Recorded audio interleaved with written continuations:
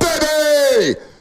Welcome to the Morning Rush. We got a special guest, my man in his NFL Network here. Brian Baldinger's in the building. Of course, Shasky looked like he just played 18 innings right here. But good morning to everybody out there getting off their graveyard shift. You know I got to say good morning to all the overnight dancers. You know when Baldy's in town, business is booming, baby. All the graveyard shift workers, all the truck drivers, garbage men, janitors, everybody out there. We're going to break down Chiefs and Niners. Shasky, what's happening, my man? Well, I don't know about overnight dancers, but Baldy and I at about 5 o'clock in the morning saw people in the middle of the street bent over. I don't know what they were up to. I don't know either. I mean, nothing good happens at 5 in the morning, right? They weren't repairing any potholes, I know that. That is for sure.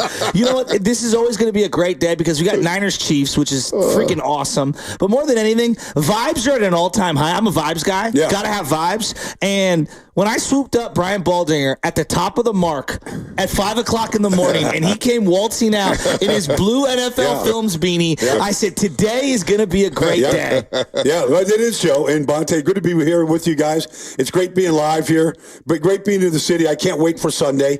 Let's just build it up here. Let's build it up because this game, I know people want to talk about Super Bowl rematch, and that's that. That happened back in February in Las Vegas. This is a completely different thing, different guys. But the game, though, is meaningful because when you get a chance to go take down the Super Bowl champions, like it's meaningful. You look at the end of the season, like the games that were big. Can you win the big games during the season? Because it gets you ready for the postseason. You know, I've been thinking about like these grudge matches. Like me and him have been talking about. I say, hey, like in life, there are certain people you just want to beat a little more than others. Yes, it's just reality, you know. And I'm sitting here and I'm like, okay, take me through that locker room. You're one. Let's say you're Kittle or you're Nick Bosa. You're not going to go to the podium and say this game means more than next week. No. But it does kind of mean a little something. You got to get through these guys at some point. Yeah, but look at what's going on. The Chiefs are undefeated. They're 5-0. There's only two teams, Minnesota, Kansas City. They're undefeated at this point. It's Andy Reid and Patrick Mahomes coming off a bye. I know. And Andy Reid is 21-4 after a bye. You give Andy Reid, honestly, give him like a blank piece of paper. Give him the back of a Domino's pizza box, right? And give him like a gallon of Haagen-Dazs and give him a free week. Like the guy's mind is just getting, and here's Kareem Hunt coming off a 100-yard game. Like he's going to come up with things that there has not been on tape all year. No doubt about that. You talk about big games and having this chance to face a team you're facing the Super Bowl. And I think about last year, Monday Night Football, Philadelphia going to Arrowhead Stadium and what that game meant for them. Now, I know their season spiraled out of control, but they're on a high. Sirianni's yelling at their fans. Jalen Hurts is feeling good. A.J. Brown's feeling good. And that was a low moment for Kansas City. They found their groove, obviously, and won the Super Bowl. For the 49ers, it feels like that Philly game that they had in November where they went out there and scored 6 straight touchdowns on 6 possessions. This could spark them to go on another run this season. This could spearhead them going into a bye week. Obviously, you have the Dallas Cowboys next week, and then you could go into the bye week at 5-3. Considering how the season started, with everything that happened in training camp, that would be a win for the Niners, Baldy. Well, remember last year when they lost to Cleveland, Cincinnati, and Minnesota, right? They lost 3 in a row. Then they had a bye. So they didn't win for a month. And then I think they played Jacksonville the first game back. And I think that Tampa came to town. Because I remember being there, and I'm talking to Fred Warner before the game. And I'm like, are you ready for your run now? Like, you got all straight. He goes, we're locked in. And they did. They wiped up, Tampa. They wiped up Philadelphia, and they went on that run, and they got themselves ready. And so it feels like it's been very uneven. And maybe it's the holdouts, maybe it's the offseason, maybe it's the hangover, maybe it's all these things. But this could be the launching pad. It could definitely be the launching pad here to a run because they're not going to get any reinforcements coming in. I don't think they're going to make any. Like maybe they get a defensive lineman between now and the trade deadline. Like I would be shopping, looking for somebody to add to that. But it's good to see the rookie step up last week. What they did. But this is their team. And right now, this is a great time to take down an undefeated team and to let everybody know in the locker room that we can go make another run at the Super Bowl. Well, Shasky, don't you feel like this is a huge game for Purdy and Shanahan against that defense. That we saw Belichick breaking it down yesterday on Inside the NFL. Yeah. We see Baldy break it down. Those plays in our head from the Super Bowl, the 3rd and 5, where they bring a zero blitz and you got 6 guys blocking, but one of them there's a misassignment on both plays, whether Ayuk's in the end zone, whether McCaffrey's running the Texas run. Doesn't it feel like a monster game for Purdy and Shanahan to debunk all those demons against Kansas City? I mean, of course it does. I mean, this isn't a referendum on how good Purdy is. He's awesome. I think he's really good. But these are some of the dragons you got to slay on your way to being crowned, right? No doubt. I mean, look, it's just, I mean, obviously it's never, Mahomes against Purdy. It's never, exactly. But it does feel like that's legit. I mean, Brady's doing a game here. Okay, so he's going to talk about these 2 quarterbacks and what makes them special and what that means when you have an undefeated team coming in and the other team is just treading water and what this can do. I'm sure it's going to be part of his early in the game. He's going to talk about that. So I'm glad you brought up Brady because I was listening to the game the week before when he was doing the Niner game and he was talking about Kyler Murray and he goes, at some point they were talking about, hey, we were trying to simplify the offense, and Brady goes, yeah, I don't think that's smart. If I'm the quarterback, I don't want anything simplified. Now that's Brady. Okay, and so Brady said he wanted to have complete control. B and I are watching this Bill Belichick breakdown on the Super Bowl. Just a couple of plays that he isolated as like the big plays of the game. You never really see any Kyle Shanahan quarterback kind of like point at linebackers, point at protection, and things like that. Is that a quarterback thing? Is that a scheme thing? It's a Shanahan thing. I think it's a Shanahan thing. So I think Shanahan calls the play. This is the play. It's all built in. Well, because when I think of Patrick Mahomes now, part of his graduation is he's doing a lot of that stuff now, or at least more than he did early on in his career. And I want to see Purdy because I think that the brain is clearly there. I want to see him be able to do some of that stuff. But Shanahan's jumped on multiple podcasts. Tim Kawakami's podcast for out here in the Bay Area, San Francisco Standard. He jumped on his podcast and said, I don't want my quarterbacks audibling. Right. He had a conversation with Kirk Cousins, and he brings up the story with Kirk Cousins where Kirk's like, I want to audible, I want to do all these things. And Shanahan says, the play I have built in defeats all those blitzes. You don't need to audible. And then a week later, Kirk Cousins is like, oh, man, that was awesome. So it's a Shanahan thing. It's a Shanahan thing. But, the one thing, whether it's all built in to the play and the design, or you get to change things the way Brady did, running the offense at the line of scrimmage. Regardless of how it's done, the quarterback has to have answers. If Ayuk is the number 1 on this route and he gets stoned at the line of scrimmage by Trent McDuffie this week, okay, let's just say, where are you going? Where are the eyes going? And so we have seen Purdy, especially last week, his creativity, his ability to escape, his ability to extend, his ability to make a play out of nothing.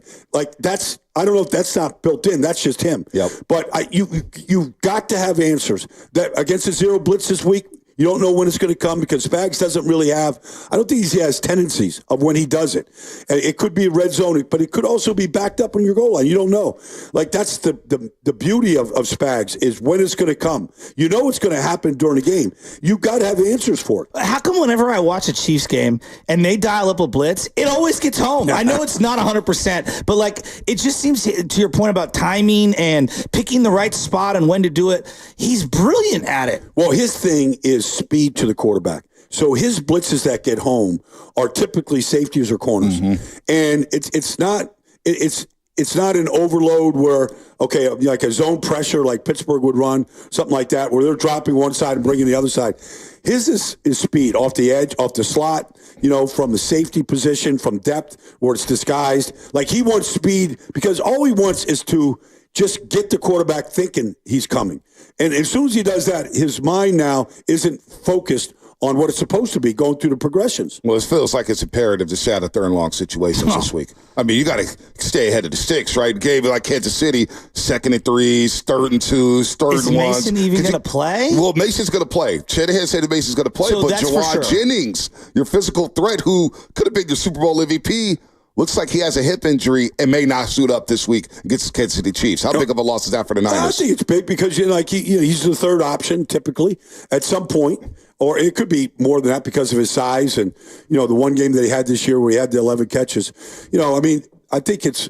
It just weakens the group. I don't know if Cowling is going to be a guy that steps up or, it's hard to say. We may see Ricky Pearsall make his debut on Sunday. You really? We may see that. He's been practicing full for it, but everybody's hyping him up. Some say he looks like Jerry Rice. I'm teasing. I'm teasing. I mean, look. I mean, he was look. I mean, you look at Ladd McConkey. Look at some of these guys. Yep. They're rookies that are sort of similar type players, and what they're doing for their teams. And Ladd McConkey leads the Chargers in receiving right now. You know, so like he had real talent. He had a toughness. He had great hands. He was a good route runner. Like he kind of actually reminds me of a young Ayuk right now, the way that he came out of Florida. Yeah. Interesting. Very similar. Well, I'm just looking at these two teams, and they feel very different this year, you know, and obviously there's personnel stuff, Snead, and guys not on the roster, but CMC not being there for the Niners, that's a huge difference. You know, no Eric Armstead, that's a huge difference. Now no Rashee Rice for Kansas City. That's a huge difference. I know Kelsey gets a lot of headlines. Rashee Rice killed the Niners too last year. Well, it's just weird. Like, I don't know how Andy Reid does it. Because honestly, Juju Smith-Schuster has a game against New Orleans where he looks like Juju, you know, like in his rookie year. Yeah. And he did nothing, you know, the last 3 years. And here he is, like getting over 100 yards, you know, beating Tyrann Mathieu on a crossing route. You know, Kareem Hunt leaves the nest, leads the league in rushing, rookie of the year, all that stuff. And, like, you know, this is 7 years ago. He goes, he has a decent time in Cleveland, whatever. But here he comes back, and it looks like the missing piece to Pacheco. Yeah. I think, Mecole Hardman did nothing when he left and go to the Jets. Like, he was invisible. Like, he comes back and he catches a fly sweep, and he goes for 15. Like, as soon as these guys come back, like they look like they never left. Well, it's funny. You bring up Juju Smith-Schuster. I got flashbacks of Juju when they came to Levi Stadium a couple years ago. And Juju Smith-Schuster was cooking, 45-yard touchdown, 7 catches or whatnot. They were going deep. Mahomes threw for over 400 yards. But you bring up Andy Reid and having all these plug-and-play guys, and it goes back to Philadelphia. Yep. Now it makes sense why he's going to NFC Championship games with James Thrash and Tom Pinkston and Chad Lewis and those guys. His wide receiver coach right now. Who's that? Todd Pinkston. Is he really? He's his wide receiver coach, yeah. Well, what makes Reid so good, and why do skilled players and quarterbacks get along? Because it goes from wide receiver to tight end to quarterbacks, all the different quarterbacks he had, and it feels like they're always successful under Reid. They always know what to do, and they're always in the right spot at the right time.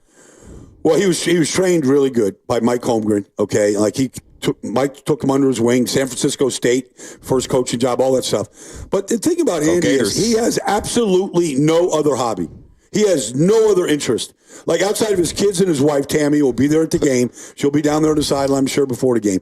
But outside of, Tammy, his kids, it's all football. So no Star Wars, no Mafia movies, no Sopranos. No, but he's not averse to pop culture. Right. He knows what's going on. He's just not partaking in it. But honestly, you just give him a notepad and let him just because I remember when I first met Andy, his rookie year in 1999 in Philadelphia. I go to his office one day. He's got the Holmgren notebook. But back then they had VHS tapes, before we have what we have now, digital. But he always had a game on. And, he was telling me that year he drafted Donovan McNabb too. And there were 6 quarterbacks that got drafted that year, right? So, all he did was he'd just have a game on. He'd be just watching, okay, I'm going to watch McNabb today, or I'm going to watch Culpepper today. He'd watch all the guys. And, he would just watch games. And every day was a different guy. And he just kept coming back to McNabb. How long has he got? Because he's 66 years old. And we were talking about this yesterday. Shasky and I couldn't believe this. 26 years as an NFL head coach. Only 3 seasons. He's won less than 8 games. That's incredible. Yeah. So he's got a house on the water in Dana Point, California. Where's that? And remember telling me he never goes. His wife goes. His kids are there. But he told me one day, rainbow sandals. The leather sandal. The guy that started rainbow sandals. The guy that started flip-flops. The guy that's invented rainbows is his next door neighbor. He said that was a big deal. Paulie, I got all the rainbows I want. I'm just give him a Tommy Bahama shirt and some flip-flops and let him just draw up plays. It's between Carlsbad, essentially Oceanside, and Newport Beach. But he's an LA guy. Yeah, it's he's probably watching the Dodgers last night cook. So Don't even start me. Just the Dodgers. How about the Yankees blowing it? Oh my gosh, I can't believe it. The Guardians, man. The Guardians and the Mets are cooked. Yeah, there's just nothing like live sports when something crazy happens and watching the crowd reaction and watching a city celebrate. Seeing Cleveland celebrate. I don't care about Cleveland one way or the other, but seeing them celebrate was awesome. Yeah. Swung out and hammered high, deep to left, away out of here. My best friend is Larry Doby Jr., right? So, his dad, Cleveland Indians, 1948, champion. So, like, I grew up with Larry. We played football together at Duke, and I go over to his house in Jersey, and, his dad, we would watch the Yankee games in the basement, whatever. Like, I'm just happy because there's a statue of Larry Doby Sr. Outside the stadium there in Cleveland. So I'm happy, for Larry and for Cleveland. But, privately, I kind of want the Yankees to pull through. I can't believe they won that game with Judge and Stanton go back-to-back in dramatic fashion. Incredible. The pinstripes are rolling. Yeah. I'm not going to lie, there's something about the Yankee hat, Baldy. I've been saying it on the airwaves. Such a my Yankees. Baldy, I was at the game a month and a half ago, right? I go there. My fiance's like, I got to get a blue Yankee hat. Women, they love the blue Yankee hat. I say, fine, whatever. I love that he puts this girl under the bus here. So we're at the game, right? Judge hits 50. I'm like, damn, that's 50 home runs in a season. Wow. Seventh inning happens, and I'm like, girls, like, all right, let's get back on the subway. Let's go back to Manhattan. So I was like, hold on. Judge is coming up. Soto, Judge, and Stanton goes back to back to back. Baldy an inning later said, I got to go get me a Yankee hat, too. I was in a frenzy, man. I know. Come on, it's not like the pinstripes. Speaking of the pinstripes, on this date in 1977, Reggie Jackson became Mr. October. He had 3. That's the day.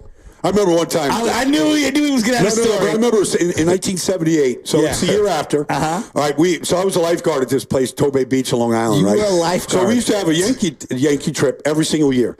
So that year, because of Mr. October and Reggie, they came out with a candy bar. The Reggie, right? So we all had like these goodie bags, right? So we had rented a school bus. We had we have a couple kegs on there. So we're like drinking beers on the way. So we all have this goodie bag, right? So we're all out right field. There's like 40 of us, right? So it's like 7th inning stretch. We all bomb Reggie with Reggie bars. 40 Reggie bars. Oh, that's 7th inning stretch going out there, man. What did he do? Did he just look back and waved? He just laughed. He was not a very large man, but a tank in terms of... He was powerful. Yeah, exactly. But all those great home run hitters were like that. Willie Mays was Hank Aaron, like all those guys. Mickey Mantle wasn't a big guy, but they all had that power, though. But that's what makes Judge so unique. Judge and Stan look like they can play defensive line. When you see him at first base, you're like, is that Aiden Hutchinson out there? Who is that out there, man? Dude, he's massive. He's like bigger than Nick Bosa, man. Number 99 with speed, running in center field, hitting 450 miles. I just can project. When I saw him, the first time I saw him, I think I went to a playoff game a couple years ago, like against the Twins, and I'm looking at him going, like he's heads and shoulders above everybody. I know. Like in the dugout. You ever seen the photo of Altuve, who's about 5'7", standing next to him? That would be the contrast. Well, that's me with Bonte every day.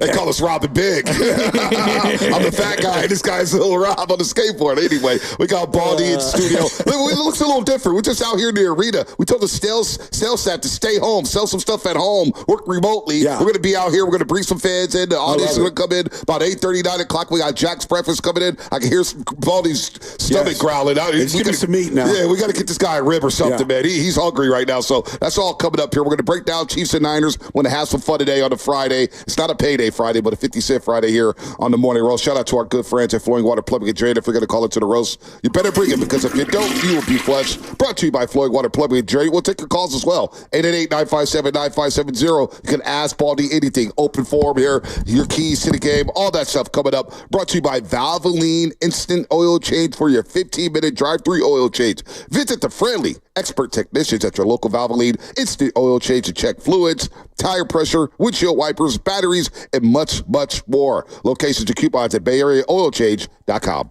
How's your home?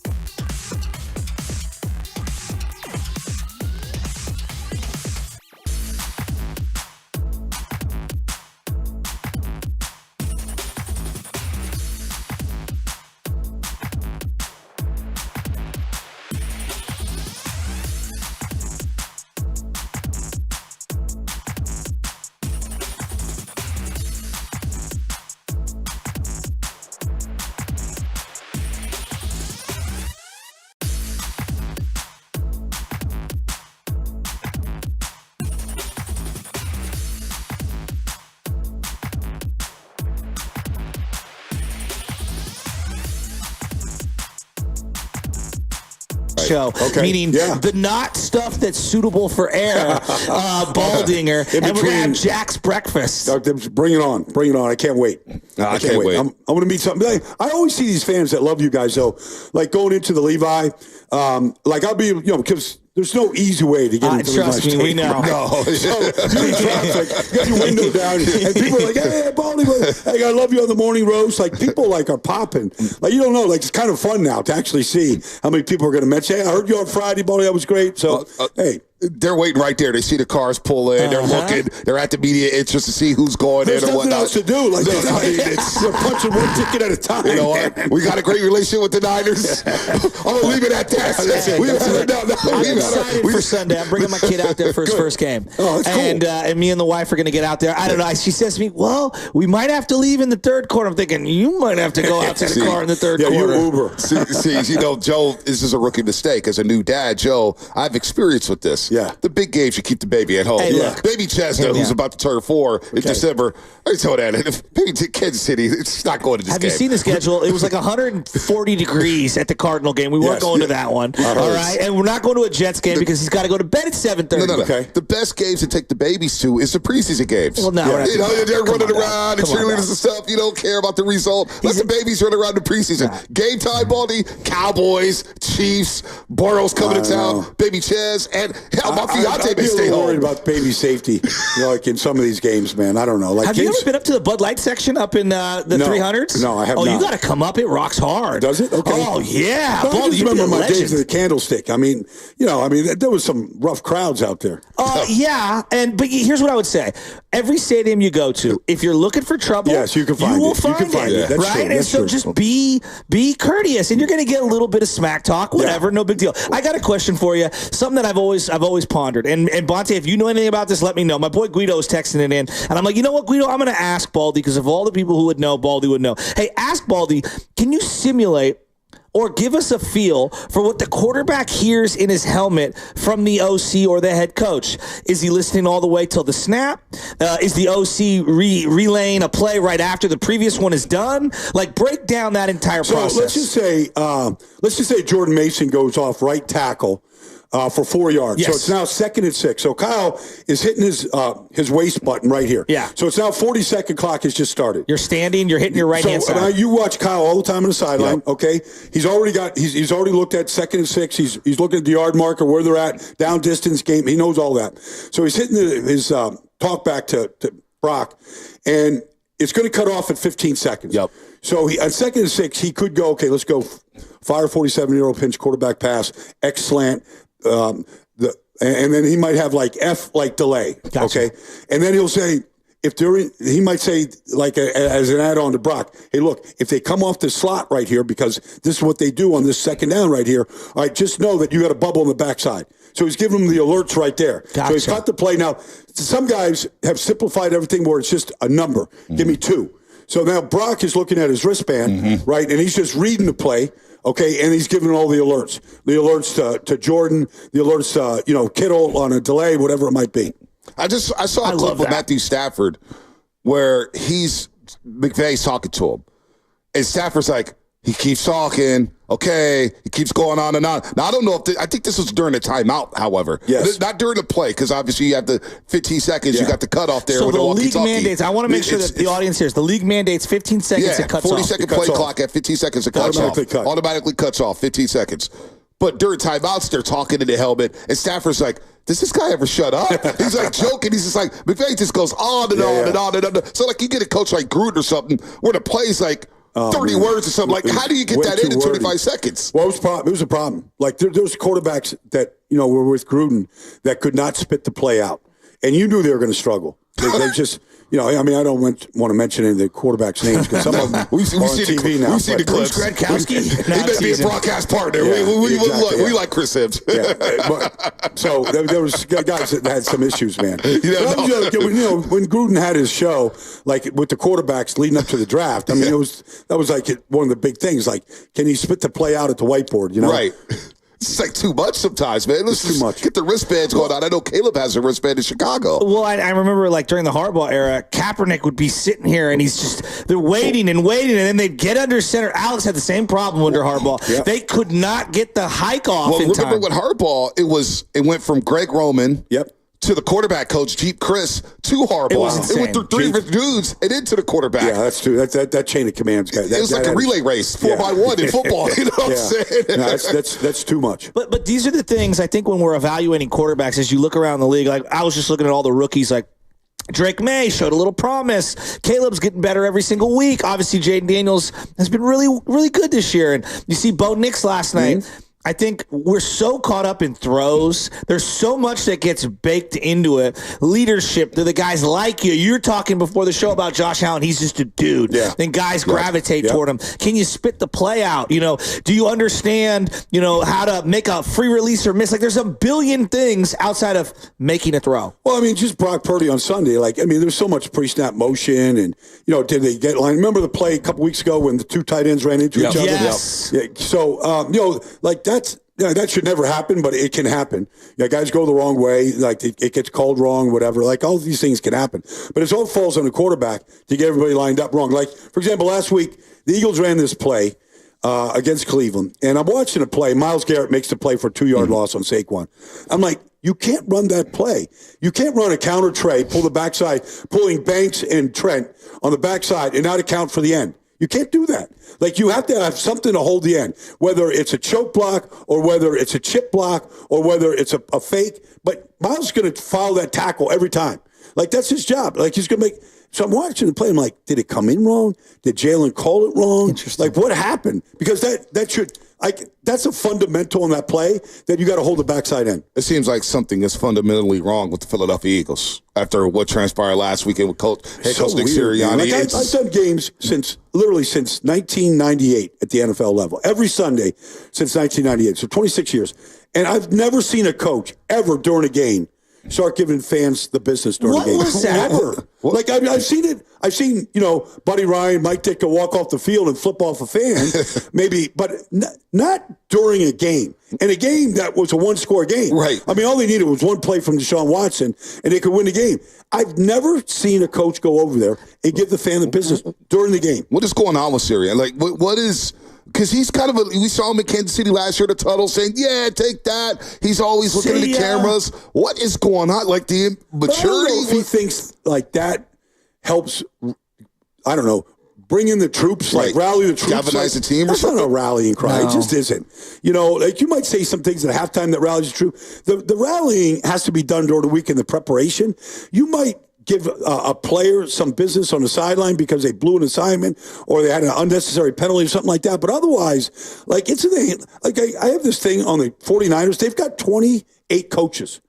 28 coaches on the staff. They all got a responsibility.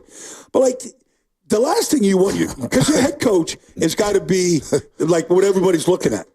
When he's over there giving the fan the business during the game, I'm like, if I was the owner, Jeffrey Lurie, I would have fired him. I don't know if I would have fired him, Joe, right? But I would have had him in my office as soon as the game was over. It's your consumer. That is the... You never win. That's what I'm saying. It's a losing argument. Then, to me, when you double down and then you bring your children out to the press conference, when there's only 17 of them, there's not 100 games like in baseball or basketball. You bring your children out as a meat shield after that game. To me, I thought it was weak and it showed a lot of cowardice. But to your point about leadership, and I think this is important. I used to think there's only one way to lead. It's everybody fall behind me. There's many forms of leadership. Belichick does it one way. Dick Vermeil did it one way. Andy Reid did it one way. So you can win in a variety of ways. But that's not any form of leadership to me. Well, I mean, look, let's just say Nick doesn't survive. And they're going to put his body of work together, including a Super Bowl loss, whatever. That's going to be front and center. This is why. Yep. You did this to Eagle fans. Right. They're in the parking lot, 49er fans. They're in the parking lot 5 hours before every game, win or lose. Yep. Good season, bad season. They're there every single Sunday. That's your, they're there. That's your team. I just can't believe the players too, though. Deep down his head, I'm sure the players are looking because there's a clip in the Super Bowl. I think it was a Super Bowl where Sirianni's pointing at something. Jalen Hurts put his arm down. I was like, dude, chill. We're in the Super Bowl. Relax. You're the leader. Players They know what's real. We had George Kittle on when the last time you were in studio with us, and he goes, "Look, man, we know what's fake. We know what's real. Right. Shanahan gives it to us real. Right. There's got to be players in that locker room that's just like, we don't know about this leadership, man. We got to go out there ourselves. Now, you got Vic Fangio, you got Kellen Moore, you got some pros in there, but players know what's fake and what's real, and it seems a little fugazi there with Nick Sirianni. It seems a little manufactured. Was it all Shane Steichen? Like what Shane Steichen, the OCs now in Indianapolis, I think highly of him as a play caller. Why was their offense so dynamic multiple years ago, and it feels like they just haven't been able to come close? I remember talking to Shane in preseason that year. This is the year that they went to the Super Bowl. Mm-hmm. So I think they started off either 8-0. They started 8-0. They lost to Washington on a Monday night. But anyways, I talked to Shane, and he was like, he's still a straight shooter with me at least. But anyways, I said, like, what's this offense going to look like this year? He goes, Baldy, I got to be honest. Our offense line is unbelievable. We've got 4 backs that can carry it. But I think our quarterback is taking a step up. And we've got AJ. Like, I think we could be as diverse as any offense in football. And it's up to me to make sure that we're accenting the perfect style depending on who the opponent is. Yep. And you just came away thinking this thing could morph in any direction. Whatever. If they wanted to just melt the clock in a rain-soaked game, we could do that. If we want to, like, air it out because the defense isn't playing good and we got to, like, chase points, we could do that. Like, I felt like he had complete command of week to week what that offense could look like, and he had the ability to go and rehearse that to where they were going to like really perform well in that area on Sunday. It feels like, man, Sirianni, I got so many questions about Nick Sirianni. I know we got a break here. We'll do that on the other side. We'll talk about Brady. We got a lot going on with the Chiefs and Niners playing on Sunday. Also a Warriors game, Baldy, if you're bored. I know you usually are packed and booked on a Friday night. Yeah. But you know, Chase Sitter's right down the street for you, man. Oh, I love that place. Did you pack the white jeans? I'm going to go just early just to watch Steph just warm up. Did you pack the white jeans? No, I didn't. They're not on this trip. It's fall. Okay, Labor Day's already passed. You don't wear white after that. Dude, it was fall on a Friday night. Not at 6th and Mission. The last time I was at the gym, the last time I was at the gym 5 years ago, I'm coming out the gym sweating, and Baldy's walking down with the taco meat showing, buttons down, white jeans. I'm like, dude, you're not in Miami. I had a rendezvous. More coming up with Baldy live here in studio. Brought to you by Fremont Bake, celebrating 60 years of full service baking with no compromises. Boxer and Gerson.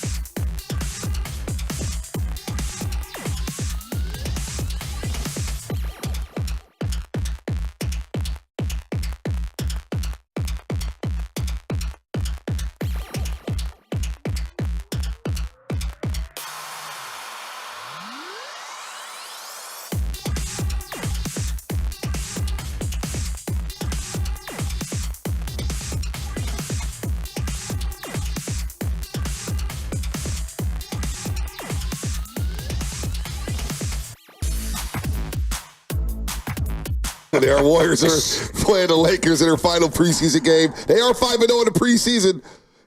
Don't connect you. I know the LA Lakers. I know last night they beat the Suns in overtime. The segment is sponsored by Golden State Lumber, serving the Bay Area for 3 generations. When you succeed, we succeed. Visit GoldenStateLumber.com. What do you think of Draymond Green, Baldy? He's just loose, man. He's a live wire. He's a loose wire. Like, you don't know. Like, he's just unpredictable. He's just, he's like I don't know. Would it be fair to say, like, he's the Dennis Rodman of our time? Like, is that, like, off the – I don't know. Like, I don't know what he's like off the court. Like, we knew what Rodman was like off the court. But he's just, like, he brings an energy to the team and to the city that nobody else really does. He's a better player in his sport, but he's the hoops version of Bill Romanowski. Okay, yeah. No, that's – Speaking of which, and as we come laughing in, yesterday we did an exercise, and I'm just going to run a couple of them by you. Okay? You like pro wrestling, right? Of course. Okay.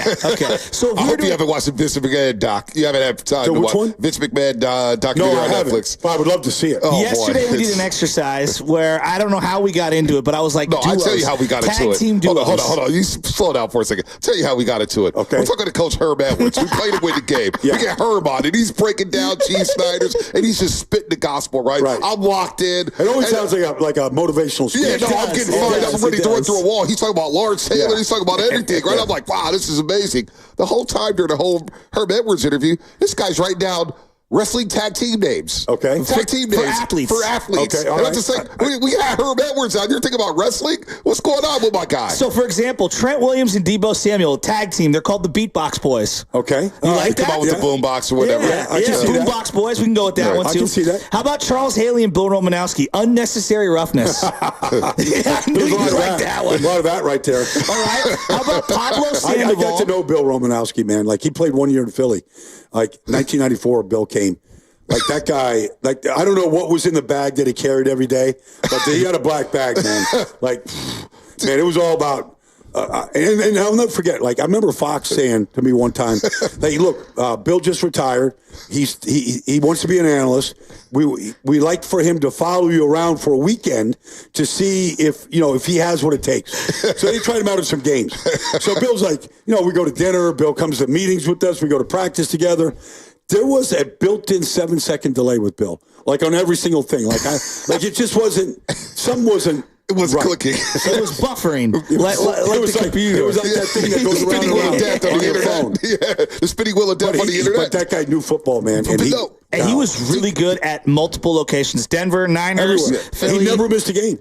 He was never missed a awesome. game. He told me about Philadelphia. He said this. I'm not misquoting him. Okay. We had a football hour. We used to do a football hour. Yeah. Low Neal, Bill Romanowski, Greg Papa, myself, right? Cool. In football hour, Romo would come in the studio. I'm like, this is Romanowski, man. Let me be careful, man. You never know with him, right? He's got the lead one shakes.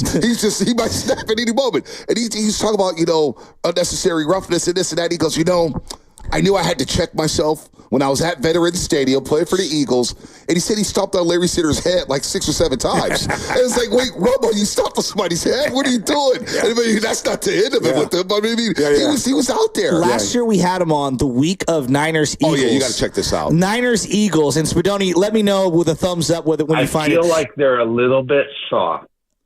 He said it going into the game.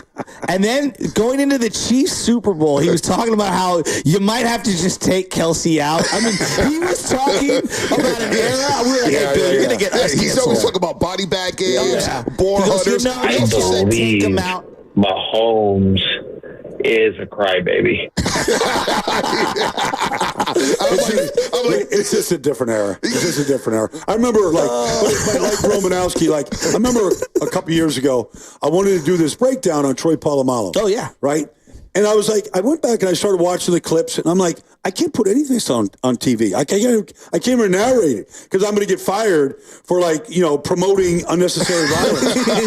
The way that he played the game, like Romanowski, you can't show those clips anymore. I'm glad you bring up Polamalu because this guy got compared to him because of the hair and the Polynesian background. Talanoa Hufanga. What has happened to him? I don't know. I honestly don't know. I mean, the injury, he's not the same person since the injury. You don't even notice him out there.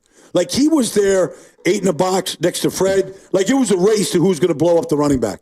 And I don't see that aggressiveness right now. I don't want to isolate one play and say that this is a indication of who you are as well. Everybody has bad plays, but the play with Kyler Murray where he comes flying in, and all I kept thinking about was you explaining about how the safety needs to play back. Like there's always time to make the play, and he came flying in on the Kyler Murray, whatever that little read option play where he ran for 50 yards. The angle that Hufanga took on that play was it was almost inexcusable. Yeah, no, I agree. I mean, you're talking about angles. Yeah. Like I always remember Mike McDaniel when he was here. Like he loved Raheem Mostert, and he used to call him the assassin angle, the angle assassin, because everybody misjudged his speed. Like they all took so his running backs like that. If you get that title, the angle assassin, that's like the greatest thing that Mike could say about you. I like that. But it's interesting, like every sport has this, like great passers, Magic Johnson, Steph Curry understands angles. It's like an innate instinctual feel. Great shortstops have great, angles to the ball. Like we have a saying in baseball, you never see a good shortstop get a bad hop because they take such a great angle to the ball. And you see this in football a lot, the angles. Yeah. It really does matter. It is. It's geometry, man. And it was horrible by time. It was just totally out of control. Because honestly, if you get bad safety, like they got good safety play last week. Obviously, Mustafa had the interception. It was a good play.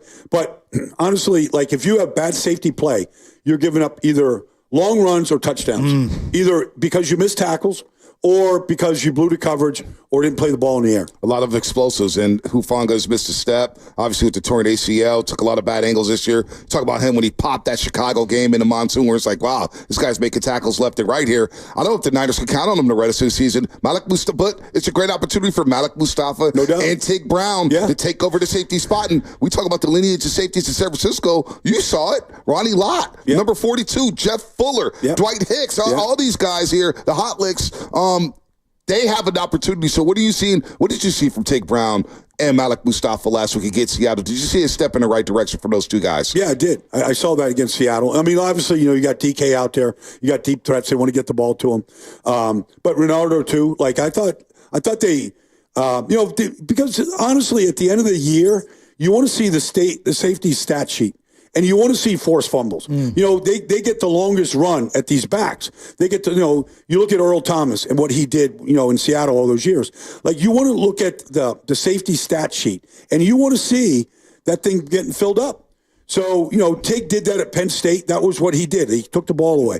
Like, that's the job of the safety. You've got to create plays. If they're not doing it, like if you look at the Eagles, Reed Blankenship has 2 interceptions. Like, you want to see interceptions, forced fumbles, fumble recoveries, goal line hits, goal line stands. Like, that's the safety. And you want to see that at the end of the year. And Talanoa had that. Last year, the year before. Yep. He made plays. He had 6 interceptions before 6 or 7 interceptions. Yeah, before the ACL injury last year. 7 total. Pick sixes, Monday Night Football, all that stuff. Just a knack for the ball. And then Malik Mustafa, it's interesting. Me and B saw him at training camp, and he's very aggressive. Right away. He's short, right? He's really short. And I said to B, I'm like, dude, Bob Sanders was really short. Now, no one's Bob Sanders. Bob Sanders was a great defensive player of the year. He's a great player. But he didn't last long.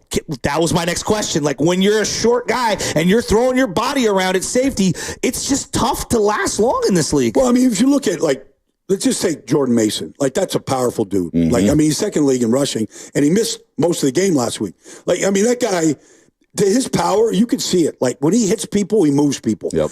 So you're in the alley, and you're telling, you're some of these guys, Bob Sanders, whatever, you're taking these hits from these locomotives. Forget about Derrick Henry. He's a freak. Exactly. But even Garendo, he was the fastest running back of the draft this year. He's 218 pounds. Those are hard hits. You just don't know how long safeties can hold up at that spot. If in Pittsburgh right now, they picked up Deshaun Elliott. And him and Minka are the safeties, and they're playing great. But Deshaun Elliott has been a great player in his league, but he's been hurt every single year. He's gone through the league. He was in Detroit. He was in Baltimore. He's been in these stops. Right now, he's played 6 good games. He had the fumble recovery at the end zone at the goal line last week that TJ punched out. He's a great player. His problem has been staying healthy. 888-957-9570 is the number. Let's squeeze in this call from a hard hitter, Baldy. Let's see if you can keep up with this guy. All right. It's Nick in Berkeley. Oh, Nick in Berkeley. What's happening? You're on the roast. Hey, what's up, y'all? Hey, Baldy, man, I just want to ask you one question, man. What's it like working with Kevin Harlan, But first, before I get to that, cry, Eagles, cry, and let's go, Niners. It's revenge time.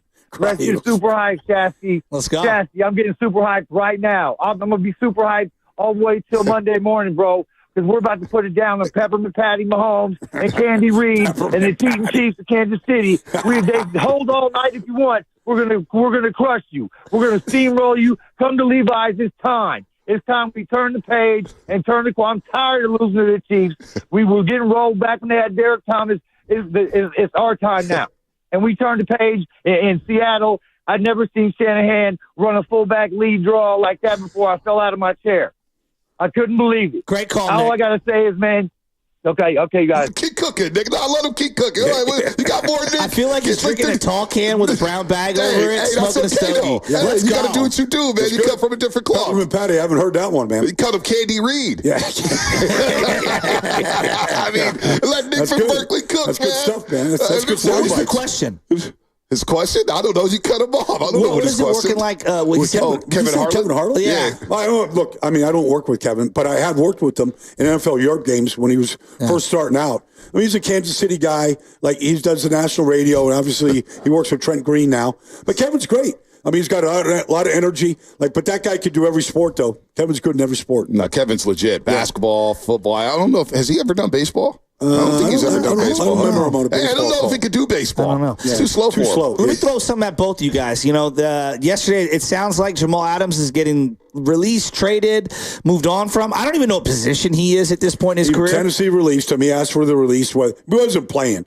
But, I mean, Jamal Adams in 2018 was just a wrecker. But, you know, he doesn't cover well. It's been an issue. Tight ends, you get a matchup on tight ends in Seattle. Like, he got scorched. They blew them all out. Like, I don't know. He doesn't look like is athletic enough to really play safety. He's a box safety. Down in the 8 in the box, safety down there. He was almost like a linebacker. Yeah, I mean, the Niners could use a linebacker. That's why I'm asking. Is there a spot for him on the Trey team? Greenlaw so bad. Yeah, So bad. that's so what I'm bad. saying. They missed the speed. That's what I worry about in this game. Devondre Campbell. You want to talk about the first day he traded Kev. We see Mustafa. Oh, my goodness. Isaac Rendo pops a hamstring. But what I noticed right away, I was like, damn, number 59, man. This could be a problem.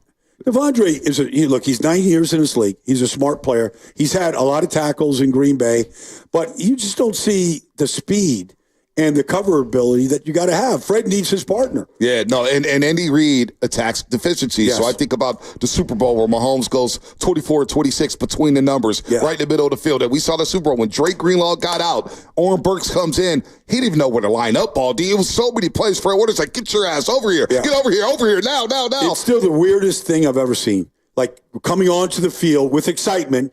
All right, defense takes the field, and Dre goes down. It's like I've never seen anything like it. His start to the Super Bowl so eerie. It was eerie. It was eerie. Yeah, and then I know that they have camera angles on everything, but the camera angle that I saw when I got back to the hotel room, I go, how was the camera looking right at him at that moment? It was unreal. Right, they was right on him, taking the field. Bonte and I were saying, Dre's down. Oh no. Like you could feel the energy come out of the because he's such an energy setter. Yeah. You need your Energizer bunnies out there that just set the tone every day. And I know Fred was torn up, man. He was torn up.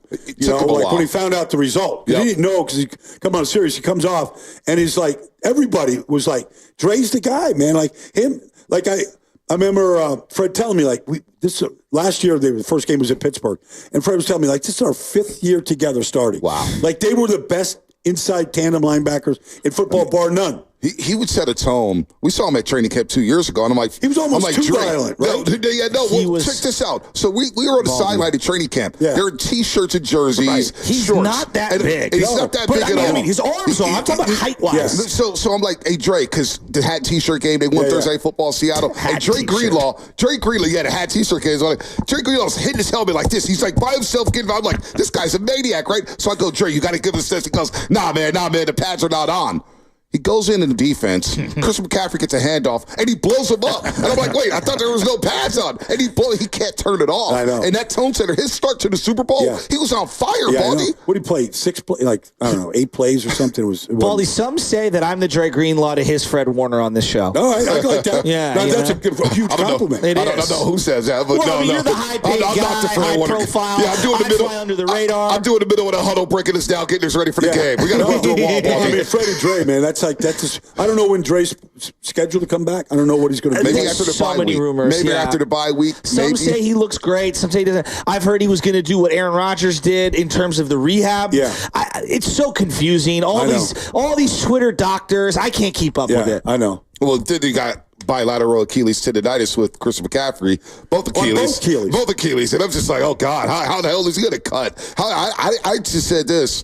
Once he didn't play the Jets game, I heard it was Achilles. I said, man, if they get anything from McCaffrey this year, it's a bonus. Yeah, I don't know what it's going to be like. Like, I don't know when it goes away, when he feels good, when he can explode again, when he can just, take his 200-pound body into these linebackers. I don't know. Baldy, if I said to you, take all the quarterbacks away, he's like, what is he? The best, second best, third best non-quarterback in the league? Like, honest to gosh. Yeah. TJ Watt, we were referencing, going crazy. All the different ways you can use him. Yeah. You could get 20 touches, 25 touches in any game where he could just change the game on any given play. You think about like that play against Pittsburgh last year, start the third quarter. Like, I mean, it's a house call. He gets a block from Ayuk. He can take that from anywhere. You are listening to 95.7 The Game, KGMZ, FM and AC1, San Francisco, Odyssey Sports Station, always live on the free Odyssey app. Let's go out to Philmo Mike. Philmo Mike out there in the streets. What's up, Philmo? Philmo's a legend. Oh, what's up, man? What's going on, Philmo? What you got for Baldy, man? Oh, man, I had to tap in. Hey, Baldy, I know you do your breakdowns, right? And you try to highlight the great players. You're going to have to start doing the trash players, man. Like, what are you doing over there? Get off your ass, 52.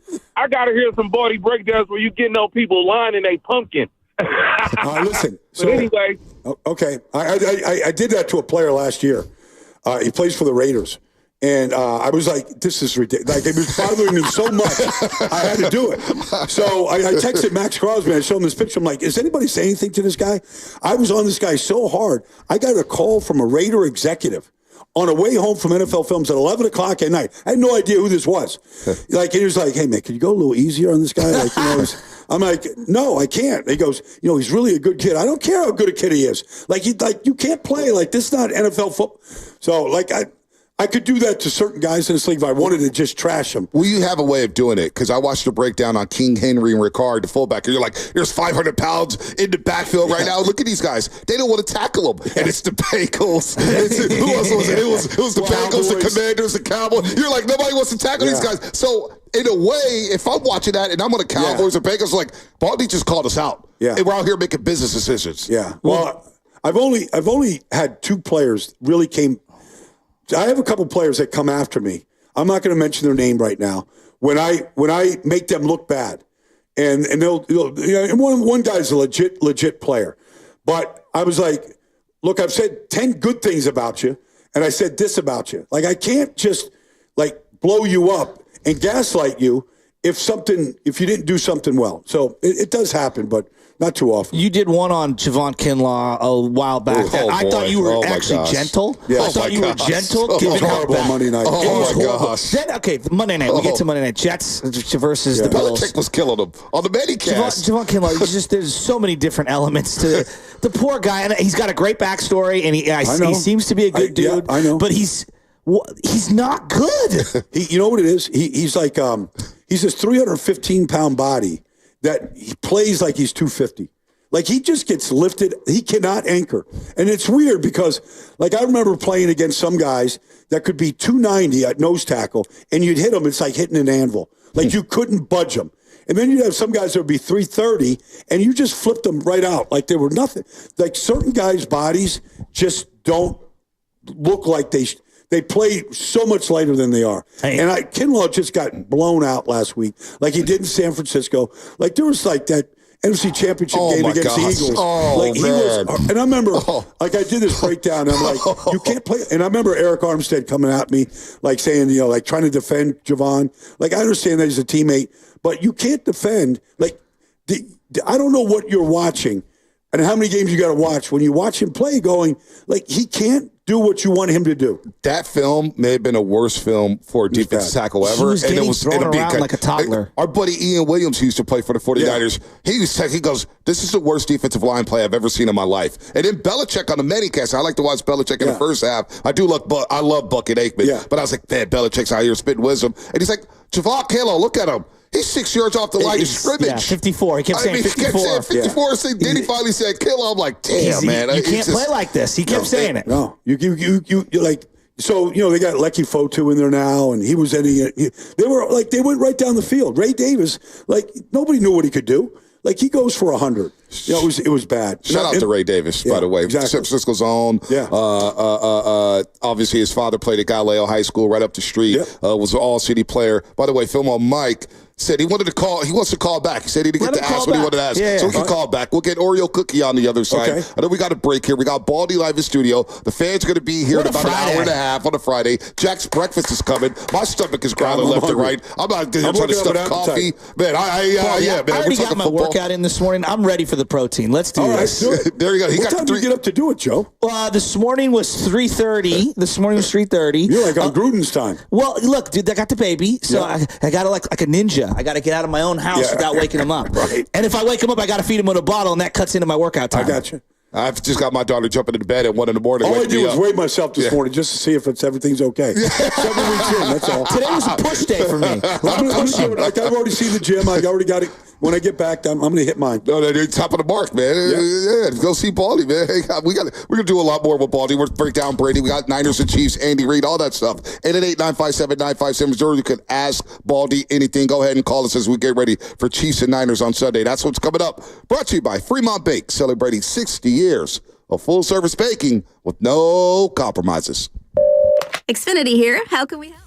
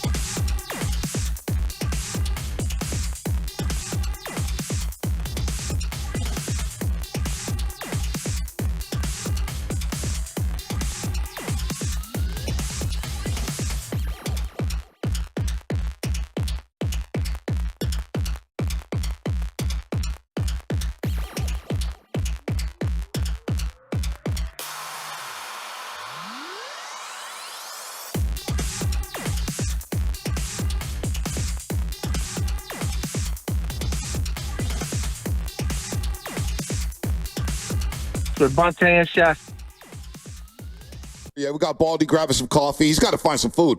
Baldy just scavengered a piece of pie out here. He's hungry. He's like a fox in the jungle or something, man. He's walking through the park through the wilderness. I could have eaten like that whole cheesecake in there, man. You and Andy, right? Yeah. Andy, say something for Andy Reid on Sunday, man. Or Candy Reid, as Nick and Berkeley would say. Oh, man. By the way, concerts, Baldy, I know you don't pay for them. But the most wanted tickets in the Bay Area here, it's Hip Hop Made the Bay, starring, how about this concert? Too Short. You get some Ja Rule. You get some Bone Thugs and Harmony. Is he still around? He's still around. He's still doing concerts. All right? Bone Thugs and DJ Quick. Friday, November 1st at the SAP Center. Tickets are selling fast. Get yours now at Ticketmaster.com. Ja's still going. He's out of his prime. My buddy just sent me a clip from Eminem. He played in Austin yesterday. Oh, did he really? Yeah, and so Eminem dropped me in I remember that. In a song, right? Legacy. So back in like 2013. So like I'm in an Eminem song. I told my buddy, I'm like, look, when you see Eminem backstage, just ask him what the whole alliteration of the bunch of Brian Baldy was all about. Like, so anyways, Eminem is still rolling right now. I mean, you got street cred. When you get street cred. That's my dream. Chasky and I's dream. We want to be in we're in the music video, our boy Dave Canales, Heat. We're in this music video at Levi Stadium. Everyone's like, oh man, this Bonte and Shasky. Our street cred went up through the roof. Of course. My street cred was already high. Yeah. Mine wasn't as high until Eminem dropped. I mean, that's the thing. You get rappers saying what's up to you and saying what you doing this. Man, like that's like early 2000s. That's early 2000s. Yeah. Old school. Where is Ja? Yeah, old school. And then you got Too Short, who's been doing this since the 80s. Okay. I mean, he's been back in since the 80s, Baldy. So you got a nice little concert there. I jumped in Joe's car this morning, man. He had Led Zeppelin pump. Oh, yeah, Led Zeppelin pumping? Okay, all right. You got to know your audience. Yeah, you got to know your audience. Yeah, no doubt. You got to get the lead out. Yeah, I got the hold of my game, man. I'm kind of like Andy Reid, man. It's sports music. Huh? What's that? Hey, before we go, one of my good friends is driving around in the car right now. It's his birthday today. Okay. Jim Moylan. He's he thinks he's a great former athlete. So, Baldy, can you wish him a happy birthday? Happy birthday, Jim. I mean, like another year around the sun. Go out and make sure that you enjoy it because we're not guaranteed old age. Just go enjoy this one today, Jim. You know what, Jim? How shameful of you to beg for a birthday shout out. I wanted to do it for him, for his family. Jim, how dare you? Coach these kids, damn it. He's going to be running the St. Cecilia's Festival tonight, this weekend. What is that festival about? Oh, it's for the kids, but trust me, there'll be some fun being had. He's running the batting cages for all the kids. You win prizes and whatnot. Right. It's a big fundraiser for the church and for the community. Baldy, if you want to go, I'll take you. You know, I know some people. I'd actually like to go into a batting cage now because, like, I'm watching these. Like, I'm a big baseball October guy, right? So I got to watch as much as I can. But like every pitcher's throwing 100, right? Like everybody's throwing 100. Like I don't even know how you get your bat on these things. Well, here's the thing: it's not just the 100; it's the timing. So when they're throwing you breaking balls and you're sitting on a fastball, there's so much that goes into it. A lot of the professionals, but your bat speed, like that's a whole other thing. Right. I mean, like how do you increase bat speed? Well, they're turning it around. Judge Clase yesterday for Cleveland, was it 99 on a black and Judge went the other way. And you hear the announcers, I think, who was it, Ron Darling and Jeff Rancourt. It's like, you have to go the other way because it's impossible to pull that. Right. It's impossible to pull that pitch. You can't get around. Well, I would say this, the batting cages now, these kids hit so much heat at such a young age. They do? So anything fast and straight, a lot of these guys are on it. I mean, it's when you introduce breaking balls and change-ups, and now you're off balance, and now, 'cause it's all about squaring it up. It's just like squaring up a guy in the hole, right? You got to hit him square on. This kid, was it Joe Witt in Kansas City? Oh, Bobby Witt Jr. Bobby Witt He's Jr. a beast. Unbelievable player, man. Second generation player. You could tell he grew up playing the game. No doubt. He's unbelievable. Gunnar Henderson, all these dudes, Francisco Lindor. Yeah. Baseball's in a good place right now, but to your point, everybody's throwing 100. Give me a lot more Greg Maddoxes. No doubt. Just give me be 84 on the corner. Right. You know, it's doing nothing but whiffing. Paint a picture for me out there. You know, everybody's just throwing gas. If you were a pitcher, Baldy, who would you be? Would you be more Randy Johnson? Would you be more Greg Maddox? Like, are you more precision or Tom are you more fire? You throwing knuckleballs up there? Be? You throwing knuckleballs up there, Phil Necro? No, I'm not Phil. I'm like, I don't want that to happen. Who was the? I'm trying to think of the Yankee pitcher like in '78. Like there was like 160 pounds, but like I could just see Ron Guidry. Ron Guidry. Ooh. Like Guidry. Guidry was like Jim Palmer. Like was probably my favorite pitcher of all time. You know, like he was fantastic. But you know, Tom Seaver, Jim Palmer, big guys that could really pitch. Baldy, I will make this promise to you because I know this weekend I'm very busy. I would do it this weekend, but I can't. There's a place on Geary. My buddy runs it. Mike Accardi, his entire family, San Francisco Baseball Academy. They've got batting cages. Yeah. We will go. We'll do the full thing. I'll take you to lunch. We'll do it all. I want you to take some hacks. We'll even bring Bonte. Bonte, you'll join us, right? Maybe. Everything's my buddy, too. So the 49ers need to win this week. Yes. They need to get a home playoff game. Yes. In January. Will you be here? I'll come back for the home playoff game. We'll do that. SF Baseball Academy. I'm taking you out there. They're good guys, man. They're really good guys up there at the SF Baseball Academy. For a long time, that was a movie theater. Yeah. Where they had the SF Bay Academy. Hollowed it out. And then right there on Gary, and I think it's like up the street from Spruce. Sounds like a great transition from movie theaters. No, it's before 4th. It's like right between like Spruce and right past you get Masonic or whatnot, but it was a former movie theater, and they turned it into SF Baseball Academy. My boy Lucas, I think it's Lucas Hasberg, if I'm not mistaken. He's a firefighter now out in San Rafael, but he played baseball with Chris Bryant down in San Diego, and he was one of the guys who helped launched that SF Baseball Academy. He worked there, actually. He worked there when it first opened, so it's a good spot. And we need more spots like that in the city. The city's been dying out here. We need more spots. So we need you to take hacks. I want to see you take a hack, Baldy. I would love to. Because I know you play baseball. Man. I don't want to pull an oblique muscle or anything. No, you're trying to get around on it. You can't pull fat, so that's why I'm good to go. I mean, what were you? You were a 4-hitter, 5-hitter? You're playing baseball. I was lower in the lineup. You're like me. I remember one time, I love baseball, right? I grew up playing baseball. So I try out for this traveling team when I'm in like 9th grade, summer of like 9th grade or something, right? So I get cut, right? I get cut from the B team, right? So my mother's like watching me like at night, or we're watching TV, and I'm squinting to see the TV in 9th grade. And she goes, I think we got to go get your eyes checked. Like, you're squinting too much. Uh-oh. So I go to get my eyes checked. Sure enough, I have astigmatism in one eye, and they fit me for contacts. Right? The tryout for the A team is the next week. Fucking my eyes were bad. So I got my eyes fixed. I got my eyes fixed. And that was it, man. I made the A team. I was getting on the ball. I've been wearing contacts ever since. I love that. No. You know what, buddy? We're gonna get back to the lines. Listen, you gotta understand about this. You gotta understand about this show. Yeah. The morning roast. Every week somebody just lets it fly. People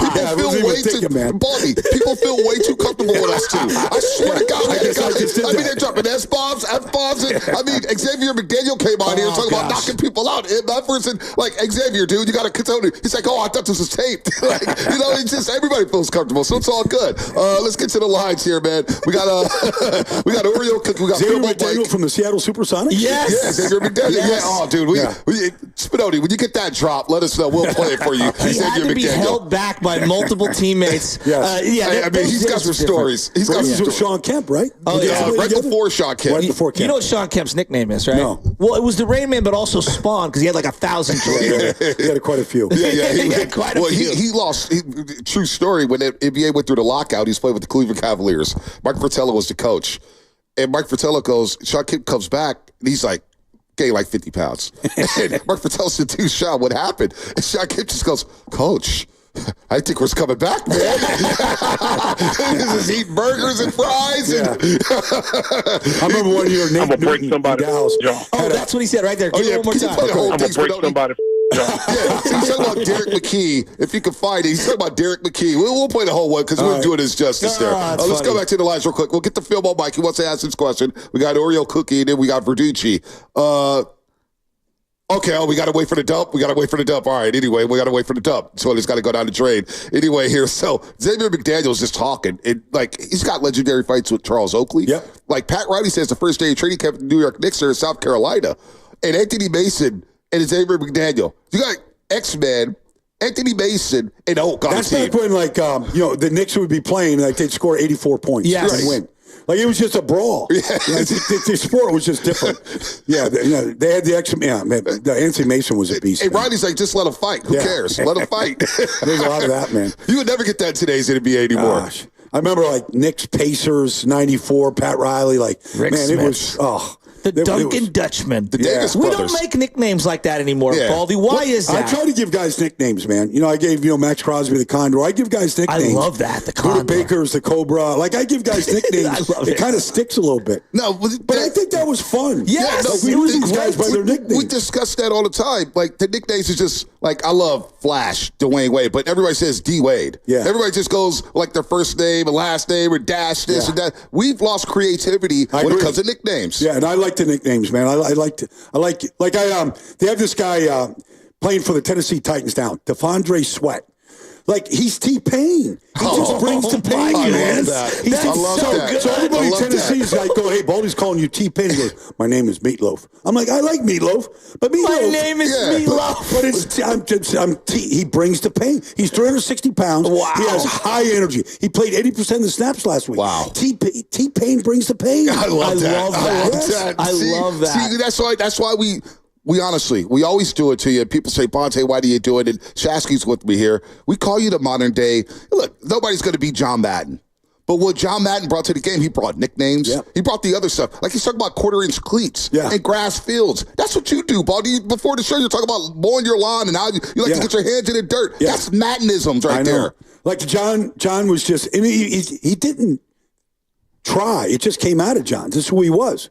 You know, it was just natural for him to look at the steam coming off Nate Newton's head, in cold weather. And he's circling it. Like, what else? You really want to circle what cover 2 looks like. Right. Some steam coming off the guy's head. He's talking about putting hot links on his head or something. You're at the cabin, and it's the middle of August, and it's a beautiful day out. And I'm watching the baby. My wife is like, all right, why are we watching football? I go, I want to see Baldy. You're about to come on halftime. Yeah. You're doing the New York Giants. Because I remember because Daniel Jones looked terrible. Okay, and she goes, he loves football. I go, yeah, and it makes me want to love it. She's like, it comes through the television. It permeates. No, I mean, like that's no, but John was he was just so amazing. Like everybody's got Madden stories, but that guy, like to this day, I remember one time I was watching John do a game, and they had like it was scripted, at the bottom, like he didn't even finish his sentences. But you knew what he was talking about. Like, he was just like, he's running fast, and then he just started running, and boom. Like the other day, I'm watching this guy, Sunday. So Greg Newsom's in man coverage on Devontae Smith, right? And like it's man coverage, so they're running a man beater in the middle of the field, and Devontae, catches it, and he goes for 50. And I'm like, what happened to Newsom on the play? And he just stopped when the pick came. I'm like, how does the guy just stop in the middle of the field? Like that's this man. Like if Devontae walks in the end zone. I mean, I felt like Madden would just like take this and just run with it forever. Do you think John Madden would have loved Deebo Samuel? Yes, absolutely. Why is that? Why expand on that? Just his ability just to gain speed, he would probably look at his legs like those are the legs of a running back. Look at like how he's built. Like he's built, but he catches the ball like a receiver. Like he would just have fun with the hybrid that he is. Yep. And he would have probably some nickname beyond Debo. Yeah. Like he's not just Debo, he's like Speedo. Who knows who's in his head, man? Who knows? Someone will just let him run. Well, this is why you're a revelation, though, because we're just talking about there's all these talk shows and you see the internet, and they always try to find the negativity in the game. Yes. You find the purity in the game. And I still find joy in the game. When I watch football and I watch basketball, I think of myself as an 8-year-old kid when I first fell in love with the game, or 6 or something like that. Yeah. And you still bring that enthusiasm, and it's a lost art. It's almost like it's frowned upon. You got to find the negativity or something. So, my Mondays, I start watching these games, and I try to watch all 16 games, and I try to treat all 32 teams the same. But I'm in there in a film room by myself. I'm not sitting there like Chris Long comes up every once in a while on a Tuesday, or Mike Lombardi. They might come up for a little bit. But I'm basically, if I see a Devondre Sweat, or the other week, like Fred Warner's I was saying Fred. All he cares about is the ball. Like, all he wants is the ball. And you're like, there's Fred on the ball. There's Fred punching the ball out. And I'm like, and I'm just sitting there talking about it to myself, entertaining myself. Like, Fred, honestly, he loves his little baby. He loves his wife, but he loves the ball as much as ours. I'm just saying that to myself going, I got to do this. So it's interesting you bring up the film because and we've talked about this before, but one thing that I've come to grips with is that when I see these isolated clips hovering around the internet, not ones that you're doing, because you do it in a totally different fashion, just people taking a clip. For example, Brock throws a 50-50 ball up to Debo, and this ball should never be thrown, and this and that. And I'm saying to myself, This is why I like going to games, because when you go to games, you see the chaos on the sideline. You see the substitution patterns coming in and out. You see the context of the 3 or 4 plays leading up to it, or what the defense did plays before. I find it very difficult when the internet is breaking down isolated plays with zero context and feel. Down distance situation, who you're playing. And we make these sweeping observations on X or whatever regarding a specific play. This guy is good because of this, or this guy's bad because of this. And I just say to myself, what does a Brian Baldinger think when he's floating through the internet and you see other people doing? Now, I'm not saying you're crushing him. I'm just saying, like, honestly, I just keep scrolling. I'll give you an example, Joe. It drives me crazy, Baldy. So last week, Indianapolis is in a dogfight with Tennessee. Tennessee, like, forget about the 1-5 record. Like, they're improving. They can run the ball. Tony Pollard's having a great season. They got a good defensive front. Like, the quarterback, if he was playing better, just like they would be 500. Callahan's doing a good job there. So, Flacco's quarterback in Indianapolis. I think Flacco should still be quarterback. So here's the thing. Like, I'm not against Anthony Richardson. I met the kid. Like, I'm all for young quarterbacks exploding and getting good. All right, he's had trouble with injuries. So Flacco makes this play. It's 3rd and 9. They're down 17-13. Fourth quarter. And Tennessee comes after Flacco with an all-out blitz. Yeah. It's literally, and he throws the jump ball to Pittman. Now, he's also, like, he's waiting for Pittman to kind of get to the middle of the field. And he's being covered by Snead, L.J. Snead. So he's got a great corner. He's all over him. And Flacco is just buying time, backing up. And he does one of these floaters. And so it's an unbelievable play because he's got 2 free hitters coming at him. And he's just buying time, backing up, and just calmly floats it, and Pittman goes and gets it against Snead. They win the game. So I'm like, and he made a couple of plays like that. He hit Josh Downs for a touchdown, made the right read for a great throw. So he made some of these plays. And then after they got the lead on 39 later on to keep the ball from Tennessee, he made another great play. So I'm like, so I put these plays together, and I'm like, look, I'm just asking, should Flacco stay at quarterback? Because they're winning games and scoring points. So they crush me in Indianapolis. Like, you got to play AR. It's all, like, and they say things like, the only thing that matters this year is developing AR. No, it doesn't. I'm like, well, wait a second. What about the other 52 guys? Right. What about the fan base? What about Quentin Nelson? Yep. Like, what about these guys that actually want to win right now? Right. And and Flacco's giving them that chance. And, like, it's not a knock on Anthony Richardson. But, like, Flacco, he's making these plays. He's thrown 7 touchdowns, 1 interception. Like, he's giving them a chance every week right now. Like, I understand the conundrum. Anthony Richardson, he's the 4th pick. You want him to be C.J. Stroud. He's not C.J. Stroud. Like, you can't do that to Zaire Franklin. No. He's trying to win these games. DeForest Buckner, who came from San Francisco, is trying to get back into the playoffs and win games. Spadoni, it was funny, Spadoni over here, he brought it up. Somebody said, hey, there could be a quarterback controversy if Richardson doesn't come out and win. And I agree with it. I said, because I don't like Anthony Richardson. I would just come out flat out and say, I didn't like him at Florida. Right. I didn't get what the hype was about. Right. He's inaccurate as hell. Right. I just think he's a running back playing quarterback, and he's just reckless. We see him get hurt time and time again. He throws some horrible, reckless throws. Just reckless throws, reckless rent. And I watched the Jacksonville game with Flacco playing fantasy football, so I had to pick up Flacco. I'm like, damn, he's still spinning. All of a sudden, Downs is a hot commodity. Right. All of a sudden, Pittman is reemerged. They haven't even had Jonathan Taylor. Imagine Jonathan Taylor with Joe Flacco. Goodson is looking like the best back in their backfield currently. Better than Sermon. And who knows what happens in the AFC? There's a lot of teams that's going to beat each other up. Yeah. You got to win games. You got to try to win. Going back to Anthony Richardson, I think is a massive mistake by Steichen. Like, Cleveland let Flacco go. He went 5-1 as a starter, got him to the playoffs. Okay, they lost to Houston. But, like, Flacco got him there. But you know why they got him? They let him go. Of course. Because they knew Deshaun Watson. Exactly. Like, if you talk to Jimmy Haslam right now and just took the money off the table and just got him in a room, would you rather have Flacco? And he would take, like, Amari would still be there. They'd be winning games. So the quarterback's killing him. He's not playing well. He's a shell of what he used to be. And so Flacco gave him a chance. You got to get the ball to your wide receivers. I always say this, Baldy. I don't know if you agree with this. Shask and I always talk about it. There's like divisions, the Super Bowl division. But I feel like nowadays, more than ever, the NFL has become a year-to-year league. Yep. You can't look 3 years down the line. Week to week, hell. Week to week, it's a totally different universe Sunday to Sunday, right? Yes. So every week is different. So this whole developing quarterbacks and say, well, he's going to be our quarterback in the future. You don't know with that. He might be Zach Wilson. Yeah. 3 years from now, it might be Zach Wilson, where you're like, how long do you have to watch? But I think this goes back into Brock. Brock because, like, I see a lot of Niner fans chipping away at what he isn't, and this. It's like, guys, he's really good. I don't know if he's as good as this guy or that guy. I know he wins a lot of games. He makes a lot of good plays. Yeah, he's got a couple throws he wants back. Show me a quarterback who doesn't. But, Shanahan said it last year that they draft Trey Lance. They make 2 trades to go get Trey. And in Brock's rookie year, he's saying, hey, John, I think John Lynch, I think this is our starting quarterback. That soundbite's out there, right? Well, listen to this from Bill Romanowski. Spadoni, if you could pull this. Bill Romanowski, this was awesome. Right before the Philly game, we said, Romo, because he's tight with Mike Shanahan, obviously won a couple Super Bowls for the Hall of Fame. Yeah. Just got released in the last 24 hours. Mike is. Oh, he is? Yeah. He's going to the Pro Football Hall of Fame? Finalist.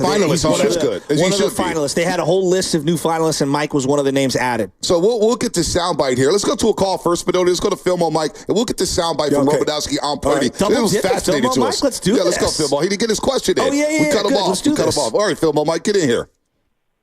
Oh, yeah. What's up, Black? What's up, buddy? I just want to say 2 things. First of all, I love how you break down film. Thank you. I wanted you to talk about the Myles Garrett play. Yep. And also, you with some two true Frisconians, right? So don't let them take you to the cable cars. Let them take you to the real spot. Okay. You feel me? And then also, buddy, none of that tourist stuff. do you have a weed strain? Do you have a weed strain, buddy? You need a weed strain, man. What's a weed strain? A weed strain. So, a lot of weed gets smoked out here. Yeah. So you need your own strain. You need the Baldy. What would the Baldy be? Would it be purple? Would it be Sticky Icky? What would it be, Filmo? Sticky Man. Sticky Man. It'd be Sticky Man, the Baldy strain. Sticky Man, the Filmo. I haven't even tried CBD oil. What?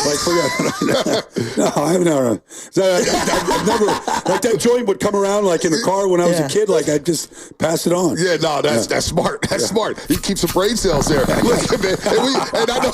Hey, listen, Baldy, I know we can take you to the hood. You got street cred and all that, man. We take you down to the hood. Baldy's just posting up film. I saw Chad Johnson the other day, right? Ocho Cinco. He cracks me up. He's a good dude. He's a good dude, man. When he calls Belichick, yes, coach. Yes, coach. The way he addresses him cracks me up. I'm pulling NFL films the other morning, and Chad's like, he's rolling in this big Cadillac Escalade. The thing is the biggest thing I've ever seen. So he I didn't know who was in the car. It was a dark window. So he rolls the window and I was, hey, Baldy. So I go over and say, hey, Chad, how you doing? He's got a big old stogie in his mouth, right? And I go, man, you smoke cigars in the morning? He goes, I smoke 3 a day, Baldy. So he's like a little kid. Like he's so fun, right? I go, he goes, I never drank. I never did anything. But cigars are my thing. That, and I play video games 24/7, Baldy. I'm like, I believe you, Chad. I can relate to that. I go, you having fun? He goes, oh, I'm having that guy's just having fun. He's having a good time on the show. Like, that guy is a good dude, man. I like him. My guys at Bleacher Report, Sean, Jordan Bayshon, Mike Dedevi, Ocho will just tweet out, where can I go play? I'm pulling up somebody's house to play video games. 24/7. He pulled up the Bleacher Report, which is right down the street, and played my buddies at video games and FIFA soccer. You can do that? I guess you can do that. Maybe you can play like virtual like that? No, he pulled up to the studio. Smoke at any time. Yeah. I don't know if you know this. Anybody can get this work. I didn't know. Here's Robo on what he heard about Purdy with Mike Shanahan. This is fascinating. Okay.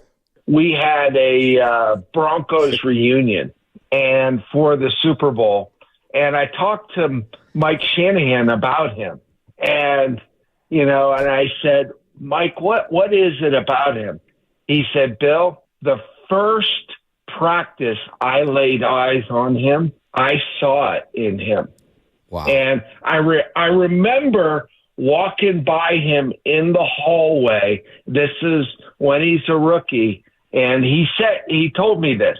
He said, Bill, I told him, Brock, be ready. I don't know when you're going to get your shot, but be ready. Wow. Because you've got something special. Wow. This was in training camp, Romo? Yeah, Mike told me that he shared that to Brock Purdy. He said, when you get your chance, it's coming. I don't know when it's going to come, but be ready. And sure enough, he saw it because he saw the way he picked apart the starting defense when he was playing scout team. Wow. Well, I mean, those are some great eyes, they put on when Shanahan, like he did this his whole life, and look, he had McNabb in Washington. He knew Kirk Cousins was better. Like, he knew the whole thing. It's interesting, Mike. Why is Mike so polarizing? Like, I know that he obviously he's had multiple flameouts in terms of, but when you're somewhere for a decade, it's going to happen. You're gonna crash and burn at some point. Most guys do, but I feel like the East Coast media hates Mike Shanahan. Yeah, well, I mean, look, he sometimes it's about the organization. The organization, it's turned, it's changed. But it was a dirty. Not dirty. It was just a bad organization.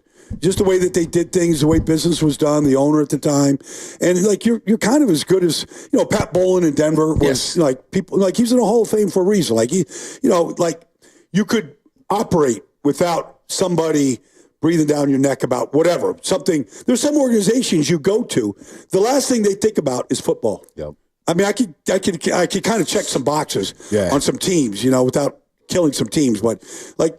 Sometimes you're only as good as the organization. How much have you seen Mike Shanahan around the Niners when you are at Niner stuff? I haven't seen him much. Do you hear anything about Mike Shanahan's influence on the Niners? No, I don't hear anything. You hear what he does, though. Yeah. When the practice is over, the film goes straight to Mike Shanahan. He wants to see it right away. Yeah. He wants to hear what's going on in the meetings. I always think a set of eyes like that, I would encourage it. Right. The season tickets I have, Mike Shanahan sits in the suite directly to my right, and I see him back there. I always kind of peek to see what he's doing. I'm interested. I'm like, what is he doing? And he's just sitting there, but his wife is like 2 seats away from him. She's sitting right next to him. She's just a couple seats away. He's in his zone. He's in his zone. Breaks happen. He goes to the bathroom, whatever he does, gets some water, whatnot. I mean, honestly, it would be a great little, not documentary because you don't need that much, but it would be great just to mic him up.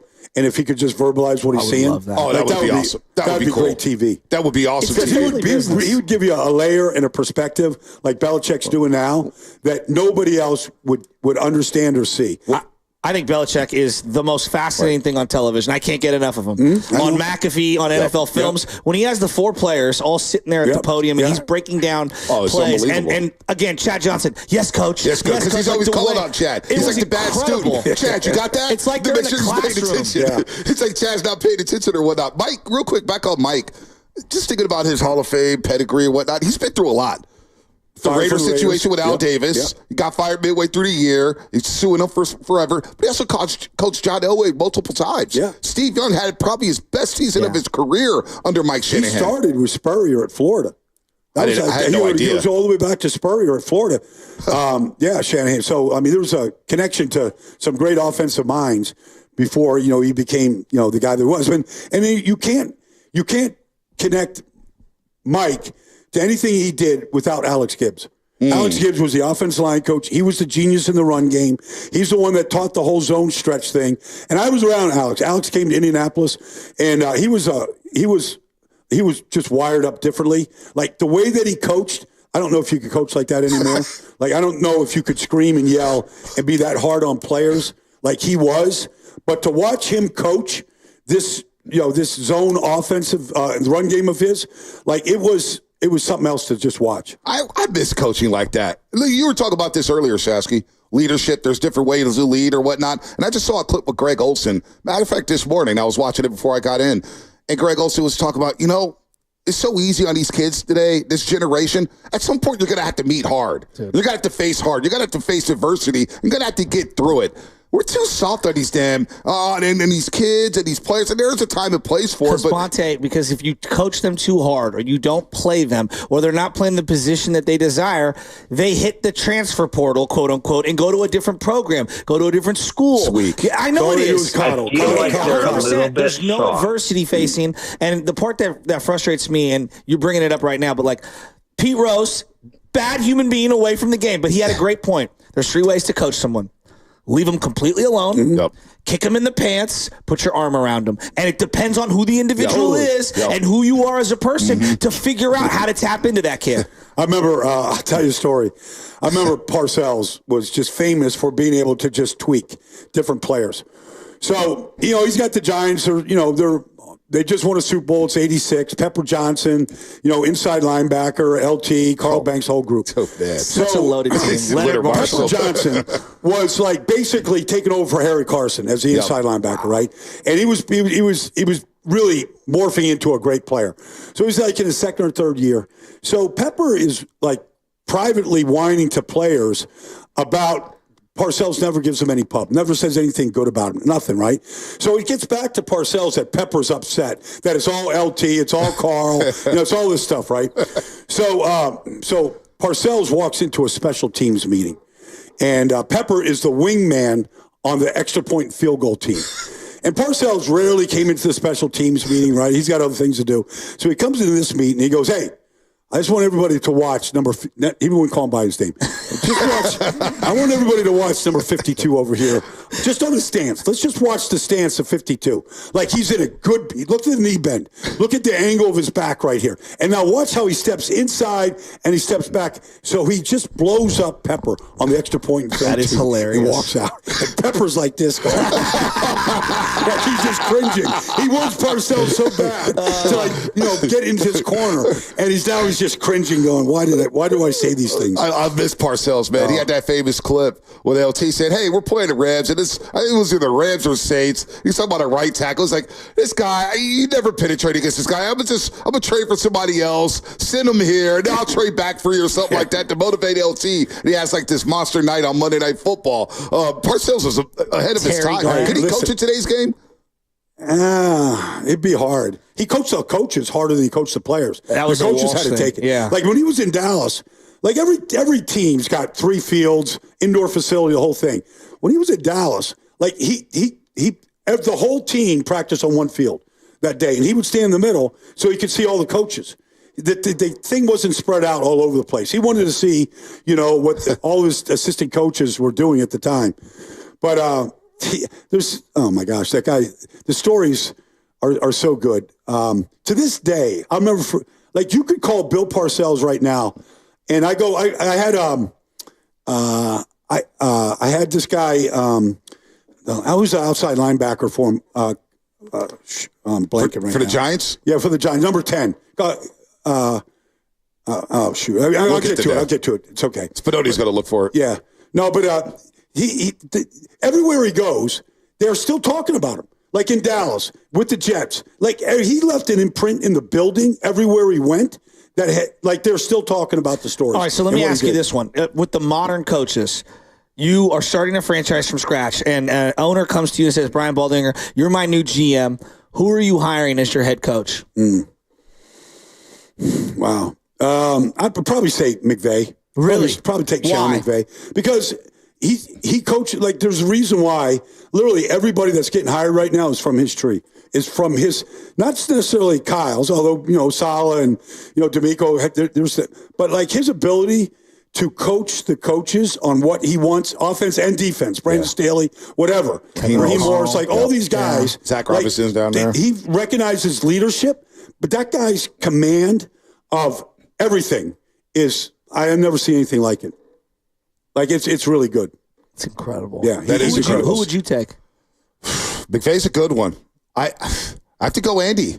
I'm sorry, I have to go Andy. Yeah, I don't want to overlook Andy. Look, like Andy Reid, as we study the Chiefs this week, and we've seen Andy Reid at 2 Super Bowls. We see him come to Levi Stadium. We know hell, I remember they came to Monday Night Football. Shaska, you're probably at this game at Kettlestick Park.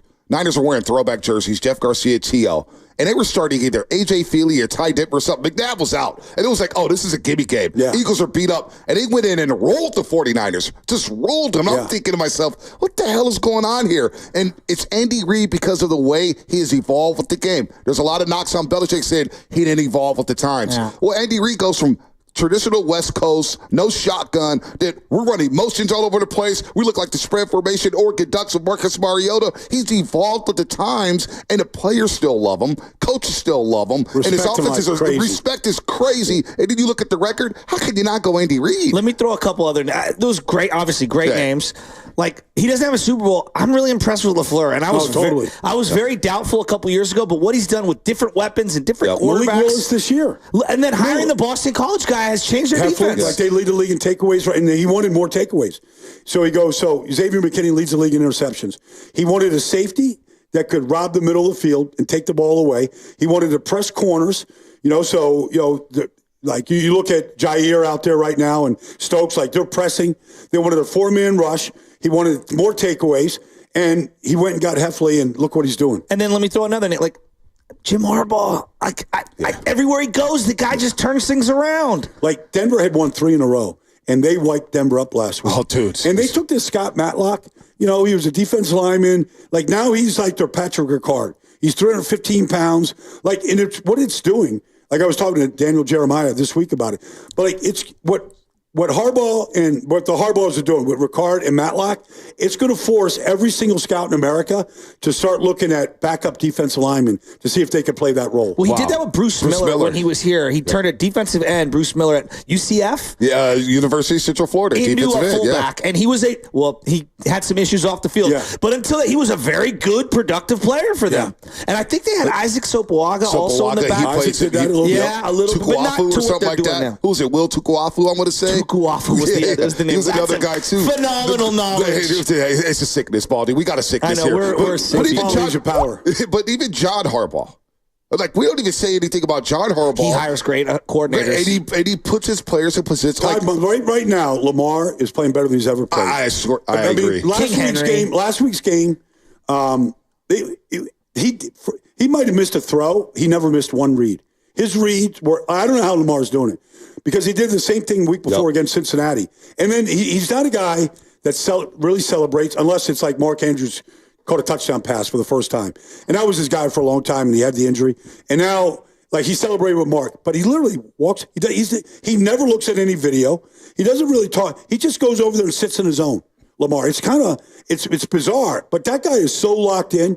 Like, he's going to win another MVP. I think the Ravens are the team to beat right now. I mean, Kansas City's undefeated. Defensively, they're not very good. Yeah, so they got to catch up. Kyle Hamilton might be.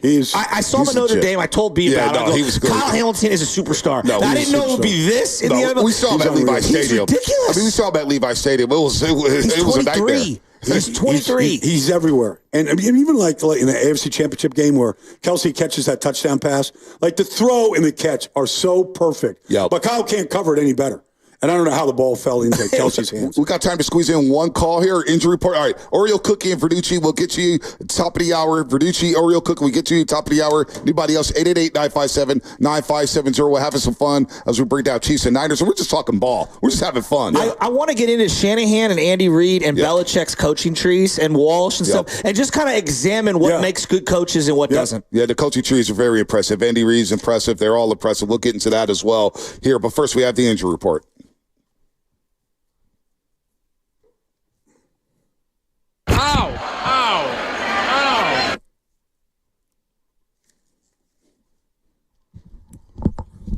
So this is tough here. Kawhi Leonard, who was one of the better two-way players in the game, just signed a massive extension with the L.A. Clippers. What was it, 3 years, $153 million. He's been rolled out indefinitely to start this season as he continues to rehab from lingering knee issues that prevented him from playing for Team USA in Paris. He got sent home in Las Vegas.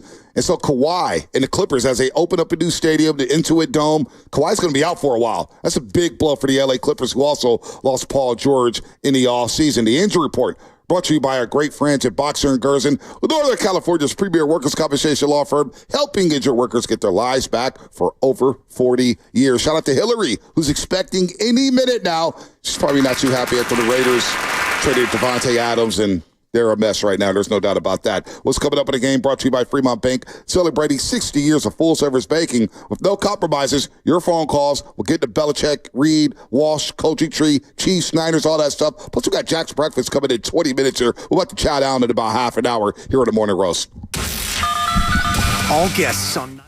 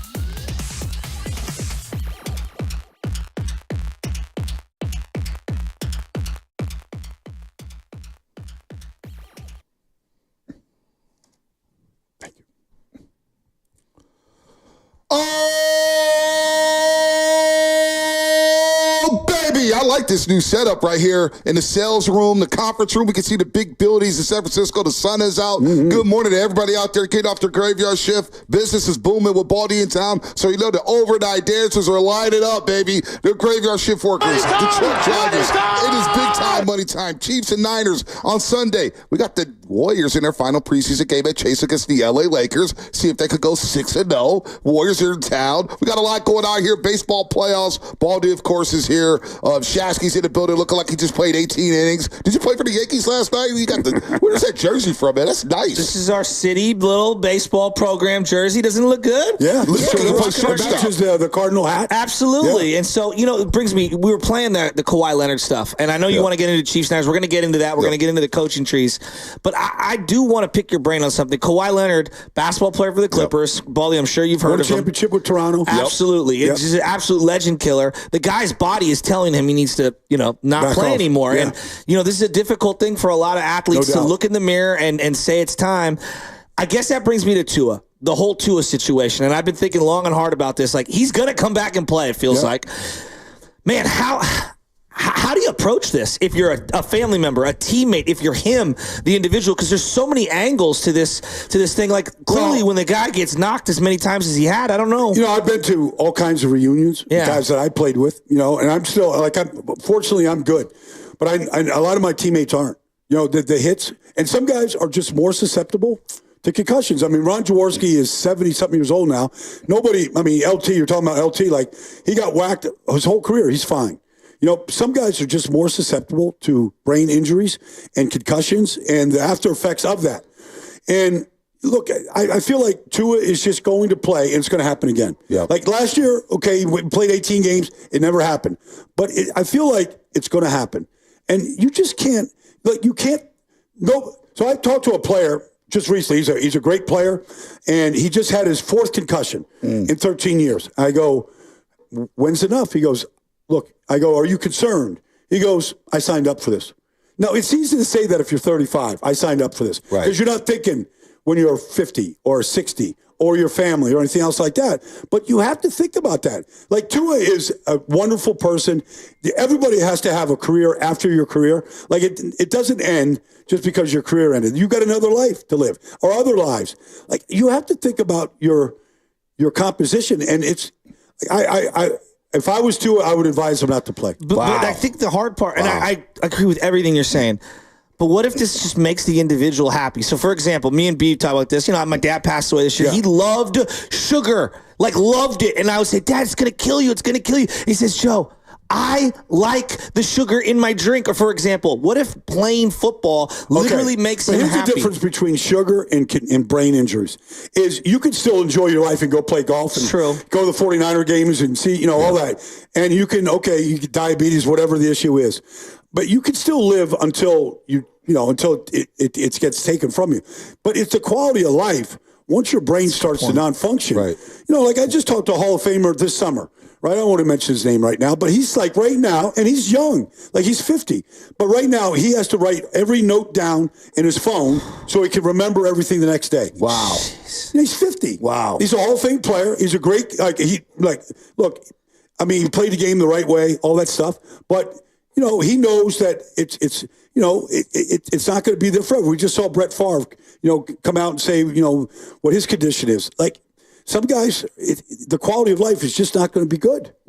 So I don't understand this with a concussion, right? What goes through that protocol? What is like Tua or anybody suffers a concussion? Like Malik Neighbors hasn't played the last 2 weeks. Yep. And he hasn't been cleared. So what are they going through? There's a baseline testing that everybody has. And so you go back and you take these cognitive tests and they measure it against your baseline when you're healthy. And so if it's not up to where it has to be, that could be one thing. It could be symptoms, headaches, nausea, all that kind of stuff. It could be some of that. Like Lane Johnson got a concussion in New Orleans week 3. And, he's texting me that he's thrown up in the locker room. And so that he knew he had a concussion. I don't know if it was diagnosed yet, but, he was basically saying, I'm not coming back out, And so, I remember, I'll never forget this. Aaron Rodgers had one year in Green Bay.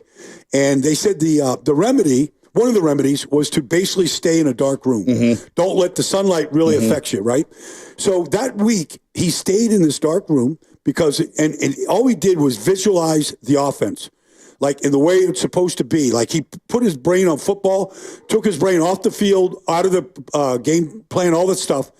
And that was the year that he won a Super Bowl, like 2010, whatever year that was. Wow. And he said the offense never crystallized like it did while that period of where he was just rehabilitating in a dark room. Damn, that's insane. So so Tua, because we saw the hit against Buffalo Thursday Night Football. Look, What his is head that? hit the ground. And concussion is, your brain sits in inside the cranium. Mm-hmm. There's a body of fluid, and it's a whiplash, right? It's the same thing that happens in the car. You get whiplashed, and so the brain goes up against the cranium, it gets bruised. So there's varying different degrees of damage, depending what part of the brain, hindbrain, forebrain, whatever, or the cerebellum, whatever it might be. And there's a bruising of it. And that's the first one. Then there's and then, can the brain recover? And so nobody really knows what CTE is until you pass away. Right. They can't diagnose it while you're alive. And then there's a component of the financials where he signs a big fat extension over $200 million. And now Miami's got to think on the football field, they say, man, we got a quarterback who may, one more concussion, he may be done. We may see Steve Young eyes closed on Monday Night Football after Lawrence Phillips missed a block. But it's also the weird things that happen with his hands. Exactly. That's not like we know as soon as you see all of that. The fingers is going in different directions. I never first time we saw it. Like, it scared the hell out of me because I'd never seen that before in a concussion. I've probably had some where you're going up to the line of scrimmage and you're seeing double. Yeah, you get your and you're bell just trying rung, to get your bell rung. That's what we used to call it, right? And now you're like seeing this disfiguration of Tua's hands. Like, it looks terrible. They've got to have a backup plan, Shasky. I don't know what it is. And the league can't be happy. I've had 3 concussions in there. They all are different. Some lasted weeks. Yeah. Some I was good 3-4 days later. It's a trip. That brings me to CMC, which is different. Okay. CMC's got the bilateral Achilles tendonitis. Yes. Now, I've seen reports it's linked to an Achilles rupture. I've seen others say it has zero effect on the Achilles, whatever. What do you do in this situation? I mean, even if you take a ton of time off, you could re-injure this one of these legs and have an Achilles tear, and then you're out for a year and a half. Who knows how long? Like Dre Greenlaw. I mean, do you just come back and just see where it goes? Do you wait till the end of the season? Like, how do you navigate the CMC injury? I don't know, because I don't know how severe if it is a damage to the Achilles tendon where it's weakened. I got to believe if you're not working out, because that's the worst thing you could do, it's got to rest. Whatever the rehabilitation is the Achilles weakened by the tendonitis and the inflammation of that tendon? And if it is, then you don't know, because you can't really do anything to test it. And so it's he just overworked both tendons, and we all see all the stuff on Instagram about what he's doing, and like he does the same stuff game day. Like he's doing these hops and these jumps, and right now it's heavily inflamed. The last thing you want to do is start taking these anti-inflammatories, whatever, to take the inflammation out, because then are you masking the injury? Yeah. So that's not good. So I think it's a very difficult path to navigate here, Joe. And the last thing you want is to put him out there at any point and something happens to the Achilles. Yep. Ed McCaffrey says he's just the hardest part about Christian McCaffrey is you got to scale him back. It's hard to scale him back. And the guy just wants to work. But that's what got him to the position he's in. Exactly. And so it's tough to tell him, hey, rein it back. Don't work hard. I know. Shanahan made the joke at his wedding where he's probably thinking about his footwork walking down the aisle, getting married. I mean, it's so believable here with Christian McCaffrey. So hopefully he's all right here. But again, I think it's a bonus if they get anything from him this season. And obviously the impact has been massive. I would say, they're 12 of 27 in the red zone, Baldy. Yeah. Well, I mean, the red zone thing is tricky in this league right now because, I mean, there's some things defenses can do where you can look to the 2 receiver side, 3 receiver side, and if they're sitting in these quarter looks and there's just in zone and there's 7 guys with basically their toes on the goal line, like as fast as these guys can react, it's just hard some days. I mean, you could draw up all the red zone offense. If you could get them in predictable situations, a little easier against man to go find your man beater, get the ball out. But that's what you're seeing Brock literally scramble so often down there in the red zone, just waiting for somebody to uncover. We asked you about who you would want to run your team, like Sean McVay, and now I want to ask, if you were to pick any scheme for your defense, you're starting from scratch, so you don't have any personnel that dictates this. What's the scheme you would run on defense in this modern day? What Brian Flores is doing in Minnesota is tricky. It's really tricky. Now, Detroit's going up there. Minnesota's undefeated. They're playing with the lead, so Brian's like a little bit. But you really, it could be any down, but they're putting 7 up there at the line of scrimmage. You don't really know who's coming. They want you to go max protection, and then they're going to bail, and they're going to get 7 or 8 guys covering against your 3 receivers. Is it a 5-2, 3-4, 4-3? What is it? They literally have it's the Golden State Warriors. It's positionless football. Huh. Pat Jones, Josh Metellus. You go through the list of guys. Andrew Van Ginkel. Like, these guys are playmakers in this scheme. And it's in the back end, you got Harrison Smith, who's got 35 career interceptions, OG. Cade Bynum. Like, these guys are very good on the back end and just protecting, keeping it's just Star Wars, keeping everything in front of you. Like, it's tricky right now. Stephon Gilmore as well, who had the game-winning interception in London. But Gilmore now, like, I did a show years ago. We used to film it at the Pro Bowl and Super Bowl called Film Sessions. Oh, we I would sit remember down that. with these guys. Yep. And it was an NFL film production. And I did not know Stephon Gilmore. It was the year after his Defensive Player of the Year.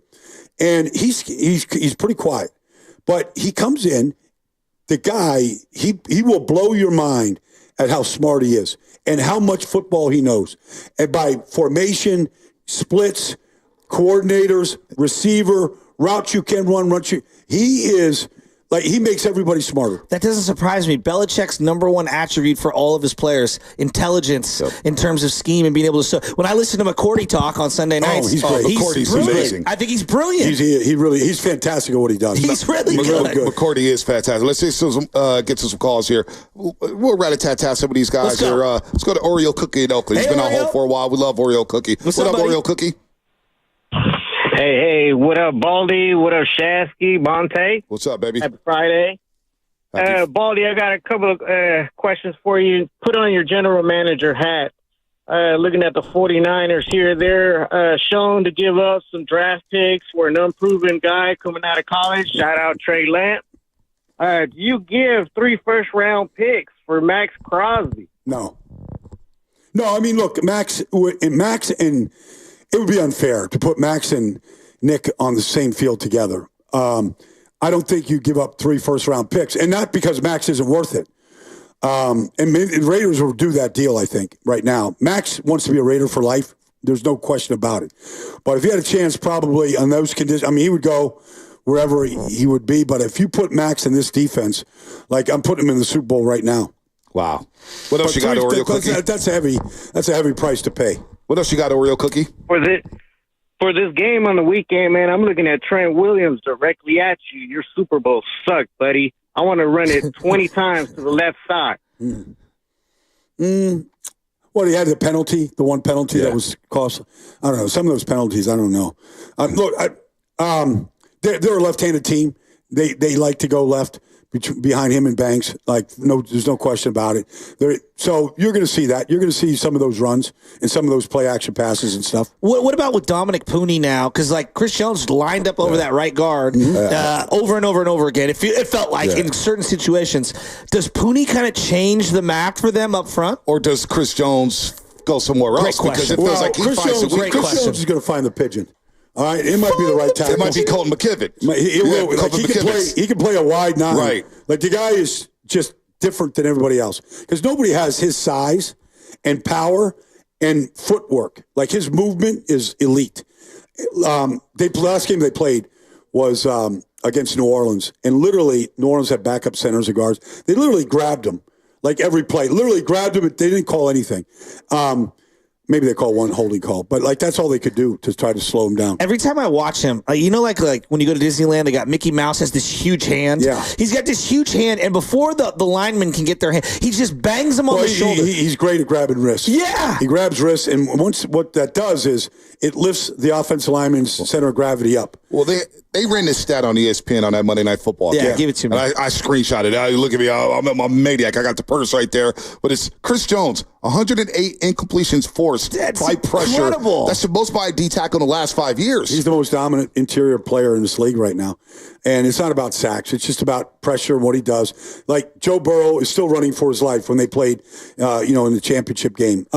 He's just there's nobody else built like him that moves like him and plays the volume of plays that he plays. It felt like he came out of nowhere. It felt like, we were talking about all these other D tackles and Ndamukong Suh and all these other guys. Yeah. And then, Chris Jones not the preseason game when the Niners played him in 2019 in the Super Bowl. They had a preseason game at Arrowhead Stadium. I'll never forget it. And Shasky thinks I'm a maniac for this. Jimmy Garoppolo's leading him down, and Chris Jones had a batted ball on the fourth down in the preseason game. Yeah. And then, so he's doing it again in the fourth quarter of the Super Bowl. And I was like, wait, he was doing this in a preseason game. We didn't adjust to this. When did he ascend? He's a Mississippi State kid. And if you want defensive linemen, Jeffrey Simmons, Fletcher Cox, go to Mississippi State. Montez Sweat, they've been putting them out now. That defense line coach, he was so good. I think Nick took him to Alabama. I think his name is Brian Baker. He might be at Alabama still. I'm not sure. Baldy, you are just a wealth of knowledge. I love it. It's like you just start going deeper and deeper into the rabbit hole. I love the positional coaches stuff. Yeah. Like Bruce Arians, quarterback coach, when Phil Simms, that famous clip. Who's his quarterback coach? Bruce Arians. Who is this guy? But even like the other day, I hear that Caleb has a really good game. Not the one in London, but the week before. So I'm not pretty good friends with Caleb. I'm going to do that game in Washington next week, Chicago, Washington. Wow. Caleb and Jaden. It's like going to be they've good. already flexed it. Yeah. Before, the 425 window. And rightfully so. But I remember, I hear that Caleb called his quarterback coach right after he watched the game. And he just had this 300-yard game, and Chicago put up a bunch of points. And this is what you need about Caleb. He's critical of himself on his footwork, where his eyes was in this play. He should have gone here. He's not celebrating a win or playing well or a second win in a row or anything. He's fixing what he did wrong. And that's what all players should do. Not all of them do it. So you're older like us in the sense of you remember what the 80s were like when Washington was a powerhouse and when the Chicago Bears were powerhouses. Yeah. I said on Monday, came in here, I go, it's just nice as a fan of the league no doubt. To have watchable teams in Washington and Chicago where they have functional quarterbacks. It feels like hope has been restored to these major markets. They ran this play to Cole Kmet for the opening touchdown in London last week. Beautiful. Right? The play is unbelievable. Yep. It's not like they just invented it. It's been used before, but it was executed so well with Keenan Allen coming in ghost motion and then the fake to DeAndre Swift and hit Cole Kmet down the seam. And I just said, Chicago Bear fans, you've been around for 100 years. You've never seen a play like this. I don't know if you're ready for this. But this is a brand new day in Chicago. Because they've never had a passing offense. No. They've never had anybody where Jim McMahon was great, but Jim McMahon, and they've had guys. Cutler had moments. Jay Cutler had some moments, moments. But he didn't really have the personality you want to Caleb has got a smile on his face every day. Caleb knows he's good. But now Caleb's improving. He's winning from the pocket. They got a run game. It's coming together. It is coming together. And I'm Chicago, just rejoice. Just enjoy this. You've never seen this before. Get your tickets now because it's going to be the biggest ticket in town. It is, no doubt. And they have a defense out there in Chicago, too. Defense is underrated. That division is – I want to get to that division in just a second. I know we want to get to the coaching tree here. Let's get to some calls. RJ Fairfield. Then we'll get to Fazil in Fremont. RJ, my man, what's going on, RJ? What's up, Baldy? It's chest day today, man, so I'm getting my workout in. All right, man. Chest. What angle are you hitting? You hitting with the flies? With which incline, bench? What are we rocking? No, it's straight old school, but I'm using the Smith machine. It's a home workout. All right. You know what I'm saying? Okay. Hey, Baldy, quick question. So 95.7 is big on prayers before game day. Yeah. And what player needs to say – what player on the 49ers need to say the prayers before this game? This is a Fred Warner game all the way. This is Fred. Fred, he's going to lead the huddle, down there on the field before they break to go to the locker room. They come, and Fred's leading this one. Fred knows what this one is all about. It's like him and Mahomes. The middle of the field is his. Here comes Kelsey. I expect the ball to get knocked loose. RJ's talking about the biggest prayer. Who needs to say a prayer? I'm thinking about Colt McKivitz. If number 95 lines up in front of him, I'm thinking you know what? It's like Reggie White lined up. It's like, oh, dear God. You know what's funny about that? So I remember I was playing in Indianapolis, and we're playing Philadelphia. We're 0-3. Like, our season's like on the brink already. We're playing Philadelphia at the vet. And I'm the right guard. And Reggie either lined up over the right tackle or over the center in a Bear defense. That's it. That's where he lined up. The first play of the game, he lines up over me. Oh, my goodness. So I'm like... Was he talking to you? No, he did talk during the game, but not to me. So I'll tell you the story. So my right tackle is Kevin Call. We called him the Creature, right? And he was like a very skitsy guy to begin with. Like, he was just a head case. So the whole first quarter, Reggie lines up over me. And I'm like, what the hell's Reggie? Like, he thinks I'm the weakling. So I grab Reggie every play, and I hold him for dear life, and he doesn't beat me, all right? So he goes back over the right tackle where he belonged, right? Get out of here, Reggie. So it was funny because we became teammates in Philly years later. But anyways, he goes over the right tackle, and he slams Kevin Call like over the pile, like just a hump move, right? And he says, so we're getting out of the pile, and Reggie in that deep voice, he goes, hey, meet me after the game. So Kevin comes into the huddle after the play. He's like, hey, did you hear that? And I'm like, yeah. He said, meet me after the game. So Kevin's like, well, what's he talking about? Like, what's he want to do? So he's like nervous. So I know Reggie has his prayer service after the game.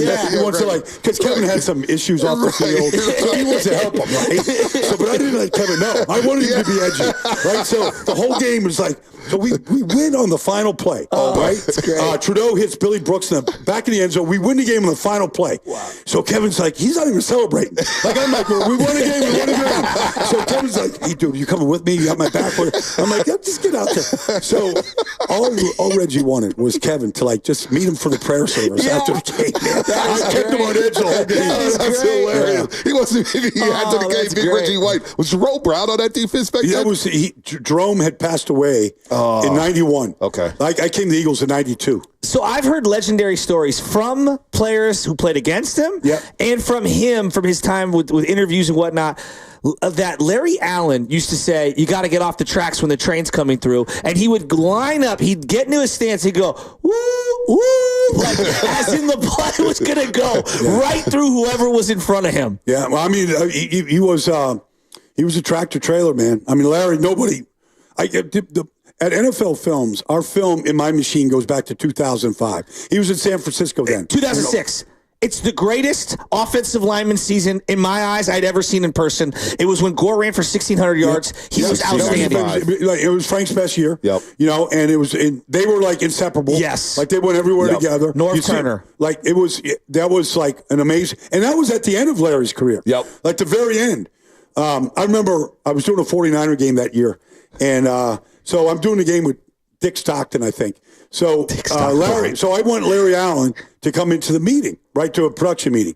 And Dick's like, why are you getting Larry Allen? I go, because he's the best player in the league. He goes, yeah, but he doesn't say anything. I've had him I go, well, if you don't like the meeting, Dick, then just leave. I'm sitting here with Larry. I'm talking to Larry Allen.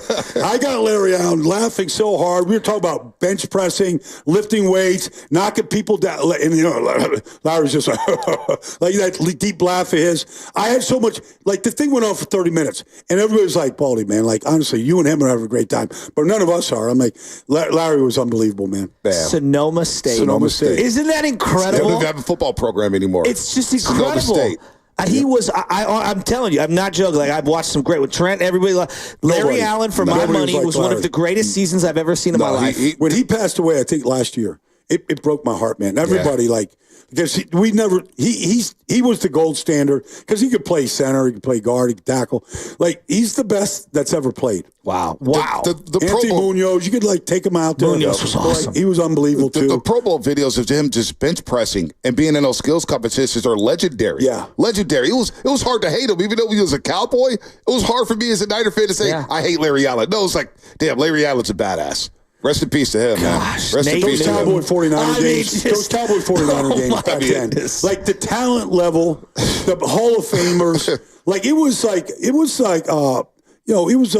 an all-star game. Yeah. People don't even bring up Jay Novacek. He was awesome. Yeah, he was great. Novacek was awesome. He killed him in that 92 game. Awesome. Alvin Harper. So I was in Philly. We won our first playoff game that year against the Saints. Second game was in Dallas against the Cowboys. Their first year they won a Super Bowl. And like we had Seth Joyner to cover Jay Novacek. Seth was an unbelievable player, borderline Hall of Fame player. I don't know if he is or not, but like his job was Novacek. I mean, what Aikman did with Novacek. I mean, if it was 3rd and 11, Novacek was catching a pass for 12. Like it was unreal. So we're looking this up, and we'll get to it on the other side. Now that we're talking coaches, we'll get to the coaching tree, but Rich Kotite was your coach that year. I got to get into that. Rich Kotite from New York City? Yeah, we're going to get into that on the other side. That's coming up, brought to you by Fremont Bank, celebrating 60 years of full-service banking with no compromises. How's your home handling hot and chilly weather these days? For a comfortable home, you should consider proper weather.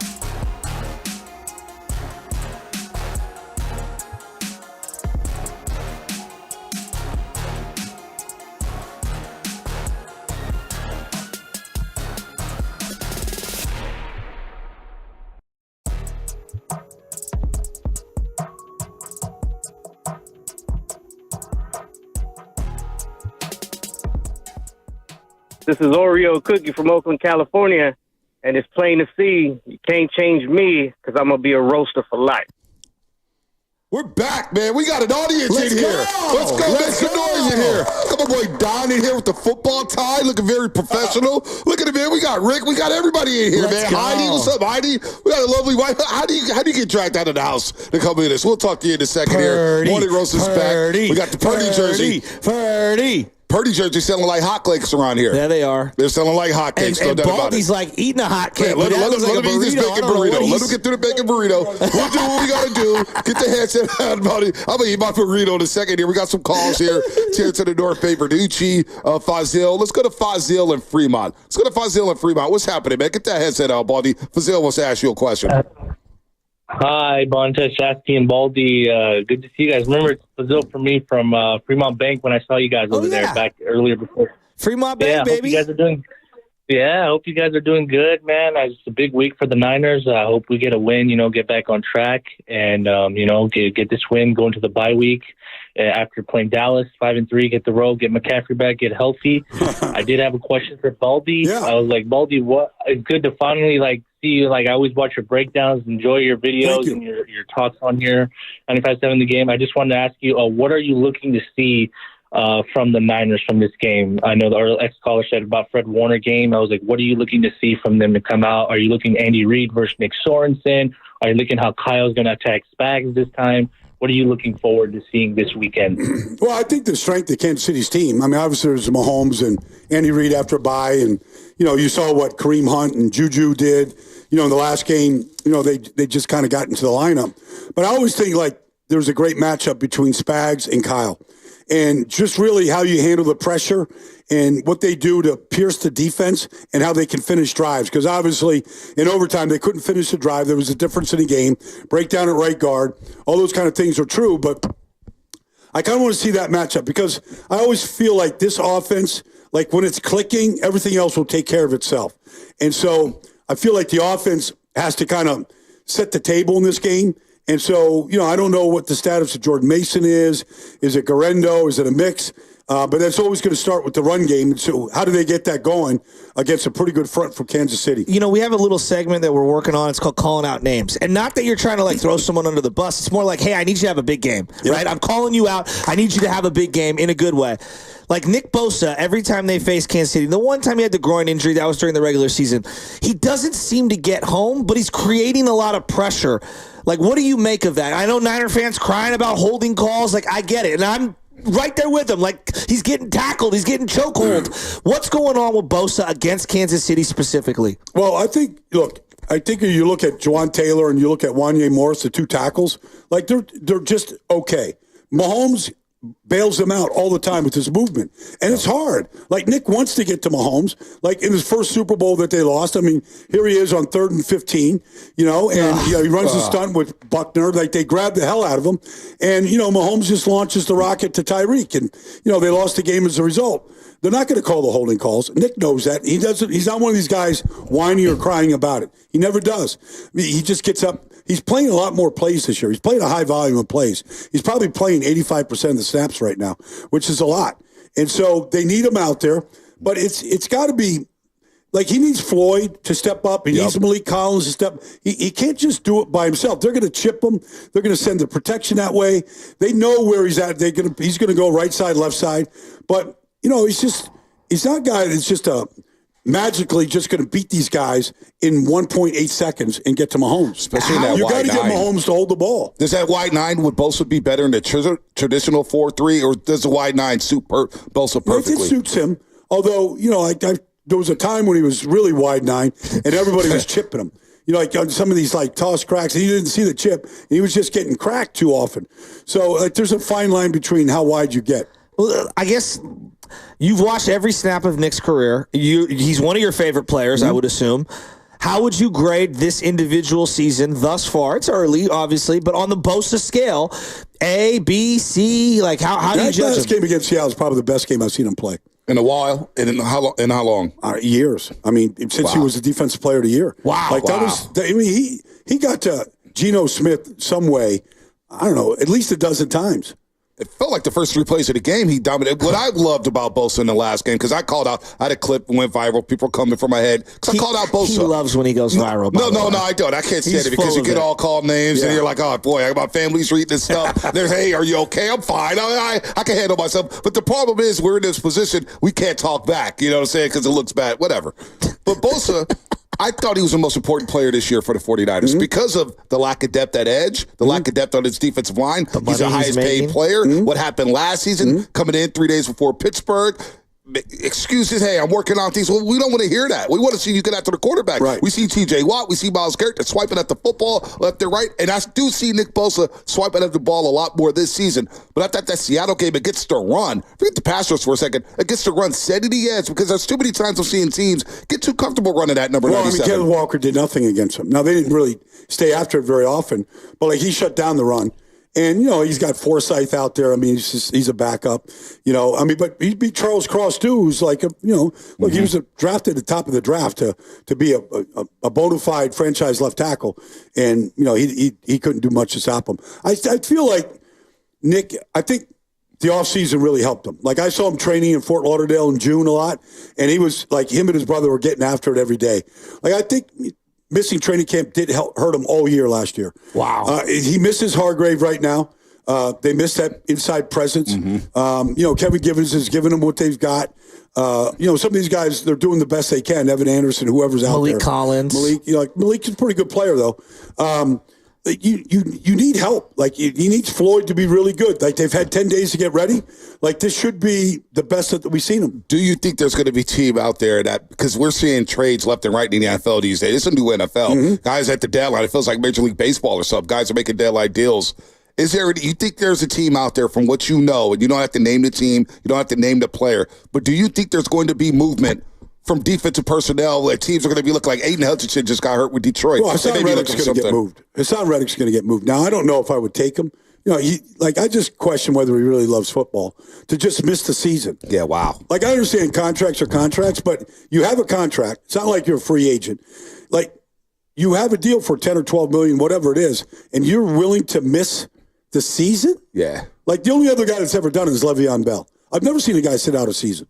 On that same note, looking at the defense, could you make the argument this is one of those games for Nick Sorensen that he could win over the fan base? Because we are being crushing defensive coordinators in this market. We did it about 15 years ago with offensive coordinators with Alex Smith. Mark Trestman. Oh, it's this coordinator and that coordinator. And it feels like in the 90s. It just feels like right now the defensive coordinator spot is under white hot light. Is this a big game for him? Yeah, it is. Because, Spags is very consistent about how he gets to the quarterback. Very consistent. And you could draw up 8 different pressures every week that affect the quarterback. Wow. And we're not seeing that from Nick. And we know that if they just play like they did with Vance last year, if you just play a front 4 and try to get home with 4, or maybe add Fred Warner to the mix, it's not enough. It's just not enough. I think that you have a guy like Diamador Lenore, who is a phenomenal player and getting better because he's really got a defined role right now. That guy in the pass rush, how are you going to shake him loose? And how are you going to cover the slot receiver? And how can you get it so Mahomes doesn't see it pre-snap? Some of those things have to be disguised. And I would think that they've had 10 days to get ready. You've got to get quick pressure to Mahomes to force him to either move or get the ball out of his hands fast. What has been successful against Mahomes when he does struggle? Because at times, he's Mahomes, so no doubt. But he's thrown some bad picks. But he's thrown some bad picks. The numbers, we were doing the numbers yesterday. I couldn't believe it since the start of the regular season in 2023. Purdy's thrown 40 touchdowns, 15 interceptions. Mahomes at 33 and 20.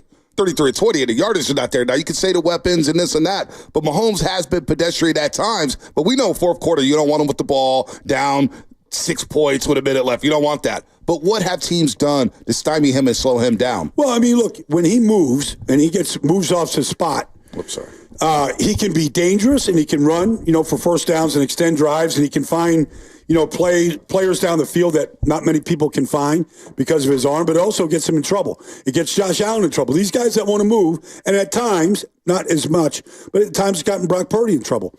So these guys see the field, and that's good that they see the field. But they also try to do too much sometimes. Yeah. And it's just a balance between when is the play over and when do you try to make the great play? See, there was a couple of plays for Purdy where he escaped it. He's running around, and he just threw it away. And I'm like, good. It's okay to just negate the big loss. It's okay to live to see another down, and I think that's part of the maturation process. Not every play has to be a grand slam. It's decision-making. It's decision-making, and you don't always make the right decision. But Mahomes, Brett Favre's the all-time interceptor leader. But he's also the 4-time MVP of the league. So, there's a fine line between, forcing it. For example, what was the game? I don't have the schedule for me. What was the game where Kittle caught the ball in the end zone? Oh, the New England game? New England game. Yep. The catch is unreal, right? But the next week, they threw the same pass to the other side of the end zone, and he doesn't come down with it. And it gets intercepted, red zone interception. So I forget which game that was. Arizona. So, but the week before, he makes the catch. And you put the same type jump ball out there, and he doesn't come down with it. So, you have to kind of live with it sometimes. Absolutely. Let's get a couple calls in here before we take calls from our audience here. They're going to come up here to the stick mic, ask Baldy anything here as they're live. Don't be at shy. 8570 game. Hey, Don't be shy. everybody, They're eating their burritos. They're eating burritos. No, forget that. Forget the clapping. Just save some food for us, all right? Baldy needs about 3 more burritos here. Yeah. It's ready to roll. All right, let's go to Verducci in the El Dorado Hills. Verducci, what's happening? What's going on, fellas, baby? It is pulsating up here in the EVH. And Baldy, welcome to the studio. Thank you. Morning roasters, baby, that are there, baby. I feel your energy. We are pumped. And I'll be there on Sunday, section 315. So, Shasky, I'm taking my wife to her first ever regular season football game. So we'll come by and say hello. But Baldy, my question to you is, I think the game's going to be won in the trenches with the defensive line and the offensive line in this game. But do you think it's a bigger game for the 49er players or Shanahan? Because at times I think when Shanahan, the last couple Super Bowls, he tends to get in his own way. Sometimes it's the clock management. Sometimes it's not calling the right plays, going away with stuff that is working. And so that's my question to you. And, Baldy, have a great call. Thank you. On Sunday. I love you all. And I'll see you guys Sunday. Bigger game for Shanahan or the players. And it's one that's never going to go away until Kyle wins the Super Bowl. It's just not going to go away. Atlanta, San Francisco here. Until he wins the Super Bowl, it's never going to go away. And it's always going to be brought up. So, I mean, it's just, but it was the same thing with Andy Reid. I was in Philly when Andy went to, 5 NFC championship games. They lost, 3 of them. They lost the Super Bowl. And it was with Andy all the way. And then he gets linked with Mahomes and this general manager and the greatness around him. And now he's the best ever. What's the big difference for Andy Reid? Yeah. Whether it be Mahomes. Mahomes, that's it? No, but look, nothing against. It's just Mahomes. He can give this quarterback anything, and he can take what Andy gives him, and then he can take what Andy gives him and then create on his own. Wow. Like Andy said to me, honestly, I think it was the first year he was starting. He goes, his greatest asset, Baldy, are his eyes. He sees everything. No matter what you're doing to him, he still sees the whole field. And if you take a basic IQ test, there's always a part of this IQ test that you take that is spatial relations. So you could say, okay, here's all your audience in this room right now. All right, now close your eyes and tell me where's number 13 at. And can you point it out? I think Mahomes would ace that test over anybody else. Let me take this a step further then. Okay. Hypothetically, you were talking about Robert Saleh earlier, saying, he's not that great of a head coach. Had I given Robert Saleh Patrick Mahomes, is he still a great player, a good player? Are they winning game? What? I don't think Mahomes would have 3 Super Bowl wins. Of course. Without Andy. Of course. If you gave him Saleh in New York, it's just a perfect storm. It's Kansas City. It's a small market, but it's the only game in town. It's going from Tyreek to Kelsey to, they fixed their offensive line in one draft. They got Creed. Humphrey, they got Trey. I mean, that interior is as good as there is in this league. Andy has morphed this offense right now into a running offense. Mm-hmm. They've told it 160 times. They run it 150 times. He's never been 51-49 ever. But that's what's winning for him right now. That's the formula. He's playing to his personnel there. So you think the Mahomes is the biggest difference in Philadelphia? What went wrong in Philadelphia for Andy? Was it clock management? Was it lack of running game? If you look at the Super Bowl against New England, in Jacksonville, and you look at McNabb, they had matchups like Westbrook against one of the inside linebackers, Roman Pfeiffer, whoever it was, and he got exactly what he wanted. And McNabb didn't make the throw. Like, he just didn't make it. And then, they got late in the game, and Joe Buck was doing a game. I'll never forget, Buck's doing a game, and they're like in this laissez-faire speed of the game, and they need 2 scores, and they're not going to get time for 2 scores. Joe Buck is calling it out, and some guys can just handle that, and some guys can't. Wow, it's just so fascinating. Because I thought McNabb was a borderline Hall of Famer, but the stories that come out, but I'm not here. You're not crushing. Yeah, no doubt. I mean, Donovan won a lot of games, and he was a great player. He played hurt. He was a good leader. He was. But Mahomes is just, he's next level. He's a Hall of Fame first ballot. Okay, we did this exercise the other day. A minute to go, no timeouts, all the weapons are the same. Who you handing the ball to as your quarterback to win you the game? All time. Oh, I mean, all time? All time. I mean, it's hard to go against Joe. Okay. Thank you, Baldy. Thank you, man. He's got some sense, man. No, I mean, Thank you look at the Baldy. Cincinnati game. Recency bias out here, Baldy. Yeah. We got all these new fans out here, not these. I said I'd probably take Mahomes over Brady, and there's an argument to be made for Brady and Joe, obviously. You can't go wrong with any of them. We all agree. But, I would, and again, he's the 2-time champion. He might win 3. Baldy, I got my guys Carter and Spadoni. They're like 21 years old, wet behind the ear. They're talking about Mahomes since they never seen Joe. 7 Super Bowls, Bonte, Baldy, and Joe Shasky. 1 Tom Brady, greatest comeback ever. So was doing it at Notre Dame. Look, I don't want to leave Tom Brady out. Forget it. I mean, I thought some things were just so obvious. But I'm in San Francisco, so you're placating to the crowd. Well, a little bit. I'm smart about that. We're talking about Kyle and Andy Reid, and Bonte and I have been kind of breaking down these coaching trees. Bill Walsh, famous for the coaching tree. We can go right down the list. There's a zillion names, and we'll get to Belichick in a second. But Sean McDermott, John Harbaugh, Matt Nagy, Doug Peterson, Ron Rivera, the amount of guys that have been to Super Bowls that were from an Andy Reid type of a tree. Morning Wade. Todd Bowles, Pat Shurmur, Leslie Frazier, Spagnuolo, Brad Childress. His tree, I guess the ability to build your staff and find guys and add to it, that's a skill too. And I think that Andy is very underrated when it comes to that. I remember Matt Nagy was playing arena football, and he was trying to get him. He was trying to get him on his staff for a long time. Really? The offensive coordinator for the Giants right now, I'm blanking on his name right now, under Dable. He was, a guy that Andy wanted to get into coaching.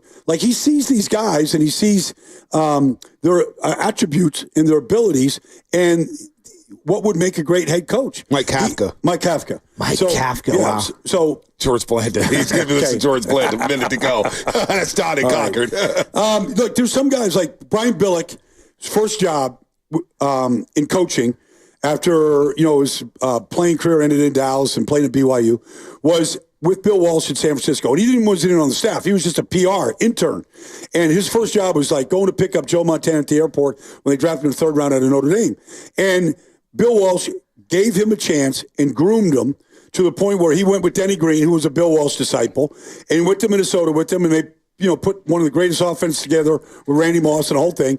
And Billick did the same. New York Billick's tree in Baltimore. All the guys he developed. It's incredible. We had Mike Nolan was one of them. Mike Nolan was one of them. Rex Ryan was on that staff. There was all these Singletary. All these guys were with Brian. What is it about BYU? Because I've read a lot about Steve Young and McMahon during that time, but even prior to that, you had obviously Andy Reid, Norm Chow. There's so many guys coming out of BYU. Coach Edwards. Lavelle Edwards. It was all Lavelle. But the passing game. It's just that's really what it comes down to. As an offensive lineman to throw the ball. But if you look at BYU and they're trying to compete, on a national scale, and they can't get nearly the type of linemen or players to win these games, the passing game was the equalizer. Yep. I played for Steve Spurrier. When he was at Duke, he won a lot of games there. The passing game was the equalizer. When everybody else was running the veer and the wishbone and the run game, Lavelle was advanced to the passing game. Did Ty Detmer win a Heisman at BYU? Yes. Ty Detmer won a Heisman. Lit it up. Spurrier, top pick by the 49ers back in the day. Fun and gun. Flamed out quarterback Florida. here. McMahon, BYU. Yep. Yeah. All these guys, they came out of Lavelle's system. Andy Reid came out of BYU. Well, that's what I was saying. Andy Reid, as an offensive lineman, you would think he would want to run the ball more, but he's known for passing, and that's why I was asking. He knew Mike Holmgren because Mike Holmgren coached at San Francisco State, and so when Andy left BYU, how do I get started? Go build a program. Go to San Francisco State. You'll get what you need right there, players, administration, all that. So he starts there. He goes through Northern Arizona and Missouri and some of these places, and then he gets on the staff with Holmgren in Green Bay, and he's the tight ends coach.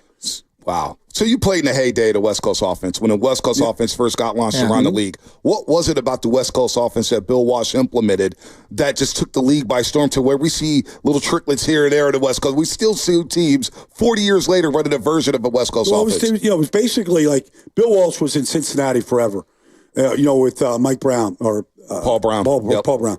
And so, he wouldn't let him. He was there for 7 or 8 years. They wouldn't let him leave. And he wanted a chance to, he was late in his career when he got the head job, but what they did in Cincinnati, they called the West Coast because they couldn't run the ball. So the equalizer was short passes, long runs. So they devised these passing trees and these triangles to read where you could spread the field with 5 receivers. That helped your offensive line in protection. And then the triangles would dictate where to go with the ball. And so shallow cross, flanker drive, stick, Y stick. All these things are still basics that people still use. Even in a morphed offense right now, they still use these. In Kansas City, they don't call it Y stick. They call it dash rash or rash dash. I don't know why, but that's Kelsey's. It's a drive starter. 5-yard turnaround, ball's out. Let's get 5 yards of first down. If you could, would you like to meet Taylor Swift?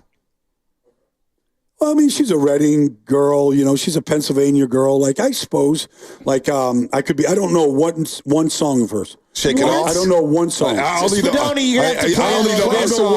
what her voice sounds like. I didn't know a song, and he's like, all our audience knows. She's got bangers. I got a hole in my game when it comes to music. My daughter loves Taylor Swift. Yeah, pop culture. I'm a sports guy. That's what I do. I remember stadium names, not rap song names or anything like that. Tell me about Gillette Stadium at Foxborough. I want to know about that. I want to know about their practice facility. What do they call it? The Philadelphia, the NovaCare. NovaCare Center. Yeah, I want the NovaCare Center. I want to know what address that is. I don't care about Taylor Swift, but my daughter loves Shake It Off. Okay. And she's like, Shake It Off. I play it it's on my playlist. It just comes on. I don't even know what it sounds like. That's classic bubblegum music. Yeah, you know what I'm saying? Yeah. And I'm singing it in my car saying the haters gonna hate. Thousands to listen to this? That's what I'm saying. She's selling out stadiums singing this song. Sounds like a porpoise. I don't get it. I don't get it. But she's going to probably be at Levi's Sunday, right? I would think so, yes. I'm sure it's a big game. It's Super Bowl rematch. I'll tell you a story, though. So I'm doing Cincinnati, Kansas. This is I'm tooting my own horn. I love it, yeah. So listen to this. So I'm doing Cincinnati to Kansas City week 2, right? So I'm down there doing my Baldy's walk before the game. I see Mahomes. I see Kelsey. I see Jamar. I see Joe. I see all the guys. So I'm kind of talking. So I'm walking off the field. I got to go upstairs to a pregame show. And I'm coming through the tunnel.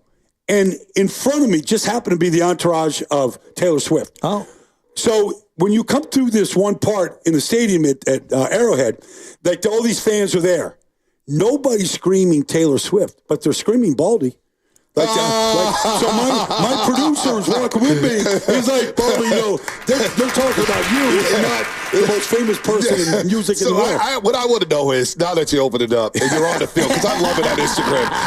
I died for it. The Morning Boast. The Morning Boast. I laugh every time I see it, man. Baldy's a great follow. At Baldy NFL on Instagram or Twitter. X is what they call it now. When he's harpooning a fish in the middle of the ocean. He sends a slideshow, and he's shaking all these stars' heads.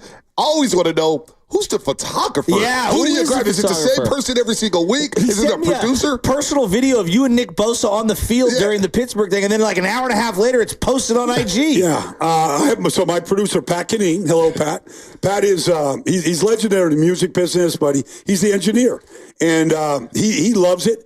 And it's funny is that he's got really bad arthritis right now. So he takes his Advil before so he can keep up and walk around. And performance enhancers. He just knows, the worst thing, I think, with all this stuff is these choreographed photos. Let's take it. So he just snaps stuff. I'll see Fred. Fred will come up and probably jump on my back. Juice married a girl from my hometown in Long Island, Massapequa girl. His wife, I'll check in and see how, he's got a boat on the South Bay in Massapequa now. So I'll just go check in with the guys, see how they're doing. I'll talk to Brock, but my buddy Yeah, he just snaps these pictures, and we just use it. It's legendary because you'll see, like, you're covering Ravens Bengals, and Jamar Chase is smiling. I haven't seen Jamar Chase smile all season. And yeah, he's smiling when he sees Baldy. I told you, I said, Jamar, you have a great game today, man. I'm going to pump you up. He I'm going to get you that contract. Yeah, he had one, too. And he had my fantasy team that week. Who's the first guy you got to see? Either team, you get to Levi Stadium, you're walking around the field, and you're going to search this guy out. Coach, player, I honestly, well, one or two for San Francisco. That's a Saccaroni, baby. Trent or Fred. Like, Trent is awesome. Like, he's so good. Like, I've been following him since he came out of Oklahoma. So he knows what I do in the trenches, you know, on all this. So he follows. But Fred's just he's just so outgoing, man. Like, he's just no reservations at all. He's unreal, man. Like, he's the salt of the earth. And it's all about ball, you know, but he's got a smile on his face. The energy's way up. Like, I'll talk to Nick. Nick is great, but, like, Fred and Trent, like, they're my two favorites. What about Kyle Shanahan? Ever read Kyle Shanahan before the game? Kyle never comes out before a game. Like, I remember when Vic Fangio was coaching here, or coaching against San Francisco, I'd see Vic, or when he was here with Harbaugh. Like, I'll see some guys that, like, Spags will come out. I'll text Spags on Sunday and be like, hey, I'm doing a game, Baldy. Spags, like, and he'll come out and just say hello, and they'll go back inside. But I never see Kyle before a game because I got to go up, you know, like 45 minutes before the kick. So Kyle comes out with the team. He comes out about the same time that I'm going up. Oh, wow. That's a lot of fun here. Let's take some calls real quick before we hit the break. We got you guys. You guys ready to go? Go ahead, stuff your face. Let's go. Eat those burritos. We got Zucci Mane in the building. Zucci Mane never misses a meal. Look at him, man. He look like he play outside linebacker right now, man. Might need you on Sunday. Can you bump Kelsey? Hold on. Let's get the calls first. We'll get the calls. Then we get you guys on the stick, Mike. We're going to do that next. Let's get the calls here on the lines. Let's go to... we'll have plenty of time. I promise. We'll get you guys all next segment. We're going to get you guys up. Let's go to Terrence in the North Bay. Terrence, what's happening? Bonte, Shasky, Baldy, thank you for taking my call. This is well overdue.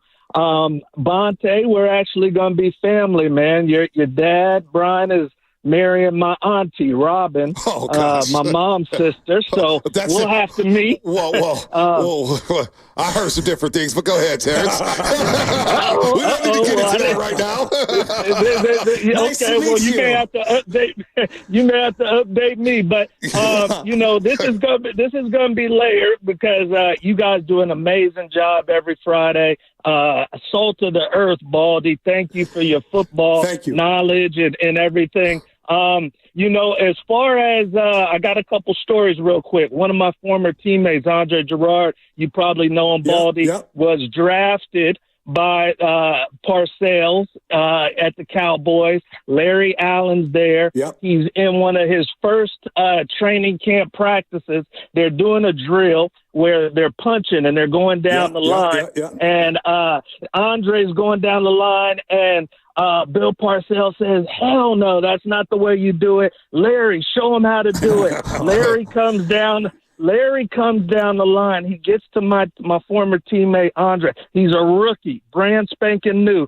He does his punch, jacks him up so hard that he makes his lip bleed. and then, so now Andre, it's his time. He goes down the line, and Larry's all the way at the end of the line. And he's like, I'm about to show Larry. He said, I gave him the hardest punch I could possibly give him. He said he did not budge, and all he did was smile and say, I like you. And he said that was it. And then another thing is you guys talked about Tua. I don't think we see Tua retire on his own merit, you guys. It's going to have to be the teammates. It's going to have to be his wife. My grandfather's a Hall of Famer, passed away 3 or 4 years ago. Willie Wood died with severe dementia, and I never got to ask him the question, but I just know my grandfather, even from his well years, there is no way he would have gave up everything that football was to him and his family and his life. You know, so these guys die on their sword, and Tua is going to be no different. Before I let you guys go, Baldy, you talked about Minnesota and how tough their defense is. If you were the OC, because we may see them again down the road, how would you attack them? How would you trip them up? Do we got to go no huddle? Do we have to go longer counts, more screen passes? How would you trip up their defense? 2 years in a row, he scored 17 points against the Vikings and Brian Flores. So you're not putting up enough points, but you got to get the running game cranked up. And you can't fall behind against Brian Flores because the further you fall behind, the more he's coming after you. Let me ask you about Sam Darnold. Are we seeing something different from him in terms of pre-snap, post-snap, not making crucial mistakes? Is this sustainable, I guess is the question. Yes, because I think he learned a lot being in San Francisco last year. I mean, I think he saw what an organization does for the quarterback. He's never had that ever in New York or Carolina. So he saw stability. I think he really saw how hard Kyle coaches the quarterback and how you have to respond to it. I don't think Kevin O'Connell coaches the same way in Minnesota. But the offense is very similar in some of the play actions and some of the things you're doing. The talent around him is elite, like it was in San Francisco. I think Sam's is just really he's in his prime. He's a great guy. Yeah. He's a good athlete. He's a very smart player. And you've got all the elements that are helping the quarterback out now. They've got everything, man. Aaron Jones is running hard. It's traded for Cam Akers. That Lions-Vikings game on Sunday is fascinating. Oh, no doubt. Fascinating. How do the Lions recover without Aiden Hutchinson? Jared Goff going into that dome. They're going to be doing a skull clap. The horn is going to be blaring left and right. I got to get to that stadium, Baldy. Real quick, before we get to everybody out here. Let's get the calls here, Shasky. Kurt in Oakland, what's happening? You're on the roast. Hey, guys. Thanks for taking my call. I'll be quick. There's a lot of talk about Larry Allen, and rightfully so, how great he was. But, Baldy, this question is to you. Would you have any stories, or what is your take, or have you met Ted Washington, the old D tackle for the Bills and everything? Ask about Ted Washington over here. Ted Washington, honestly, was a phenomenal athlete. I remember he played in Chicago for a while, the year they went to the Super Bowl. And, he was just a big Buddha. Nobody was that big and could move like that. He's just a huge human being that, honestly, he just ate double teams like cheeseburgers, man. It's funny. His name got brought up yesterday. We were doing these tag team conversations. And I said to Bonte, I said, Sam Adams, Ted Washington. Yes. When you say those names, I envision them with no pads under their helmet because the heads were so large, they could barely squeeze the helmet on. There's no ear pads in there. Sam Adams, was drafted by Baltimore, so it was him and Siragusa inside. So I used to do the Raven preseason games then. It was Billick's first year, so they had this scale. I'll never forget, out at college, at the preseason training camp. And they had a meat scale, right? And it went up to 350 pounds, right? It topped out at 350. They had 9 guys on that team that pinned the scale. No way. Adams, Siragusa, Wally Williams, Ogden. They had 9 guys that pinned that. They were so proud of that. The guy who never gets talked about for that, Jamie Sharper, I thought was so good. Jamie Sharper was a great player. I thought he was so. Was it Bullware, the other Peter guy? Bullware out of Florida State. That linebacking core was so fast. Yeah. That was one of the. Is that the greatest defense you've seen? That Ravens defense. They were nasty. They were mean. They were physical. Teams couldn't score a touchdown. I think they had 7 games that year. Teams didn't score a touchdown. Right. They were scoring. They beat Tennessee in that championship game. I think it was I think Shannon had 1 touchdown. I think it was 10-7 or something. They beat the Raiders 16-3. Shannon had the 90-yard touchdown. Siragusa knocks out Rich Gannon. I mean, but Siragusa was a beast, though. The secondary was great. Rob Woodson was playing safety at that point. I go to training camp one year, and Goose, I'm out of practice, and Goose isn't there. He's my best friend. We were teammates in Indy. So I go to a dorm room, and I'm knocking on the door, and Goose answers the door in a bathrobe. I'm like, what's wrong with you? He goes, I just didn't feel like it today. What? I went up to it today, man. I had a big night last night, but I just let those guys do it. I'll see you on Sunday. A guy that size, what is he consuming at the dinner table? I want to know. When we played in Indianapolis, Goose used to fly his mom, Rose. Rose is still around. So he would fly Rose in. This before teams made lunch and dinner for you and all that stuff. So he would fly Rose in, and she would cook lunch for us every day. So she had this makeshift kitchen in our facility on 56th Street in Indy, and she'd be making the pasta, and Goose would be in there leaving the meeting, making sure the sauce was all right. It was more important that Rose fed the team. Yeah, that was unbelievable. That's unbelievable. You're listening to 95.7 The Game, KGMC FM, and AC1 San Francisco, and Odyssey Sports Station, always live on the free Odyssey app. Real quick, Justin in Daly City. Let's get him on here. Justin, what's happening? Shotgun Berkeley. Shotgun Berkeley's on. All right, let's go to our main man, Shotgun Berkeley. What's happening? Hey, man, how y'all doing, man? What's up, Shaka? Hey, man, Baldy, man, I just want to say this, man. You have so much energy, man. You have somebody sitting on the edge of their seat on the radio, man. All right. That's what it's supposed to be about. You remind me of John Madden. You're the closest thing that we have to John Madden, man, because you make everything fun, man. It's like the story about BYU and Lavelle Edwards, you know. Just it makes you go back so far with it. Thank you, you know. And the thing about Shanahan, I want to say, like when Steve Young beat Dallas, and he got the won the Super Bowl, and he got that monkey on his back. That's what I think Shanahan is going to have to do. And I hope I'm a big time Minnesota Vikings fan, but these two guys up here, man, they make you root for the 49ers, man, because they are die-hard, damn fans, man. No, but listen, it took Bill Cowher 15 years to win a Super Bowl in Pittsburgh. It took Shanahan all those years, Oakland and Denver, to win a Super Bowl with a Hall of Fame quarterback. Like, it's just sometimes you just have to break through before they give you your flowers. There's no doubt. We're going to take your calls and your questions coming up here on the other side here. We got a lot going on here. Niners and Chiefs. Baldy, the modern-day John Madden, the closest thing to John Madden. That's what Shotgun Berkeley just said. Give us some love here. We got Baldy. How was the food from Jack's? Yeah, how's the food from Jack's? Well, nobody said anything. Everybody's ready to take a nap, man. That's like what the burritos were. Yeah, I mean, you guys want to do the last 45 minutes? I want to eat a little bit more. All right, we got Spinelli. We got about a minute to the break. About a minute to the break here Sunday. I can't wait. You know what? Let's bang out a question for one of you. Who wants to step right up to the stick bucket and ask Baldy anything before the break? Hop on up, George Kittle. Name, where you're from, and ask Baldy anything. Is that a Local 38 mug? Yes, it is. Oh, let's go, Plumbers. Let's go. Local 38, our group. What's your name? Where you from? Jacob from Castro Valley. Let's go. I love that. I do work for Local 38. Oh, yeah, nice. Yeah, my whole family's in there. Refrigeration mechanic. Yeah, let's go. You make a lot of money, drop man. You. There's no drops with UA38. Our pipes are tight. It's an honor to meet you. Thank you, Jake. Listen to you guys all the time. I wanted to ask we've seen success with Jimmy G in Shanahan's system, and then we watch him go to the Raiders, total flop. And we hear all this criticism from Brock Purdy. When I watch, I feel like I'm seeing something different. Like he's the real deal. And I think he would be it would be a whole different conversation if he was drafted in the first 10 picks, no like question. a Caleb Williams or a Bo Nix. But I wanted to ask you, in your professional opinion, when you watch him play, do you feel like he's the real deal, or are you just seeing another 49er QB? No, great question. It's a great question, Jacob. Great question. And look, it's still out there. I don't understand it, honestly. Like, I talked to guys that really understand the quarterback position, Troy Aikman, different guys, Greg Olson. Like, I've talked to different analysts about him. Like, I don't get any of the hate, and I don't get any of the doubt. And when they just say it's just a Shanahan system, well, every system involves making reads, looking at the defense, pre-snap read, knowing where the open receiver is, and then being able, and they love to attack the middle of the field. And they got a quarterback in Philadelphia that refuses to throw the ball in the middle of the field. Like, it's too dangerous.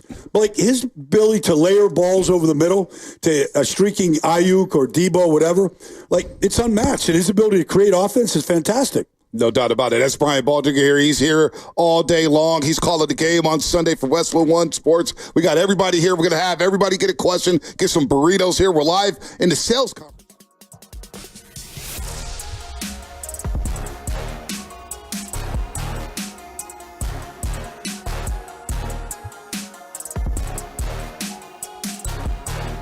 Yeah. Big stripes. It makes them look up. It makes them look wider. Yeah.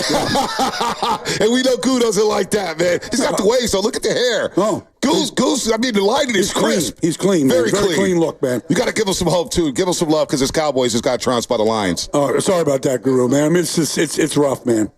It's rough right now. Jerry wants to fire guys on the radio. Yeah, he wants to fire Bonte and Joe. Jerry's wild. He's losing his mind down there. All right, his 82nd birthday, getting 47 scored on him. All right, what's coming up in the game? Brought to you by Valvoline Instant Oil Change. Go to Valvoline Instant Oil Change. They're really great for your 15-minute drive-through oil change. Visit the friendly expert technicians at your local Valvoline Instant Oil Change to check fluids, tire pressure, windshield wipers, batteries, and much, much more. Locations and coupons at BayAreaOilChange.com. We're taking your questions as we're live here. We got roasters in the building. Make some noise. Niners and Chiefs. Golden State Racing at the Alameda County Fairgrounds in Pleasanton, the home of horse racing in Northern California, every Friday through Sunday from October 19th through December 15th. Celebrate.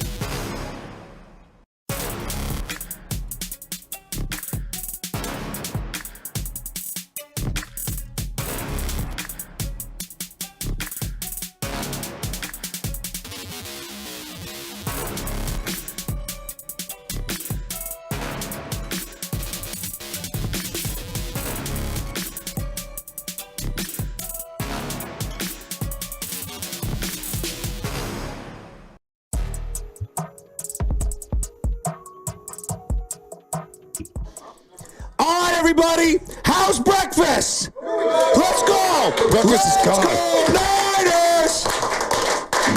Let's go Niners. Come on, Baldy. Get on beat here, Baldy. Get Baldy on beat. You gotta get going. It's too early. Let's give Baldy a round of applause. Baldy's not a rhythm. Baldy, the man. See, when you're Brian Baldinger, you don't need a two-step. You know, you just boogie. What did Ice Cube say? Gangsters don't dance, they boogie. That's what Baldy does. I don't exactly boogie in time or rhythm. It's like Rocky said, he's like, I can't sing or dance, That's not my thing. Can I shout out Jack's? Because by the time I went to go get food, Jack's restaurant, they put out all these burritos. Crushed, gone. I had to go healthy. I got the yogurt with the granola and the fruit. It's delicious. Joe never goes granola. He usually goes M&M's at this hour and Skittles. I am the white guy. I do straight sugar. He goes straight sugar. I do. The ADD, you got to help that, man. He's bouncing all over the walls. He's eating granola. Okay, look, he's not going to finish that plate. When you wake up at 3:30, Baldy, you need a little kick in the pants around 9 o'clock, all right? Not everybody has the discipline you have. Look, we're going to take everybody's questions. Everybody who has a question for Baldy about the game, about anything. Baldy had asked a question. Like, I'll ask Baldy right now. Thoughts on the Golden Gate Bridge? What's your thoughts on the Golden Gate Bridge, Baldy? I love the fact that you can rent a bike and ride it across into Sausalito. I love the fact that they never stop painting the bridge. Yeah, that's it's always under it's construction like that. Can you tell them a story a couple weeks ago about that? It kind of drove me crazy. They're always painting the damn bridge. Yeah. How much money are they spending on painting the bridge? Because it's premium paint they're spending for. They're not doing the cheap They're paint. not painting these walls here, but at the same time, there's only one bridge that looks like the Golden Gate Bridge in this whole world. You need to paint it because it has to have the Rust-Oleum to keep the fog from ruining the bridge so that it lasts forever. You learned that from Spadoni. That's the whole point. You learned that from Spadoni. Googled that one. Google Masters over here. I mean, come on. We had no clue. I did do the math, though. They said that there are, I want to say it was 290,000 cars going across the Bay Bridge. Not the Golden Gate Bridge, but the Bay Bridge every single day. But they have 2 layers. Yeah, and then at $7 a pop, let's just put it this way. We're making lots and lots and lots and lots of money to pay for infrastructure. Well, let me say that. They charge $7 on the Bay Bridge. Yes. The Verrazano Bridge in New York? How much? $16. $16? Wow. $16, yeah. You got a bargain. Do they say thank you at the end? I mean, Any questions you got for Baldy here? Don't forget to download the Odyssey app, 95.7 The Game, and thousands of other stations and millions of podcasts are free on the Odyssey app. Sports talk, music, news, great podcasts like the Garlic Fries and Baseball Guys. How about that? Baseball season? How about some baseball playoffs last night? Pretty damn good, right, Guardians. Baldy? Come on. Don't count them out. All right, Baldy, here's the question I have for you. We're going to go rat-a-tat-tat on this one. At bat for your life, the history of baseball. This guy steps into the box and has to get a hit, and Brian Baldinger's life is on the line. Who's the guy you're going to? Tony Gwynn. Wow, great pull. Tony Gwynn. Great pull. I don't know, Pete. Pete Rose, Rod Carew, like some of the great Williams. Tell me you knew Pete Rose. I did not. I only met him one time in Vegas when he was signing autographs. That was it, just a little pass. But I was in Cincinnati a couple weeks ago, and it was the week that he had passed. Yeah. So they did a great tribute at the stadium right there, Ballpark of America, whatever they call it. But it was pretty nice, man. But like I'm in Philly, our World Series was with Pete. Yeah. Like he was a missing ingredient. Like I grew up with a big red machine. That Boston, Cincinnati World Series 75. Like it's, I mean, you just look at the players in that series. I don't know. That was a great Johnny player. Bench, Joe Morgan. I mean, you had stars in that. It's just studs in that series Freddie there. Lynn. So you get the Mets and the Dodgers. Looks like the Dodgers are going to invest in the World Series. Mets look cooked. I mean, but I got Mookie Betts. I got Shohei Ohtani. Oh, stop it. How jealous are we as Giants fans or A's fans for crying out loud? I mean, come on. We're Giants fans, and this bandwagon jumper is rooting for the Dodgers. But I'm not rooting for the Dodgers. I'm rooting for the Yankees. Like Ohtani's just like we've never seen anything like Who's it. the Ohtani of football? Like you could just do it all. I mean, I was going to say McCaffrey. Ooh, that's a good one. But I mean, he was just that good last year and the year before. I mean, who doesn't like big-time stars, right? I don't root for the Dodgers, trust me. I do like Mookie Betts. He's a hell of a player. You got to respect Gabe. You can't hate on him. He's a great player. But the Yankees, though. Who doesn't like pinstripes sometimes, man? I'm telling you, man. Baldy, I'm a sucker for it. I'm a sucker for it. I went to Yankee Stadium. These guys went back to back to back. Big enough for Aaron Judge? Like, No, what they is that can't. thing? Just a big piece of freaking Yeah, red just wood? like he's hitting stuff opposite field, 500 feet, dead center 450, and then you got Sand hitting missiles. I mean, it's just the Yankee, it's the brand, it's the pinstripes, man. Yeah. And so I hope we can see Dodgers and Yankees. As a baseball fan, that's what we want, right? Yankees, let's see the best against the best. Well, let me ask you. You have the NFL Network gear on. Yeah. You got the NFL Films hat on. I know the NFL is going to say they don't care. I know, because they're going to print money regardless. You think they want the Chiefs going for a three-peat here? Or do you think they want someone else to upset them? I think they want somebody to upset them. I think they want, and not that it can be manufactured. That's not or what I'm saying. choreographed. Yeah, I that's know not what that. I'm saying. No, but I think they want somebody new. Like, and I don't think there's any Patrick Mahomes, Andy Reid, Chiefs fatigue. No. But I think, if Josh Allen of Buffalo was there, they have a fan base. That'd be awesome. They travel, it would be unbelievable. Baltimore's got a great fan base. With Lamar's playing lights out. Like Green Bay. I can't stop watching Lamar, what he's doing right now. Him and King Henry, I think. I mean, that offense could carry them. Like everybody, but here's the thing. Like everybody's like, Derrick Henry's playing in Tennessee last year. The offense line was terrible. The coach is getting blown out. All these things are happening. And everybody, he's done. He's 30 years old. He's done. He's so far from done. Like, that's what a Hall of Fame running back looks like. I think he's the first ballot Hall of Famer. No I doubt. thought that for a while. He might go for 2,000 this year. I was saying, there's certain guys, I close my eyes, yard for my life. King Henry's on, one of three guys that I'm going to. Who'll be your guy? For a yard to go. 1 yard for your Who's life. your guy? Anybody. All time. It could be Earl Campbell. Could be Eric Walter Dickerson. Payton. It could be Marshawn Damian Lynch. Tomlinson. Wow. I take LT. Wow. I mean, nobody's going to break his record of 31 touchdowns in a season. I don't think it's going to get broken. Priest Holmes came close. Who? Priest Holmes. Priest Holmes came close. All right, but I just don't know that anybody's going to get in today's world. Yeah, it's tough. We're going to see 31.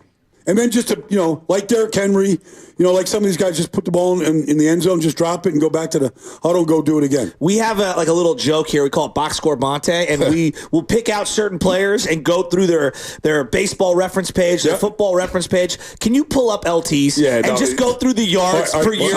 Not just yards. Listen, here's what I want you. When you look at LT, it's incredible. He had 8 straight years of 400 touches. I may have seen him personally. That's score incredible. about 20 touchdowns, get the Raiders. I went to 3 Raider-Charger games when LT was in his prime. Did he and have 5 against the Niners? The game at Candlestick? Yeah, Candlestick Park. From the 1 yard line, he always used to go backwards. Yeah, backwards, yeah. But he learned that from Walter Payton. But there was one game against the Raiders. The Raiders were dominating the game. And then midway through the third quarter, LT's like, just give me the ball. And he took over. And I remember I was playing against some fantasy football. I was like, oh, this is a great day. LT's finally getting shut down. Woo, get a win. You walk out the stairs like, how do you score 4 touchdowns? I mean, it's unbelievable. So LT, I'm pulling up the Pro Football Reference. And I'm looking at everybody. So first of all, he played 16 games for the first basically 9 years. He didn't get hurt. So touches. I'll just go rushing attempts. 339, 372, 313, 339, 339, 348, 315, 292, 223. Yeah, that's just rushes. Now then we go to 100 catches receptions. one season. Yeah, no, he goes 59, 79, 100, 53, 51, 56, 60, 52, 20. I mean, everything. 18, 15, 14, 74. The guy was rushing for big yardage. Big yardage. So he scores 145 touchdowns. And he's first ballot Hall of Famer. He has 145 total touchdowns. Wow. 145 touchdowns, just on the ground. On the ground. 17 in the air. Wow. So I remember one year, Marty Schottenheimer was coaching the Chargers. And this back when starters were playing the preseason. Yeah. So it's like the first preseason game. And, back when you used to get the ball to 20 after a touchback. So they flip it to LT like on a sweep, right? And he goes 80 yards in a preseason game. And he put the ball in the end zone. And he walked off the field, and he didn't touch the ball for the rest of preseason. And Marty was like, he's good. He's good. He's good. Marty ball, man. I mean, 6. So you asked about the total touches, finally pulled that out. Last year, Christian had over 400 touches. Yep. Second time in his career he's done it. And I'm not saying, but I was cautious about it last year. You and I was talked saying, about this.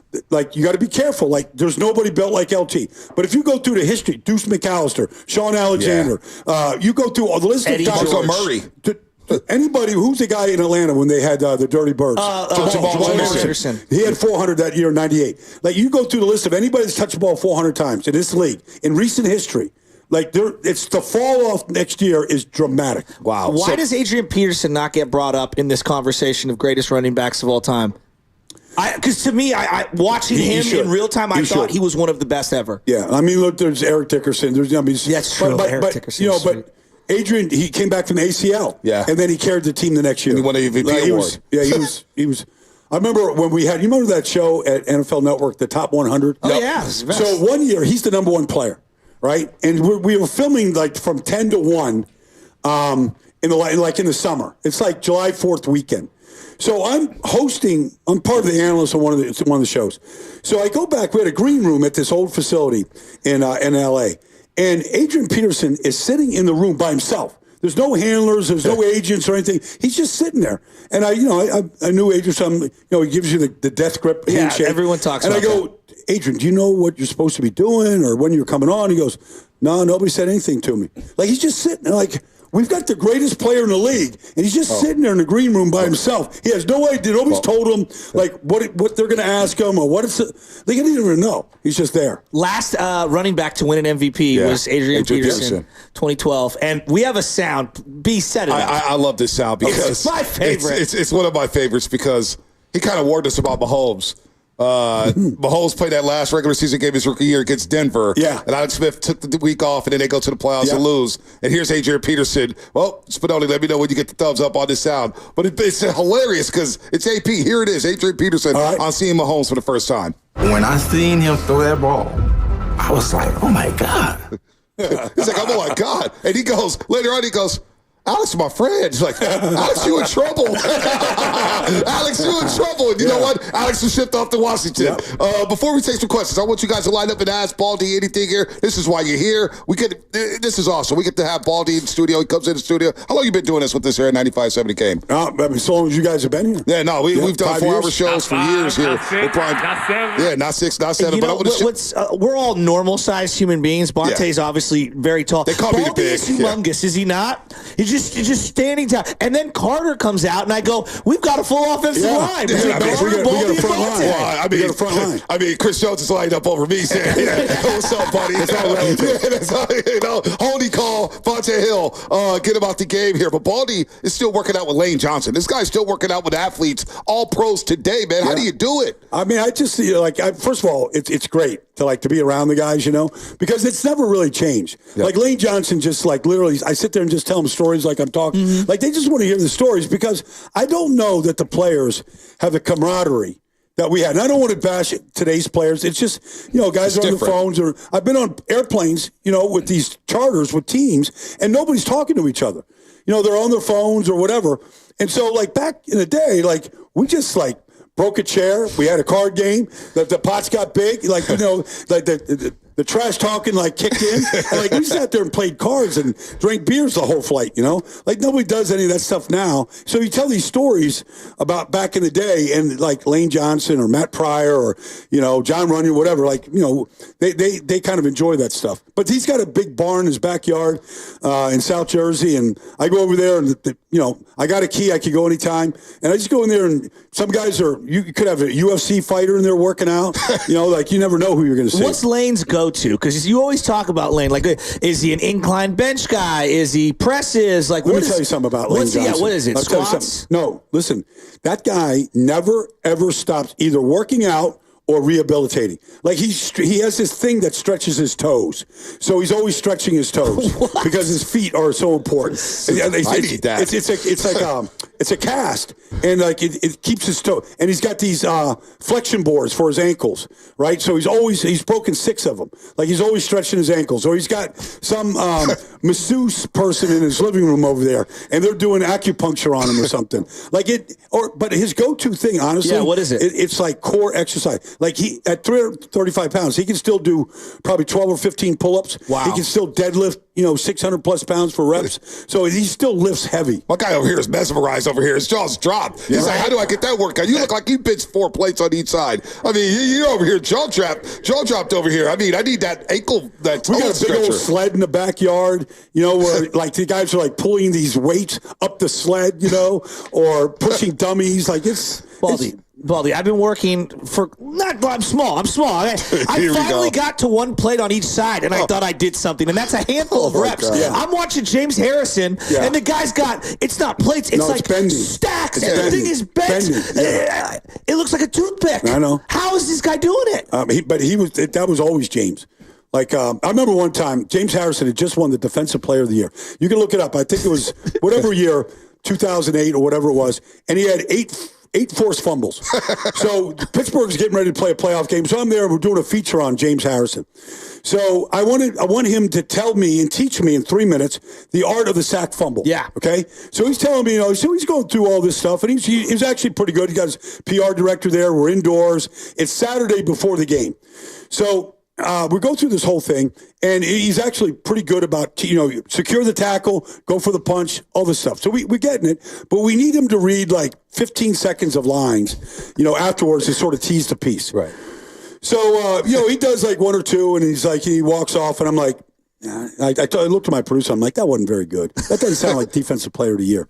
So I go, hey, James, honest to God, I don't think that was very good. He goes, what? I go, and the PR director goes, he's out of here. I go, James, I know you got something better in you. That wasn't a sack fumble read. I need more. So he came over. He's like, what do you want me to do? I'm like, you got to give me, I need more juice. I need juice. It's game day. It's a playoff game tomorrow. So he's like, okay, whatever. And then he just animated himself up, and he got into it. And he did it. So I'm looking at these numbers here. 07, 7 forced fumbles. 08, 7 forced fumbles. Yeah. 2010, 6 forced fumbles. 2009, 5 forced fumbles. Yes. And possibly the greatest play in Super Bowl history. Yes, of course, the 100-yard interception return. So awesome. Yeah. That was 2008 that year, and that was Kurt Warner. Yep. He thought he was... The slant. The slant was wide open. Harrison was supposed to blitz, drops back, and he goes 100 yards and outruns Larry Fitzgerald, who had to navigate to the sideline. Difference in the game. Unbelievable here. Before we get everybody's questions, I want you guys to line up. Ask some questions. We do have the Warriors and Lakers last preseason game. We're going to carry the game on 95.7 the game. And let me shout out some employees of the year with the Golden State Warriors. Can I do that? Employees of the year? We know, Joe, you're never winning that here at 95.7 the game. Don't even think about it. But Amy McCray, Candace Freer, I'm joking. He's winning Employee of the Month. See? Candace Freer, Zach Tucker, Kari Jones, Annika Kelsey, Kyle Larkin, Nikhil Gupta, and Jason Lim. I want to give you guys credit winning Employee of the Year. Hopefully the Warriors take care of you. A lot of money down there at Chase Center. Hey, Raymond Ritter, take care of these folks. Employees of the Year. All right, get some questions here. We got Chiefs and Niners. Let's go. Where you from? What's your name? Ask Baldy anything. Give me your school song. Do the whole thing. Yeah. What college you go to? All right, my name's Gray. I'm from Petaluma. Let's go. All right, Gray. You could pet a donkey. You could pet a llama. Oh, gosh, you can't pet a llama. All right. So bad. It's 7-7. I know. I listen to you guys all the time. Great to meet you, all three of you. Thank you. I want to talk about Fred Warner. You guys were just talking about forced fumbles, and he's got 4 already this year. He's got 50 tackles. He's, are we watching something special? I don't know the history that well of this, and I feel like Baldy, you could break this down well. But you think about the first game of the year against the Jets on Monday night, and Breece Hall is breaking loose, and the ball is on his inside arm, and instead of the outside arm, he catches a screen pass, and Fred sees it right away, and as soon as he saw that ball in the inside arm, he balled up his fist and he punched it out. He saw it. That was the 3rd or 4th play of the game. It was early in the game anyways. And Fred's ability, he did that for whatever game it was when the guy's going in to score a touchdown. Minnesota. Yep. He punched it out. His ability to get the ball out right now is rare. A little bit like... Yeah, no. Right. It's you can tell he's practicing it, and he's looking for it right now. Yeah, and so it's slowing down enough for him to be able to see it. He's 1 forced fumble behind Patrick Willis for most all-time forced fumbles in 49ers history. All right, well, you know what? Pat Willis played 8 years, and you know where he's at. Yeah, he's in Canton, Ohio. His ability to go through all of this chaos and then somehow never lose stride, never get touched, and just knock a dude just completely sideways is uncanny. No, he plays the game so fast because that's where 40-yard dash times and all the stuff they do at the combine don't register. That guy plays the game. You talk about an assassin angle assassin. That's what he is. His angles are just that. What was the pre-draft buzz around Fred Warner? Because I had no idea. Yeah, but I didn't know anything about him. I feel like we watch a lot of college football. Yeah, I had never heard of Fred Warner. His first game was in Minnesota. Yep. Okay, against the Vikings. And I remember talking to John Lynch down the field before the game. And they had another guy from Alabama that was here at the time. Yep. And John Lynch said he's my Mike linebacker. They knew it literally the first week. He had the green dot helmet. He had the green dot helmet. We thought Reuben Foster was the future. Wearing number 48. Number 48. Did he punch out force a fumble to that game? Dalvin Cook. Yeah. I mean, I never heard of the guy. He's played every game since. Yeah, I had never heard of the guy. I don't know if he's ever missed a practice. Probably not. I don't know. I mean, just recently with the ankle injury. Let's go. I think that's my man, Don. Hey, good morning, everybody out there in Radio Land 95.7. The Game, the best radio station in the Bay, dog. Let's go. Get that drop. Cut it up. Hey, I want to shout out, first of all, to Little Joe and Baby Chaz for putting up with you two fathers. Thank you. You guys are all right. You know, Thank I got 3 kids of my own. You guys are doing good with the kids. You know what Baby Chaz told me recently, Baldy? She said, Papa, you watch too much football. Football's always on, whether it's video games or football. She doesn't know yet. She's in the Princesses of Frozen. She'll recognize that that's a good thing. Good parenting. You know, I know you played in Candlestick Park. Yep. What was it like to walk into Candlestick Park for the very first time? Great question, Don. Two things. One, Candlestick is one of those places where you literally there's no underneath entrance to the stadium, like all these stadiums. So you get dropped off right where the fans are. So 2 things. My first game there. And I'm on the bus, and I'm sitting with Randy White and John Dutton, a bunch of the defensive linemen, and I'm getting ready to walk off the bus, and Randy White just grabbed me by the back of the shirt, and he pulled me down. I'm like, what are you doing? He goes, let everything get thrown first before we get off the bus. So, like, all the things that were going to get tossed at players, like, okay, I got that. Then I get dressed. I'm coming out onto the field, and I'm coming out on the field. You come out of that one corner, right? Yep. And, the fans are kind of right there on field level. I get somebody throws me a hot dog with mustard at my uniform. Like, I got mustard dripped all over my uniform before I even get onto the field. Baldy, my dad used to tell stories, especially in the 70s and 80s, when they would go in through that, because you're talking about where the team would come in. It'd be a cyclone fence. You could see right through it. It was just an old, gray, 20-foot tall cyclone fence, and everyone would just be firing things at the Dallas Cowboy bus. And as it would come turning in, everyone would run up to the cage and just start firing stuff. That's what it was. And they wanted me to get out of the way of the firing line. Right. Just hold on, wait for the bus. And then they would famously wait for you after the game. No doubt about that. See what happens then. Candlestick Park was different, man. It was very different. Let's go. Brock Purdy, get up here. Let's go. Game City, where you from? Wearing a sweet This is Jeff from Katati. Let's go. 707. I played a lot for Katati. I played Pop Warner football against those guys. Right? So Katati, Bobcats, and Cougars. They kicked our ass one year. Don't doubt. Love the show. Brian, wonderful to meet you. Thank you. I went to Sonoma State with Larry Allen, talking about the most strongest individuals I've ever seen in my life. And we had some wild stories going to... What was the weight room like there? Oh, it was crazy. Was it? This man could bench press like 650 pounds. Oh, yeah. Without a 700. problem. Oh, my God. So when he was up there, did you guys know, like, this guy, what was he like walking around? Was he the man on campus where people just followed him? Absolutely. But we would go to there's like Holiday Bar, which was in Petaluma. And walking with Larry was like you had a soldier with you, pretty much. Oh, my God. A guy bumped me. Bodyguard. We were dancing, bumped me. Larry picks him up by the back of the neck. He goes, you'll buy everyone drinks. Yes, I will. That is great. So food was free. Absolutely. I knew 3 of the guards on the team, offensive linemen and defense. We all hung out. So I played baseball with Sonoma State. So, Baldy, I was telling my wife, Heidi, who I brought. Hi. What's up, about Heidi? all the concerts we go to. We go to a lot of rock concerts. Okay, cool. And you say you never paid for a concert you go to.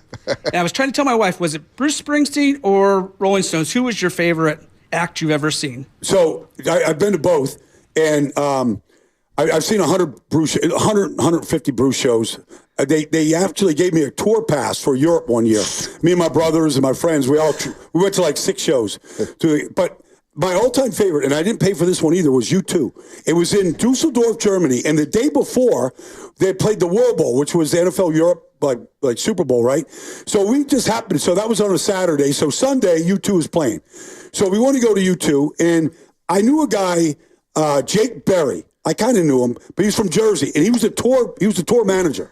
So in order to get into the stadium, there was like 10 layers of security to be able to even get to the tour manager's office.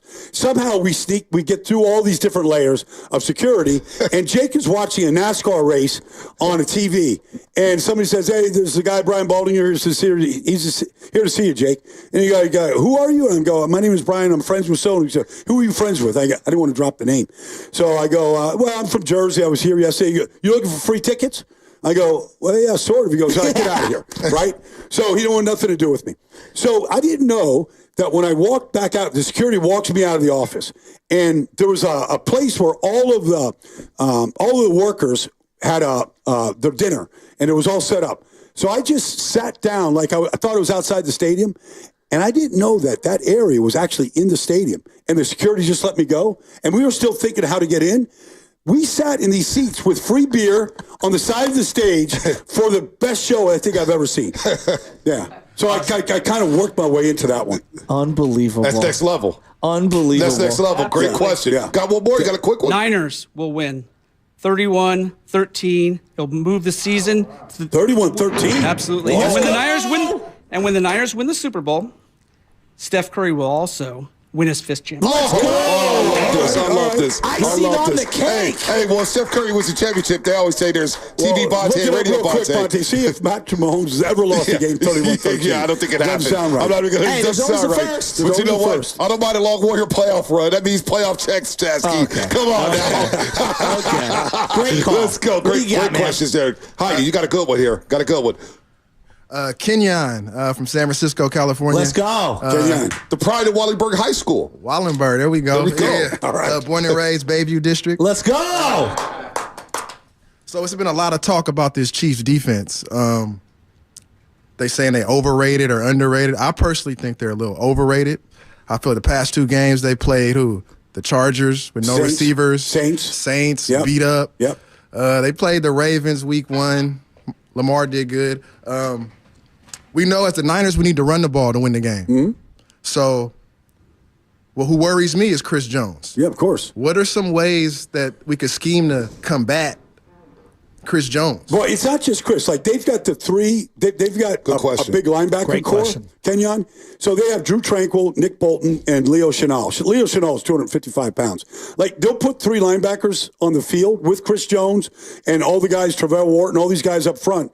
And literally, they'll play big man football, anticipating the run. And so they're going to come and smash like all their double teams and movement and stuff. Like, that's their game plan, I think. I think you'll see 3 linebackers on the field. Maybe Kyle counters by not putting his tight ends out there and spreading them out. Maybe not putting Juszczyk on the field. Like, they might counter that because if you don't put 2 tight ends or a fullback and a tight end out there, they're not going to put those 3 linebackers out there. But that's what they did to Lamar in the AFC Championship game. Like, they took the run away from him by putting those linebackers. In Baltimore just got worried about it. They started throwing the ball. They ran 8 times in that game or whatever it was. Yes. It wasn't enough. No, it wasn't enough. I'm with them. I think they still need to run the ball, but can you get those linebackers exposed in space via the pass game? Well, Leo Chenal is basically a stout defensive end playing linebacker. Gotcha. So there's ways to put him in coverage for sure. I'm sure that's one of the things that if you see him out there, but he's a good football player. Like, and he runs okay, but he can't run with Jordan Mason or Juszczyk out of the backfield. What about the secondary matchup? Great question, kid, y'all. Great question there. What about the secondary matchup with these wide receivers? Because at some point, Brock Purdy's going to have to make throws, which he's done over the course of his career. I don't really worry about Brock Purdy. I think he had a solid Super Bowl personally, but obviously the conversation was getting off a sticky man coverage, which the Niners played a lot of man it. coverage in the Super Bowl, which was a departure from what they had done. Yeah, they went up. Shanahan spoke on that earlier this week. He said they went 35% man in that Super Bowl as opposed to 20% leading up to that game. Yeah, well, I mean, and so they wanted to challenge the receivers and get, extra personnel to come to, get after the quarterback. And look, all the way to the end, it kind of worked. So I don't know if Kansas City does the same thing, but you had, L.J. Snead, you had, McDuffie, Jalen Watson, you had guys that could man up. And you don't have to cover them all the way down the field. You just have to be sticky on them when Brock is looking at you. Yeah. Anybody else have any questions? Any one-offs? We'll rat-a-tat-tat them because we're coming up against it. Hey, good morning. Good morning. It's Oscar from South City. Let's go. South City, baby. Orange Park? Nah. That's the only part that's South City. Nah, but quick shout out to you guys. Listen to you guys every morning. Thank you. Tony. Yeah. Listen to Thank you. his show as well. Baldy, it's an honor to meet Thank you. Shout out to my brother DJ97 and my boy Melly Mel out there. But a quick question. Let's go. Sorry. Last year, the game that was circled for the Niners was the rematch between Philadelphia Eagles. Yep. Obviously, they scored 6 straight times in a row. Well, they went into that game 10-1, I believe, and then there were. Would you consider this game to be similar to that matchup as last year, where they laid out the blueprint? Because after that, Philadelphia went on a run where they kind of they couldn't do anything. It was like a downfall in a sense. They collapsed after that. And I know the Chiefs are undefeated right now, but it could put two teams in different directions. It's possible. The Chiefs, I think. Look, I don't know how they did beat the Saints, and the Saints obviously gave up 50 last week. They're just a terrible team right now. Yeah. Oh my God! It's not just the injuries. But guys like Demario Davis, who have led that team in tackles for years, like he's invisible right now. Yeah. So they're just broken up front right now in the injuries. But regardless, like I feel like San Francisco, if they win this game, it could be their denouement. That point in the story where the ending gets revealed. It could flip the season. I like that term. Yeah. I mean, we literary term. I love term. that. How about I steal like that one? The Avengers coming together is what you're saying. Let's go. Rick from Oakland. Let's go. Welcome in the house, up? baby. Question for you, Brian. Who did you hate to see coming? Who would get the best of you? So they had this guy named Jumpy Gathers. Jumpy Gathers played in Washington. Yeah. Look him up. He had a forklift. His move was the forklift. So what he would do is, like, if you're playing guard and he was lining up over you, he'd throw you a hook like it's a rip move, right? And then he would literally club you, and he would literally take almost everybody off their feet and walk him back to the quarterback. And all you wanted was to be able to go through the day and not get forklifted. You didn't care if you won the game or lost the game when Jumpy was playing. You just didn't want to get forklifted. I remember him with the Falcons, and I looked up his Pro Football Reference, New Orleans Saints. He was in Denver, too? Finished his career in Denver, 36 years old, 3 years in Atlanta, had 3 years in Washington, won the Super Bowl with Washington and Joe Gibbs in 91 when they beat the Bills, Mark Rippon, and then, of course, started his career with the Dome Patrol in New Orleans. Yep. No, Jumpy was that man's power. Him and Eric Swan. Like, I still have a dipping never played college football. Wow. Like, he was a 19-year-old freak. And I'll never forget, we played him opening day one year, and Eric Swan, like, I'm running a screen, and Swanee dove down the field, dirty as hell, dove into the back of my leg. My leg, it still swells all the time because of Swanee. But literally, the day after you played Eric Swan, you couldn't open up a door, turn a doorknob. Your hands were so beat up from just grabbing him and trying to hold on to him. He was literally a man-child. There goes your love life. So as a player, real quick, as a player, Baldy's doing pretty well, I think. That's what the streets say. When you're getting ready for these guys, though, all week long, are you just thinking about that? Is it tough to focus on the game? Like, I got to go against Jumpy Gathers. Oh, gosh. Eric Swan. And you're counting down the days. Well, you're sitting in the film room, and you're sitting with your group, right? And you're watching Jumpy, take Mark Schlereth, into the nickel. That ain't all you're thinking, we're all laughing. It's like when we watch Reggie White just throw guys off the screen and hump move guys. We're I don't want that to happen to me. So when you reviewed the film, what was the funniest thing, the day after, that everybody made fun of you for? Was there a particular play? It was, I was playing in Dallas one time, and they had a safety for the Giants. We're playing the Giants. I got all my friends and family and stuff at Giant Stadium, and I hit this safety from Clemson for the Giants, literally 10 seconds after the play. I just came running, I'm just blinded. The play's over, and I just speared him, and I sent him flying. The flags, everybody threw a flag. And next thing I know, Landry's pulling me out of the game. And it was just people still see that hit on social media. It was so late, and it was so stupid, but that was not a good play. One more, Rick, go ahead. Earlier you mentioned with your life on the line, you would go with Joe Montana if you had one guy to pick. Do you see that in Purdy? I haven't seen that in him yet. To bring his team from behind, if they get behind against Kansas City, I like to have seen the right guard hold up on the final play in overtime and let him get the ball to Ayuk, and maybe it's a different game. I think they were down 17 to Detroit. How much were they down? 24-7. Yes. They were down 17 and brought him back to beat the Lions. He's brought him back now more times than people probably think. Okay. Green Bay We'll Packers see. as well. Green Bay Packers in the rain as well. Good questions, Rick. Let's get a couple more here, then we'll get to Fast Five. Spinotti, let's do Fast Five. Let's hit Fast Five. Your questions will be part of Fast Five. We'll have our final thoughts as well.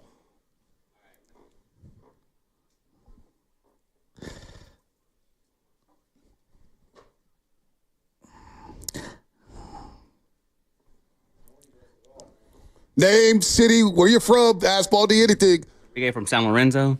Real quick, couple things. I'm a big fan of you guys. Listen to you guys every morning. Baldy, can't wait for the breakdowns to come out every week. All right. I'm a big fan. I'm not a homer. I can critique my team when I need to. Yep. What is it that's going on in the red zone? What are we doing that? Why aren't we running the ball in the red zone? Well, that's what you want to do. You want to be able to run it. Like, they're running it everywhere else with Garendo and Mason this year. I can't speak like it's always different. It's never just one thing that shows up all the time. But McCaffrey was just so special in that part of the field. He had power. He had the ability to find a crease, develop a crease, make a crease, and then finish it. I mean, they don't have that. It's not against Jordan. Like, he's still a great back, but McCaffrey was special in that part of the field. 12 of 27 in the red zone. And some may say they're running it too much or being too predictable on first down in the red zone, Sasky. They just need to score touchdowns. I'm going to look for this Brian Baldinger late hit on YouTube for the next week. Terry Kennard. Terry Kennard. We got to find this one. We got to find this one. While I eat my Jack's food, give a shout out one last time for Jack's Restaurant. Shout out Jack's Restaurant for buying breakfast. Shout out Jack's Restaurant. San Bruno, Pleasant Hill. They're in San Jose. They're all over the place. And they have a special cantina that's opening. Special cantina. Don't tell anybody. Special cantina. Zucci May, what's happening? Get up here. Zucci Mang from the Hayward University. Let's go.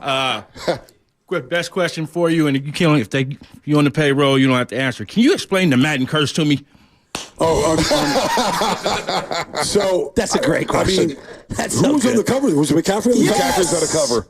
I mean, I think it's happened to everybody. I don't think anybody escaped it except Mahomes. Mahomes the only one. Mahomes escaped it. Yeah. Okay. Josh Allen a little bit. Yeah. But they didn't win it all. But Peyton Hillis got cursed. I know. Michael Vick, Marshall Falk, Vince Young, Steve McNair. Antonio Brown. Yeah, I mean, it's unbelievable. You want the publicity, you just don't want that much. You don't want the cover. Yeah, you don't want the cover. Say no to the cover. Anything else? Spinotti, get in here. Spinotti, you did a great job on the board. Give us your final thoughts, Spinotti. My final thought is Tom Brady is now a Las Vegas Raider. And if you would have told me that 20 years ago, I would have fallen over in my chair. Spinotti's happy. Since Gannon? Yes. Spinotti's happy that Tom Brady is now an official member of the Las Vegas Raiders. We didn't get into that. No. How's he going to broadcast? He can't get on the field. He can't go to promote if he's on the field Sunday. When I'm down there, I want to see if he's there. I mean, if he talks to me, is that considered like tampering? That's a great question. That's a great question. Baldy, man. Awesome time, man. Man. Give it up for Brian Baldinger. You're the Give it up for Baldy, man. And give it up to you guys. Thank you guys for all coming down here. We love you guys. Without you guys, we don't have a station. We mean that from the bottom of our hearts. Thank you guys. Good stuff, everybody. That was outside. It's a stadium on Sunday. Let's go. Absolutely. Chief Snyders, who finally made it, folks. Have a great weekend. We'll see you on Monday when we're breaking down this game. That was Fast Five. Brought to you by Xfinity at home or on the go. Look at the fastest internet to all of your devices. How's your home handling hot?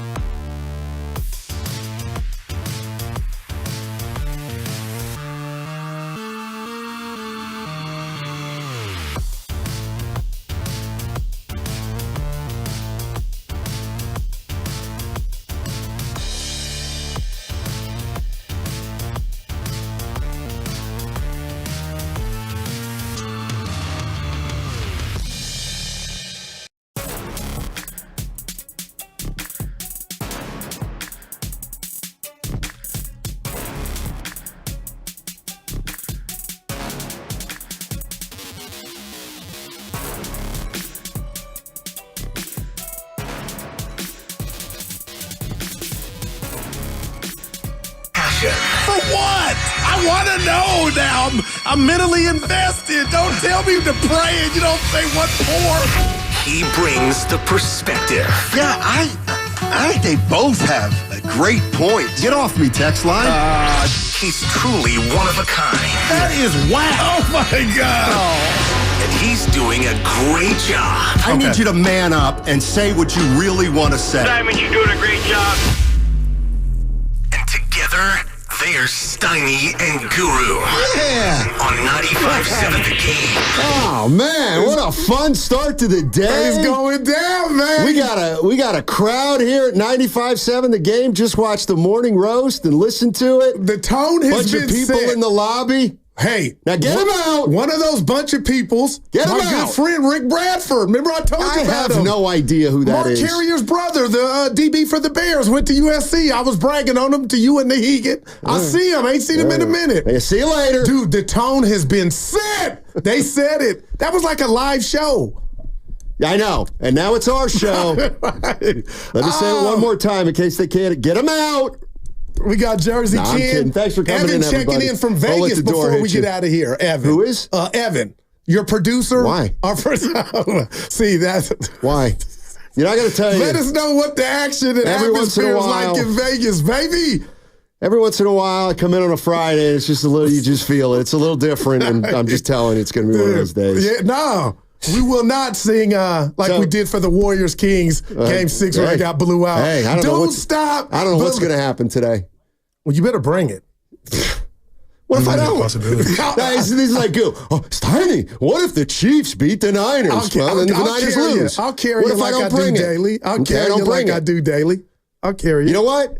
I can't bring it less than the boss.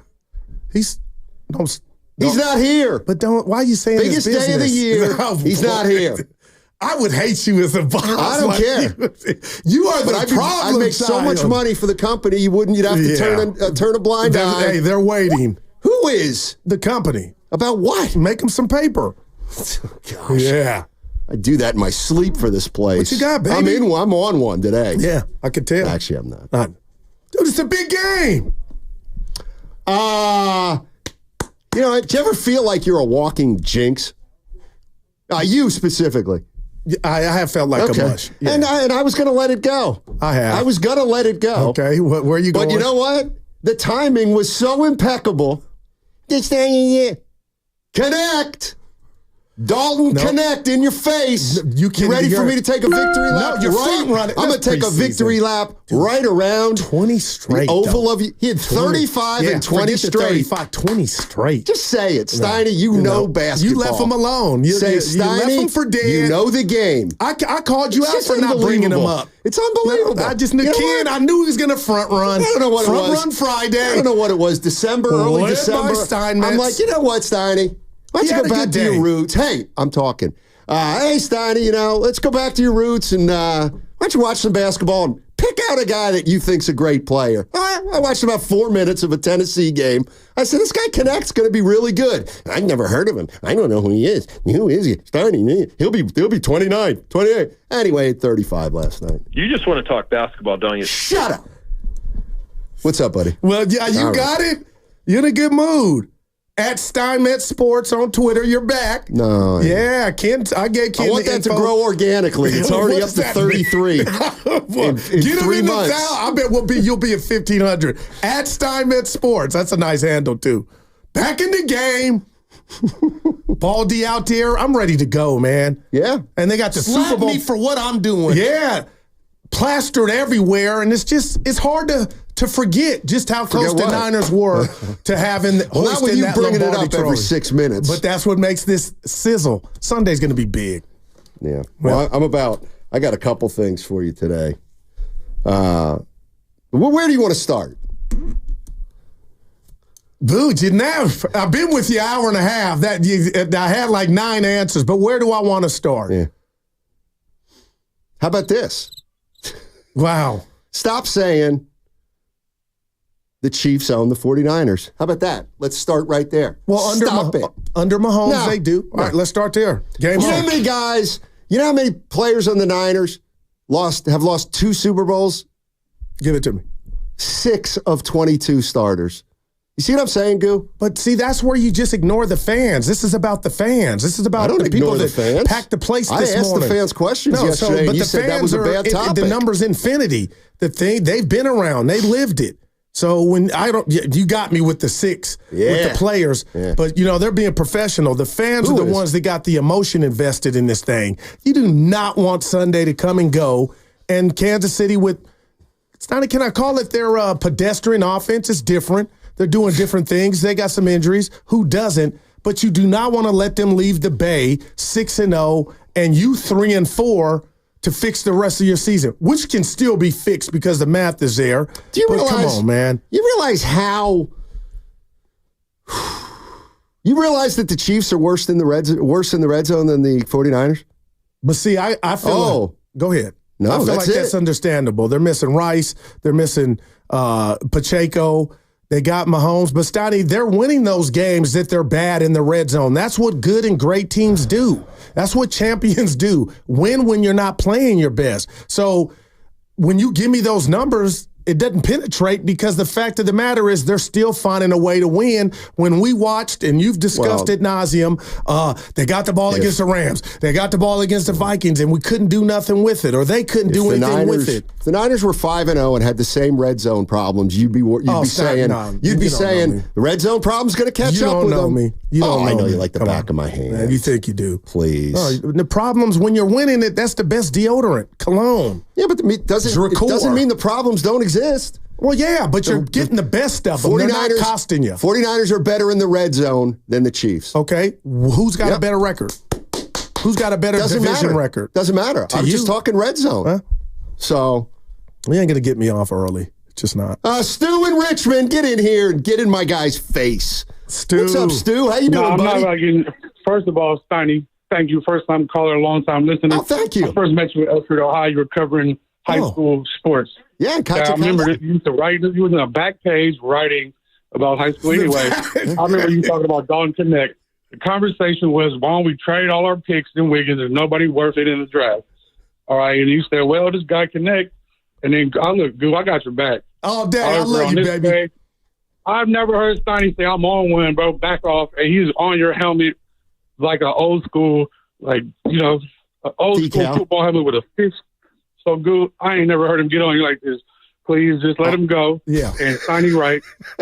I got you, man. You know that. Yeah, he knows the gist of the show. He knows. Hey, I got Stu, you, baby. If you're not going to come, Stu knows you're a be poodle on my in real side. Life. Stu knows you're a poodle in real life. Please. Yeah, go ahead with your bit. Please. I'm here for you, baby. I saw my man Rick Bradford out there. Damn, life. Well, that's really my good friend. I didn't expect to see him. Saw him. We'll have a fun show today. Can't exhort. It's got to be better than these 10 minutes. Well, if you'd add something. Oh, boy. Dude, I'm going to get that to you. Oh, there you go. Okay. 888 Guru. I'm not going to do it. Let's stay friends for at least 2/3 of the show. It's Friday.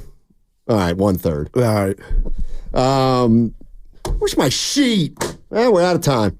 All right. 888-957-9570 is the number. Let's go. Chiefs in town Sunday, 125.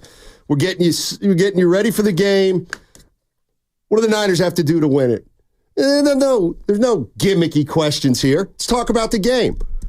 What are the 49ers' strengths? What are they going to have to exploit to win this game? What are you worried about with the Chiefs? What scares you about them, if anything? Go ahead and give me a prediction. I'll write them down, and we'll see how y'all did on Monday. We can do that, too. We can do anything. You know why? Because the boss is sick.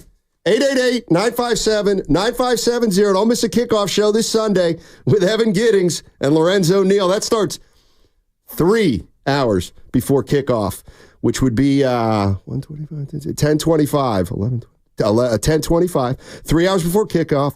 You can join us in person, too, at the Hilton Santa Clara. 10 a.m., delicious food, great drinks, best pregame show in the Bay. Those are facts. Presented by Habas Law. You've been wronged. Habas Law will fight to make it right. Call 1-800-INJURED or visit habaslaw.com.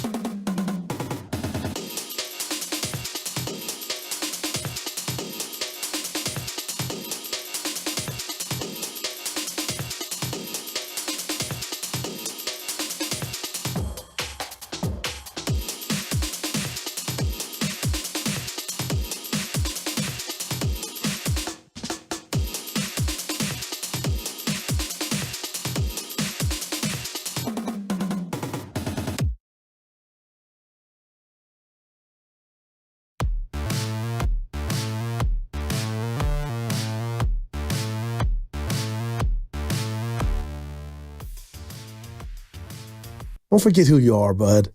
I've forgotten who I am. Now, back to Steiny and Guru on 95.7 The Game. More like, you know who I am. It's game time. No, it's not.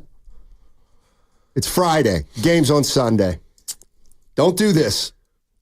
The game just started, man. The roast had a fire show, man. Yeah. Breakfast, Baldy, Ponte Shasky, my boy Bradford. Let's go, Steiny.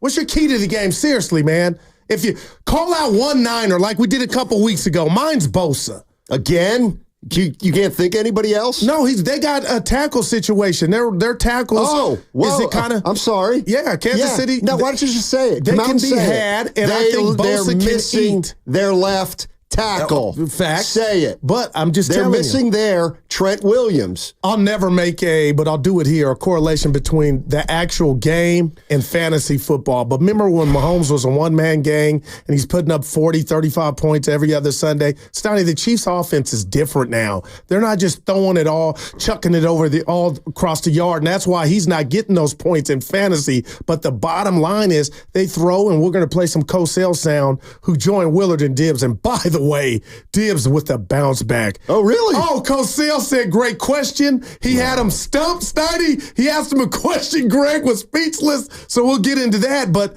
I'm just looking at what they have on the O-line. And if you watch the Chiefs as they compiled the 5-0 record, Steiny, if Bosa's in that zone, along with Floyd and the others, I mean, he can eat and kind of wreck this game, so it's on him. I'm not calling him out, but he's coming off his best game of the season, Steiny. 14 pressures. No sack. Yeah, but still, 14 pressures. Man, if he can do that to Mahomes, I think that component goes a long way to a Niner victory. All right, 888-957-9570 is the number. Super Bowl was more than 8 months ago. We've been thinking about this game ever since the schedule came out, and it's very simple, 49er fans. What do you got to do to beat the Chiefs on Sunday? What do you think your key to the game is? And how are you taking in this game? Is it biggest game of the year? Or will there be a bigger game next week? But how do you put the Chiefs game into context? 888-957-9570. What are you looking for most on Sunday when you sit down to watch what's going to be so far probably the most watched game in the NFL? Tom Brady going to be here to call the game. Kevin Burkhardt. So be a lot of fun at Levi Stadium. No doubt about it. Ricky Pearsall looks like he may play. Man, can you imagine? To some degree. Sure, I can imagine. It's trending in that direction. And maybe we'll see him returning punts. Who knows? Wow. But just imagine, before you interrupted me, I was saying the fact that the roar of the crowd when he steps on the field, if you would have let me finish, that's what I was talking about. So sure, I could imagine that wasn't on the playbook. The fact that he could possibly in this game, Steiny, get introduced and go out there, if it's returning a punt or just a play, can go a long way from an emotional standpoint. Yeah, I think it'll be indistinguishable, the cheer for Pearsall versus everybody else. No. Yep. I think Purdy will get a louder ovation. Yep. You wouldn't understand. Purdy will get a louder ovation. Always does. Quarterback always gets the big cheers. And the girls. Right, he's single. That's the way it is. Well, he's got a girl. No, John Lynch said recently, early this morning, trending in the right direction, according to John Lynch. So this game is a 1:25 kickoff. Do you know where you're watching it yet? Yeah, I told you, the lab. I'll be in the lab, Steiny. This is a great one. And I'll say this, because we've been talking about it all week. Give me this. Meet me halfway. Emotionally, they all are the same, right? They're one game. But, Steiny, what if I told you a loss Sunday from an emotional standpoint? The Niners don't have that again on their schedule. Yeah, you got Dallas coming in. You own them. You should win. They're a mess. You know what I mean? This is the team that beat your ass in front of the world. They've done it twice, but just last February to exact revenge this Sunday to go 4-3, I don't know what other avenue you would want to go down to get your season back on track than beat Kansas City. Well, the one thing that's obviously going to be coming up down the road is whether you beat the Kansas City Chiefs or not, the schedule gets a lot harder. You got the Cowboys after that, you got the bye, and then, boy, we got, the Bills are going to be coming up. The Tampa Bay Buccaneers are going to be coming up. The Lions are going to be coming up. The Packers are going to be coming up. So the reality of the situation is, it's a big game. It's a Super Bowl rematch. But the other thing that we talked a little bit about yesterday, we get more into it today. You lose on Sunday, drop to 3-4 with the schedule that you have coming up. Facts. Maybe you're not that good of a football team.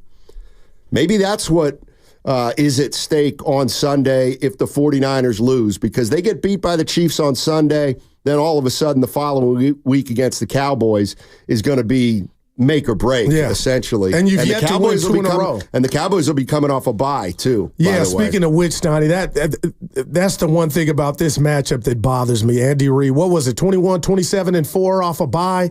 That bothers me. Kansas City will come in here fresh, so we'll see what that means Sunday at kickoff. But this team is looking for consistency. They've lost 2 in a row, yet to win 2 in a row. And if you could do it after beating Seattle on Thursday nights, Donnie, I don't know what better way to say, you know what, we're back, or we got momentum, let's go, and you get ready for that Dallas showdown after this game. 888-957-9570 is the number. What do the Niners have to do on Sunday to beat the Kansas City Chiefs? What's the biggest thing in your mind? Let's go to Scott. Scott's going to get us started in Hayward. Scotty. What's up, Scott? How you doing, man? Morning, gentlemen. Good show. I think you're overrating the Cowboys a little. They're a freaking mess. They look terrible against Detroit. So I'm not that worried about next week. I mean, you got to worry about every game, but the Niners are coming off a little mini bye here. They should be nice and rested against KC. KC's not the same offense they've been. The key to the game, I think, is don't get cute. If you're up 10 points, run the damn ball. If I see them up 10 points and they go 3 and out on 3 passes, I'm going to throw a brick through my television. So Shanahan, keeping it level, keeping it real, and keeping his foot on the gas, run the damn ball, control the clock, keep Mahomes off the field. That's number 1. Number 2, I'm glad Pearsall's coming back because I think it sounds like Jennings might not be in the game. He's been missing practice. He's kind of banged up, so I think we need all the firepower we get. But on that note, I think you got to stop alternating between Ayuk and Debo. I think you need to get Ayuk and Debo equally involved in this game. I think you got to mix in Garendo. I think you got to run the ball as much as you can and rotate your running backs. But, yeah, pedal to the metal. Go Niners. Thanks for the call, Scott. Yeah, and speaking of run the ball, Scotty, we still don't know what role J.P. Mason, if any, will have Sunday. So we might get a good look at Garendo. So that's a big deal. And speaking of which, Donnie, the Chiefs, I was listening to Cosell with Willard and Dibbs again. It was spectacular. They run a lot of man press coverage. And I know they lost Snead, but they still got McDuffie. So it's like imperative that these Niner receivers, and that's a big blow if Jennings is not in there, but Debo, Ayuk, Pearsall, Jennings, if he plays, they got to do something in the passing game. And we've been talking about, Brock's been holding the ball. I'm telling you, I don't know if you got the sound. Can you play the sound? Yesterday, Greg Cosell, Donnie, talking about the Niner receivers against man coverage. These were his thoughts. When you look at the Niners receivers between Juwan Jennings and Debo and Brandon Ayuk, who is the best man beater of the trio? It's a great question. That's a tough one. I mean, you're paying one receiver. That's it? Yeah, you're paying one receiver $30 million. You better know. But I'm starting to hone in on that aspect of this team. Like, is that why we've been seeing Brock hold the ball? That can't be the case Sunday against Spagnuolo and McDuffie-led secondary and Chris Jones on the line causing havoc. And, Stoney, if that is true, I love Brock Purdy because he hasn't thrown anybody under the bus, but it would explain a whole lot. If I'm trusting you to get open and you're not, Stoney, I'm going to hold on to it. So I can't wait to watch that play out if Kansas City, again, no Snead, he's not with them, but McDuffie is patrolling. Who will he line up on? Will he follow somebody? Will he just guard Ayuk the whole game? I don't know, but I really mean this, man. One of my favorite movies of all time is Gladiator, Russell Crowe, right? And he's in that big What's it about? Coliseum, Gladiators. And Steiny, the roar of the crowd when he's up there and he's talking to him, I feel like that will happen once Pearsall, if he is able to even just step on the field. Imagine catching a big first down or a touchdown. Now, it's baby steps, but that place would go ham. And I don't even know what number he's wearing. What you mean? 49er fans don't even know what number he is. Oh, stop. It's right here. Yeah, I got to believe that. Yeah, you're probably right. Number 14, Stoney. Thank you. Yeah, I mean, it'll be. I think it's a kind of reaction we'll get for Ricky Pearsall. No, it's just emotion. That's what I'm looking for. You want to do put Klay Masters emotion, right? Forget Klay Thompson coming back to the Bay. Ricky Pearsall's going to make a fair catch. No, that was incredible. Hey, Mike's in Santa Rosa. Wants to talk about the Niners defense. What's up, Mike? Yeah, man. Hey, man. Thanks for having me, guys. First thing, you guys as broadcasters in the Bay Area, you're the most professional, I think, in all the country. Oh, wow. That be said, I don't know about I'm freaking angry. Go ahead, baby. Get it out. I'm angry. I'm angry, man. Oh, what are you angry about? People. We got to put somebody to sleep. We got to be rally loud about it. We got to hit somebody. Got to hit somebody in the mouth now. It ain't going to be pretty around my place on Sunday, I'll tell you that. Wow. He says he wants some nastiness. Yeah. He wants somebody knocked out. Put somebody on their ass. Can't say Shark that. Week, eat. That's my ball deal. I'll give myself a 3. But Stoney, I keep bringing up the Klay Thompson thing was special. This is their version of it. Yet. When he came back against Cleveland on that Sunday night game at home. Oh, you mean from injury? Yeah. Oh, yeah, sure. Yeah, so I was just talking about emotion. Remember when he dunked? Something you wouldn't know about emotion. Dude, you better change your tune, man. I don't like this time. I don't know. You know what I mean. You're being an ass. No, seriously, you are. It's a radio ass, but neither. Listen, you've yet to tell me why the Niners are going to win the game. Because you've been confident and people been talking to me. I changed my mind. Oh, boy. Yeah, I got him losing. After James Daly called in yesterday. Oh, man. The vacation bet. No, that's what he said. And I told Carter Chicory, too. I have two competing forces. One is the game means more to the Niners in my mind, so they have an advantage. But the fact that the Chiefs are coming off a bye week gives them an advantage. So, but what if you press because the game means more and you're the Niners and you're trying to do too much? That can go two ways. I feel like the Chiefs are coming in here with house money. They'll never say it. We can afford one. But I just feel like Andy Reid / Mahomes, Chris Jones, and McDuffie, Stoney, there's a reason they're 5-0. Good teams win when they're not playing their best. 5 times, 5 games this year, Chiefs have found a way to win. Niners haven't. Greg Cosell was on with the afternoon show yesterday with Willard and Dibbs. And he was asked about, does he think there'll be a difference between maybe this year's game and last year's Super Bowl? Coaches tend to coach against coaches. That's the way the league works. The most important people on the side of a ball are the offensive coordinator and the defensive coordinator. Now, obviously, there's certain players that always have to be accounted for, but these are two, like, let's say you're looking at Kyle Shanahan and his offense versus Spags and his defense. You pretty much know what you're going to get. Now, are there tweaks? Are there little adjustments? Yes. But there's not going to be dramatic changes in how these two coaches coach against each other. So, that's kind of the way it works in the league. You don't win games because you do things that are gimmicky, or you totally change how you go about the way you play. I mean, this is a tough match. You could argue it's a tough matchup on both sides. All right, that was Greg Cosell talking about the matchup, and obviously the Kansas City Chiefs and the San Francisco 49ers know each other a little bit after last year's Super Bowl, and we'll see if the game resembles the game from last year.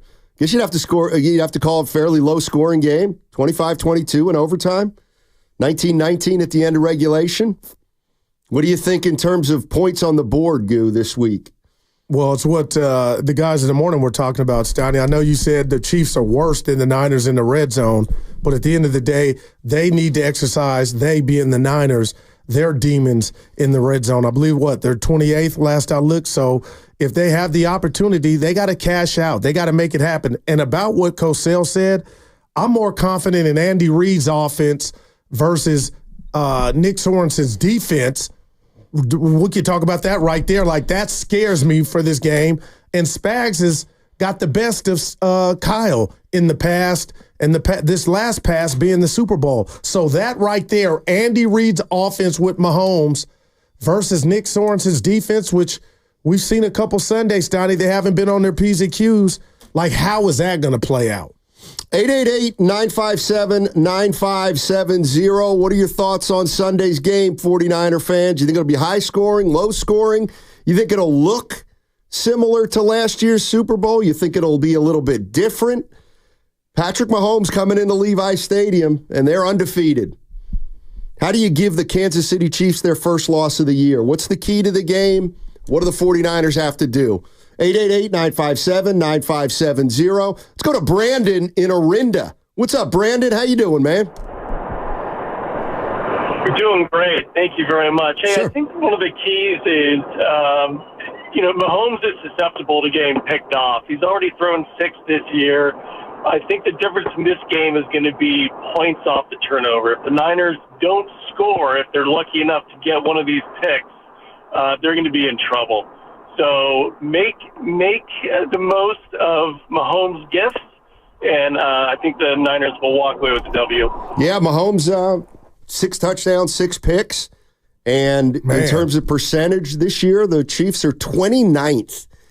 29th in the red zone. Worse than the San Francisco 49ers, but they're sitting at 5-0. Yeah. And that's what making situational plays does for a football team. And let's not underestimate Green and Mustafa, who both had interceptions, youngsters in the secondary against Seattle.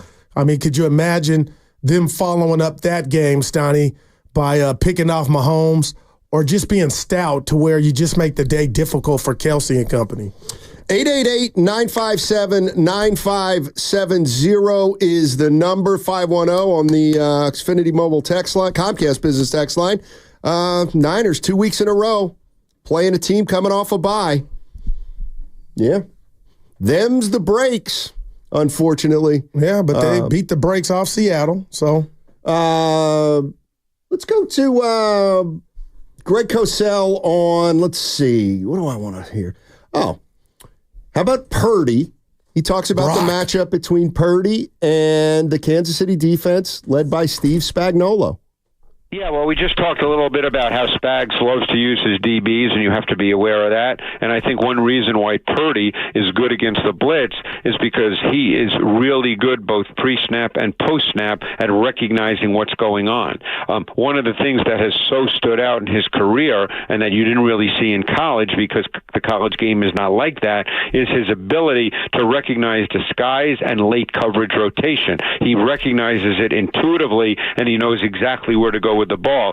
So normally, and he's done this a little more the last couple of weeks, and I'm very curious in this game, normally you don't see Brock Purdy get stuck in the pocket, but the last couple of weeks he has, and I would have to be in his head to know the answer to that, and that's why we've seen him run a little more and scramble a little more the last couple of weeks instead of delivering the football.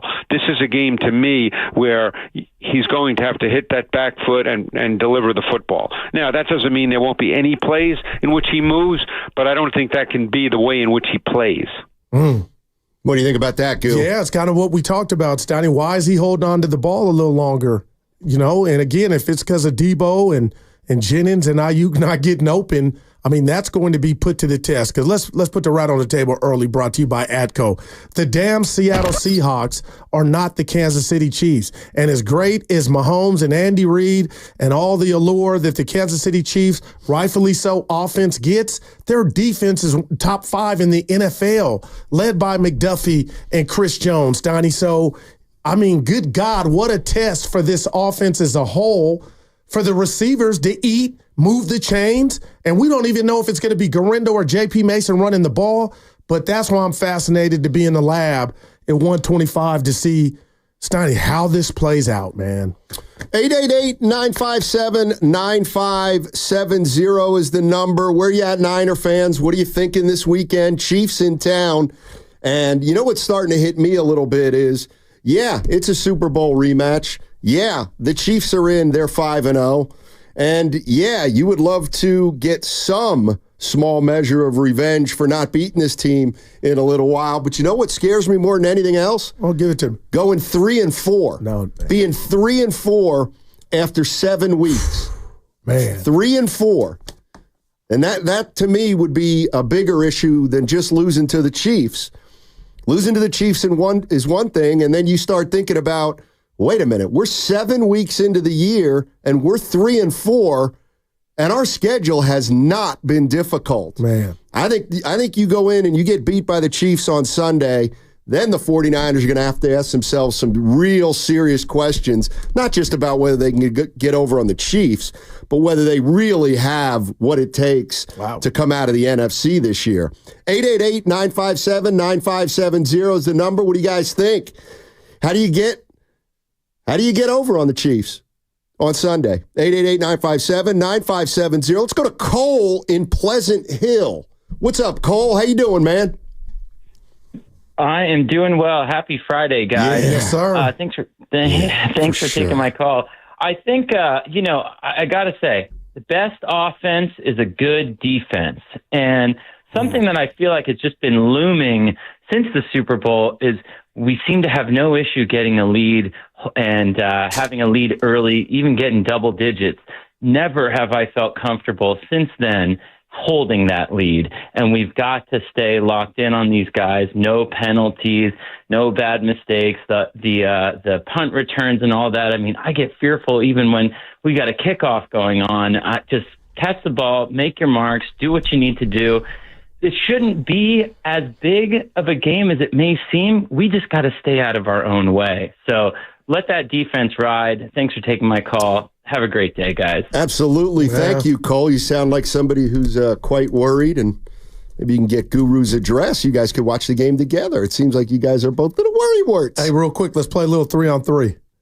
You taking, I wrote this down. I got a game for you on the other side, but I'm sorry. Mahomes, Kelsey, Chris Jones. Yeah. Or Brock Bosa and Mahomes, Kittle. Kelsey, Chris Jones. Is there anybody that would take Brock Bosa and Kittle? What if it were Brock Bosa and McCaffrey?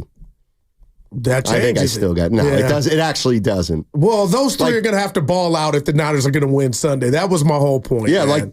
To me, if you put it that way, quarterback, tight end, D lineman, it's like games. I would never take anybody but those three. They're Super Bowl champs. Wow, 3 out of the last 4 years. So I got to take them for sure. 888-957-9570 is the number. Kickoff 125, Levi Stadium, 49ers, Chiefs, and that's the other thing. It would be almost better, obviously, if the Niners were coming into this game 4-1 or 5-1. That's what, to me, makes it a little bit different of a game, is because the 49ers actually have more at stake here than just the Chiefs avenging a Super Bowl loss. They need this game to stay on top of the division. Yeah. And will that be the difference? And remain from going under 500. That's what's nasty. 888-957-9570 is the number. We're getting excited. We're getting you ready. Oh, by the way, you see Dalton Connect had 35 yesterday, including 20 straight points. I watched every bit in of the L.A. Lakers game. It was a good night of sports you didn't watch the football game? I got multiple TVs in the lab, so I was watching all of it. So you watched 2 baseball games, a football game, and an exhibition basketball game? Yes, sir. You liar. I'm serious. Hey, you lie. And I added the new screen. I used my iPhone. So that's another one. So I got 5. What was the 5th one? WNBA. Why are they laughing? I didn't like that. I'm not laughing. No, they were. I'm not laughing. That segment brought to you by Safeway.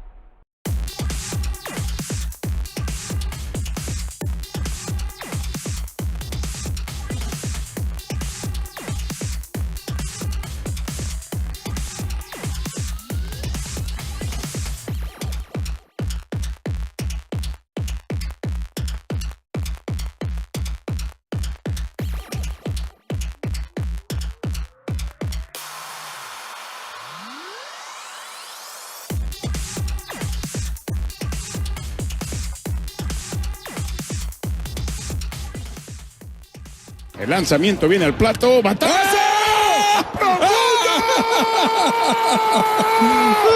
¡Feliz Navidad! ¡Feliz Navidad! ¡Con Noel! Acaba de empatar el encuentro la Navidad en octubre. ¡Qué bárbaro! ¡Qué monstruo! Se puso la Navidad y no ha nevado todavía. Now, back to Steiny and Guru on 95.7 The Game. That's what I need in my life. Yeah, play it again. Feliz Navidad. If you feel free to play it again or not. They earned their check with that energy. You must explain it all. I know bits and parts. ¡Feliz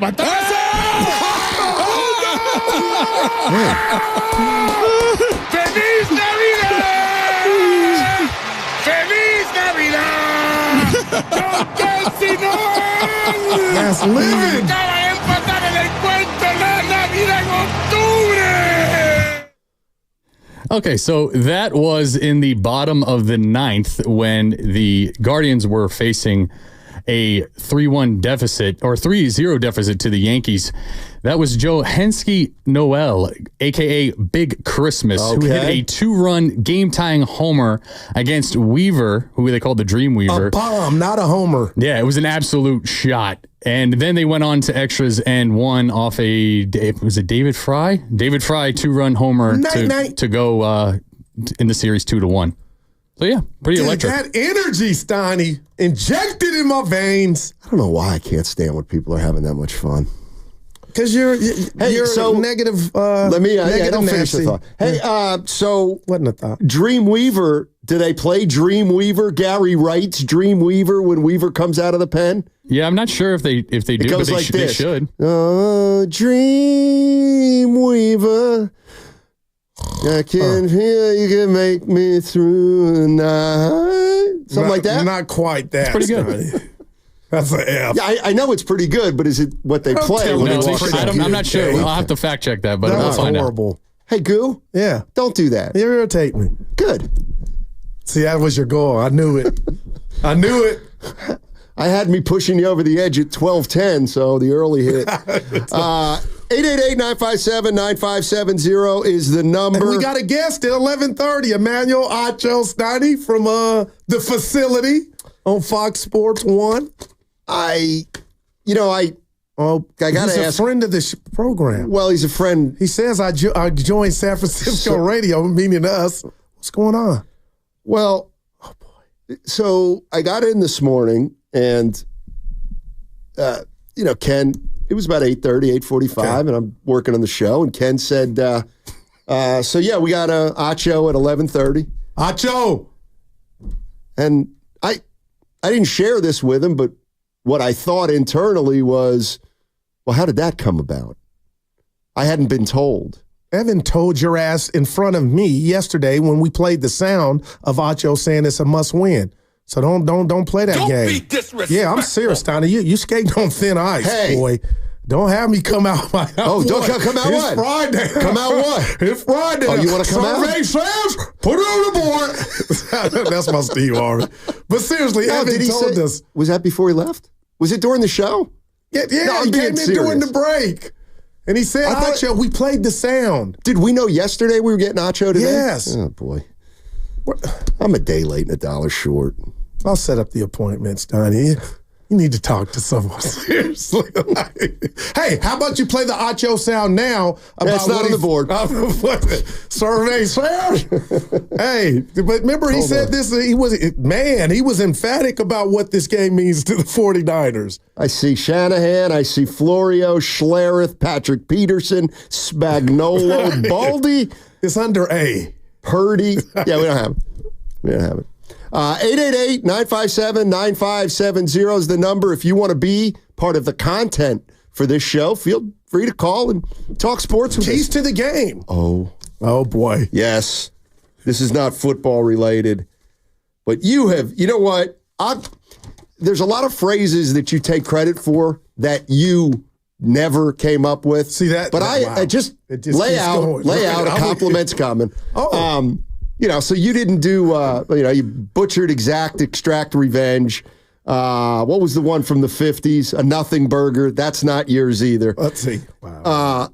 The one I'm going to give you, though. I can't win. I will definitely. Guru made this one up, and it's a good one. Take a playoff. Oh, man. Who gets that award? He gets it about 39 times a year. Draymond Green. Oh, right. You are this week's. Take a playoff, please. It's always a fun. Oh, my gosh. And somebody on Twitter came at me like, he has a point. And I responded, it's not that. It's why now? So, Draymond's sitting down to do an interview with Kareth Burke. Hey, Clay left, and then, good, it's probably all for the better. And, Clay left, and Draymond goes, well, I almost left. I almost left, too. For a fresh start. I almost left a year ago for a fresh start. No, I almost left, too. Dre, I know, we're talking about Clay. Right. But I almost left. Oh, yeah. And that's how it ran. I love Dre, but come on. Just because you can say something, it's not about you. That's the one thing I've learned, Stoney. Hey, Steiny, I really like your partner, Guru. He's good. He's funny. He's fun. What about me? Yeah. But what about me? But I'm funny. And where were you really going? You wasn't exactly. All right. Love you, Dre. We do too. Hugh in Castro Valley. Hugh. Oh. Hey, I wanted to talk about. You were talking about how the Niners can win. Yeah. I was in a box store. The other day. I see a couple, and they're both wearing Yak T-shirts, and they've got a list of names, and 49ers, Yak, yards after catch. This year, 49ers are 30th in yards after catch per play, and that's what they need to work on. You know who's number one? Kansas City. Oh, boy. And if they want to win the game, they need to work on their yak. They need to stop trying to throw long passes. They need to get back to what the basics, throwing to Kittle, throwing it to Devo. Get those guys who can get the ball in space and gain yards. Yeah, I love it. Thanks, Hugh. It's fun. It's interesting you brought that up because Ken came up with the to me before the show, and he showed me that stat. It's kind of alarming. If you look at yards after the catch and it's presented in a graph form, I'm with you. And you look at where the 49ers are, I think they were actually 32nd on this chart. But they're not even that close to 31st. So who was, real quick, that's alarming because you invested and paid. It's not all Ayuk's fault. If you want to say it's a slow start, but Steiny, what's happened? You look at Debo, even with the carries, 2.7 a pop, like the lowest of his career. Who is that on? And what did Baldy say a couple weeks ago? The Niners just collectively, Stoney, looked slow. But if you're telling me the Chiefs have happy hour in regard to the yak being served and the Niners are 32nd or somewhere close to that, I would love to know what is going on. Are they not good against these receivers, the collective, man and press coverage? Hey, No, that will tell it. It will rear its head Sunday. I got something different to talk about real quick. I don't know why stuff goes through my head like it does, and I won't be able to really explain this totally clearly. But I'm walking to Bart yesterday, and I'm just thinking about the Bay and nicknames, and this, that, and the other. And I'm walking down the street in San Francisco, and I'm like, the city. Yeah, this is the city. Gotcha. Like that's to Warriors me. got jerseys to my way with of the that city on it. That's official. When you say, I was in the city, San Francisco, that counts. Slam dunk. That's official. Oakland, town. That's official. The town. Union City. Well, the Union. Take a playoff, please. I will. San Jose doesn't have one, do they? Why doesn't San Jose have something?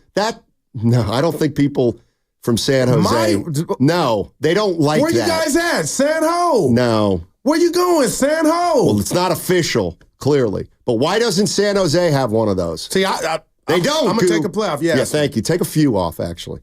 So San Ho is it. Yeah, it's not. People will call in and you're back me up. trolling now. I'm not. Okay. San Ho. So let me run a few of these by you. Oh, man. And I'm listening to you, but I'm also watching Ken and Spadoni, whether they nod yes or no on this. So I got more street cred than them. You don't. Is this the Yoon? Is that official? Do we know that's Union City, or do you think that's just a quote-unquote guruism? The Yoon. Spadoni's got a thumbs up like it's official. My man. And Ken's up there, I don't know. My man. Okay. It's because of What Nets. about, is this a real one? The stack. Hell. Just Spice answer one, without a G-Nut, judgment. yes. Okay. Spadoni's got his thumbs up. It's the official. Stack is real. I thought you were going to take plays off. I'm back. Okay. What about 24, 25, 67, 24, 25, 67. Okay, that's I had to unlock my phone. Is this this is not one. The Dro for San Leandro. Come on, is that real? I like it, but I feel like it's growing, but I can look you in the face, Donnie, and say, you know what, right now, I wouldn't give it a pass. I wouldn't say thumbs up. Okay. Possibly. The Mita for Alameda. No chance. Shout out Ray Rado and Lorenzo Neal. I've never called it that. You know what it is? It's the Island. That's official for Alameda. The Island. What about the game? Burlingame. No, the only game is here. I think the game could be an official one for Burlingame. How do you feel about that, Burlingame? Yeah. Hey, we headed to the game. Give me one more because I feel like you're leaving one big out. Yeah, I told you. One. I got to do something first. Hold on. You're listening to 95.7 The Game. KGMZ FM and HD1 San Francisco, always live on the free Odyssey app. Twitch and YouTube powered by First NorCal Credit Union. Okay, people are saying that they call San Jose the Tank? Is that Rick Hill? 888-957-9570 if you think you know. Here's the other one. Okay, now we're going to branch out a little bit. There's no chance they like Sack in Sacramento. Oh, that's it. I don't think they can. Sacks. Now, where you at, Sack? Ken? So it's funny you mentioned that. I'm actually wearing, I'm not wearing it right now, but it's behind me. I got a hoodie of the Deftones, who are from Sacramento, right? They're Mighty Deftones? No, not That's that. the Mighty Boss Tones. Yeah. This is a 90s rock band, still around. Sure. But they, on the sweatshirt I'm wearing, it says Sac-Do. So Sac-Do. That's what they're saying. If you're catching Amtrak to the transplant of the show, and that's Jersey Ken.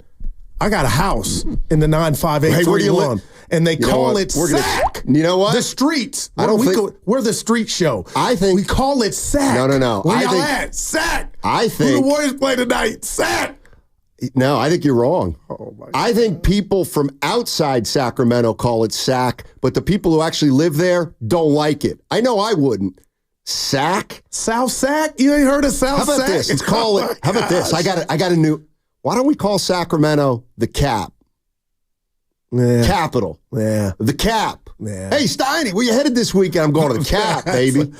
Yeah. Oh, Steiny. See, that's the kind of stuff that I think of more than. Give me Richmond, because this one is obvious. Front four. Give me Richmond. Hey, to add to that, Steiny, they actually have their freeways called Cap City Freeway.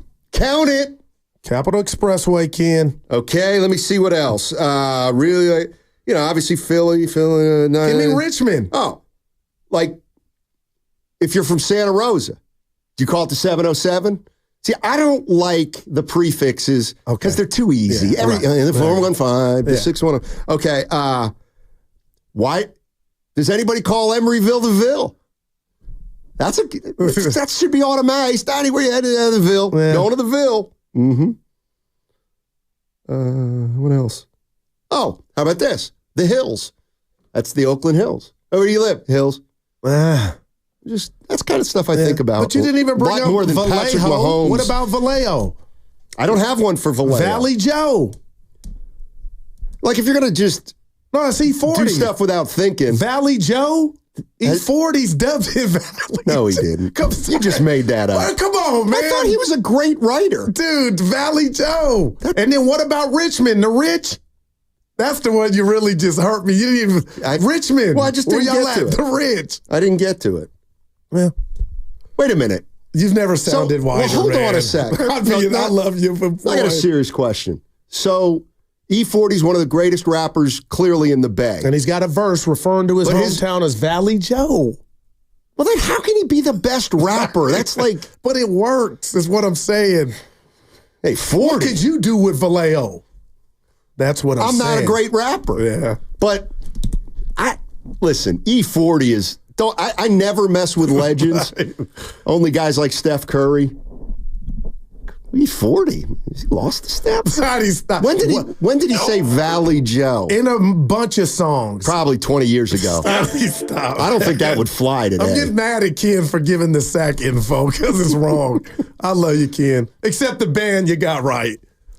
So that's what you think about walking the streets, huh? Hey, I used to work for KCBS Traffic. I actually still do. So that's what I refer to when I'm saying Cap City Freeway.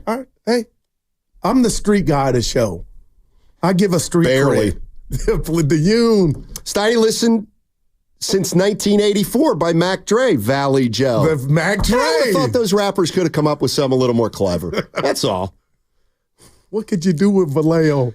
They're saying the tank. They do call San Jose the tank. That's where the Sharks play. Yeah, the Creek. I'll give you that. Yeah. Pleasanton is P-Town. Yeah, that's true. Oh, my God. That is true. It's true. Well, there's also the P-Town in Massachusetts, Provincetown. It's the last city on the end of Cape Cod. Okay. Cape Cod. Do they call Providence, Rhode Island, P-Town as well? I don't think so. Or just Providence?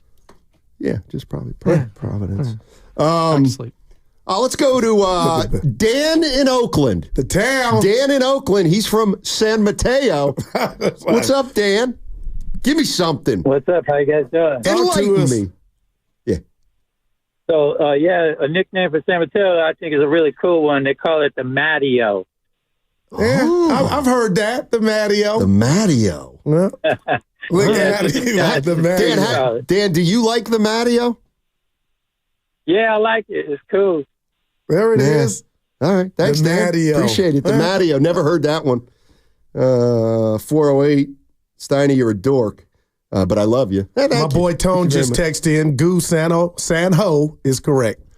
That's what we call it. Where y'all at? San Ho. But see, here's the problem. You leave off the Zay. You get it? No. San Ho. Right. But here's the thing with that. That's not. You're not. So you ain't hip. That's all it is. No. You're not hip. I do not believe the hip people call it San Ho. I don't know what to tell you. I think they call it something else. Not the tank. That's where the Sharks play. You're reaching. I can't speak to it. I listen, I'm being honest. I don't know what they call San Jose. What the real people from San Jose. I'm not taking your word for it. I'm from the Bay. So, from Union City of what they call San Jose. But the stack is the one you really hit out the park, Hayward. Mike in Santa Clara, and then we'll get back to the more important things like the nicknames. He wants to talk about the Niners defense. Hey, what's up, Mike? How you doing, buddy? Just kidding. You know I love you. What's up, guys? Hey, talk to us. Yeah. Hey, Goo, you're still bleeding after that Dreamweaver solo from Steiny? Oh, yeah, that was easy, Mike. That might have been some of his worst work. Man. Yeah. Oh, man. And right before I get to I have a question about the Niners for you, but I went to San Jose State, and my buddies and we always called it the Josie.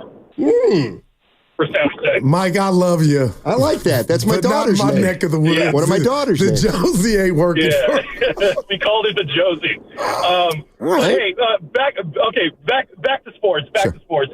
I'm just sec. curious with if Mason was to somehow not play, how comfortable do you guys feel with Garendo coming in and starting the job? I mean, he did have that big ass run against the Seahawks. But, we haven't seen a whole lot of what he's been able to do in total. So I'm just curious on your comfortability level with him. It's funny you say that, Stoney. If you allow me, Thanks, Mike. Cosell was also asked that question about Willard and Dibbs, and he said he wasn't He's, downhill runner, not slippery hips. You know what I mean? Not shifty. And he talked about J.P. Mason has some shiftiness, but he doesn't look at those two runners as the wiggle jiggle. You know what I mean? Like a McCaffrey or Marshall Faulk. So he's coming straight at you. But I'm telling you, whoever's toting the rock this Sunday, Stoney, Kansas City's defense, I'm telling you, the people that know their defense is badass. It's going to be hard to run. Let's go to Brian in Sacramento. Hey, Brian, how you doing, my man? Welcome. Hey, what's up, fellas? How you doing today? Talk to us from Sac, baby. Yeah, so I got a little bit of a perspective from both sides. Cool. I live in Sac now. I'm originally from San Jose. First of all, we never called it the Tank, ever.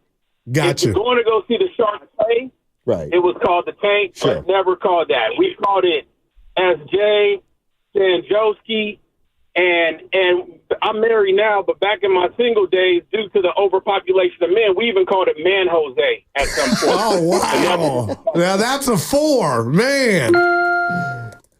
Yeah, man. And so, and now living in Sac for almost 2.5 years, I hear from the locals all the time they call it Sac. They put me up on it. Yeah. So I don't see anything wrong with it. I feel like the locals are the ones that put me up on it. Yeah, that's it. That man. So, yeah, that's my opinion on that. Love it. Thanks, Brian. Hey, Brian, who you got winning the game? Which game? That doesn't matter. Thanks, Brian. Appreciate it. We got you. He gave us better information. Yeah, no doubt. Stotty, I'm just saying. You listen, hating on my hipness. They call it Sac. I'm just saying, I don't think that's a flattering nickname. It's not like I don't know, Philadelphia's Philly. That's not bad, Philly. Yeah. Sac? Wow. My man just got a gift, another one. That's great stuff. Yeah, Sac. It's straight to the point. It's And when you're hip, you got to be a little hood, too. Stoney, where you going, Sac? Not Jonesy. Could you imagine me telling Rutherford, meet me in San Jose? Ring around the Rosie, but not San Jose. Hey, different strokes for different folks, right? Sac is something that hangs at the bottom of something. You don't want to be at the bottom of anything if you're a city. You know what? I tell you what. It's not flattering. When you're watching Hoop this year, just peep how many times you got guys in the studio refer to the Kings as Sac. Who the Lakers playing today? Who the Warriors got? Sac. Yeah. No, if it's official, it's official. But all I'm saying is, give me the city or the town. Where would you rather live? The city, the town, or Sac?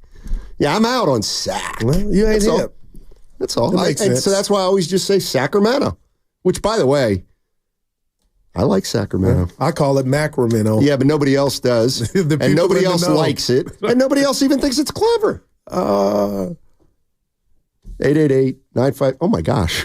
I don't know if the boss would like this or not. We got full lines and nobody wants to talk Niners. Oh, boy. Special. Okay, I'm gonna do this. I got Baker, Brian, Ray, Bobby, Word, and Marvin. I'll get to your calls on the other side. We got to take a break. But yeah, let's get into I'm right. And I'm gonna tell you what it isn't. Let me tell you what I know ain't one. And you used it the other day. The Ock.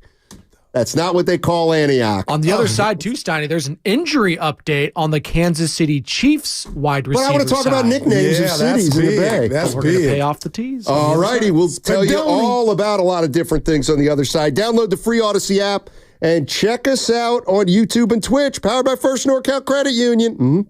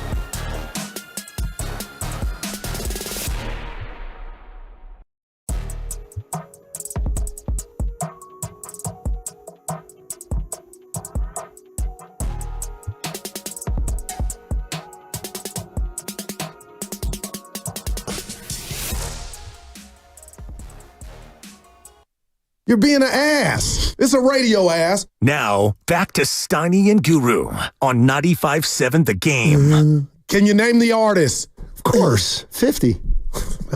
Pac. Diddy. LL Cool J.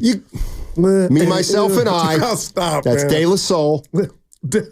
In your eye. No, boy. Everybody, every rapper owes their career to Grandmaster Flash. You know it, and I know it. Man, okay. Man. The big news.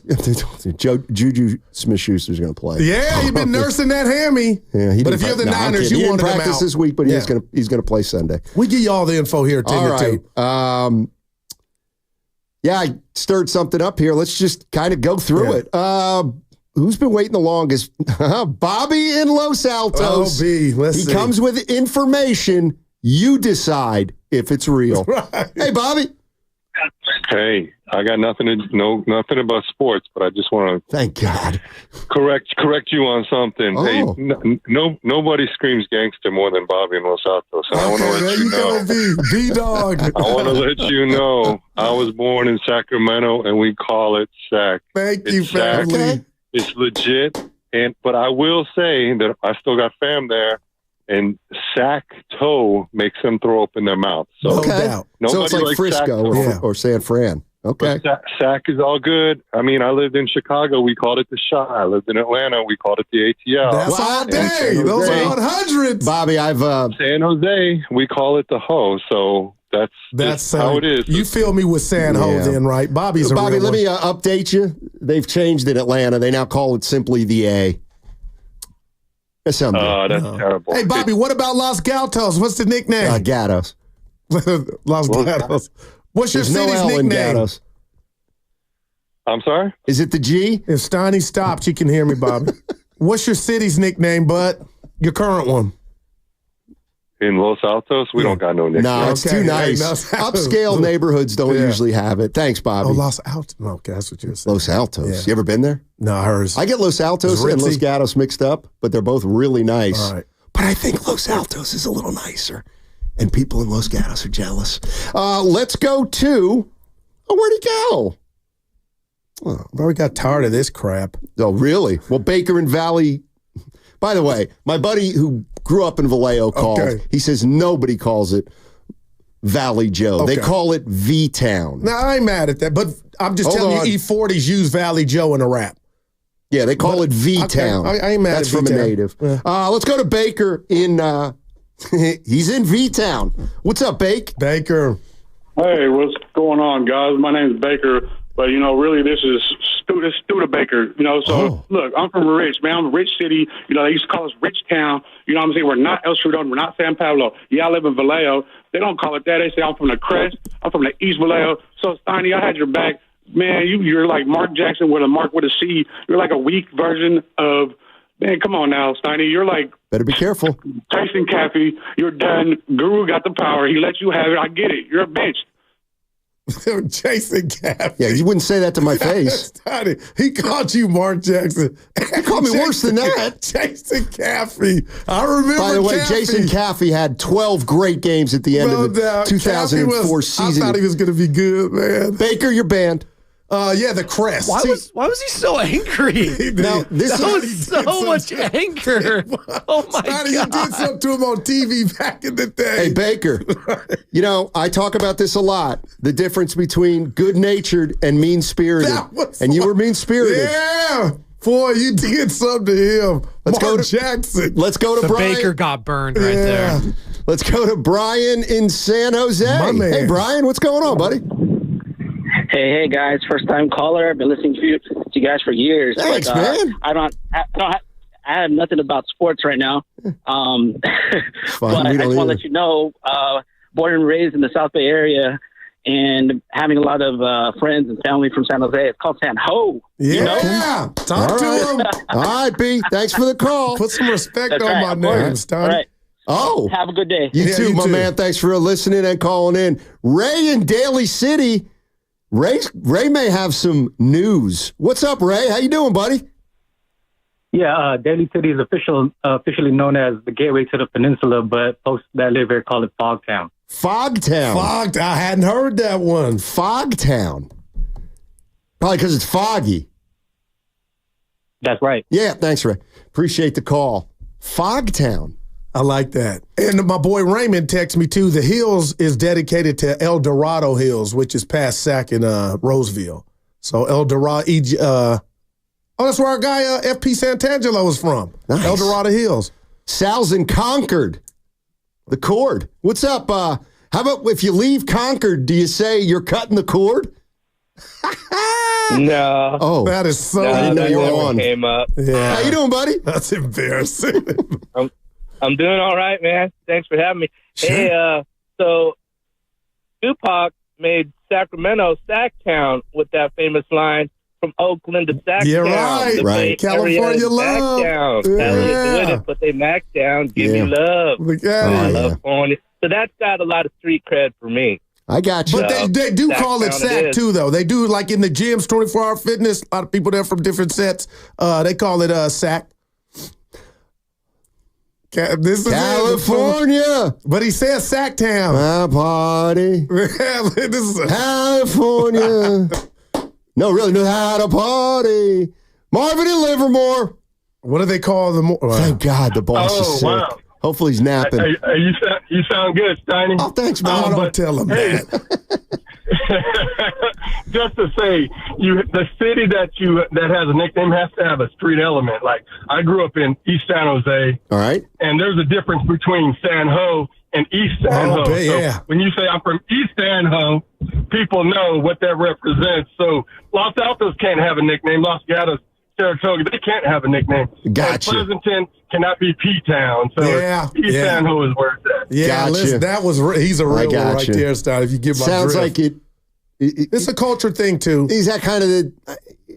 Could I make an analogy? East San Jose and San Jose is like East Palo Alto and Palo Alto. Yeah, no doubt. Okay. EPA. Sure. You know that's its nickname, right? EPA. Sure. Oh, Pete and San Ramon. They got no nickname in the Ramon. The Moan. SR. So, what's up, Pete? How you doing, buddy? Yeah. Hey, good morning, guys. Good morning. Tiny, I know you're the mayor of Oakland. I was the mayor of Emeryville for over 35 years. Oh, really? So I got some history. All right. Yeah, during Prohibition in the 1910s and 20s, Earl Warren, who was later a U.S. Supreme Court justice, was a district attorney in Alameda County. And he said that Emeryville was the rottenest city on the Pacific coast. Really? Bordellos, prohibition running. What's wrong with that? Gambling. It's where. Yeah, what's wrong with that? Sounds like my kind of place. Had their original baseball park, right? And so nowadays we just call it Eville. Eville. I kind of like that. I've never heard that. Thanks, one. Pete. Appreciate the call. Yeah. All right. We got Emmanuel Acho The man. On the other side. And if you don't know who he is host for FS1's The Facility, also an Emmy Award winner for the digital series and book Uncomfortable Conversations with a Black Man. He said something interesting about the Niners game this weekend. We're talking to Emmanuel Acho on the other side on 95.7 The Game. And what's coming up next on The Game is presented by Fremont Bank, 60 years of full-service banking with no compromises. Valvoline Instant Oil Change is your 15-minute drive-through oil change. Visit the friendly expert technicians at your local Valvoline Instant Oil Change to check fluids, tire pressure, windshield wipers, batteries, and more. Locations and coupons at BayAreaOilChange.com, BayAreaOilChange.com.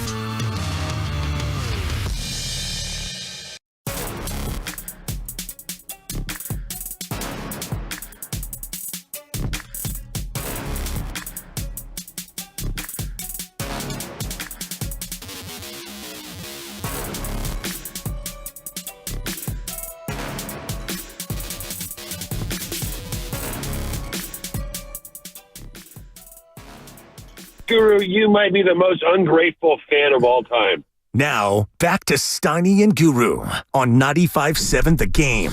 All righty, all guests on 95.7 The Game appear on the River Islands guest line. Isn't it time for you to discover the islands? River Islands in Lathrop. Joining us right now, host for FS1's The Facility. He's also an Emmy Award winner for the digital series and book, Uncomfortable Conversations with a Black Man. Let's welcome in Emmanuel Acho. Emmanuel, thank you so much for joining us. Really appreciate it. Fellas, I'm nervous, man. Well, I tell you what. Before we get to that, we want to remind our listeners something that you said on your show a couple days ago and follow up on it. So take a listen to what you said. I don't care how it looks. Yeah. If the Chiefs beat the Niners again, and y'all know it's bang, bang through and through for your boy, I do Niners radio just because I like the Niners that much. I work overtime for the Niners. If the Chiefs beat the Niners again, how can I come on television and actually say, oh, the Niners got a shot? That would be lying to you, and lying to me. The Niners have to win. If you lose close, if you lose ugly, if you lose pretty, you still lose. Come on, it's week 7. He brought the thunder. I'm nervous, fellas. Why? My heart hurts, fellas. Why? Let's think about this for a second, y'all. The Niners got beat at home in a blowout 2 years back. Yep. Then the Niners got beat in overtime close, a defensive slugfest at the Super Bowl most recently. Then the Niners were up by 10 in the fourth quarter in the Super Bowl and got beat. Chiefs 3 touchdowns in the fourth. The Chiefs have beat the Niners close. They beat them by a wide margin. They beat them in overtime. They beat them in regulation. We don't play this game anymore as Niners fans to watch the Niners win in the regular season. We know they can do that. We know they can win in the playoffs. At this junction in time, the only thing we actually don't know about the San Francisco 49ers is can they beat the Chiefs? We know they can beat the Lions. We know they can beat the Eagles. We know they can beat the Cowboys. We know they can beat the Packers. We know they can beat everybody except for the Chiefs. So the only thing that is important is winning this game. Wow, Acho, I hear you, man. We had to have you on after I heard that sound. Now, listen, all those accolades my partner read off, you also played the game, so you know the mentality. Just tell me this, like, Kansas City's 5-0, and we're style pointing. I believe that 5-0 is kind of nasty because they're not throwing the ball all around. It looks different. But Steve Young came on the airways a couple months ago after the Super Bowl, Acho, and said, if the Niners couldn't beat that version of the Chiefs, when are you ever going to beat them? How do you look at the Chiefs now, 5-0, but it looks clunky? The Chiefs are a beatable team because they're inverted. Usually the Chiefs are offensively dominant.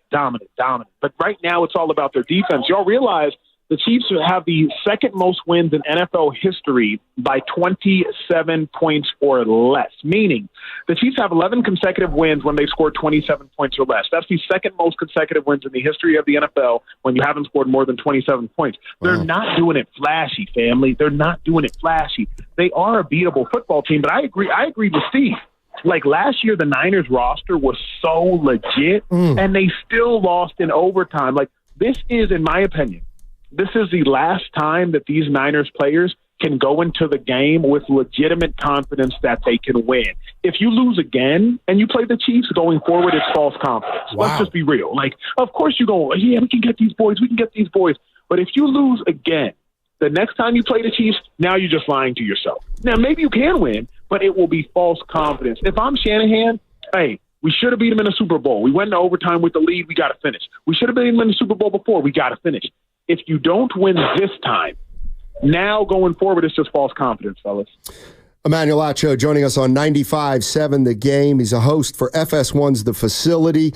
I'm going to see if you'll agree with me taking it a step further, because we know it's a big game. It's a rematch of the Super Bowl.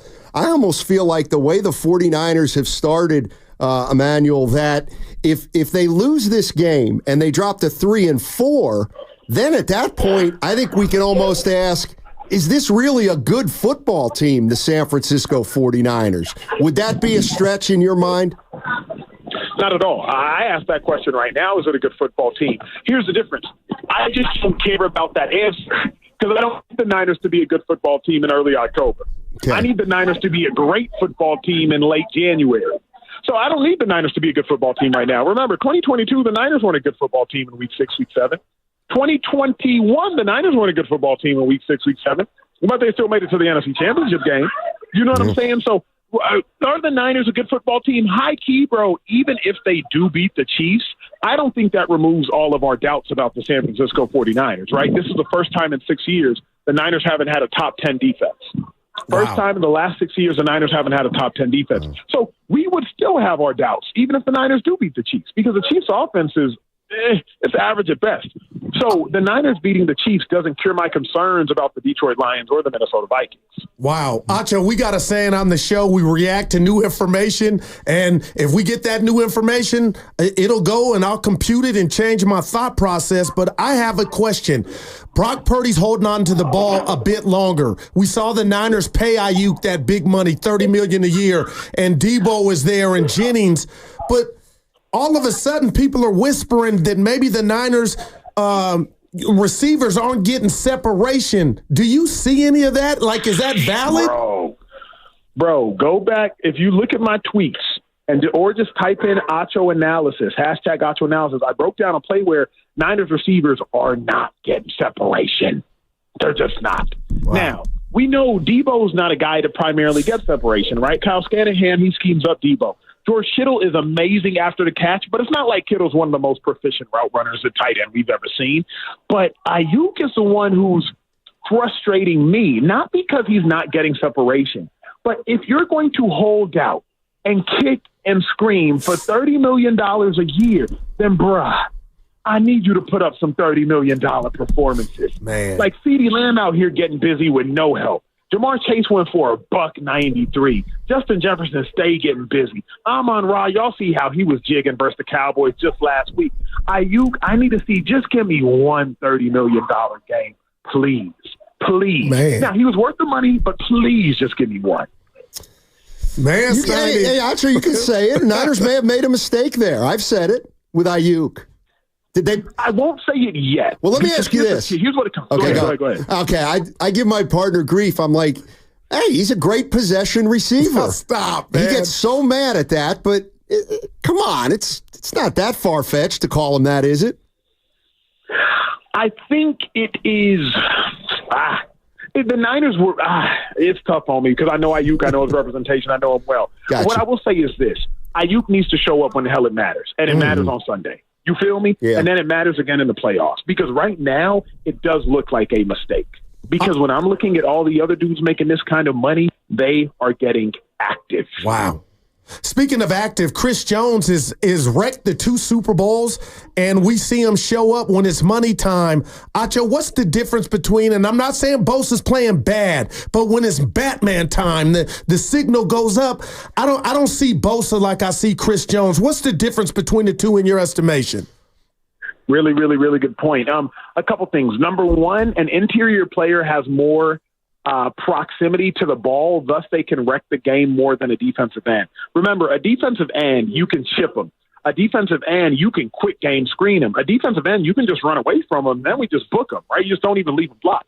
A defensive tackle can impact the game more than a defensive end just by their proximity to the ball. So that's just the first thing. It's not a fair fight. The second thing is Chris Jones don't get the same respect. He don't get enough respect, bro. Chris Jones a dog now.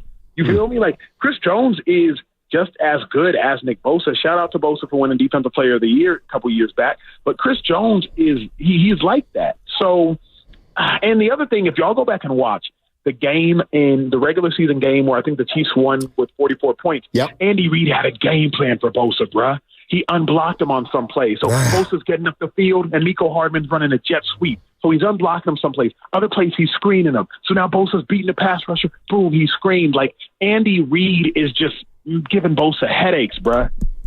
Let me ask you this, and we're talking to Emmanuel Acho, host for FS1's The Facility.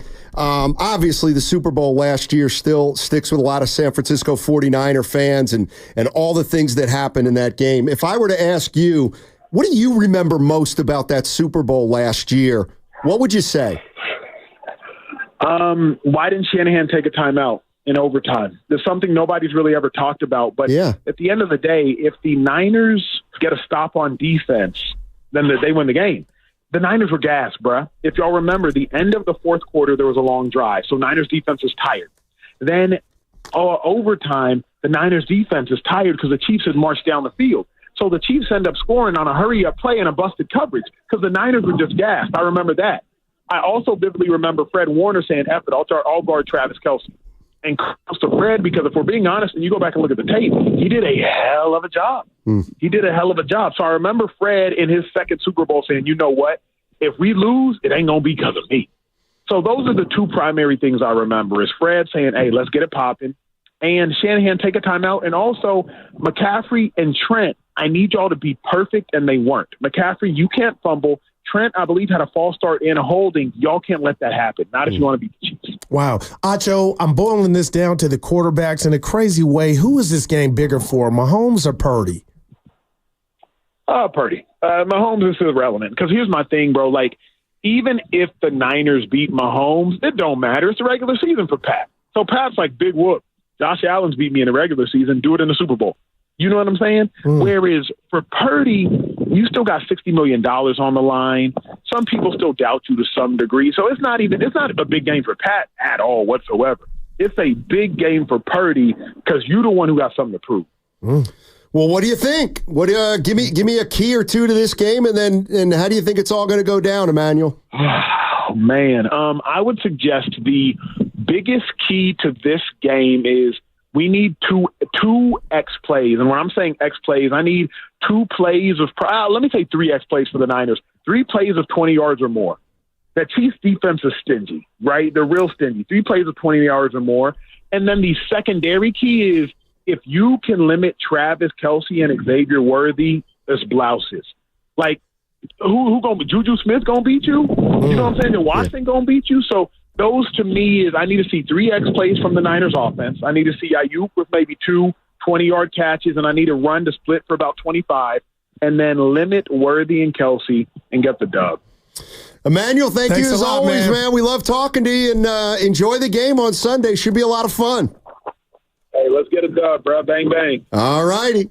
Emmanuel Acho. He likes the Niners. Of course, he came courtesy of the River Islands guest line. Isn't it time for you to discover the islands? River Islands in Lathrop. Oof. I know it's not a video game, Stoney, but at the end of go ahead. Go ahead. Go ahead. I'll let you. Well, you said great point, great question. Is that where you're going? Well, no, that you did ask him a great question early, and clearly you kind of ran out of ammunition with the last one. Snitches get stitches, but boy, we on that. I mean, no, I was just.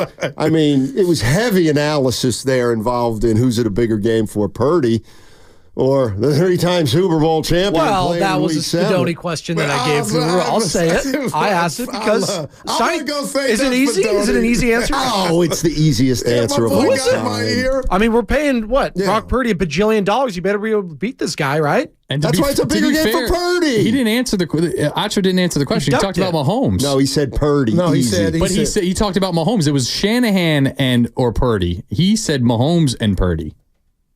No, he didn't. No, he didn't. He said he said like, oh God, that's the words came it's out obviously of my mouth. a bigger game for Purdy. Yeah. Because he said Mahomes. He said this game was irrelevant for Mahomes. That he did say. But anyway, Spadoni, you work on that over the weekend. No, stop it. 5 to 6 every day, Spadoni. Go ahead, hit me, Spadoni. Go ahead. Hit me. We all want to. Hit me. I was a cheap shot. That's fine. I just took a cheap shot. You know what? I'll take a playoff producing the rest of the day. Please. Go to sleep.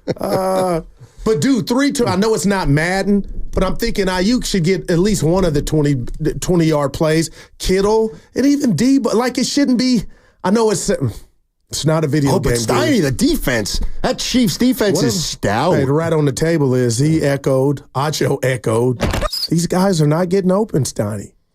Boy. That's got to bother you as somebody who's No, it would explain why Purdy's back there with the skedaddle and doing all. Why is he hold on to the ball?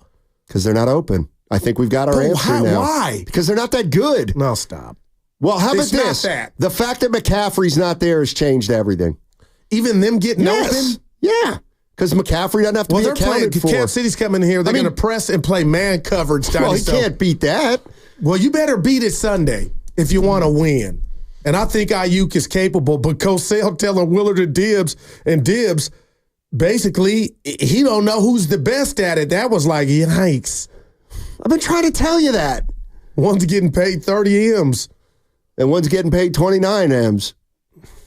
Greg Cosell on Purdy versus the Steve Spagnuolo defense. Yeah, well, we just talked a little bit about how Spags loves to use his DBs, and you have to be aware of that. And I think one reason why Purdy is good against the blitz is because he is really good both pre-snap and post-snap at recognizing what's going on. One of the things that has so stood out in his career and that you didn't really see in college because the college game is not like that is his ability to recognize disguise and late coverage rotation. He recognizes it intuitively, and he knows exactly where to go with the ball. So normally, and he's done this a little more the last couple of weeks, and I'm very curious in this game, normally you don't see Brock Purdy get stuck in the pocket, but the last couple of weeks he has, and I would have to be in his head to know the answer to that, and that's why we've seen him run a little more and scramble a little more the last couple of weeks instead of delivering the football. This is a game to me where he's going to have to hit that back foot and deliver the football. Now, that doesn't mean there won't be any plays in which he moves, but I don't think that can be the way in which he plays. Wow, and I'll say this to that, Steiny. Like you said, he can't get in Brock's head, and you know I'm Team Ayuk, I'm Team Debo in this weaponry, including Kittle. But my goodness, I'm not trying to get Brock off the hook. But from where I'm at, honestly, my intel, he's holding on to the ball, Brock, that is, because the guys aren't getting open. That's got to be the only reason, man. 925 says he's running around and holding on to the ball because our offensive line stinks. I don't know. Well, what is it? 888-957-9570 is the number. I agree with you, 925. What did they say? Thought Ayuk was number one in separation. Well, maybe he was before he held out. Maybe, what did you say to me the other day? I didn't tell you. Goo, it's week 7. He's slow out of his breaks. No, we got maybe a couple more weeks. He's warming up. The old Studebaker. You're kidding, right? That's a lie. No, I'm like Niner fans. You're hoping. It's week 7. The excuses are him. Is it really for him? Yes. Body-wise, conditioning-wise. So, lather. You know what? Yeah. 888-957-9570. Do you see what he does? Okay. No. Questions. Oh, yeah. You agree with Goo? It's still early for Ayuk. He's got plenty of time. Not that I'm celebrating it or throwing a party, but the rat on the table is maybe he's still ramping up. He's practiced for 2 months now, Goo. Yeah, but he's played 6 games. Right. So what else could there be if his separation has gone down the drain? What are you telling me? I'm telling you that maybe they're defending him differently and he has not adjusted. Or, okay, I mean, like that. Or he could be, this could be the price you pay, and we're in week 7. Obviously, the Niners don't want to hear that. Well, and to Ayuk's credit, he can't say it publicly. But say what publicly? I'm working the rust off, Steiny. I'm a bit football slow. We're getting close to November. Yeah. That is pathetic. But there's a price to be said for missing camp. He's played for 2 months now. He was in the week before camp, or the week before the regular season opener.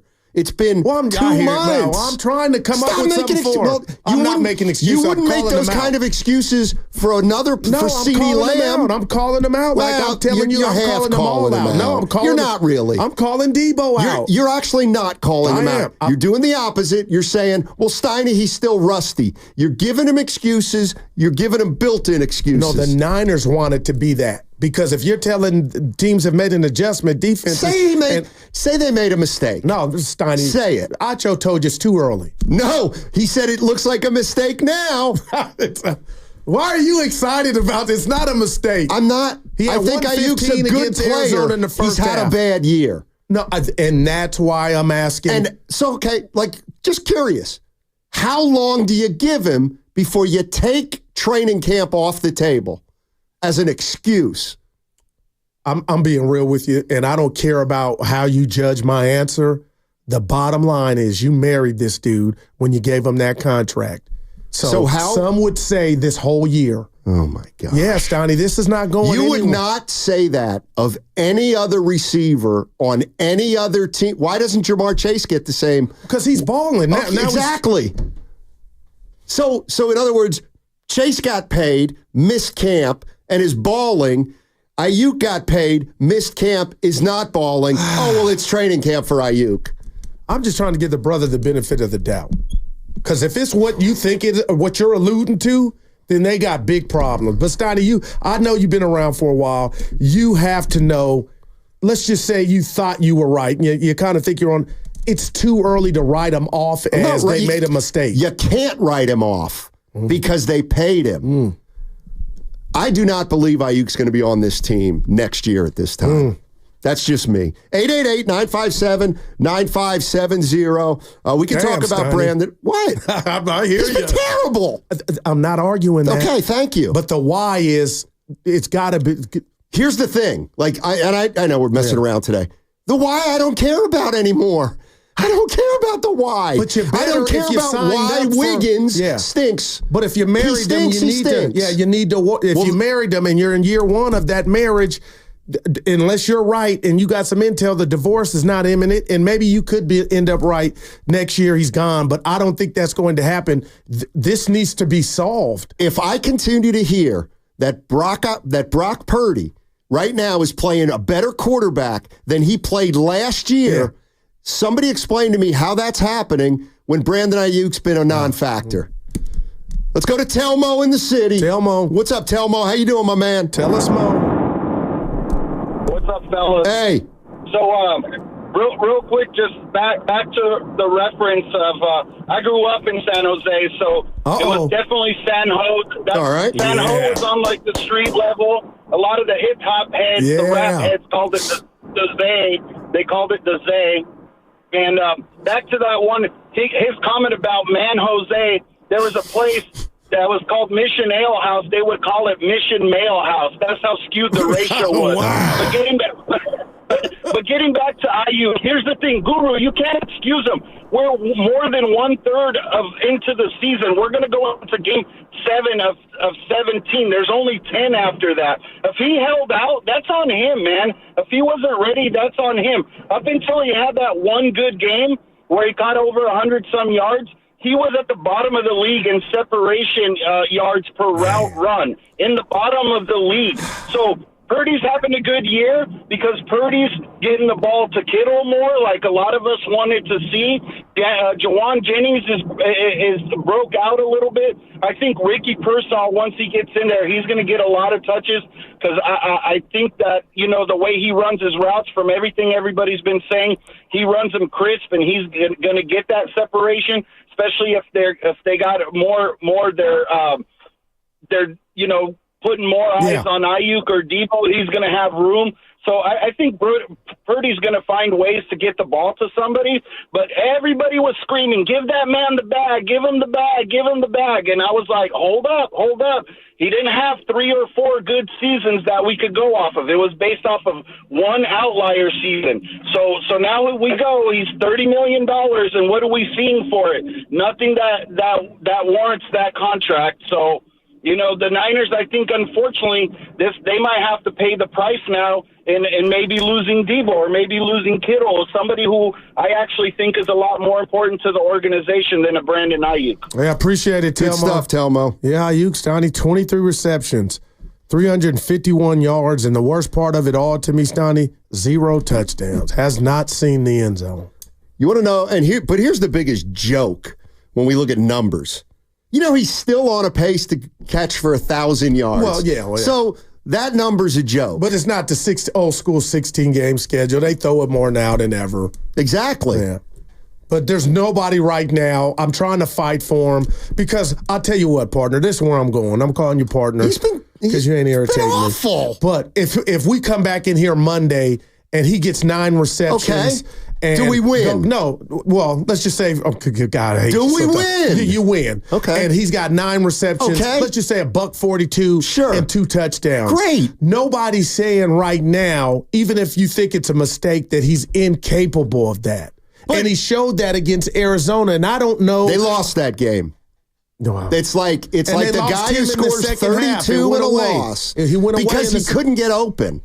Look, it's official. We've heard from too many people. He's not getting separation. No, Purdy's not missing him any more than he's ever missed him before. He's my scapegoat right now. Ayuk. I'm down on him. The separation one is that's the scary part of it all. More than the numbers to me. Let's go to Keith in L.A. wants to talk about the Niners receivers. Hey, Keith, what's going on, man? Los Angeles, L.A. Yeah. Hey. Man, I tell you, Stanley, you really got a hard on for IU, don't you? He stinks. No, he doesn't. Listen, let me interject some facts into go ahead, baby. Facts in the conversation. All right. The Niners lead the NFL in 20-plus yard completion. Okay. Okay, so if they're not getting open, how are they leading the league in 20-plus yard completion?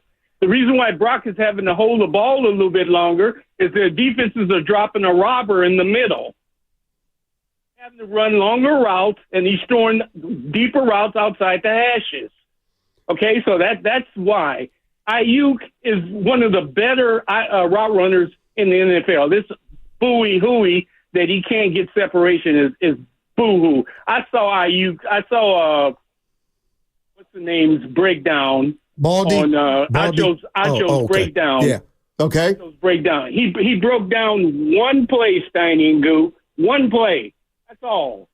All right, I love it. So, seriously, No, that's his truth. That's how he feels. He's not buying it. But my truth is 23 receptions in 6 games. Okay, and no that's touchdown. My truth. Right. Now, he would have a touchdown. Woulda, coulda, shoulda. In L.A. If Brock would have saw him when he was running free. What are we doing? We never used to talk about football like that. Giving a good player that you signed for $30 million a year the benefit of the doubt. I'm trying to remember being upset though, or people like Goo. I'm Forrest Gump at the bus stop, right? I'm waiting on Ayuk to bust out, but they're not going to beat the Chiefs. I don't believe without Ayuk being the old Brandon Ayuk. Okay, this is the part that I just think is the funniest thing of all time. Could you imagine back in the day when we're talking about the Niners and John Taylor goes a couple games and we'd say, well, he was open those 2 times. He would have had a touchdown, but Montana missed him. Okay, well then put 2 touchdowns on the board for him then. Like, when did we start doing all that? No. The numbers are the numbers. Yeah. He hasn't reached the end zone this year. But you're ignoring the drama, though, that he caused or he was a part of. The drama of, is he going to be with us? Is he going to be traded? And are we going to treat him like an asset? Are we going to treat him like a liability? And they treated him like an ultra asset, paid him. And to that caller's point, I have nothing to defend Brandon. But other people are going to feel like Steiny, he's doing his job. Oh, nobody's saying he's doing his job. The caller just had that energy. Do you think he's doing his job? Brandon Ayuk. I don't. I'm going with the numbers say. You're listening to 95.7 The Game, KGMZ FM and HD1 San Francisco. Always live on the free Odyssey app, Twitch and YouTube, powered by First NorCal Credit Union. Brandon Ayuk's a good receiver. There's no doubt. But, don't stop. He's averaging less than 4 catches a game. Yeah. And it was 4.5 before he went into this offseason to get a contract. You pointed that out. Go ahead. Yeah. You know what? What we got? Philmo wants to rip me. Okay. Get him, Mike. Go get me, Philmo. Philmo, what's up? Come on, bro. Goo. I'm sorry. Philmo, he's been terrible. Why can't we just say it? Man, let a man breathe. You got to let him breathe, man. He's not playing that bad. I don't hear Shanahan saying anything. He's not saying he's scared of him. Word. Huh? He said because he's scared of him. Yeah, he is. Oh, come on, Steiny, man. You just trying to make some conversation. Dude, Ayuk, like you said, he's a good player. He's a borderline. He's a borderline great route runner. He's gonna get his, man. He's gonna get his. Is he off his line? Yes, he is. Okay. You got to realize, shit. Yes, he is. Shanahan don't give. He don't. What's that? Why are you assuming he's going to get his? He's going to find a way to get open. When the play breaks down, it's going to be one of them wild, funky plays. He's going to get his little yards. And like the last caller just said, they're putting a person in the middle. If you've been looking, Brock Purdy's been doing a great job. He's been doing a great job of doing almost like no-look passes because he's going one way and he's hitting the receiver straight down the middle. You just gotta watch it, Steiny. We're gonna be all right, man. Hey, Mike, let me leave you with this, Mike. Because let me ask him this, Mike. I'm with you 99.9% of everything you said and the caller before you. But just tell me how you process. Forget Acho. Other people in the game saying not just Ayuk, the Niners receivers are not getting separation. That's what's bothering me. How do you process that? They like to run the ball. They like to run the ball a lot, and they like to block. And sometimes Shanahan likes to set up illusions. The fact of the matter is that the Niners are good at high pointing the ball. Ayuk, Debo, and Juwan Jennings. So that's for me. I don't know how you go off. I don't know how you do what they did last year to now this year. Separation is a big deal. Wow. So I don't know how you just drop off like that or what happened, but I think that they're running the ball a lot more, and Jordan Mason is a different type of runner than McCaffrey. What I want to see him do is utilize Juszczyk and just flip some stuff. Put Kittle in the backfield. I wouldn't even mind seeing one of them weak-ass jet sweeps from George Kittle. Let him do it. Because you got to try to confuse the defense. Mike, now you know me well enough to know that part of my stuff with Ayuk is a bit. But I do feel like the guy's not had a good year, and Goo and others are like bending over backwards to take some accountability away from him. It's like he hasn't played well. Like, he might play well from this point on, but he hasn't. But Shanahan, I believe he has the type of offense, Steiny, with all due respect. We may, fantasy owners and you're right. pundits may say he's not playing well, but Shanahan might say, you did an excellent job today. Keep up the great work. All right. And that's all Good football stuff. is. Well, all right, Mike. Point taken. He still believes. Point taken. Oh, let's go to Waterman in Corte Madera. He's Mr. Rational. This will be interesting. He's not a scared fan like you are, Goo, but he's a skeptical one. What's up, Waterman? Gentlemen, how are we doing this afternoon? Right. Doing well. Love the conversation. Thank you for taking the call. Sure. Okay, so, Steiny, I'm with you to a degree. Brandon has not had a good season. As far as receiving, he's obviously made some critical drops. Obviously, the drop in the end zone, Brock made a beautiful throw. He didn't catch it. His downfield blocking and his knowledge of the offense is what I believe got him his contract. All right. That's why Shanahan was running down the hallway saying, no, he ain't going to the Steelers. He's got to stay with us. It's because he knows this system, and I think that's more important to Shanahan than anything. All right. Brandon is not, in my opinion, a top 5 receiver in the league. He's not.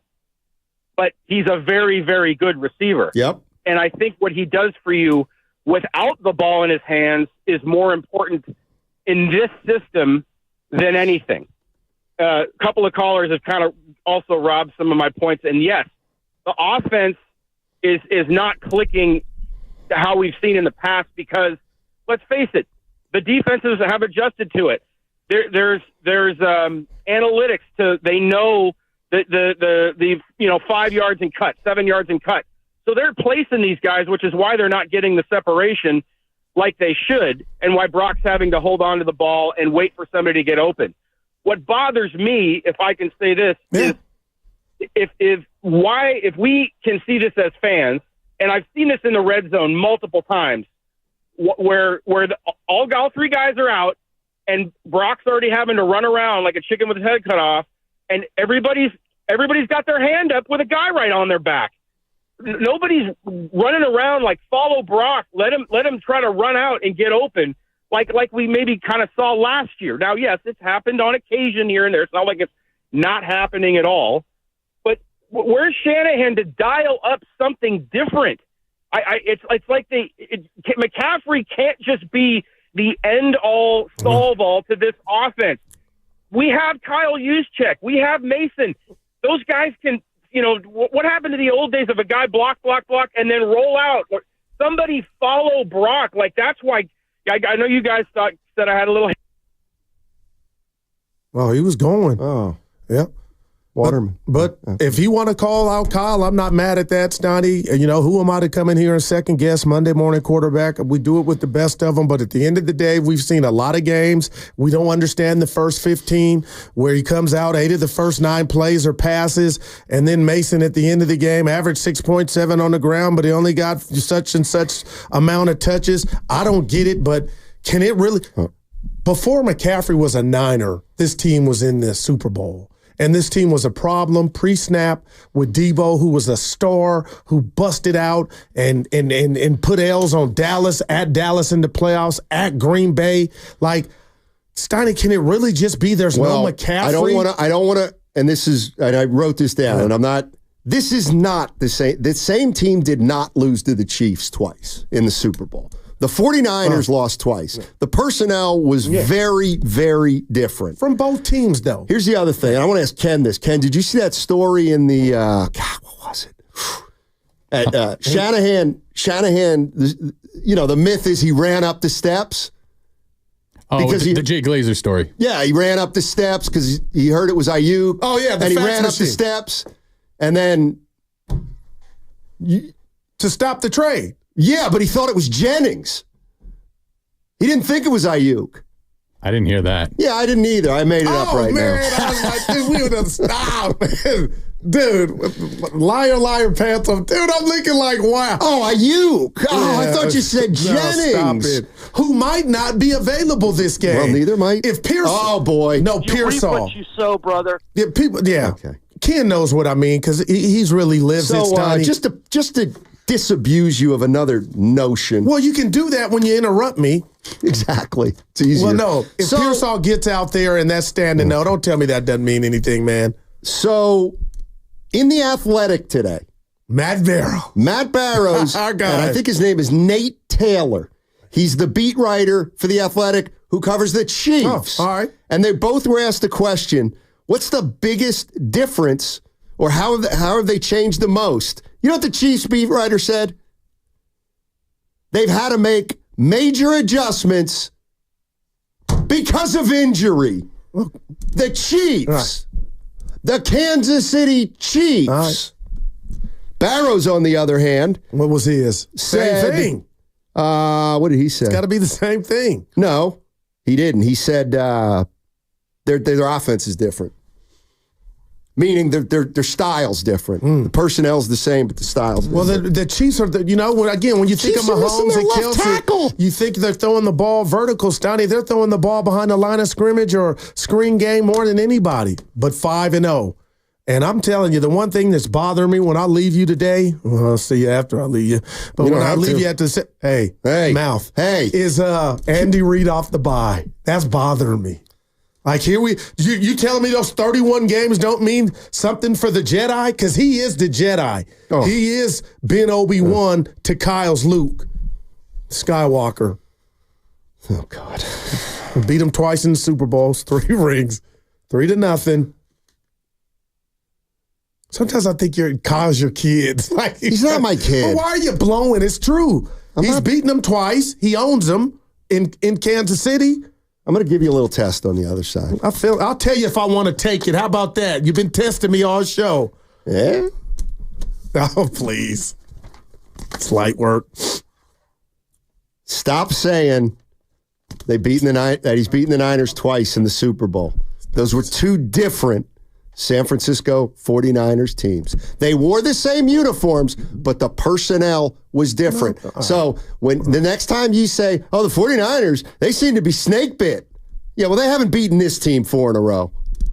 They've beaten a Niners team 4 in a row. Not this one. Not this one. 888. The fact that you think that is profound. 888. Oh, my gosh. 957-9570. All right. We're having fun today. I don't know if you are, but we are. I am. Yeah. I'm having a blast. Download the free Odyssey app. No, seriously, do that. You can listen to us any day of the week. A lot of people not commuting on Mondays into San Francisco or out. So you want to stay at home and put that Odyssey app on, and we will enliven your day. Mm-hmm. Download the free Odyssey app. Check us out on YouTube and Twitch. Powered by First NorCal Credit Union.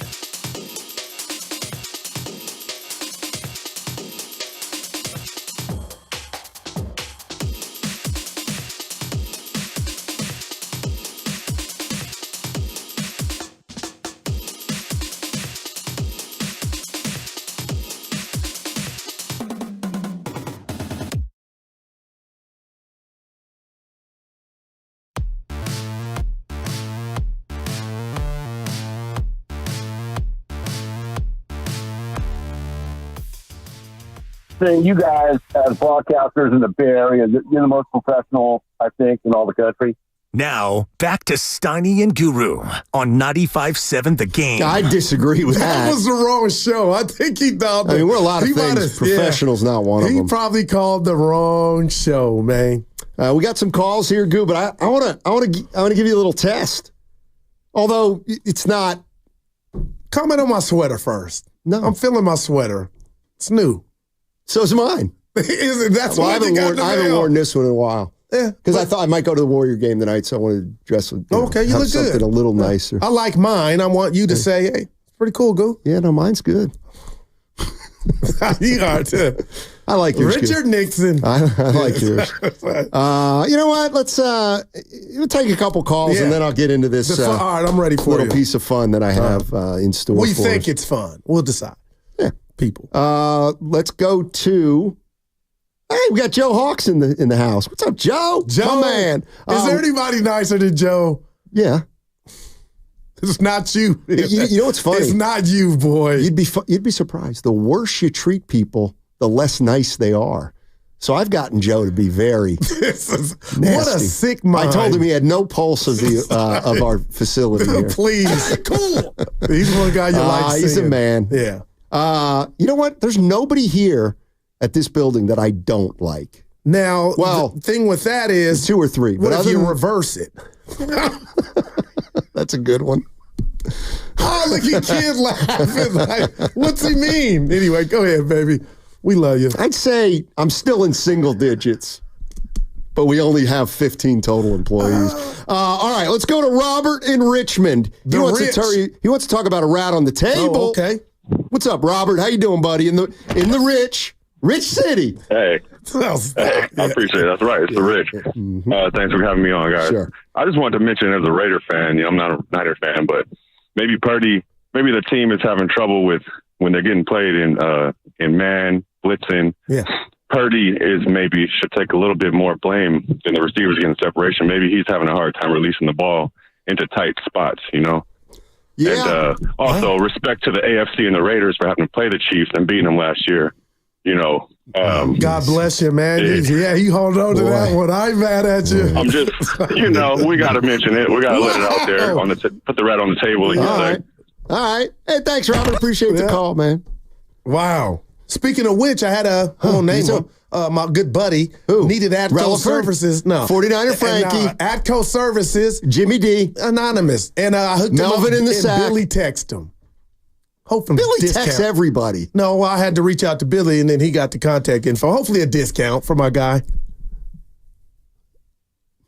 Why are you looking? You're not authorized to do that. That's my friend. That's got to be an ATCO employee. How much you getting for that one, by the way? Dude, I told you, that's going to get you hurt in these streets, man. I've never been in a fight in my life. Billy in San Francisco. What's up, Billy? How you doing? You want to talk about skiing? Hey. First of all, let's talk about that Raiders guy, man. Get him up out of here, man. Yeah, he was nice. He was cool. He's fine. He has no skin in this game. All right, anyway. So, look. So, scheme is the gift and the curse for us. I love it early. And then just the inconsistency of it. You know what I'm saying? Or the inconsistency of it. I know it sounds weird, but check it out. Let's start on the defensive side of the ball, right? Please, let's watch this game Sunday, and let's count how many times defensively we send more than 4. Tell me. Wow. More than 4. And how many times they do it to us? Because they're sending the house sometimes. Or multiple times, and we're sending just 4. We need more pressure on these other opposing quarterbacks. Okay, now that's schematically for defensively. Offensively, schematically, I mean, sometimes Shanahan is like, dang, that was an awesome play. But then sometimes, let's just say, Debo doesn't run the route fully. And then he just jumbles things up, and then Purdy's like, it's not there. I got to go run and try to make magic out of nothing. You know what I'm saying? Or you'll get a line play where the lineman needs to chip and then get to the other defender, pass that guy off and get to the other guy. But then he gets there late And then we missed the play to Yusek, where he could be to the house if he catch that block versus that Seattle game, if you saw that. You know what I mean? If you remember that play. You know what I mean? Yeah. So it's like it's one thing or the other, or it's great and then it's not, or that. And we won that game last week. But we have to stay consistent to be the Chiefs. To be the Chiefs. You feel me? Yeah. I just pictured Chris Jones Billy. Coming and McDuffie on the blitz. And, last year's Super Bowl, like, it is funny. Steve Wilkes caught hell for not bringing more than 4. Then when he did it, they actually played pretty well enough to win, in my estimation, against the Chiefs in the Super Bowl. They didn't, but, man, that's funny. It seems like they're bringing the house on the Niners offense, and the Niners offense is – they blitz every now and then, Stoney. I think that matters, man. All right, here's a point I'm trying. You know what? Let's go to Mike and San Lorenzo real quick. Then I can run on with my little experiment. Good afternoon, Sonny Goo. Hey, Mike, how you doing, buddy? Doing good. Checking up on your fantasy teams real quick. Also wanted to go ahead and recognize that the Raiders were the last team to beat the Chiefs, regardless of what was last year. But sure. Y'all can take the book. You guys can take a page out of the book. You guys got plenty of defensive marks to stop Mahomes in his tracks. But I just want to go ahead and say, with all these abbreviations or all the acronyms for the towns, the cities. Yeah. I am from the low, San Lorenzo. Oh. I was, there is the Dro. The Dro is legit. Okay. The Rich. The town is Oaktown. Can't beat that. Right. SF, we call it the city. There, you are familiar with the city. Correct. But yeah, the stack is for Shirley Haystack. Yeah, Gina. For Hayward. I'll give the Yoon to Goo. Yeah. I've called it the Yoon since I was a little youngster. I'm 37. All right. Well, let me give you a little backdrop real quick on the Yoon and why is UNE. Understanding nothing else. Yeah, yes, but go sir. ahead. Yeah. Straight up abbreviation. I've never heard that one. Yes, sir. Yeah. Thanks, Mike. Appreciate it. Big Mike. I'm looking at an Urban Dictionary map of the Bay Area towns that Ken printed out. Give me Oakland. These are unofficial. Give me Oakland. This is the town. Oh, okay. That's just forever. Berserkly's not. That's no, I've heard that back in the day. I've heard it, but that ain't it's it. It's B-Town. That ain't it. Yeah. Freakmont? I dubbed it Freakmont. No, you didn't. Because you didn't come up with this graphic. We didn't even go with Fremont, but yeah, Freakmont. Remember somebody calls a Freakmont? You see what else? And if Shasky and Bonte hear us, they're probably not, but you cannot refer to this city. They call it Deadwood City, not Redwood City? It's not hood like that, so I'm sure that's wrong. You can't call the city San Fran. They have Burlingame as B game. It's just got to be the game. Come on. Well, we're the game. Who calls Pacifica Pathetica? I'm just reading these. I'm not. You got to have some. Yeah, go ahead. All right. Goo, back to football. All right, Goo. So you've harped on repeatedly. Oh, Niners. These guys have lost 2 times in the Super Bowl to the Chiefs. In the last 5 years. Yeah. Well, the Niners have. The players haven't. All right, here we go. Let's have a little fun. All right. Last year's Super Bowl, 49ers team. Who was the quarterback? Brock Purdy. Who was it in 2020? Garoppolo. Correct. So Thank you, Ken. The quarterbacks are different. Well, do that for the Chiefs. I'm doing it for it. Okay. Well, I didn't do that research. All right. Last year, who was the starting running back for the 49ers in the Super Bowl? C-Mac. Who was the starting running back in the Super Bowl in 2020? Well, you had by committee, but we'll go Mostert. Tevin Coleman. Okay. Oh, please. Okay, Tevin Coleman, Mostert. Right. That's 2 guys. Juszczyk. Oh, he was ineffectual in both games. It doesn't matter. He still was on the team. That's right. All right. That's right. I gotcha. No, so Juszczyk is on. Gotcha. Brandon Ayuk. 1. He was only on 1. Only on 1. All right. They had Emmanuel Sanders. Yep. Oh, my God. Deebo Samuel. On both? Correct. George Kittle. Both. That's 3 offensive guys. Now, this is when it gets interesting. Offensive line. Yes or no? Trent Williams. He was on 1. It wasn't on the, he wasn't on the first one. Say no if they weren't on the 20. Okay, no. Trent Williams. No. Aaron Banks. No. Jake Brendel. No. Burford. No. McKivitz. No. McKivitz. No. No. All right. Their entire offensive line is different from the 2020 team. Now, no, we're not done. Okay. We're not even close. Right. I just hate it already. How many guys on the offensive line in 2020 can you name? They've all been out. They're all out. Like they're no longer starting. This is just fun. All Some right. names. Tell me if you remember. Can you name me any of the offensive linemen on the 2020 team? San Francisco 49ers. Staley. No. On the 19 Super Bowl. Oh, boy. Nope. Give me some. Well, one guy, Notre Dame guy. Probably. Okay. They had Justin School. All right. Laken Tomlinson. All right. Weston Richburg. Chuck Person. Or whatever Person's first name really was. Right. McGlinchey. Okay, McGlinchey. Yeah, damn. So 8 new players on offense. Defense. Ward. Mosley. Hold on.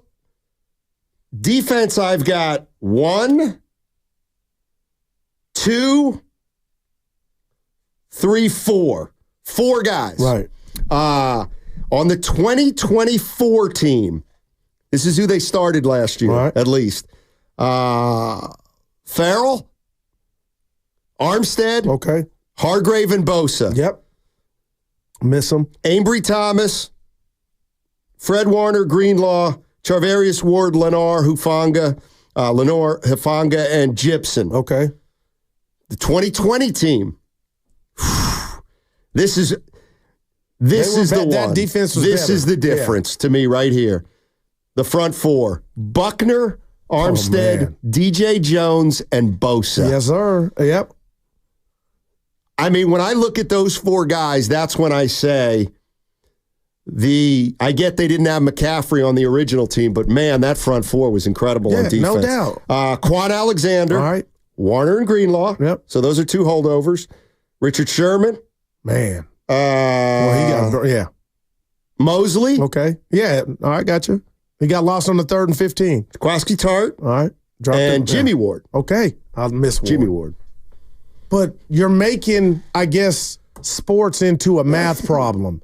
And I'm not telling you, bless you, I'm not telling you you're wrong in doing that, Steiny, but it's what the symbol, what the Chiefs helmet means. The same coach is here, and he's got the same issues versus the other coach. So to me, that supersedes who you say is on the roster versus who wasn't. Does it matter? Is it verbatim? No, but at the end of the day, it's still an issue because styles make fights. And for whatever reason, Kyle Shanahan in 2 Super Bowls, 9 quarters worth with different players, has had a 10-point lead. And with 2 different quarterbacks and running backs, he didn't have the ability to close the game. So don't tell me. And then the regular season game where they scored 41-23, 44-27. Okay, where they came in and scored 40 points. That matters.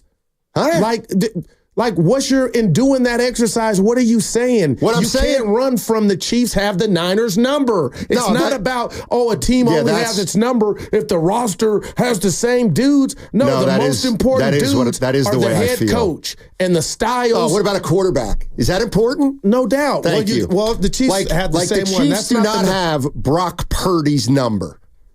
They don't. They don't. Well, I'm not going to get up here and say that. Well, my point is that the 2 Super Bowl teams, to me, were significantly different. Now, you want to say Kyle Shanahan's got a problem? I can meet you halfway there. But he is the Niners. When we talk about this fight, he's not more important than the players. I don't think.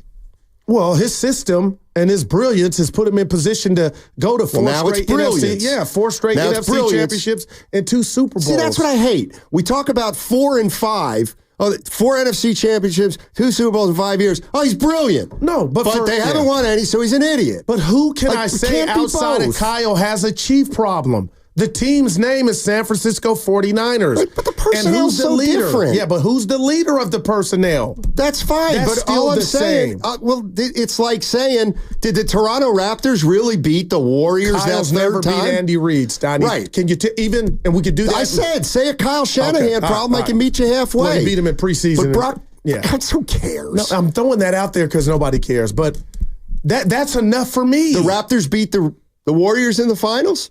Would they be, without Durant, without Klay Thompson? That's totally same thing. Different. Yeah. But Kyle he's the leader of this team, Stoney, and this is another opportunity to finally beat Andy Reid on the Kansas City's team, coaching the Chiefs. Okay, let me ask 49er fans out. The 49ers lost to the Chiefs with 15 of 22 starting positions were different in 2020. Then they beat them in 2024, and they beat them in 2022, I believe was that year, where McCaffrey, remember, it was his first game. He didn't even play the whole game, and they won 44-27. Yeah, right. If I'm asking 49er fans, over the course of a 5-year period, they got beat 3 times, 20, 22, and 24. If you're a Niner fan, do you constitute that as you have a Chiefs problem? The Chiefs have your number. And I'm not just doing, I don't view it that way. They've won 3 in a row. I don't view that as having the Niners number. So do you think the players are not, forget if they were here or left over or just their first time or second time.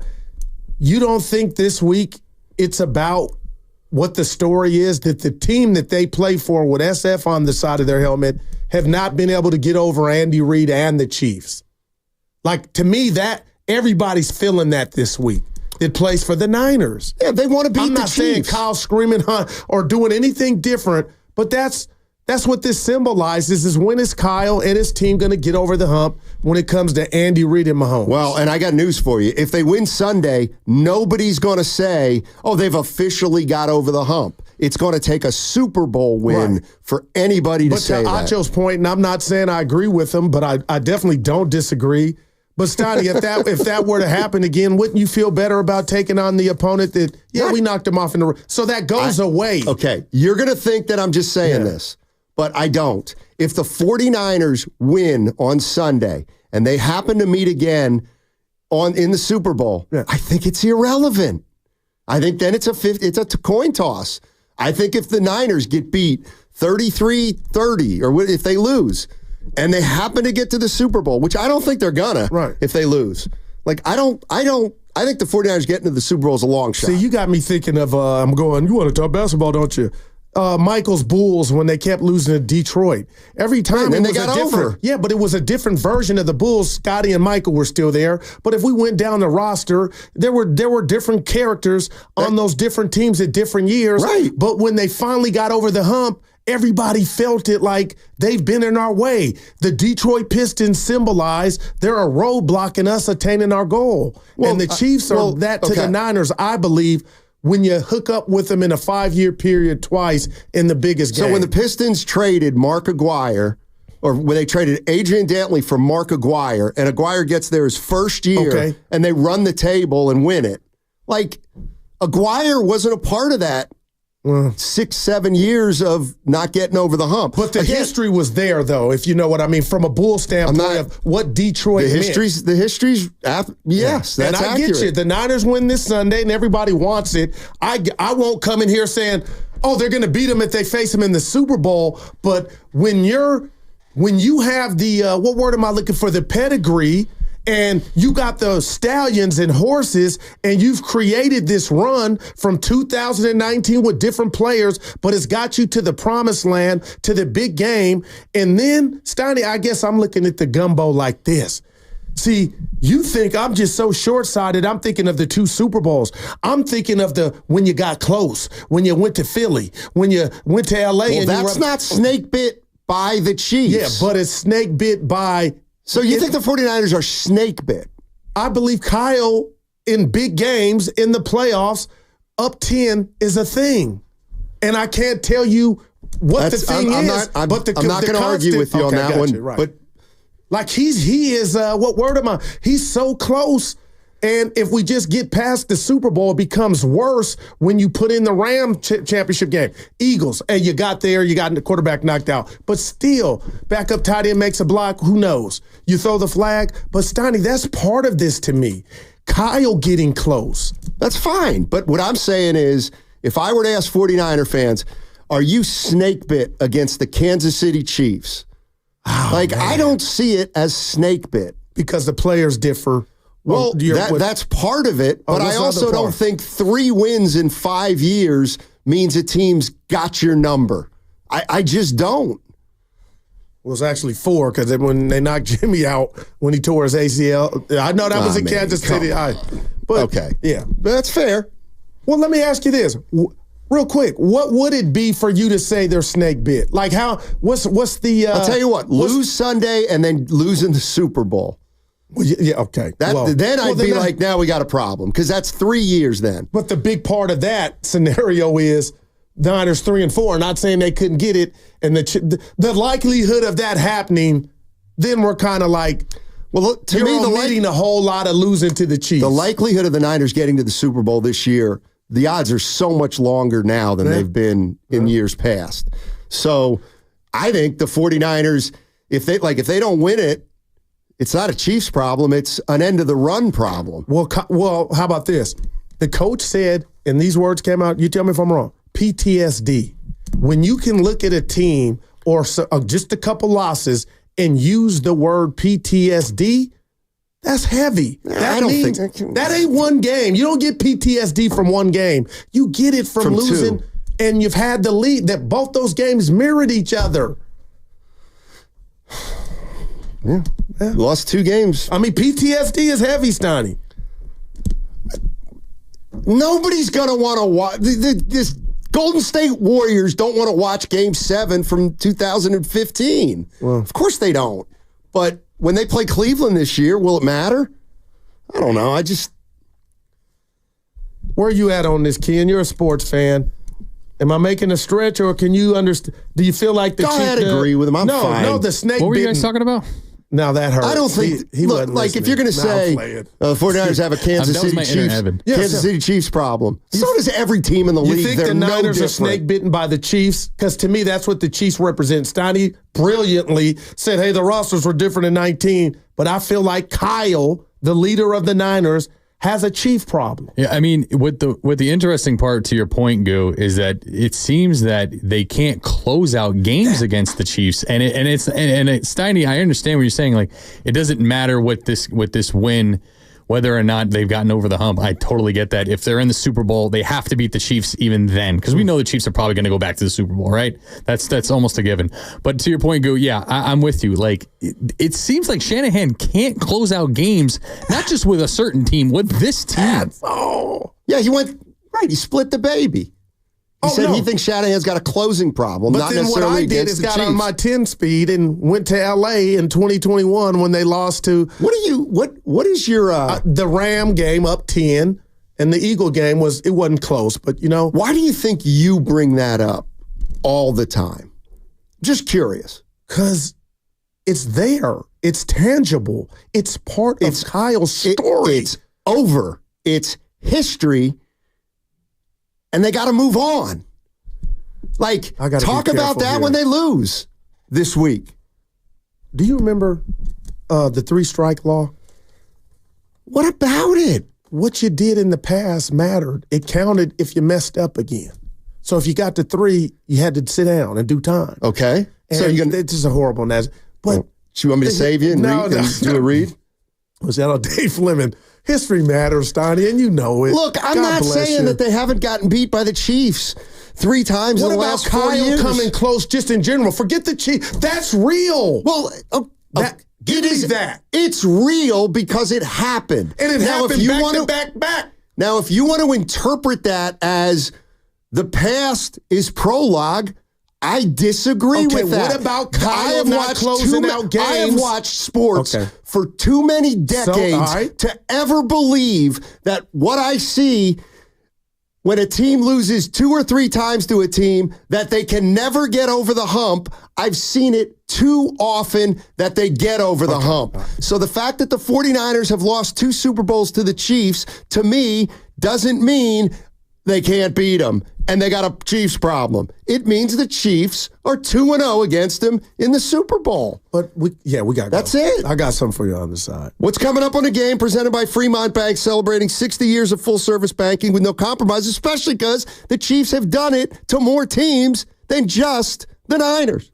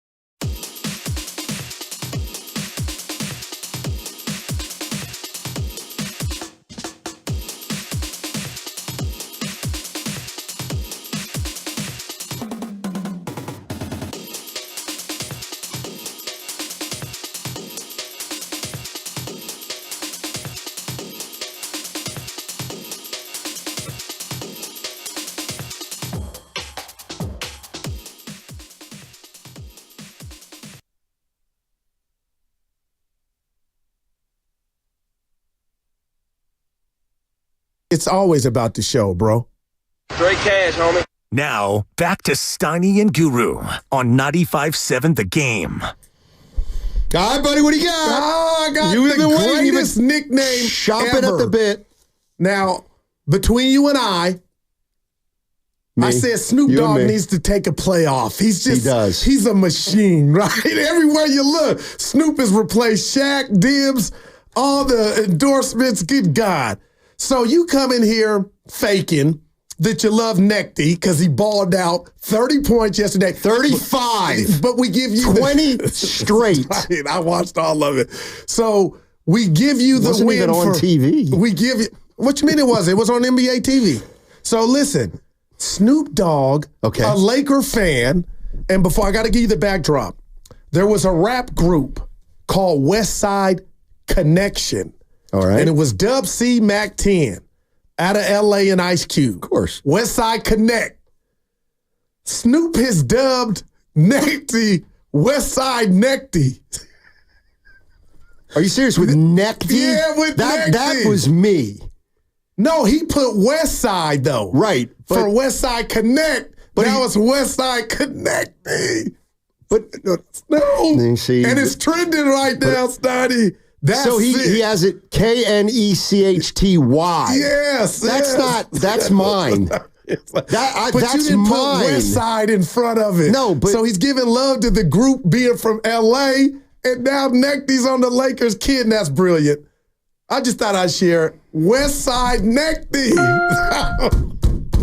You got to give him a 4. No. Yeah. Then you give me a 5 because it's my original. His name is Dalton Connect. Yeah. So it's West Side Connect, Steiny. But then why does he say West Side Connect D? No, that's me. That's butchering it. Oh, so he didn't really do that. But he's calling it West Side Connect. Yeah. All right, that's okay. Now that's sick. That's okay. That is Snoop. You're a boy. Your boy's One a thing I'm not afraid to come clean about, and it's fundamental difference from you. I'm not afraid to come on here and tell you I made one of the worst bets I've ever made. I made the worst bet I made in 3 years last night. What? Oh, Saints. What was I thinking? Why didn't you put it on the Vine? They are hemorrhaging. Well, I Dennis Allen made a couple mistakes. Forgot Carr was hurt. I'm going to do you. How much did you bet? I'm not. That's what you would have. I have a little nest, not a nest. Under 100 or over?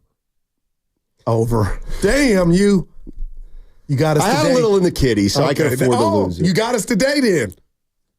No, at the cafeteria. Well, half as much now. Half as much as I had. West Side Connect. Did you hear Draymond Green said he almost left the Warriors in the summer of 20? No LeBron James tonight. I expect at Chase Center. Yeah. Will Bronny play? I got a lot of love on my socials for what? Sticking up for what was the movie? Hoop Dreams. Hoop Dreams, and Bronny taking jerseys from guys like that. And a lot of people felt that. I'm here for you. 3 people thought that. Stop. Anyway, you're on an island there. You know that, don't you? No.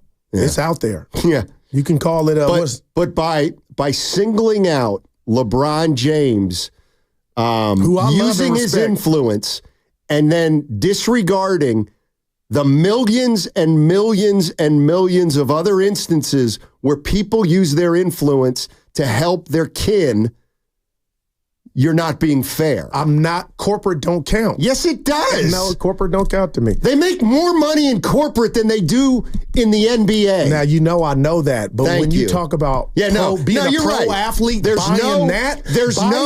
a pro athlete, getting a jersey, you're right. 1% of the elite, no, you're right. I got a problem. No, so you're right. with that corporate mess. No, you're right, I get all that. And it happens all day, every day. I'm talking about that jersey and all 3-4 sports. You can get your jersey when you know you weren't even balling in USC, but you're on the Lakers and I'm supposed to act like this is organic. Miss me, I'm out.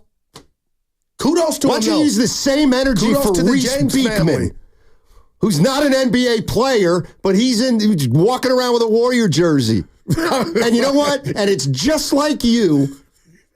It's just like you, brother, to not acknowledge that there's a similarity between LeBron James helping Bronny and Joe Lacob giving Kirk Lacob an opportunity to run the Warriors. It's the same thing. Not to me. The same thing. No. You Ain't just no don't jump shot involved in that. Try to expand your thought process. I have. No, you haven't. Yeah, you're reaching bad haven't. defense. Really? Corporate is not what I'm talking about, baby. I'm talking about earning blood, sweat, and tears. That athletic thing that you need to have when you get drafted and they give them a 4-year, 3-year contract. And God forbid a team like the Spurs, year after year after year, draft guys who aren't ready, and then the plan is to develop them into NBA players in 3 years. Shame on you. You are so Mr. lost. D3 thinking you are know how hard it is to make the pros, but you're okay with somebody just be giving a jersey because of his dad. And I love the James think family. A little bit differently I'm right on about this. something called the big picture. Please. Yeah. Kirkland, Hey, I'm going to jump in. I'm going to jump in real quick for you. Thank you. Just because the boss is not listening, so we can do whatever we want. You got time, baby. But Goo, don't you think it's more damning for a owner's son to take over a position of power like that instead of a player getting an opportunity to do something? Because think about it for a second, I got right? something for You you have Joe Lacob's son, right? Yeah. What if he makes like horrible decision moves? I mean, we've seen it time and again, and I can even tell you right now, the New York Mets have done it. Yeah. Because with Fred and Jeff Wilpon, Cowboys have done horrible decisions. The Dallas Cowboys have done exactly. Or are about to do it. So to the point of Steiny, it's a lot bigger on that level than it is an athlete maybe getting into it. Ken, I know you think what you said is great, and it was. Joe Hawks had nodded. He was nodding. No, okay. But at the end of the day, in that world, walk me and show me the men that have spent their whole life prepping, trying, giving up, sacrificing, trying to make the league. I don't care about those other corporate people that I don't know, that we don't know. I know what you're talking about, but there is not every day people that I've come in contact with, people that I call friends that tried to go to overseas and do everything to don that jersey, even if they were the 16 man on the bench. So when you come with the corporate example, 1 + 1, I get it. But the person that didn't get that opportunity, their life is okay. You don't know that. Please. I'm talking and speaking up for the ones that have done everything. Up for nobody. That Bronny gets the jersey and gets in the game before the guys that know they're supposed to be playing. It's sickening that you guys are okay with this. Who should they have taken? Who is the pro player they should have taken? You realize that 3% of second rounders make the league. You didn't think through the argument. Please. Think it through next time. Please. Give me the win. You get no win. There is a win. No, you don't get it. They wasn't even balling at USC. Probably shouldn't even been at USC. Stop it. You know what? I remember. Who cares? I'm talking about the streets. I'm talking about the streets where all they have is a dream to try to make the league. And this dude gets a jersey. Ken, get this. Europe. Africa. So back in the day when UCLA had great teams. China.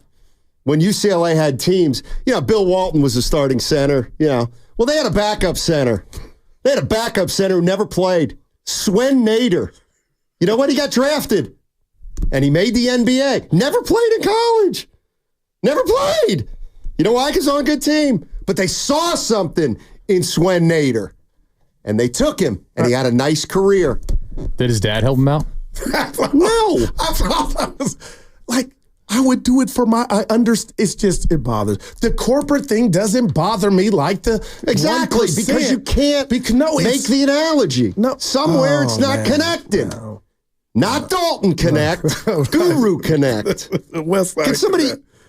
Dude, you just hate, no. Oh my God. That person when Steph Curry gets cannon into the NBA, you will change your tune so fast it'll make people's heads spin. He's a top 10 draftee and he's like his daddy. No, here's what it's going to be. On, man. Here's what it's going to be. With the second round pick in the 2032 draft, the Golden State Warriors select Cannon Curry. Yeah. No, he's going to be great. Yeah, he'll probably be All-American. Then they wouldn't take him in the second round. But I had no problem with our guy TJD. His daddy played. His daddy didn't help him get in the league. You don't know that. No. You know who helped him get in the league? Mike Dunleavy. He's represented by Mike Dunleavy's brother. Yeah, dude has Trace Jackson Davis's agent is Mike Dunleavy's brother. Okay. There it is. No, ain't no there it is. There it is. I'm looking at the body, the length, and everything Nepotism. TJ can do. It's pervasive, but you want to single out LeBron. Y'all trying to out black man the black man. Well, I know what it is, man. That corporate thing don't fly with me because those guys that got robbed of the opportunity, they're okay in life. How do you know that? Because how do you know that? Simon knows that. I'm talking about the dudes that got. You know what? It sounds like you're out of ammunition. Please, I'm just tired of yelling. I get passionate about it, man. And I love Bronny. No, you don't. Yeah. No, you don't. You don't. Oh, man. You don't love Bronny, and it's okay. The corporate thing. You're listening. You know what you're listening to. You're listening to Guru. Want to have it both ways on 90. No. You're listening to 95.7 The Game, KGMZ, FM, and HD1 San Francisco. Always live on the free Odyssey app, Twitch, and YouTube. They're powered by First NorCal Credit Union. Take your L. Nope. You had a mustache back in the day? Yeah. I got one now. I have one now. It's a little lighter. It's awful. Dude, boy, I like if we radio fought, man, we'd break the internet, man. But it would be Tyson Douglas, Donnie. It wouldn't last long. But Who's who? You know Douglas won the fight. Well, that was a bad Tyson Spinks, right? Which one, Leon or Mike? Well, Leon. Because Leon beat. Oh no, Leon beat Ali. Yeah. Never mind. Leon beat Ali. Uh-oh. Uh-oh what? My girl Jewel. 49er Frankie's on the phone. Guru, this is my girl Jewel from the Pettinelli golf club. Guru, you are so right. Oh my gosh, I'm listening right now. I'm frustrated with your brother. That's my girl Jewel, standing up for the real ones. Little Benny, please. Newsflash, nepotism exists in the United States, but only LeBron James exploits it. Yeah, okay. Oh. You ought to be ashamed. No, Can I ask you a quick question about the game? No, about the game. I don't really want to talk. I'm so sick of talking about the Chiefs. But we ain't done it for 30 minutes, but listen. Purdy stat line if the Niners win. I've been holding this. How would I know that? But tell me what you think it would have to be for a Niner win. I'll play along. Yeah, thank you. I've been holding this. Purdy's stat line in a 49er win. That's all. And I'll give you mine because I wrote it down. Give it to me, Stoney. 19 for 27, 220, 233, 2 touchdowns, no picks. Now, I went a bit higher. But no turnovers there. I'm not mad at that. Stein, I think it's going to be more. I think it needs to be more. 25 of 30, 310, 3 touchdowns. Who we have? Oh, no. I don't want to do this. He said we have a special guest. Is it John Sally? I'm ready. I'm in a good mood. No, it's not John Sally. It's not John Fogerty. Let me set it up. Let me set it up. We're having fun here. Yep.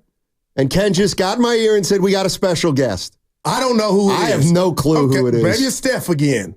Oh, no. Who we have? Who is it? I hate to disappoint you, but I am calling from heaven, a.k.a. the Circa. Put the Evan. Yeah. Out of sight, out of mind. Didn't even know who it was. What's up, Evan? What's up, Evan? Kid, hold it down. Boys? Hey, I heard the show's been fantastic. The family member, Manuel Acho, call in, I heard. Yes. Yeah, he called us family. Right on, baby. We having a good time. In case you're just joining us, joining us from Las Vegas is our producer, Evan Giddings. He's in Vegas for a wedding or bachelor party. Yeah, there you go. Hopefully it's bachelor a party. Bachelor party. I wouldn't go to a wedding. I haven't been to a wedding. It's either a bachelor party or a wedding by the end of the weekend, but bachelor party. How's Circa treating you? Yeah, tell us. Dude, I'm not going to lie. I'm down about 100 right now, but we're working our way back. I got money on some second division Mexican league right now. And later on today, Video Poker did me in. Later on today, we're on the Mets Love Nevada road dog against Fresno State. Yeah. And then I'm going to find a way to find something about this WNBA game later on tonight. There you go. Going all caution to the win. I feel like a proud papa. Get it in. Hey, Devin, we need you back here because we're so low on content. Guru's rerunning his LeBron Bronny rant for the 17th time in the last 3 months. Evan, what are you talking about? It's 48 hours until game day. What are we doing? Yeah, Niners taking on the defending champ. Yeah, we're sick of the Chiefs. Nahegan's sick. Evan, I know you love rap. I got to give this to you. You know, West Side Connection, Mac 10, Dub C, Ice Cube. Neck D going off yesterday. Snoop Dogg comes out. West Side Connect with the nickname. All right. Okay. I'm not going to lie. I'm not going to lie. This is where I do believe OG's got to take a play off. At some point, you need to let it go. Snoop Dogg is a legend. He's in the Hall of Game or Hall of Fame, whatever you want to put him in, but take a play off. Your time has passed. It's same with Eminem, same with Dr. Dre, same with all these old school fantastic rappers. Let the young kids have some limelight because it's not your time anymore. Wow. Be careful. You're in Vegas. You might run into one of them. Be careful, baby. Well, that's true. That's true. Oh, man. So are all the events at the Circa? Well, the event is going on around the Circa. Actually, shout out to you guys went. We all went there during the Super Bowl week. Stadium Swim. We got a cabana tomorrow all day. So we're just going to be posted up at Circa, making money, digging ourselves out of this large hole that I'm currently pitted in right now. And that's what we're going to be doing, just rolling up on some college football, a lot of sports this week. And I'm sitting in front of like the biggest sports screen setup I have ever seen in my life. It's unbelievable. I've never been to heaven, but let me tell you, last time I was in there, I was trying to be by myself, and a guy I do radio with had a couple pops, and came in there and kept bothering me while I was watching my money. And I was like, I wanted to throw something at him. Oh, hey, Steiny. Hey, give us a prediction for Sunday. Your gut feeling, look, I can't pick against the Chiefs, and it's not because the Niners haven't beat them. It's because I still am not yet convinced that the 2024 San Francisco 49ers are a good team. Wow. They have a chance to prove it on Sunday, and I'm going to be flying back Sunday morning. Check out the kickoff show with myself and Lorenzo Neal starting at 10 a.m. We got a 3-hour program rolled up. We're going to break down exactly why this game is so important, but my gut feeling says the Chiefs, they hold the Niners to under 30 points, which has been the magic mark for Brock Purdy. Anytime he scores more than 27, he is damn near undefeated. Wow. I don't think he gets there against this Chiefs defense. I'll take KC 23-20, and I'll explain a little bit more why on Sunday. You got the big board in front of you? What's the spread on that Tulane Rice game? Saturday. Well, I can see it's kicking off at 12:30, Steiny. That's and correct. I'm not going to lie to you. The Rice Owls, there's a couple fans out here. It is a raucous environment down south in Texas. They don't have the spread up yet, but I am going to be betting on the first pitch to be a strike because I got to don the degenerate hat as much as possible this weekend. So I don't know about Tulane. Yeah, but I'm like Goo. I don't know if I can bet on odds or evens. Goo's neighbor on odds or evens, but I'll probably be on one of those two. There we go. Our man checking in. Do you even know where Rice is? Texas. Where? Texas. I just said that. What city? Oh, he's talking to me, Evan, and I just wanted saying Texas. It's the biggest state in our country. It's like all you can do is laugh. Be Alaska. All you can do is laugh if you're me. All right, you're done. Yeah, we love you, baby. Hey, be safe out there. Yeah, have fun. Yeah, have fun, my man. Thanks for calling in. Appreciate it. Hey, love you guys. Have fun. All See you later. Thank you. Woof.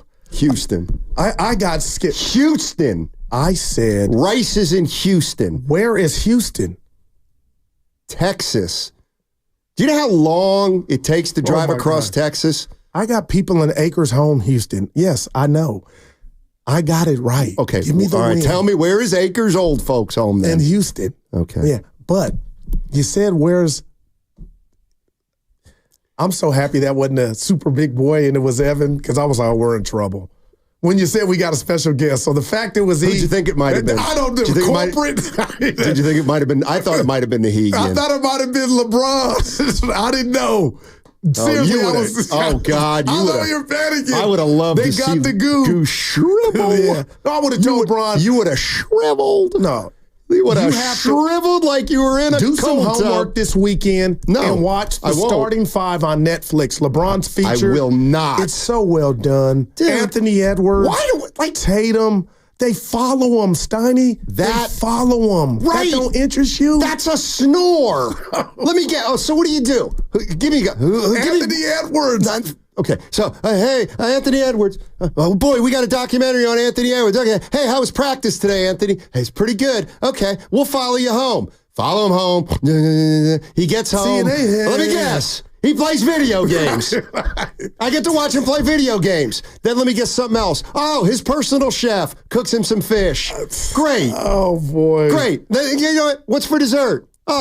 Key lime pie. Great. Have some key lime pie. Now what are you going to do? Back to video games. Oh, man. That's not compelling. I wish I could hug you, It's man. not compelling. They did have Let me tell you what's far more compelling. Interviewing Sabonis' dad while he's smoking cigarettes. Well, that's that out there. I might be into. Yeah, Sabonis. Did he? Yeah, he's on there, dude. It's great. So Sabonis' dad smoking heaters? Well, no, they referenced that when Kevin Garnett was talking about that story. Oh, I'm out. No, Kevin Garnett was talking about the Sabonis thing, though. No, I don't. Shaq and Hakeem, I was better than Snotty. They got footage of when Sabonis and some new Sabonis is a baby. When I hear his name, hey, call me Ken. Well, Kevin Garnett is insufferable.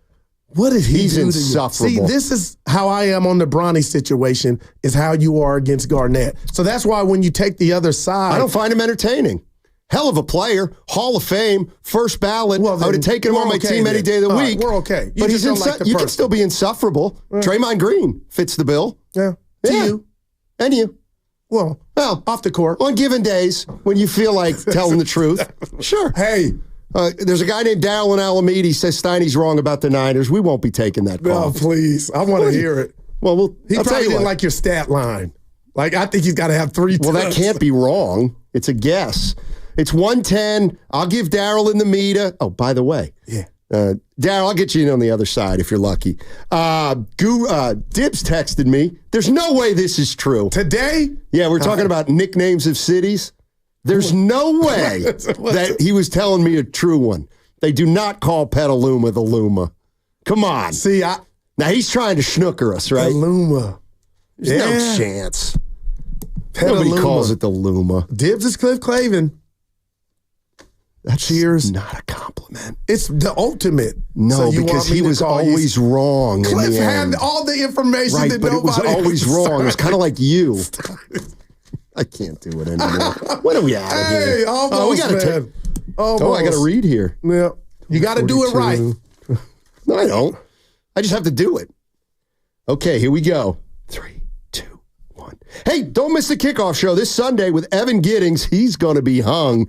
And Lorenzo Neal live 3 hours before the start of the game. Join us at the Hilton Santa Clara at 10 a.m. for delicious food, great drinks, and the best pregame show in the Bay Area. Presented by Habas Law. You've been wronged. Habas Law will fight to make it right. Call 1-800-INJURED or visit habaslaw.com. You're worthless.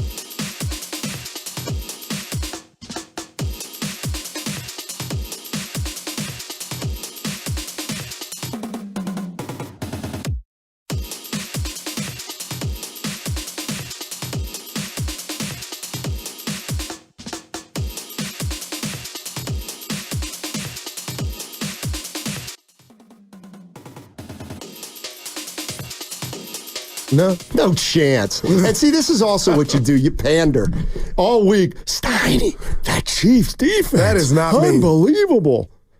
Yeah, I know. It's pretty good, Goo. Yeah, but Brock will throw for 400. Well, I thought you said their defense was going to be good. Oh, that's right. 380. 7 minutes. Go ahead. Give me a stat line for Ayuk, though. Seriously. No, not Debo. Just Ayuk. In your gut, what's your gut tell you? It tells me it'll be a normal game for Ayuk. Give it to me. 4 for 53. I don't think they win if it's that. How many touchdowns? None. Yards? Oh, you told me 53 big ones. No, Stoney. It's got, for them to win. Here we go. 220 change. 8 for 127. Okay, you want to bet? Touchdown or more. You want to bet? No. Exactly. Because you're just wishing now. You're not really giving it the proper analysis. I just know they can't come back in here, or we can't come in here discussing a 3-4. Yes, we can. Facing Dallas on Sunday night, coming off a bye. You know what let me tell you something. Let me tell you what I'm dreading from here to Kingdom Come. What? Next week. You know, before that, Steiny, the Cowboys can't beat them. We stink. We're lousy. We don't. Well, they're coming off a bye. Yeah, that'll make us worse. Zach can't do it. Dak can't either. Jerry ruined it. Yeah, CeeDee Lamb. Steiny, I know he gets a lot of catches, but we stink. Okay. You just like doing the voices. They're a laughing stock. I had nothing to do with it. Jerry did that. Get a new team, man. Like, dude, if it were that easy. It is. I do it every week. It's like being married, say you're going to get a new wife. Stop. Well, you don't have to make it permanent. Right. Hey. Yeah. Hey, looks like Ricky Pearsall may play. Well, give me a stat line for him. No, I was going to do my Stania impersonation. The crowd's going to clap regardless. Dude, when he gets out he's not coming back to the Bay Area like Klay Thompson. No, he just could have lost his life, man. And to be in pads, you know See, what? now you're bringing up stuff I can't make a joke from. Yeah, no, I think I'm ready for that. But listen, Stein's going to be emotional, man. Just think about it. He got shot point blank range. Here's my question to the Bay. He did get shot, and he's very lucky. That's all. But now he's going to play. So because all that happens, can we make fun of it now? Oh, no. I made it. He's healthy. Come on. Stein, he'll never lose anything in life, no matter what happens. He could drop 20 balls. The fact that he won the game of life in regard to that bullet not doing more damage or removing him here for this earth, he is a lifetime winner. Look, you like that. You don't like when I start preaching, giving sermon. Hey. Well, I like when you're preaching when I don't have anything to say, so I got nothing right now. Nick Chubb playing? You better hope Nick Chubb doesn't play this weekend. Dude, they got a running back. Oh, you talking about Cleveland. Jamel Ford? No, Jamel Hill's their running back. Stop. No, the Chiefs. the Browns. Yeah, I have him on my fantasy. How you doing? Jamel Hill. Last night was rough for me. Nah, it's Ford. I'm down 25-0. Guy had the running back for Denver, Williams, just running his ass off. I mean, we can. Here, this is why I'm in trouble this week, I'll tell you. No, after this show? No. I'll tell you right now. Give it to me. This is why I'm in trouble. I'm looking at my squad. Well, you're in third place. I got Jordan Mason, questionable. Well, who's your backup to him if he can't go? Because we know how this goes. Mooney Ward, Jerome Ford, questionable. No, boy. Juwan Jennings, questionable. He may not play. Let me tell you the guy I'm sick of is Michael Pittman Jr. He's questionable again. Michael Pittman brings a 2-game touchdown streak. You got to hit that players thing right now, Stoney. Put your waiver claim in, bud. You're playing with I can see you doing what the Saints did. Oh, this is a problem. And then losing 4 straight. Richardson's coming back. I got to get Pittman out of there. Look at you. My only other guy's Mike Williams, but now he's on the trading block. Who's your QB? Lamar. Well, you're good there. Moody, hurt, Chubb, physically unable to perform. Zamir White just plain stinks, and he's hurt. I'm in trouble this week. Dude, you're going to do a New Orleans Saints. 2-0 in the talk of the town. I was never 2-0. Well, they were, nice try. And then they've lost 4 straight. No, I lost opening week, and I won how many 4 in a row. So nothing is equivalent. So you were 4-1. Correct. Now I'm 4-2. I honestly swear I hope you don't make the offs. I'm being real. I can say it. Nobody's shocked. Yeah. I hope you don't make the offs. What's your record? 3-2. 3-3. I was lying. Yeah. This is a big week for me. What's bugging you coming up at 2 o'clock? So I got to prep for that. Well, I don't have to prep. I'm staring at them. 408 saying Jerome Ford declared out. See, if you got that. I thought it was a Q. It's an O. Thank you. And I'm mad that they bailed you out. He's on my bench right now. And you got your readers on. Dude, Stoney, that hurts me. You used our show to get some help. And I blew it. I should have picked up Garendo. Oh, man, that'd have been a nice one. I got trouble. Watch him run his ass off. Is Tyler Higbee out all year? He's on the PUP list. Joe, get on that, would you please? Thank you. You're in that room. Joe, man, that's our guy. Yeah. How many minutes now? 1:39. We got 3 minutes till the end of the segment. Dude, great show, man. Oh, man, we were good today. I mean, seriously. I think the thing this morning razzled you.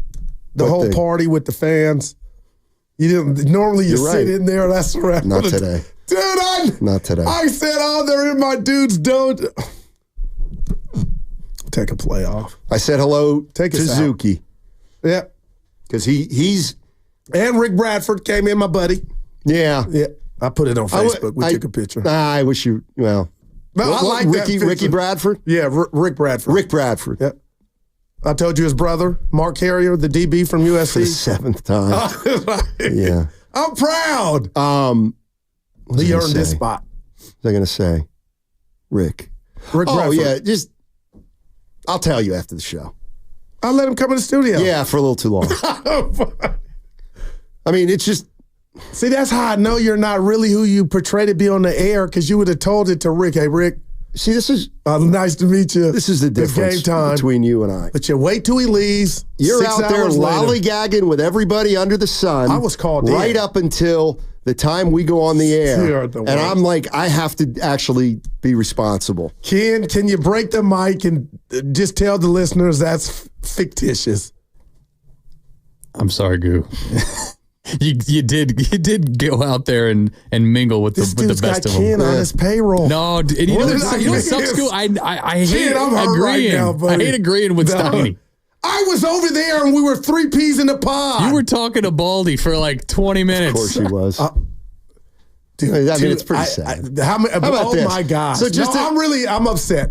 I'm going home. Well, just I swear to God, I can't take so it. This morning, Baldy did the morning show with 4 hours with worth. Willard. I'm sorry, with who are the two guys in the morning? Anyway, they came in and did a show with those two guys, and we had 20 listeners in here. And then at the end of the show, I came in the studio to prepare. I was looking for you. Guru walks into the room with a Sharpie and a notepad, asking if anybody wants his autograph. That's unbelievable. You should be writing for something. Dude, I text you first. I text this guy, where are you? And then it takes him an hour to text back. I got nervous. I said, maybe he's got caught up in traffic. Seriously, I was worried about you. Something happened on Bart. Goo, if I got caught up in traffic, I'd still beat you here by 45 minutes. I don't care if Bart's on an hour delay. I still beat you here.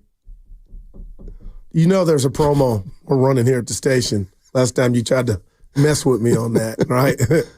No, I don't. Which one? When I said, coming to see you. Oh, yeah, that's a good one. Yeah. That was a good one. Not from my heart. We're almost there. We're in trouble, Steiny. No, we're not. I need something on the PG&E, man. Nahegan gets this audio. EDD. What's he going to do? EDD. Guy hasn't fired anybody in his entire tenure. You better do your homework. Oh. It didn't come from him. Never mind. Scratch that. Oh, boy. Sorry, boss. Yeah. Shut up. All right. Willard and Dibs will come in. Oh, yeah, the party starts then. Let me see if I got to read. I don't. On 95.7 The Game.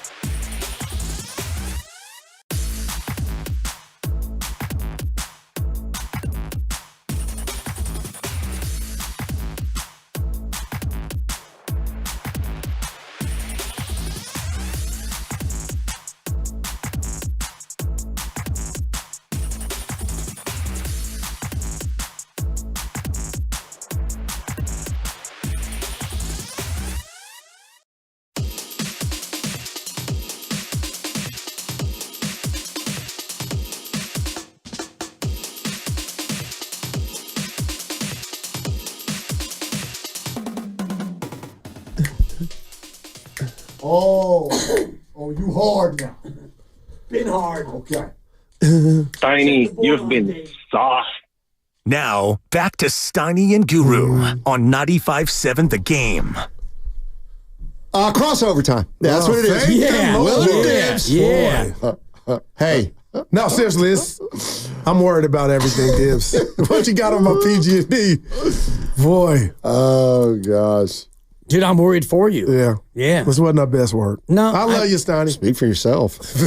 I thought you guys were great today. Thank you. What about his hip-hop knowledge? Yeah, when you referred to De La Soul as if they were De La Salle, like when you just rolled right over the law and you wanted him to know that you knew like any musical group that had some flavor, and you're like, De La Soul. De La Soul. It's not De La Soul. It's De La Soul. De La Soul. De La Soul. Lead singer Bob Laddiser. He wrote all the lyrics. Me, myself, and MJD. No, but you can do no wrong today because you sang. You know the deal. Twice, when Willard. you sing, the world is happy. Oh, boy. That's it. He's blushing. Actually, Stop it. Somebody called and said, Guru, your ear's still bleeding. Oh, yeah, we did hear that one. What was the song you sang about the Yankees Willard, closer? No, the Yankees closer. Dreamweaver. And Gary Wright. I was giving you a 4 as I was trying to go in and go to the Moraga Library, and I heard you, and you were like, it was really good. Oh, God. Really good. And you missed a couple of notes, but the fact that I knew the song made me feel as old as you. Yeah. And that made me feel good. They missed the notes on purpose, which is what you should do. Wow. Just miss them. Nobody knows what they're saying in songs. Wow. Nobody. When you started singing California Love, I almost parked. Yeah. I'm like, I'm not I missed driving. that one. Yeah, you missed that. You started doing Pac. Yeah. Because Pac said, from Oakland to Sacktown, we were doing the Bay Area. Back down. Mac down. Mac down. Give me love. Yes. I needed to pull over. I'm like, I'm not trying to drive while Steiny's singing Pac. We're not doing this. You know, he had to squeeze Sacramento in there. He couldn't think of it, but he finally got it in there. Sack. Yeah. Anyway. What's up, guys? You got a big one, bro. What's up? I've been waiting. Day. Okay. And Willard, if it sounds like I stole your verbiage, I did not. I missed it yesterday in real time. I had wedding rehearsal. My buddy's getting married. I'm in it, so we had wedding rehearsal. This morning, it's just me and the caddy, me, myself, and Goo. And I turned on the Greg Cosell interview. And that was the greatest bounce back thing I've ever seen. Thank you. You've stolen everything that I wanted to. You had him flummoxed. He couldn't. And then he said, that's a good boy. You bounced back, Dibs. I don't know what to say. Thank you. I mean, it was one of those. Yeah, it was. It was tough. It was tough on your boy last week. And, our boss, Matt Nahigian, rest in place, and he actually hit us with the rejoin, and everyone laughed. And I've never seen Steiny so happy. And then this week it comes back again, and your boy is like fighting from a 2-score deficit. For him too, Willard. I was worried early. You guys should have seen the build up to this. I knew that this connected with people last week. I didn't know this. Like, we're talking about, I'm like, ooh, we got some good conversation. Yeah. I got points to make. And the text line is just like, when's Cosell? When's Cosell? Is Dibs okay? Yes, you were on it. People were counting down to Cosell, and then you should have seen the dang thing during the interview. He won. People were celebrating. I'm proud of you, baby. I think there were block parties that broke out in the East Bay. He was speechless. Either on the receivers getting separation or who's the best. It's amazing. That's a problem. Yeah. He didn't have an answer. One guy's getting $30 million. Right. That should be the best. I think the Niners have the answer, and hopefully that will be confirmed here in about 5 minutes when Kyle speaks. But Pearsall? Yeah. Wow. There's your answer. I tell you what, yeah. though. Could you imagine? Well, sure, I can imagine. Just him coming out there after what? I mean, this is not Willis Reed though. Yeah. Like, if this happens, great. If that's the game plan, it actually might be Willis Reed because if you remember Willis Reed and Steiny's a big proponent of the Willis Reed ideology. He made one basket. I know. Yeah. And Ricky would probably have one catch. So this actually might be Willis Reed. It might be. Yeah. I think he had 2. He did. He had 4 points. He had 4. But he left early. I hate to do that. No, he did. He had 4. Were there a couple free throws? And this is not. And he went like 2 for 3. MTV Rock and Jock where there's a 4-point shot. That's yeah. But the lack of separation is that that's bothering me. Like, you're gonna lose sleep, but What is it? Maybe that is why Purdy's holding the rock longer. I don't know. I Let's mean, see it. is Brandon Ayuk actually not separating? Because there's also analytics that he's separating. Oh, okay. See, I don't. You know what I mean? Like, we had Acho on earlier, and he said he did a video of Ayuk not getting open. You're not getting open. So I mean, I took that for. You could find a handful of places to tell you anything, I would guess. But, look, this is a different matchup when it comes to that. Snead is one of the best man corners in the NFL. It's not on the Chiefs anymore. No doubt. McDuffie's the only one You know left. what I mean? Tell the people real quick what Steiny and Dibbs weren't in here. I don't know what they're doing. What you asked me about the Jimmy Niners and the Purdy Niners. Okay, yeah. And Steiny, you can answer this too. All right, I'll try. Yeah, he's doing homework. Just try. That's all anybody ever asks. Just try. Okay. Do you view the Brock Niners and the Jimmy Niners as a different entity? Yes. Okay. Yes, I do. And the Niners and Chiefs have only played once. That's what I told you. Look at him. Oh, I hate the it. Niners and Chiefs. That's Wheeler. That don't mean it's everybody. The Niners and Chiefs have only played once. Yep. It was in overtime. Neither of them have ever visited the other person's stadium. Never. None of that has happened. Why is 2019 still here in the building? There's only one reason. It's us. It's those are the rosters from each of the Super Bowls.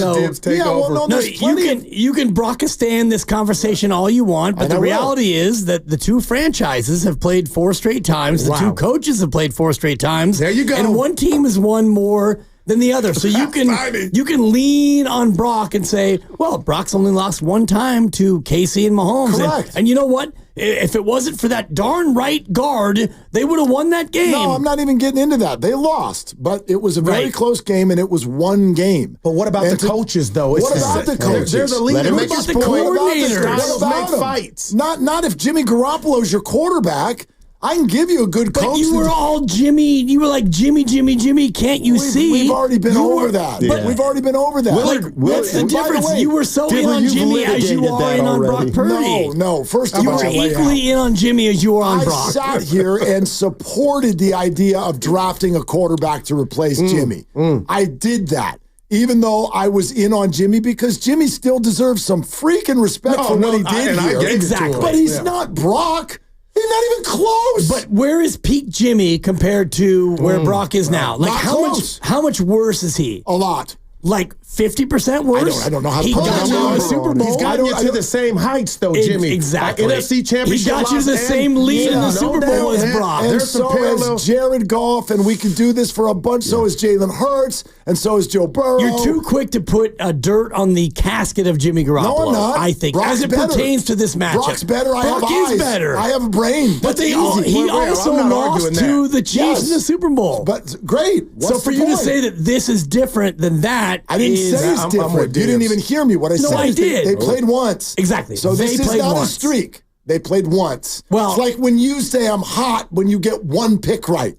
You're not hot. That's a terrible analogy. You're not hot because you have one pick right. The Chiefs are going in without Pacheco, so we can't look at this matchup because they don't have Pacheco. So we can't talk about that because these teams are different. I can tell you need to calm down. I need to calm down. Let me just calm this straight up. Let me just affirm a few things here.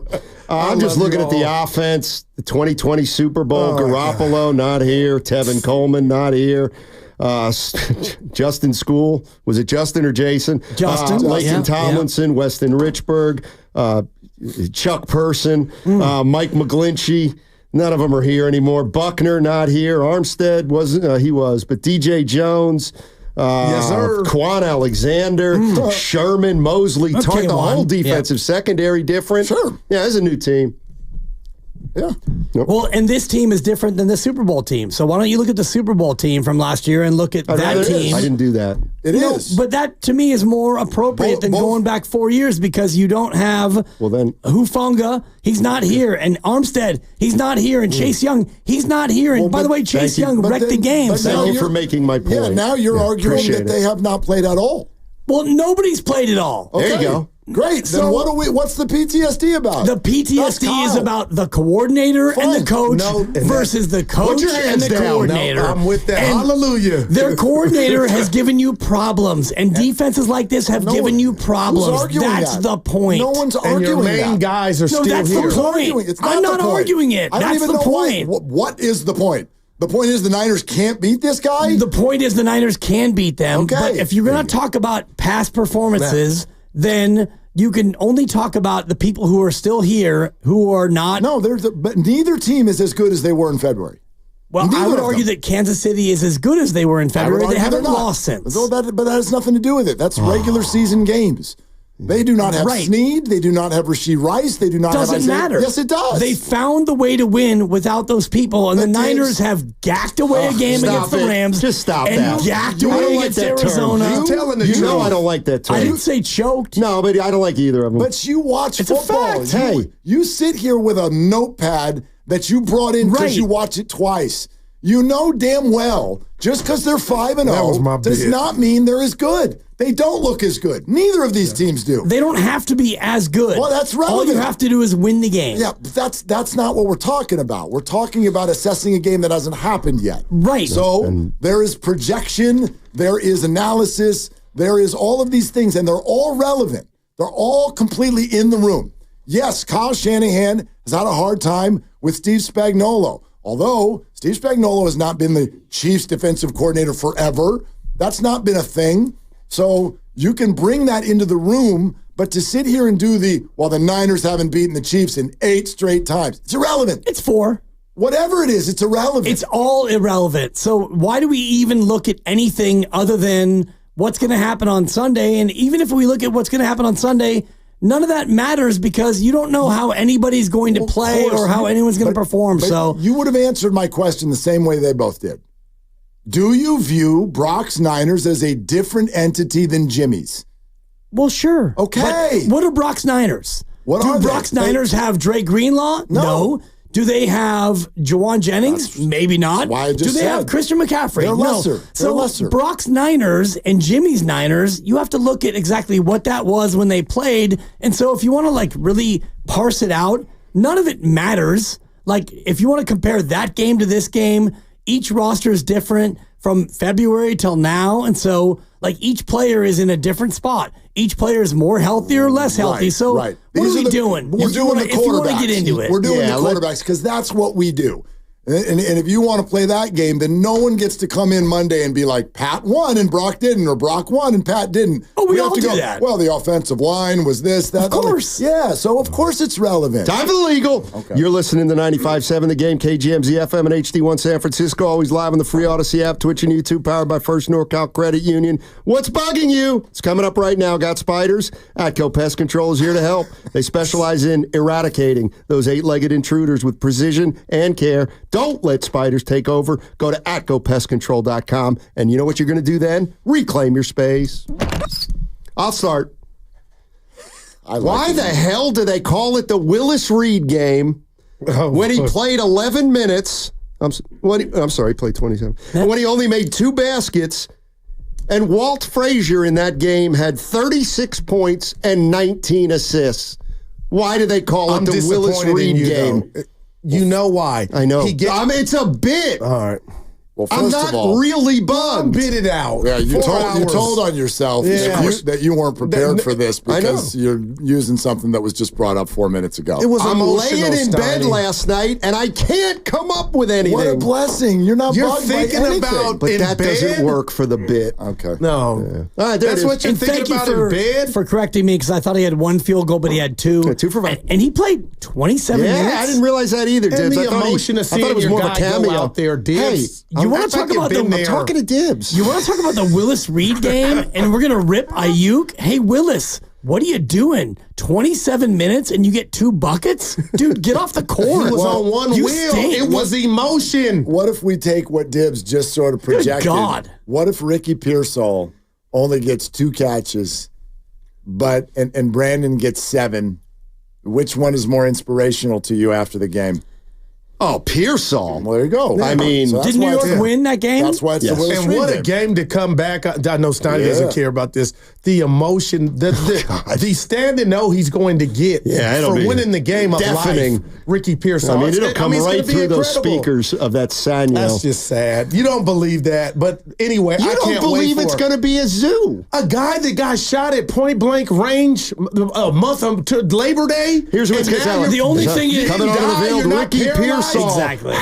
Let me rip that shirt open. Do Nick you have Bosa. a heart? This is incredible. It's bigger than ball. They don't introduce Fred the offense Warner. and the defense, Steiny. You Well, know and that. the only thing that's Wheeler, why different, do I Goo, fall is for it? if he Thank you, comes on the Diz. field in like, okay, now it's 3rd and 4 and they're going to 11 personnel, no one's going to notice. So it's not the same as like, checking in for the first time. Oh, gosh. It's Willis Reed. If he happens to come on the I need a field, double even if today. he starts on the field, like, and the Niners go 11 personnel, one running back, one tight end, even if he's out there then, no one's going to notice. Well, you guys, you said this earlier. Like, you guys know how football games are and where this fan base is at this point. They won't even know it's him. Exactly. What number does he wear? 14. Yeah, you know that now because he called you out on the air and you had to look it up. I don't know what Well, number. I didn't look it up. I had to think about it. You looked it up. 14. Yeah. No one's going to know that that's Ricky Pearsall until after he makes the catch. Okay. Right? And the stadium goes, right. Ricky Pearsall on the catch. Guess it's too soon. Yeah. What's the problem? He'll be the one in the bulletproof vest. Oh, for crying. Now that, you know He what? I may not even survived. see you after the show. He survived. That's not stop. All right. I knew that would get us to move That's along. Mary's Dibbs, what's son. bugging you? Go Peskin. Political emails. And I get them from he was Emails or ready. texts? emails. I get texts. I get everything you could possibly get in terms of messaging. And for you, the candidate, I'm already going to vote for you. Leave me alone. The more you pester me with, hey, we need a little bit more money in Georgia. I don't live in Georgia. We need a little support in North Carolina. I have never been to North Carolina. I don't give a crap about where you're not doing well. I was going to give you my vote, but I'm about 4 emails away from switching over and voting against you based on principle. Because you know what, Mark? You don't know me. You're not. You don't know. You should know me well enough to know that I will grudge vote. I know damn well that you'd never I blocked your primary account, and then your VP candidate hits me, and I blocked him, and now your campaign email hits me, and I blocked them, and now his campaign email hits me. And you know what?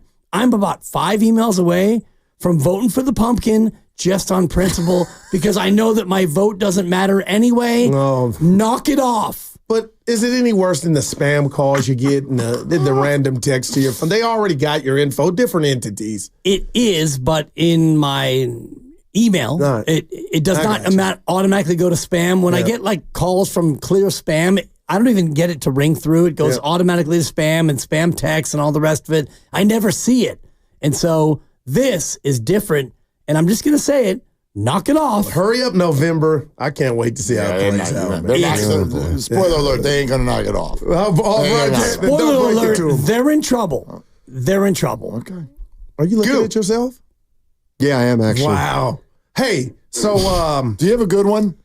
Now that bothers me because there's times that I've done this and you said to yourself, that was bad. No, I want to save you for last. You save you for last. I don't think it's that good, but I'll just. Well. All right, look, it's Bronny James. Listen, I love family. I have 2 sons and a daughter. I love my kids. I love all your kids like they're my kids. Snotty talked to his daughter on Zoom, called me uncle. I walked in the room, had a great show that day. But listen, it's not about Bronny. It's what he represents to the people in this world that I know some of them that have chosen or have no other choice but to live hoop dreams. They don't have another outlet. Now, you could say, go do something else, broaden your horizon. All they are trying to do is make the league. So for any yokel-dokel out there trying to compare Bronny James getting a professional basketball jersey from any league to somebody's daddy in corporate who's the man giving their son or daughter a position at that corporate entity, you're missing the point. That's not the same as the 1 percentile that it takes to make these sport leagues. So just watching Hoop Dreams the other day, that's who Bronny took a jersey from. I love LeBron. I love Bronny, but I'm sick of it. And don't give me the corporate people do it all the time, because the people that don't get the job in corporate are still living what Kanye said, Willard, the good life. They're going to be okay. But the ones that Bronny is taking the jersey from, that's all they got, and I hate it. This is a good rant. 95.7 The Game breaking news. I don't know what it is. The 49ers will activate Ricky Pearsall, and he will be a full go for the game against the Chiefs on Sunday. Wow. I will also add that the 49ers will have their third kicker of the year on Sunday against the Chiefs. Matthew Wright will go on IR. Stop making tackles. I said stop making tackles. He did. Stop making tackles.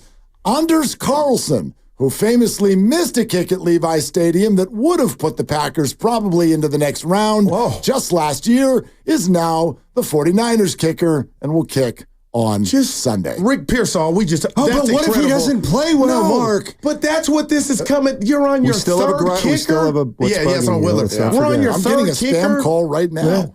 Your third kicker? Take it. Hello? Your third kicker? Your third kicker? That's just like this season's crazy. You're on your third kicker. Right. And here's an idea for the special teams coordinator. In the meeting, when you get all the guys together, tell your new kicker, hey, if you happen to get into a spot where you need to make a tackle, don't. Knock it off. And Mark and I talked about it the first time when Moody went in there and went head first, and then the second time this is crazy, where your kicker ran up into the mix and tried to make another play.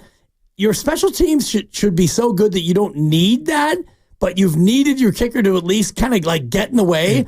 Here's an idea, Anders. If you get in the same spot, just get in the way. If your name's Anders, you're not making a tackle in the NFL. Give us your what's bugging you. Dude, act like half the people on these sidewalks here in the city and just get in the way. Yeah, wow. It's a couple other things. Or just lay on the sideline. Juwan Jennings is officially out. Oh, no. This game. God. Of course. Hold on. Set your lineup. Jordan Mason is officially a full go. Jordan Mason is not on the injury report. So we'll get into all of that. No, John. I have a stupid one that I'll get out of the way real quick. I was just thinking about this. I don't really care, but it's kind of a dumb one.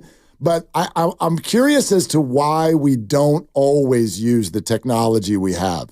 Have you ever sat at a stoplight and noticed there's a camera on the light? Okay. The camera can be used to send you a ticket, okay? But the camera cannot be used when it's 11 at night and you're in a residential neighborhood and there's nobody for a mile around and we're going to sit here at the red light for 2 minutes. You can't use the car next to me doesn't have a driver, but we're not going to have the technology to be dude, flip green. There's nobody here. I'm not mad. There's nobody here, and I'm sitting here. I did it this morning at a spot where there wasn't even another road coming the other way. It was just a crosswalk in a neighborhood that had no people. And I sat there for a minute and a half, and I looked at the stupid camera, and I'm like, can you go green? That's all I wanted to say. Now back to Niners. No. Just real quick, an addendum to that. The cameras that will capture you running the red, they are reliant on the municipality also having the people who will take that footage and then issue tickets. And the majority of these cities no longer have that person. So it's photo enforced, as they say. Yeah. But for the most part, it's not photo enforced because they take the picture and there's nobody to look at the picture and then go through and type in your VIN number and your license plate and send you a ticket. So the photo enforced is much like when you drive on the freeway now and it says this speed limit is enforced by air. And remember back 30 years ago when you would actually see CHP in a plane? They don't fly planes anymore. So it's no longer enforced by the air. And it's much like these traffic lights where, not all of them Different cities have different. If you're at the wrong intersection in the wrong hood, Willard, I'll you go. can get caught, dude. It's taking too long. No doubt. Yeah, I got to get up out of here. All right. Okay. Great show today, partner. Will you please sing? worried, Will you man. sing one more time before you go? Do California Love for the people who didn't hear it. See, this is like an out. Yeah. How does it start again? California Love. I'd rather do Gary Wright's Dreamweaver. Dreamweaver. I can help you to make it through the night. I gotta go. 95.7 again.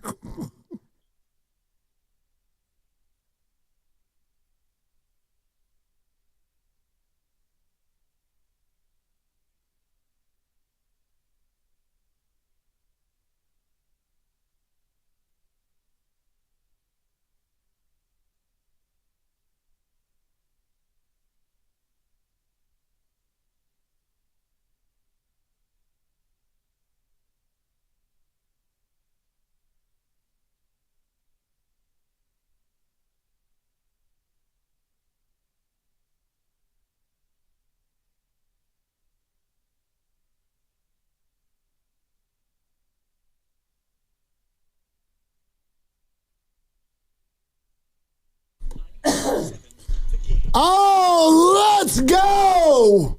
We are here. The weekend is here. The 49ers will play the Chiefs this weekend. And we got a lot to get into.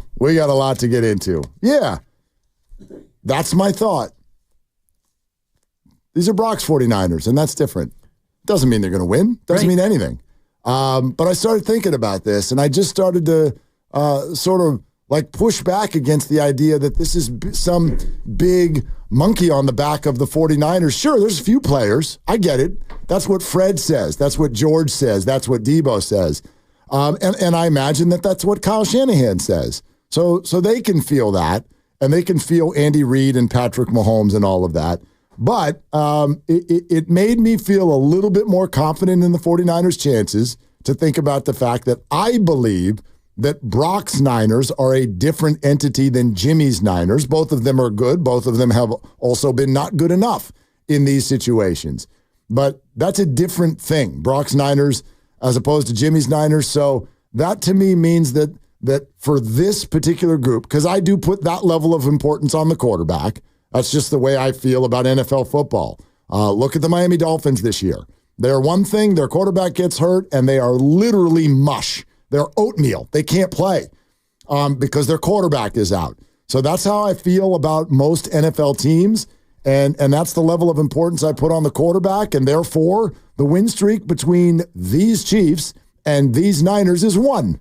They played once, and it was a very, very close game, a great game, went to overtime, a frustrating game that the Chiefs were able to win. But this time, the 49ers are at home, and this time, God, I'd hope they're the more motivated team. They need this one a hell of a lot more than the other team does. I find that analysis to be too simplistic for me because, the Jimmy Garoppolo Niners that faced Kansas City, Jimmy was really good. And was he Brock Purdy? No, but was he like half as good as Brock? No, he might be 90% as good as Brock at the time in that offense, and he did the same thing that Brock did. He went and played Kansas City and he lost. And for me, the thing that gives me staying power and makes me think about this matchup is that a lot of the people who were there then are there now. And Kyle was there then, and Andy was there then, and Mahomes was there then, and Spagnuolo last year was there then. And so you could look at all the things that are still there, and that for me becomes more telling than just the fact that your quarterback is 5% better than Jimmy G at peak Jimmy, 10%, 20%. Jimmy was really good when he played in the Super Bowl against Kansas City. And I'm surprised that you're being I don't agree with that. I'm surprised that you're being so dismissive of what he was at the time. I'm not. This is not about Jimmy. This is about Brock. He is a way better, nobody ever. No, but you're not remembering where Jimmy was at that time. Yes, I am. Jimmy in this offense, he was equal to Brock in that they also had a 10-point lead. All of the stuff 20-10. It's not like he was running the ball up and down the field. This is a guy that got to the Super Bowl with his coach telling him you're going to pass the ball 8 times today. Let's not get it twisted. I can sit here and tell you that back in that day, I thought that Jimmy was a good quarterback and at times disrespected. but I've never, ever thought of him the way that I think of this quarterback. This quarterback's one of the best quarterbacks in the game. This is one of the best quarterbacks in the game. Jimmy was never that. His team was good. And when people look back at the 2019 Super Bowl, they forget some of the key plays that would have won the game. They'll get mad at Kyle for either running the ball or not running the ball. They'll think about Jimmy overthrowing Emmanuel Sanders. They'll think about Nick Bosa was held, and they'll think about Tyreek Hill and down the left sideline. What they don't know is that Jimmy Garoppolo dropped back on a third down, and George Kittle was by himself down the seam in a play that was schemed perfectly by Kyle Shanahan, and the man never saw him. Number 10 never saw him, never delivered the ball. And the 49ers lost. The game ends if he delivers that ball. It's over. It's a first down, and you're starting to think about taking knees. So this, to me, and I get it, you can think whatever you want, but I put that level of importance on the quarterback, and I see this as a very different entity for which I give many, many more expectations.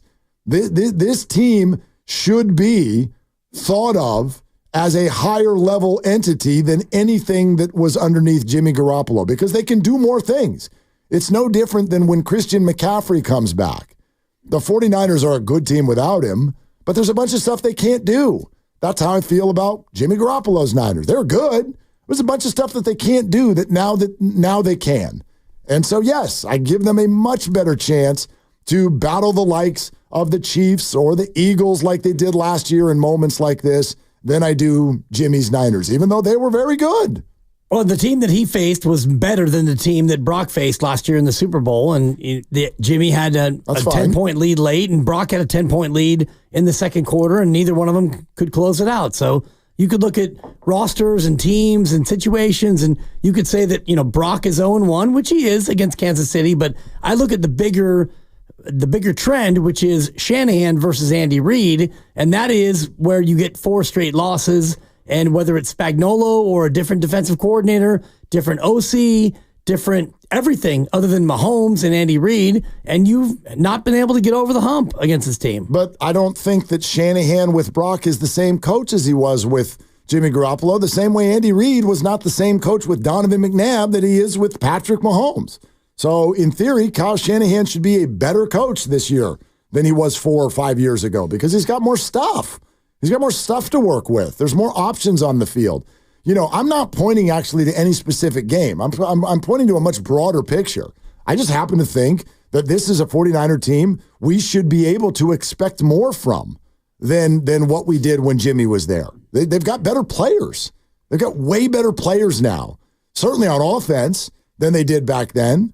That team had a better defense than this one does right now. This team misses Dre Greenlaw terribly. Terribly misses Dre Greenlaw. Like, that's a huge deal. And certainly that has an effect on this game. But I this is something that I wanted to play with today. And I wonder how you would fill in the blank. And 888-957-9570, we'd love for you to do this. I just put it out on Twitter. You can pick either one. The Niners will win because, fill in blank, or the Niners will lose because, fill in blank. And I would argue, I believe the Niners will win, one for a silly, simple reason, which is they're at home, right? You got perfect conditions this weekend. They're at home, and you're favored. But in pro sports, when one team needs it more than the other team, they usually get it. That's usually. So I put that in the 49ers' favor because they are going to be much more desperate in this game than the Chiefs will be. But the other thing that I think is an extension of that is what we're talking about here. I think we've only seen Brock's 49ers go up against this defensive coordinator one time. It was a mixed bag of results, but I think for the most part, for the most of the game, good enough. Good enough to where they coulda and shoulda and all of those things, but didn't. How do we project that forward to this weekend? I think it is likely, call it a 65% chance, that the 49ers score more points than the Chiefs this weekend. That's all. That's pretty high for me. Okay. And you talk about a coach who's 21-3 off a bye, Andy Reid. So no matter who he's facing, Niners, Kyle, Brock, Jimmy, whoever else he's facing, off a bye, he tends to win almost every time. Actually, 21-4 is the actual number, so 84%. And that includes road games, home games, Niner games, whatever game it is, Andy off a bye tends to win all the time. And you look at last year in the Super Bowl, the Niners went up 10-0, and yeah, they had a fumble, and they didn't score, and then McCaffrey did score, and you're up 10-0, and you wound up getting only, 12 more points the rest of the game? Almost 4 more quarters? 9 more in regulation, yeah. Right, exactly. Yeah. So I look at a defense that has given you problems and a defense that other teams emulate, and that's also given you problems. And yeah, it's a home game, and I get that, and that should give you a little bit of a boost, but you're barely a favorite. You're a 1-point favorite. And I know that Kansas City at 5-0 might not be more motivated than the Niners. I don't even know what that means when it comes to NFL players when you play 17 games, and I don't think that any of these games are like, okay, this is like the fourth game in 5 nights in the NBA, and, we can't wait to get home, and we're going to go ahead and mail this in, and if it doesn't go well early, we're going to go ahead and punt on the game. That's none of that. NFL motivation to me is a non-starter. I didn't use that word. It's not about motivated. It's about desperate. It's about desperation, not motivation, for me. And I think we see this all the time. What's the difference, though, between desperation and motivation? The difference is humanity. The difference is human nature. Like when it's like they play in the preseason. Do they play as hard? No. That's the preseason. Right, that's an unfair comparison. If you talk to any NFL player, they will tell you that there is a different speed from preseason to regular season to late season to playoffs to Super Bowl. And nobody would ever be like, yeah, I was actually only going 3/4 speed. Right. But there is it's no different than if you were running from someone that you thought was going to hurt you versus if you were just running at a track event. Like there's a desperation in there that is going to, it's going to move you. It's going to move you a little faster. I don't buy that that's there in week 7. Yeah, I mean, they can say it, and if they go out there and they show it. They said it going into week 6. Right. Desperation. And they played well. They sure did. And they won. Against a lesser team. Yeah, and now much you're playing Kansas City, 2-time defending champ at home. And so, I mean, for me, the idea of desperation is, okay, wild card game or playoff game, or you win or you don't go to the playoffs. That's desperation. You can contrive it, and you can think that you're desperate in week 7. I don't necessarily buy it. And, you can draw the line between the Jimmy G Niners and the Brock Purdy Niners, and that's fair to do because Brock is better than Jimmy. But for me, the overarching reality is that Kyle versus Andy, it's been Andy, not Kyle. So fill in the blank then. Which one do you want to pick? Oh, they're going to lose. Okay, because?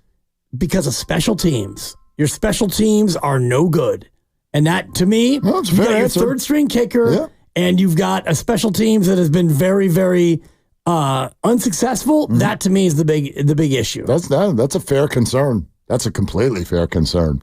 All right, so 888-957-9570. And there's a couple things on the table. Do you view Brock's Niners as a completely different entity than Jimmy's Niners? That's one. But pick a side. Pick a side. I mean, today's for you. Sean Salisbury is going to be on in 45 minutes, but we'd really like to just, soak in the excitement of today. So the Niners are going to win because, or the Niners are going to lose because. We'd love to know what you think in terms of how this is going to go. We're brought to you by Crystal Geyser Alpine Spring Water. Your call's next, Willard and Dibbs. What makes Crystal Geyser Alpine Spring Water different? We always bottle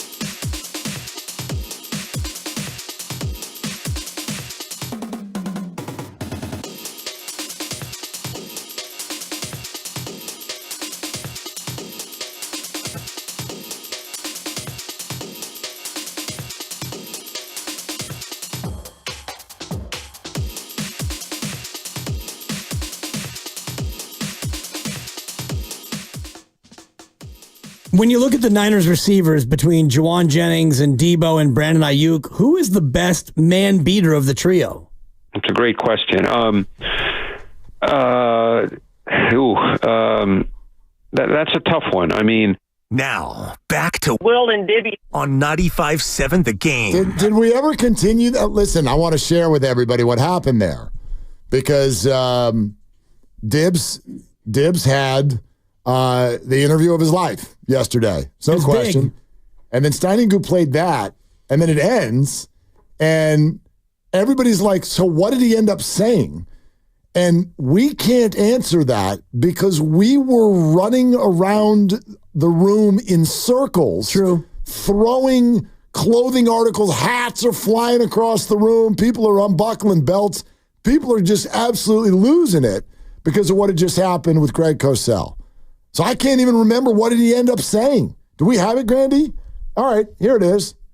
I've seen Ayuk, win off the ball numerous times because he's got some quickness and some lateral quickness to him.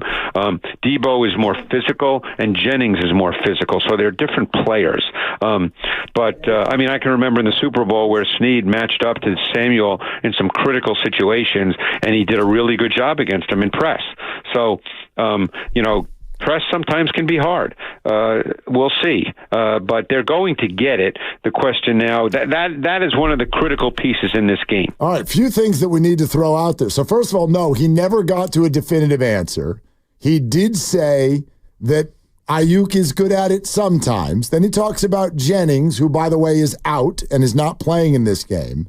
I think also of note, if you have a really, really good ear, you can hear the fact that while Greg is answering this question, Dan Dibley is so excited that he turns his mic off and starts doing what we in the business call talk back. We have a little button in front of us. Oh, can you hear that? Oh, yeah. If you push it. Oh, no. If you push it, you can talk to our producers off air. Shout out Salt and Pepper. Okay? Push it real good. You turn your mic off and you talk back to Grandy because you are in a full-blown celebration sensation. I was in tears. But meantime, my mic across the room is still on. That's awkward. And so once again, a little Cosell, I want you to listen closely for the background noise. I've seen Ayuk, win off the ball numerous times because he's got some quickness and some lateral quickness to him. Debo is more physical, and Jennings is more physical, so they're different players. I can remember in the Super Bowl where Snead matched up to Samuel in some critical situations, and he did a really good job against him in press. So, press sometimes can be hard. We'll see. But they're going to get it. The question now, that is one of the critical pieces in this game. I mean, you had him tied up in knots, but you didn't even hear his answer. Doesn't matter his answer. In the background, that was Dan Dibley's acceptance speech that he was practicing with Mark Grandy. No doubt. Oh. And sometimes the moment is bigger than the answer, and his answer was great. And, he didn't really include the Ricky Pearsall piece, which now becomes more... I think... Who was even thinking that? I wasn't even thinking that yesterday. Were you? I wasn't really thinking about it. I thought that maybe for the Dallas game, but I really thought after the bye. But the more you look at Juwan Jennings with a hip, and if Juwan's out and you have Debo and Brandon and... And who? I won't even say it. Don't say Ronnie Bell. Well, that would be next up. No. And Chris Conley's been banged up as well. Yeah, so Conley can make a catch. And Debo and Brandon. Debo and Brandon and Ricky Pearsall. Because Jacob Cowling, I don't know if he's had a snap yet. I don't think so. Obviously on special teams. I don't think on offense. Right. Yeah. Kyle Shanahan, quote, "The guys are pumped. He's had a hell of a week, and we're just pumped to get him out there with us." So apparently the guys are pumped. They should be pumped. Yeah. And I think that they're pumped in part because he is a team favorite, but also what he went through. And think about the way that all went down. They had a team party planned, and Ricky Pearsall does an autograph signing at Cow Palace, I believe, and then he goes to Union Square, do a little shopping. I'm new in town, and I hear Union Square is the joint, so I'm going to go there and do a little bit of shopping. And he shows up, and he's shopping it up, and next thing you know, you've got some punk kid, and I'm going to say that because he's 17 and he now is a felon, and he's going to try to stick you up. and you fight it because, you're a pro athlete. Because you're Ricky Pearsall. Well, because you're a pro athlete, right? And I guess. Like, if I get somebody pulling a gun on me and I'm a 56-year-old father of 3, just please take it all. Take the watch. Take it all. Take it all. I'll give you, I'll give you everything. But when you're 22 and you are an alpha and you're a pro athlete and a first-round pick, you're going to fight it. And he fights it and he gets shot. And it's like, oh my God, I got shot. And then a great SFPD officer runs over and all but saves his life. And, you find out that it was a through and through, no organs, no real anything, right? Other than, okay, you have a bullet hole, 2 of them actually, because it goes in and out. Shout out the burger. It's 1 hole, but yes. Right. It's actually 2 holes. Well, it goes you're saying there are 2 sides, but it's 1 hole. It's like a tunnel. It's 2 like holes inside. Anyway, and you get to this spot where maybe you can get ready to play and you practice, and now you have a guy who... It's incredible. A guy who normally plays ahead of you, and maybe he can't play. So the whole thing is set up to just an amazing moment on Sunday. 888-957-9570. Let's hear from you. People are jacked up, want to talk about this game. Let's do it. How about Rob in San Jose? Hi, Rob. Thank you for leading us off. What's going on? All right. Hey, so Mark, man, when you bring up that Jimmy missed Kittle, right, that would have sealed that game in the Super Bowl, the same exact thing happened last year. I disagree. And Brock Purdy missed Brandon Ayuk on a slant on a cover 0 blitz when his man creeps down the line of scrimmage, but it's 3rd down, so I have to throw the ball to Juwan Jennings because that's my 3rd down guy.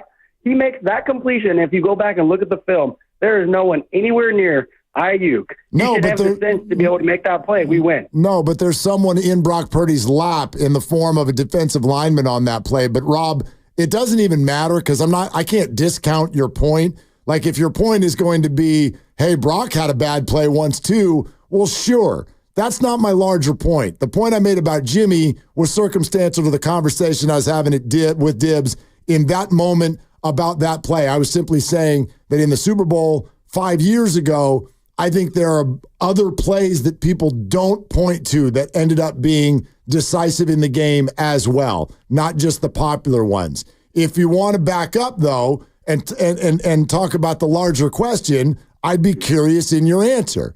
Do you find Brock's Niners to be a different entity than Jimmy's Niners? Different entity, no, because Kyle Shanahan still prides himself on running the ball, and we still have largely the same scheme and fit of defensive players. Our defense was better in that year. For sure. Right? But Kyle still wants to run the ball. They still want to play good defense, and our special teams are still suspect. Yeah, no, I mean, if that's... go ahead, Rob, finish up. So the larger question, are we going to win or are we going to lose? We are going to lose because our defense will not make the one stop or the one play that they need to make in order to win the game, because that's happened continuously this year, and it has happened every game we've played against the Chiefs. That's a fair concern, Rob. Yeah, someone asked me this morning if I thought Kelsey or Kittle would have more yards, and I kind of said lean Kelsey, because I think Andy Reid is really good at putting matchups out on the field that he wants. And the idea of Devondre Campbell trying to guard Travis Kelsey in a passing play is terrifying. And I bet that Andy's going to find a way to make that a reality. So those are all fair answers. I see it very differently, the first question that you answer. To say that, no, it's still Kyle Shanahan and he still wants to run the ball, so therefore the 49ers are the same entity with the 2 different quarterbacks. I mean, again, I'll just say Andy Reid wanted to do the same things with Donovan McNabb that he does with Patrick Mahomes. Does it look different to y'all? Yeah. Oh, yeah. So that's all I'm saying. It looks different now than it did in February because of what the Chiefs have. They don't have Rashee Rice, and they have a lot of the other weapons, but they don't have their main running back. And so when you go back and look at the tape on what Kansas City's doing, they're doing a lot of what Kyle Shanahan does, which is, and Kyle does 21 personnel, but when he does, a lot of times he moves Juszczyk up to a tight end spot. So it's really 12 personnel, 1 running back, 2 tight ends, but one of them is an actual fullback. And you watch Andy, and it's 12 personnel, it's 2 tight ends, 1 running back, and sometimes it's 3 tight ends, and they do everything off of that. And they have Kelsey, who could be a wide receiver. So they move him out like the Niners do with Kittle and like the Niners do with McCaffrey. And so the way these two teams approach offense is a lot the same, except now they've kind of flipped because Kyle will look to throw the ball down the field and Andy and Mahomes will not. Well, that may change this weekend too. Everybody can grab a stat and throw it out there. This one felt like it mattered to me when I saw it. Of every team in the NFL, the Kansas City Chiefs are number 1 in terms of limiting completion percentage for throws 10 yards or longer. Number 1. They're number 1 in the NFL. The completion percentage of 10 yards or more downfield against the Chiefs is 33%. That is the best in the NFL. So what does that mean? Does that mean the Niners are not allowed to do it? No, they are, and they'll try, I'm sure. But I would bet that you see both teams try to sort of like get back to who they are, especially the 49ers. They're going to want to run the ball. They're going to want to run the ball, and they may want to do things. You even heard Greg Cosell say yesterday, right? You need Brock Purdy to not just drop back and then start running around like crazy. 3-step drop, foot in the ground, deliver. And that's what we're used to. And they've gotten away from that a little bit. And I wouldn't be surprised if they try to get back to that and get the ball to Debo in space and things like that. Get their yak numbers up. You know, everyone's worried about their yak numbers being down. Their yak numbers are down because they're throwing it downfield. Exactly. You can't yak because they're like you do. Although last game, Debo did. He yacked did. it up, dog. Yeah, but half of it wasn't yak because the ball was in the air for half the throw. That was a good 50 plus of yak. Was it? I mean, it was a 70-something yard touchdown. And the ball went about 25 yards, maybe. Yeah, at least. Anyway, yeah. The point is, that was one of the rare times where they actually did yak it up. They got some yak. Because, Debo caught it. He's like, oh, hey, safety. See you later. Thanks for flying on by. Shout out Top Gun. And then Debo was, gonzo to the house. But most of this year has been a little bit of a reverse of what we think. Kansas City, we think of, Mahomes, 4 wide, and I said this on Kansas City radio today, like, sit back there and sling it down the field. Tyreek Hill and Xavier Worthy, and I'm going to sling it. And now they're like total dink and dunk. They don't do it, yeah. But the Niners do the opposite. Totally. Which is Brock goes back there and he tries to pump it down the field. And some of that is the lack of Christian, because that's the guy who actually creates all those mismatches near the line of scrimmage and up against linebackers, and to have him not there changes the way you approach it. It absolutely changes the play calling and what you can try to do. And so you are seeing the 49ers push downfield a little bit more. Maybe they don't in this game. Maybe they don't. Especially with the blitz packages that Spagnuolo throws at you. Jonathan in the city is next up. Hi, Jonathan. Thank you for the call. Hey, guys. 2 reasons why the 49ers may win this game. Number 1 reason I feel is a very long shot. Pearson playing in his first game, and it kind of looks like John Taylor or Julian Edelman in their primes. Number 2, and this is, I think they have to steal a possession or 2 and cash in, not kick field goals. But the one area that doesn't give me any kind of confidence of why the 49ers can't win this matchup against the Kansas City Chiefs, and you've heard me say this over and over again, this wide 9 gap scheme is the main culprit. It's garbage. Why not run a 0, no gap scheme on defense? Hello? That's Herm Edwards. That's a Thank good you, hello. Jonathan. Yeah. That's a solid 4 for your Herm. I guess I always, whenever somebody kind of comes at it from that angle, I'm not going to dismiss it by any stretch, but like, it's the same scheme that has had the Niners have one of the top 5 defenses in the league for years now. Right. It's been working for a long time. So that's kind of maybe taking the conversation in a different direction. I do wonder that sometimes when people are like, this doesn't work, and why do they do it that way? And it's like, they've been doing it that way for a really long time. And it by metrics and by results for that matter, it has had them as one of the top teams in the league for a long time. Right. So why do some of you think it doesn't work? It works. They've got a hole in it this year, I'd argue. Dre Greenlaw is out, and somebody nowhere near as good is in. And that's a problem. I'm not going to say it's a problem. But I don't know if that means you change your entire scheme.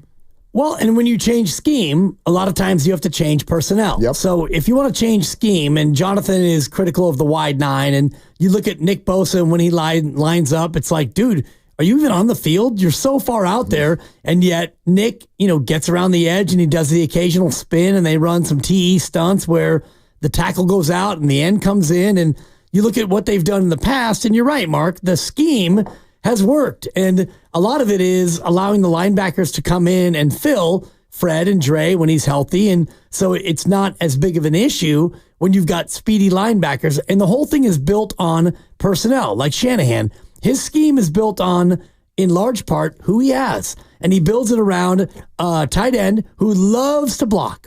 More than he loves to score, no joke. He loves to block. His power rankings are his wife blocking, scoring touchdowns. I would imagine. And then maybe pro wrestling would be 4. Maybe you could interspose the bottom 2. That might be 3, yeah. Right. I think. And then his wife again before scoring touchdowns. No doubt, getting punched by the wife. Yeah. And, you've got a fullback who is so great and so useful. And then you've got a quarterback who's smart. You've got wide receivers who love to block. All this is built on an identity, and that's Shanahan. This is not, a guy with a quarterback who, like, for example, McVay. They always go 11 personnel. They never do 2 tight ends until you lose both your wide receivers. And now you're like, damn, I have to go to 2 tight ends because I have no wide receiver, and it's not working because everything's built around Puka and Cooper and Puka. So this team is built around that identity, and it's the same thing on defense. It's built around the wide 9 and, Bosa setting the edge and getting around the outside and all the rest of it. Do you view Brock's Niners and Jimmy's Niners as 2 totally different entities? 888-957-9570. How about Buddy in Walnut Creek? Hi, Buddy. Thanks for calling. What are you doing?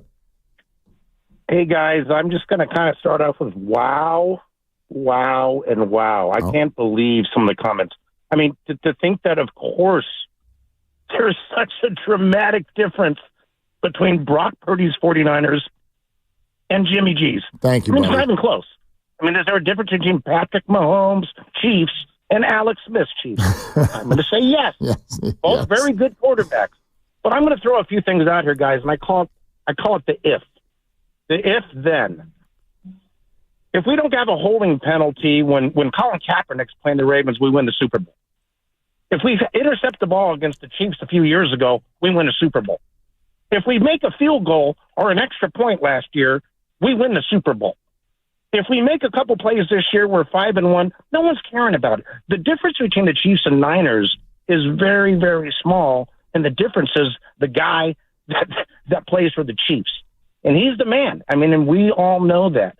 But here's what I think is going to be the difference in the game. I kind of liken this a little bit to the Eagles game last year, where after they beat us up, and granted, Brock was out of the game in the NFC playoffs a couple years ago, and they were on fire at the top of the league, and everyone's touting them as they're going to just go out and do it, and we just put an absolute beating on them. Now, am I suggesting we're going to do that to the Chiefs? No. But the reality is to win a close game is going to be tough. And I think really the difference is it's such small plays. The Chiefs have been starting poorly and finishing greatly. The Niners have been starting greatly and finishing poorly. So which one of those scripts is going to flip? And that's what I think is going to happen this week, is we're going to flip that script. Not only are we going to start strong, we're going to finish strong. And I think the difference is actually, ironically, going to be a special teams play. Oof. We're going to block a punt, maybe a field goal. That's terrifying. Maybe we're going to do something a little strange. Maybe we're going to do a fake punt. I don't know, because we've had our pants down on special teams this year. I think that's going to be a big focus. And I just think Brock Purdy, as you guys mentioned, yes, it is a different entity, without a question. And I actually really like our chances, not so much because I love the 49ers, which of course I do. But, if we're 5-1, we're probably talking about this game a lot different. Well, of course we are. Yeah, absolutely. Buddy, that's a good call. Thank you very much. I mean, the characteristics he talked about there are not complimentary necessarily to Kyle Shanahan and the 49ers as a group. When you say, hey, the Chiefs have been starting poorly but finishing well, and the Niners have been starting well but finishing poorly, well, that's a terrible characteristic. It's kind of like, we know you love golf.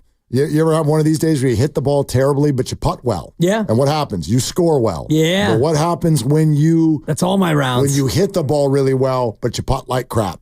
Well, that's what the Niners have been doing. Boy, are they good off the tee.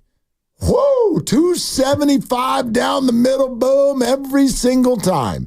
And their iron game, pretty good too. Pretty good too. They're hitting GIRs. For those of you who play, they're nailing them. And then they pull out their putter and they whack the ball all over the green. 3, 4 putts. And you get out of there with your little double bogey and you lose. That's kind of what the Niners are doing right now as opposed to the Chiefs. And you can have confidence in them flipping the script. I hope you're right. I don't know necessarily why it would, but he's right. It needs to. That's exactly what they need to focus on. And it's a little bit conceptual, so I don't know how you focus on it. How do you practice finishing better? I don't know. Well, you can't practice it. That's right. Well, then how do you get better at it? Well, you put the people in position to succeed that maybe are more experienced in that. And you had J.P. Mason, undrafted free agent, who has been elevated to RB1, and he fumbles. And you've got, a kickoff coverage team that is probably, or a punt coverage team rather, that's not super experienced. And you have young guys blow assignments. You have a second-year kicker who misses a kick. And, you can look at all the little things.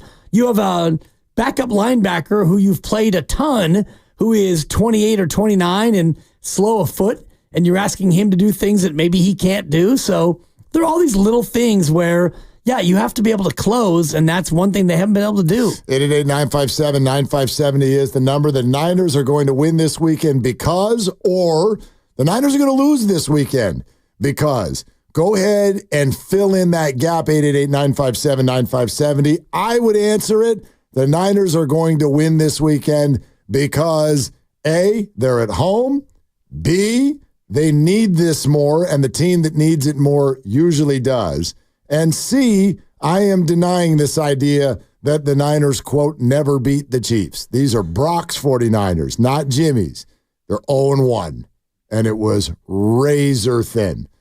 We can continue to get into that. Sean Salisbury is going to join us in about 20 minutes. We're presented by Fremont Bank, celebrating 60 years of full-service banking with no compromises, and we're brought to you by Crystal Geyser Alpine Spring Water. It's Willard and Dibbs. What makes Crystal Geyser Alpine Spring Water different? We always bottle our Alpine Spring Water less than 1.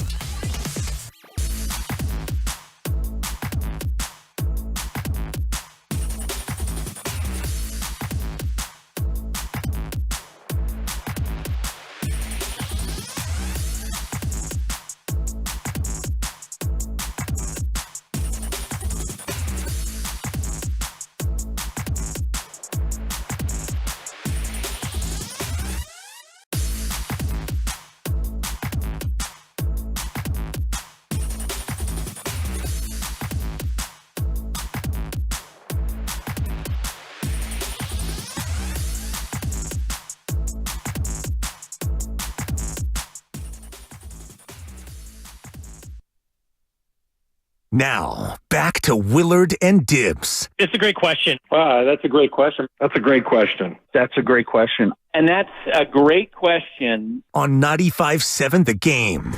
Oh, it's a big day. It's a big day. Win the big days. Come on. Dude, it's life, man. It's life. It's life. You start your day doing one thing, and by the end of the day, you've done 17 other things. You never know. You never know, bro. You never know.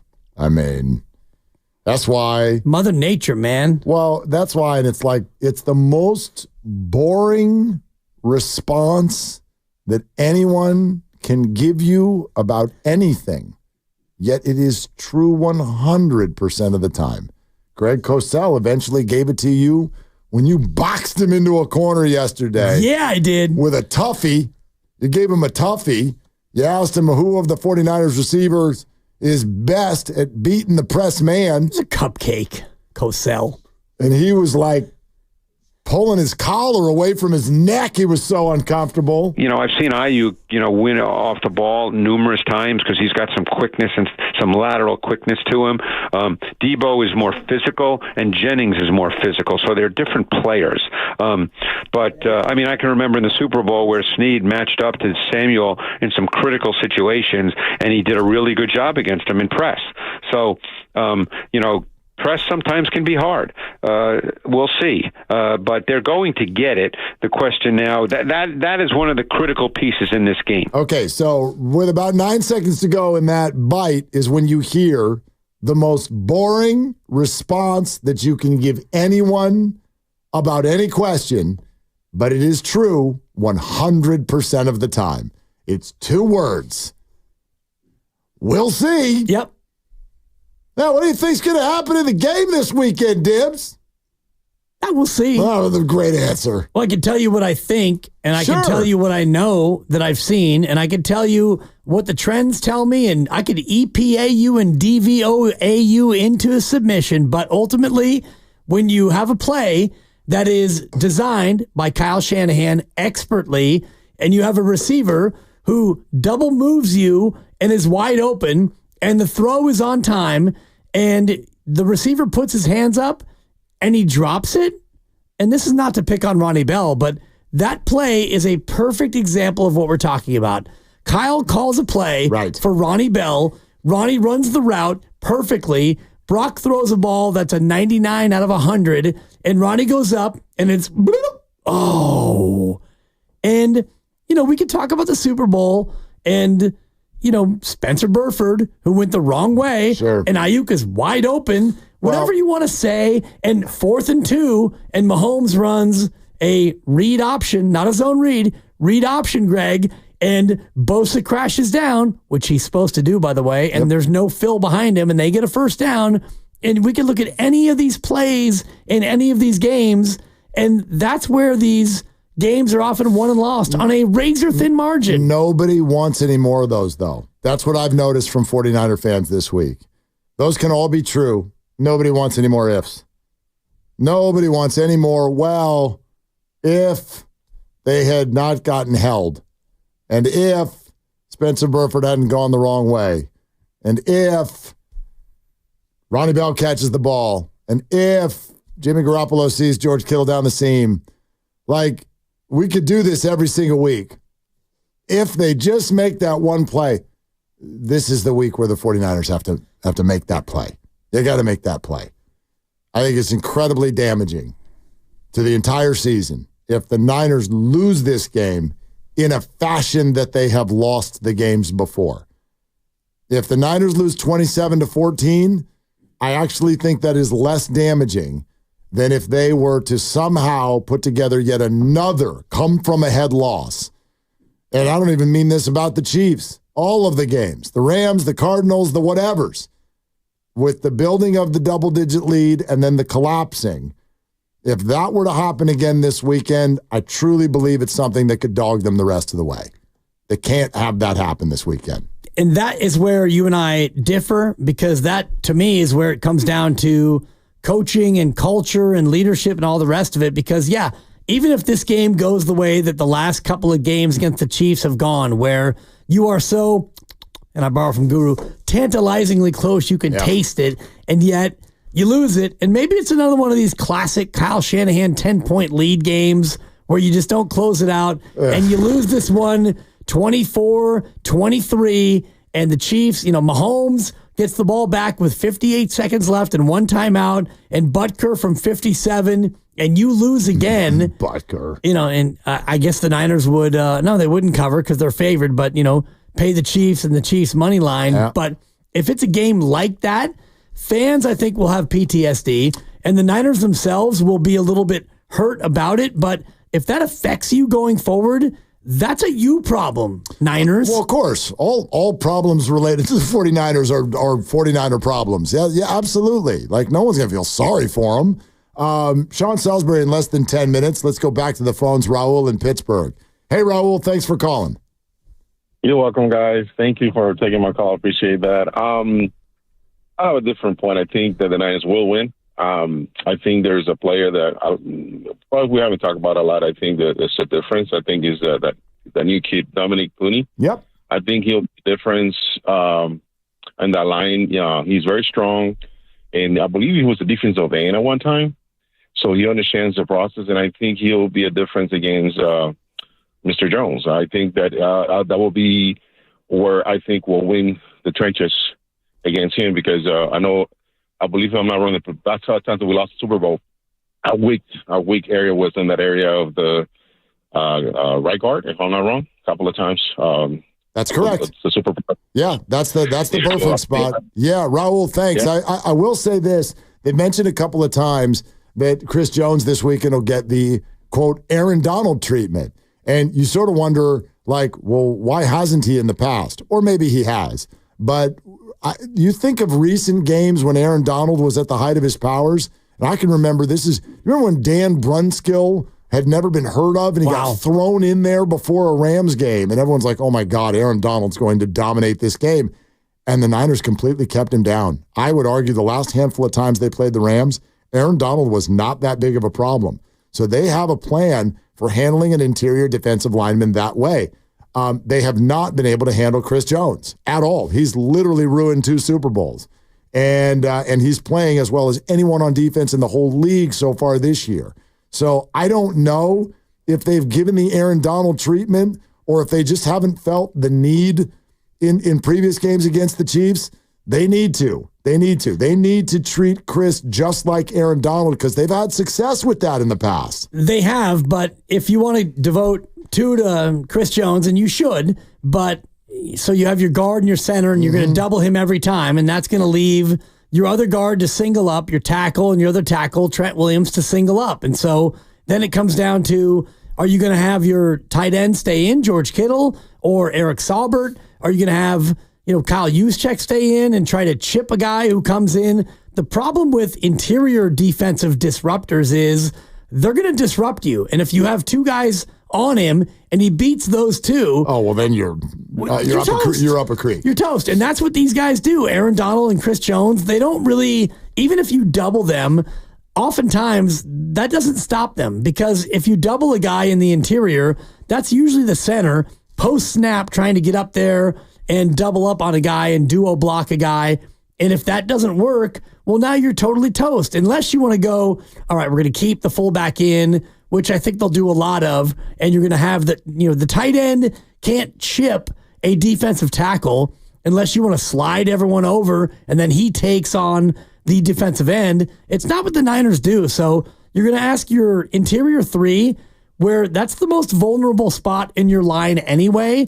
You're going to have to ask them to step up and put on your big boy pants and do the job. Yep, no question. Matt in San Rafael's next up. Hi, Matt. Thanks for calling.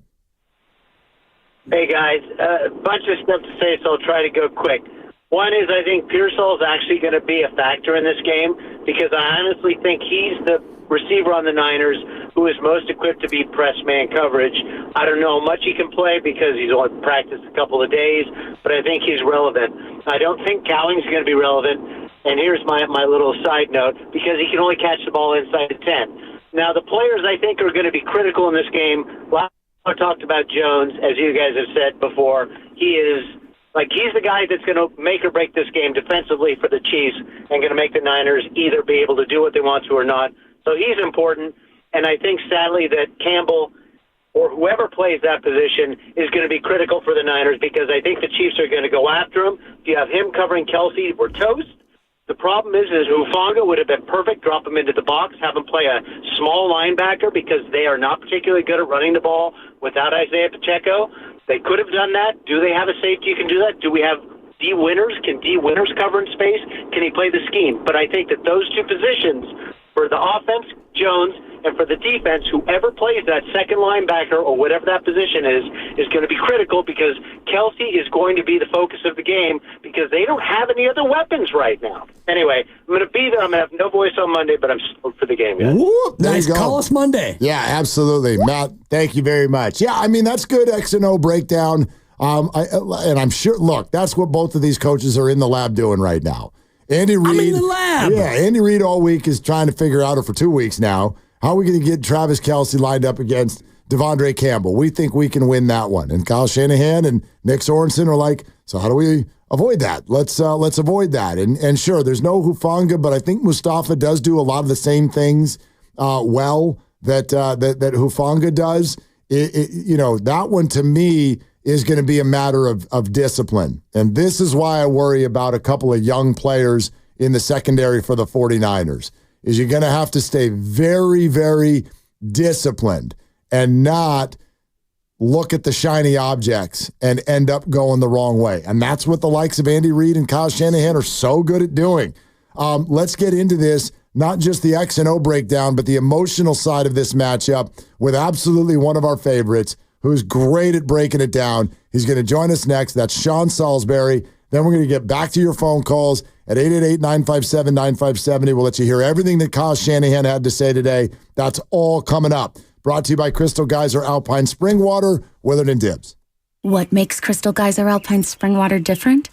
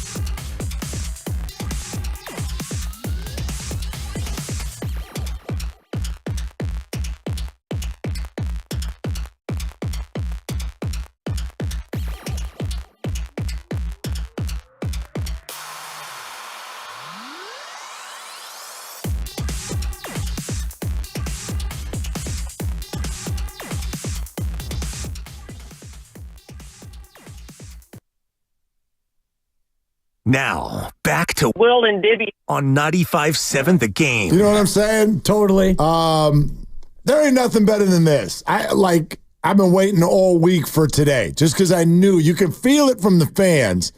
Everybody's been focused on it all week, but today is kind of that you're like walking around or you're doing work or whatever it is you got today, but you can feel it. You're like, as soon as we get done with whatever we're doing today, boom, ladies and gentlemen, the weekend. 2 more sleeps. And we know exactly what this weekend is all about. Man. The Super Bowl rematch. Let's go. Let's go. So when we say let's go out to the River Islands guest line because one of our absolute favorites, kind enough to join us today, we feel there is an analyst like no other, and that is Sean Salisbury, who's joining us now on Willard and Dibs. Hey, Sean, what's good?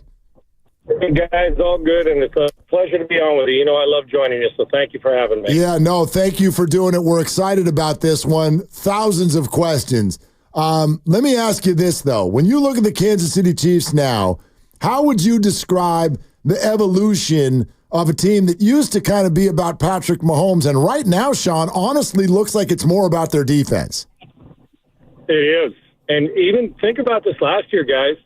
Mahomes is always Mahomes making plays, but you tell me who carried them most of the year last year. Defense. Steve Spagnuolo right now is NFL's best, and I don't mean just pressure blitz-wise. He's the best, under pressure defensive coordinator. He loves big games, and this is another one for him. You should expect him to thrive. But it really has been about a year and a half that the Chiefs' defense has been, I don't want to say the only reason, because when Mahomes and Kelsey and Andy Reid are on the team, you'll find ways to put the ball in the end zone or win games. But isn't it amazing? This team, you lose a fast receiver, somebody else comes in. You lose a running back, you go get Kareem Hunt. You lose somebody, there's nobody better at restocking. And even if the restock is not an A, it's a B or a B minus, Andy Reid elevates them. But just when you need somebody to step up and play dominant, the defense has been really good. Their front seven's fierce. They can cover on the back end. They'll press you. And Spagnuolo is the best at finding that little gap and says, here's how we attack this weakness. And, man, they got a lot of buy-in. It really is. You look at them, guys, do they look like a dominant team? Statistically, they don't. I'm talking about it overall. Yeah. Yet every time, if it's late and they got a chance, the field goal kicker is going to make it. Mahomes is going to get you a few plays off schedule and then make that one comeback throw first down. Andy's going to give you something in the red zone. And Kelsey erupted last week, but in truth, the first 3 or 4 games, he hadn't been doing much either. So this team, so cliche, but in truth, it is their defense that carries them, and we're saying that about a team that's got the best tight end in football. I'll throw Kittle in, but the best receiving tight end in football normally, the best quarterback in football, and the best play caller and head coach offensive coordinator combo in the league. And yet it's the defense. If the defense doesn't play well, I'm not sure they scare you anywhere other than quarterback and tight end offensively, which is a tribute to them. Yeah, and defensively they scare you because the coordinator and also for Chris Jones. And Mark and I were just talking about what do you do with a guy who can wreck you in the A-gap? You can double him, but if he beats your double team, what are you left with, Sean? Yeah, that's such a great point because we hear it every time. Well, chip. No, we don't chip. Backs don't chip in the interior. You guys would say, here, well, how do we double them? Well, when you do that, and, guys, we've watched Chris Jones beat double teams, too, in this league, right? And that poses a problem. So you double him on every pass play, or when you double him and then the guard gets up to the linebacker in the run game, however you go about it. The crazy thing about it is then it frees up a lot of people to do their thing, so they're going to see a lot of one-on-one in protection. Even his presence when we used to see that with the Rams guys, and still when Aaron Donald was playing it and winning MVP, and J.J. Watt, it's like, we're going to double him. And Aaron Donald, especially inside. Watt moved around, especially inside. You're like, well, that's fine. He still can beat it and push you back into the backfield in the run and pass game and getting your quarterback's vision and his legs in the middle of it. But it just makes your second and third guy. It's like having 2 phenomenal receivers.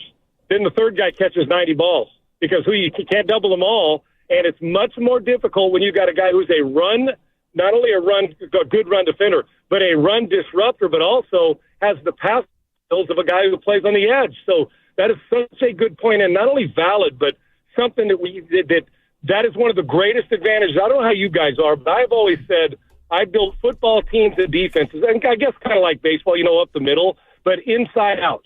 That inside, the dominant guy who can disrupt and rush the passer, a quarterback, a great center, a middle linebacker. I believe you build it inside out, and they've got a guy that everybody else feeds off, and he is a game wrecker to every sense of the word because of his ability to do both. He's a two-dimensional football player, and he plays with an attitude and a motor, so he doesn't take many plays off, and it's hard. So what you do is you double team him, and you better hope your tackles are at their best. And then they start to do those games outside, loops and stuff outside to try and create confusion to get your good players off their good players. And then all of a sudden you get a free runner with a linebacker. So incumbent that backs are going to have to step up and thump.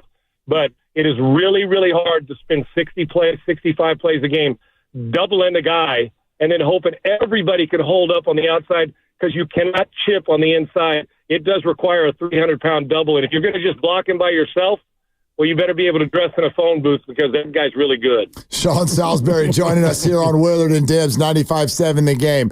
Sean, this is just me, the sports fan, talking. I feel like when there's a matchup where one of the teams kind of clearly needs the game more than the other team, they usually get it. That's not to say the Chiefs aren't motivated, but I clearly feel like the 49ers need this game more than the Chiefs. And for that reason, I give him kind of an edge. Have you been in that situation? Is that a thing?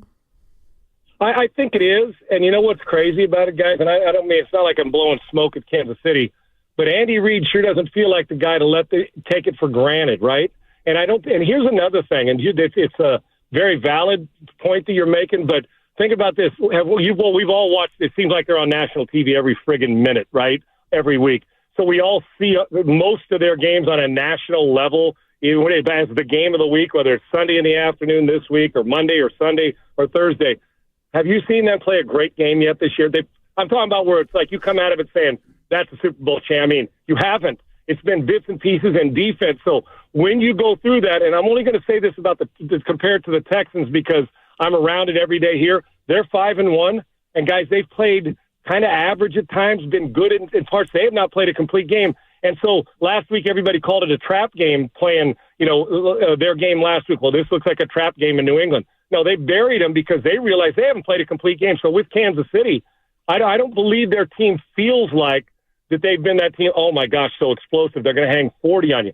They've kind of had to grind it out like a blue-collar team that doesn't dominate you. They're good at a lot of things, and we know they can do it, but they're not great at a lot of things on offense. Now, you get Xavier Worthy the ball in space, which Andy will create stuff like that and create. He's like a good bat. You guys know this with the great basketball teams you have there.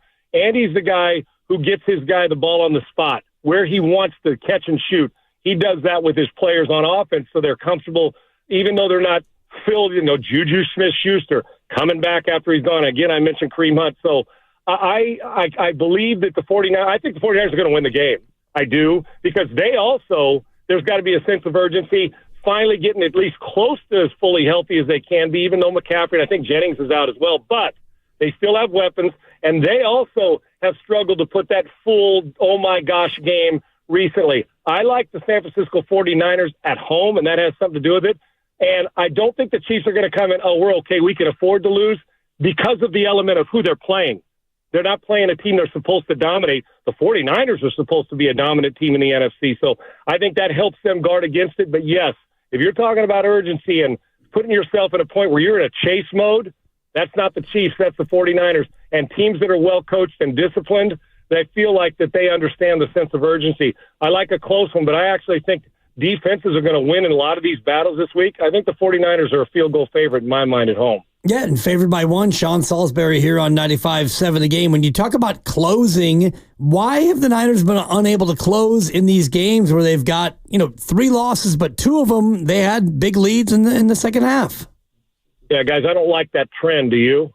I don't like the trend at all. And it kind of goes with what you said about the sense of urgency for the 49ers in this game over the Chiefs. Yet, where has been the 49ers' sense of urgency with leads to put their foot on the throat? Now, guys, we can sit back and say it has to be injuries, and it does matter. Let's face that. You can't take McCaffrey, even though they've had some production in the backfield, you can't take McCaffrey out of the lineup and say, hey, we're just as good. No, you're actually not. But that's why this team that's consistently winning the last handful of years, somebody else does their gig a little bit better that day. So, yeah, that's something, guys. A time, when it happens once, you say it's called the NFL. It happens twice, you say, all right, we're going to give them, this is the 49ers, or this is the Chiefs, or this is Baltimore. When it happens 3 times, if it happens again and they've got a lead and can't close, then you start to say that's a trend and I got a problem. But the reason I'm going to give them the benefit of the doubt on that and say, I don't know if I believe much in coincidences, but the other team's getting paid too, is because of where they come from, who they are, and the roster, guys. When they're healthy and playing, the roster is really, really good. We know the quarterback is efficient and can make every play. We know that they're getting healthy and they can run it when Debo and McCaffrey are there. But once again, how's Kyle going to dial up in a pressure game, in a big moment, and being able to offensively get the things going you want to get going when, in fact, you don't have your best weapon to get him in the pass game and the run game. So, yeah, man, this is something, the sense of urgency. And I want to see a fast start, but I also, to your point, want to see them score 17 points in the fourth quarter to prove to us that this is who they are, because I have a hunch that there's a chance that now they got to pick it up, but we could very well, because the NFC, the up and down, and the 49ers and the Vikings and the way the NFC North is playing, Detroit, I mean, there's good teams. We could very well see this team again, because at some point the 49ers are going to go on a roll where they win 5-6 in a row, and so you'll start to get the talk again. Will this be a rematch of another rematch? And grudge doesn't matter. That was last year. We're heavy into it. There's injuries. It's not a Super Bowl. But you still have it in your craw that says these guys have gotten us a couple more times than we've gotten them. It matters. So I would expect them to be able to close with the lead this time, even though they don't have their closer in McCaffrey. Sean, emotionally, what does it do for the 49er locker room to have Ricky Pearsall making his debut? I always listen. You always guard me is like, okay, am I because he's back and he's able to play, and is it? Do you feed off the energy? Sure you are. Now you wish that wasn't the way you had to get it, but there's always that energy with a teammate that's your shot of Red Bull.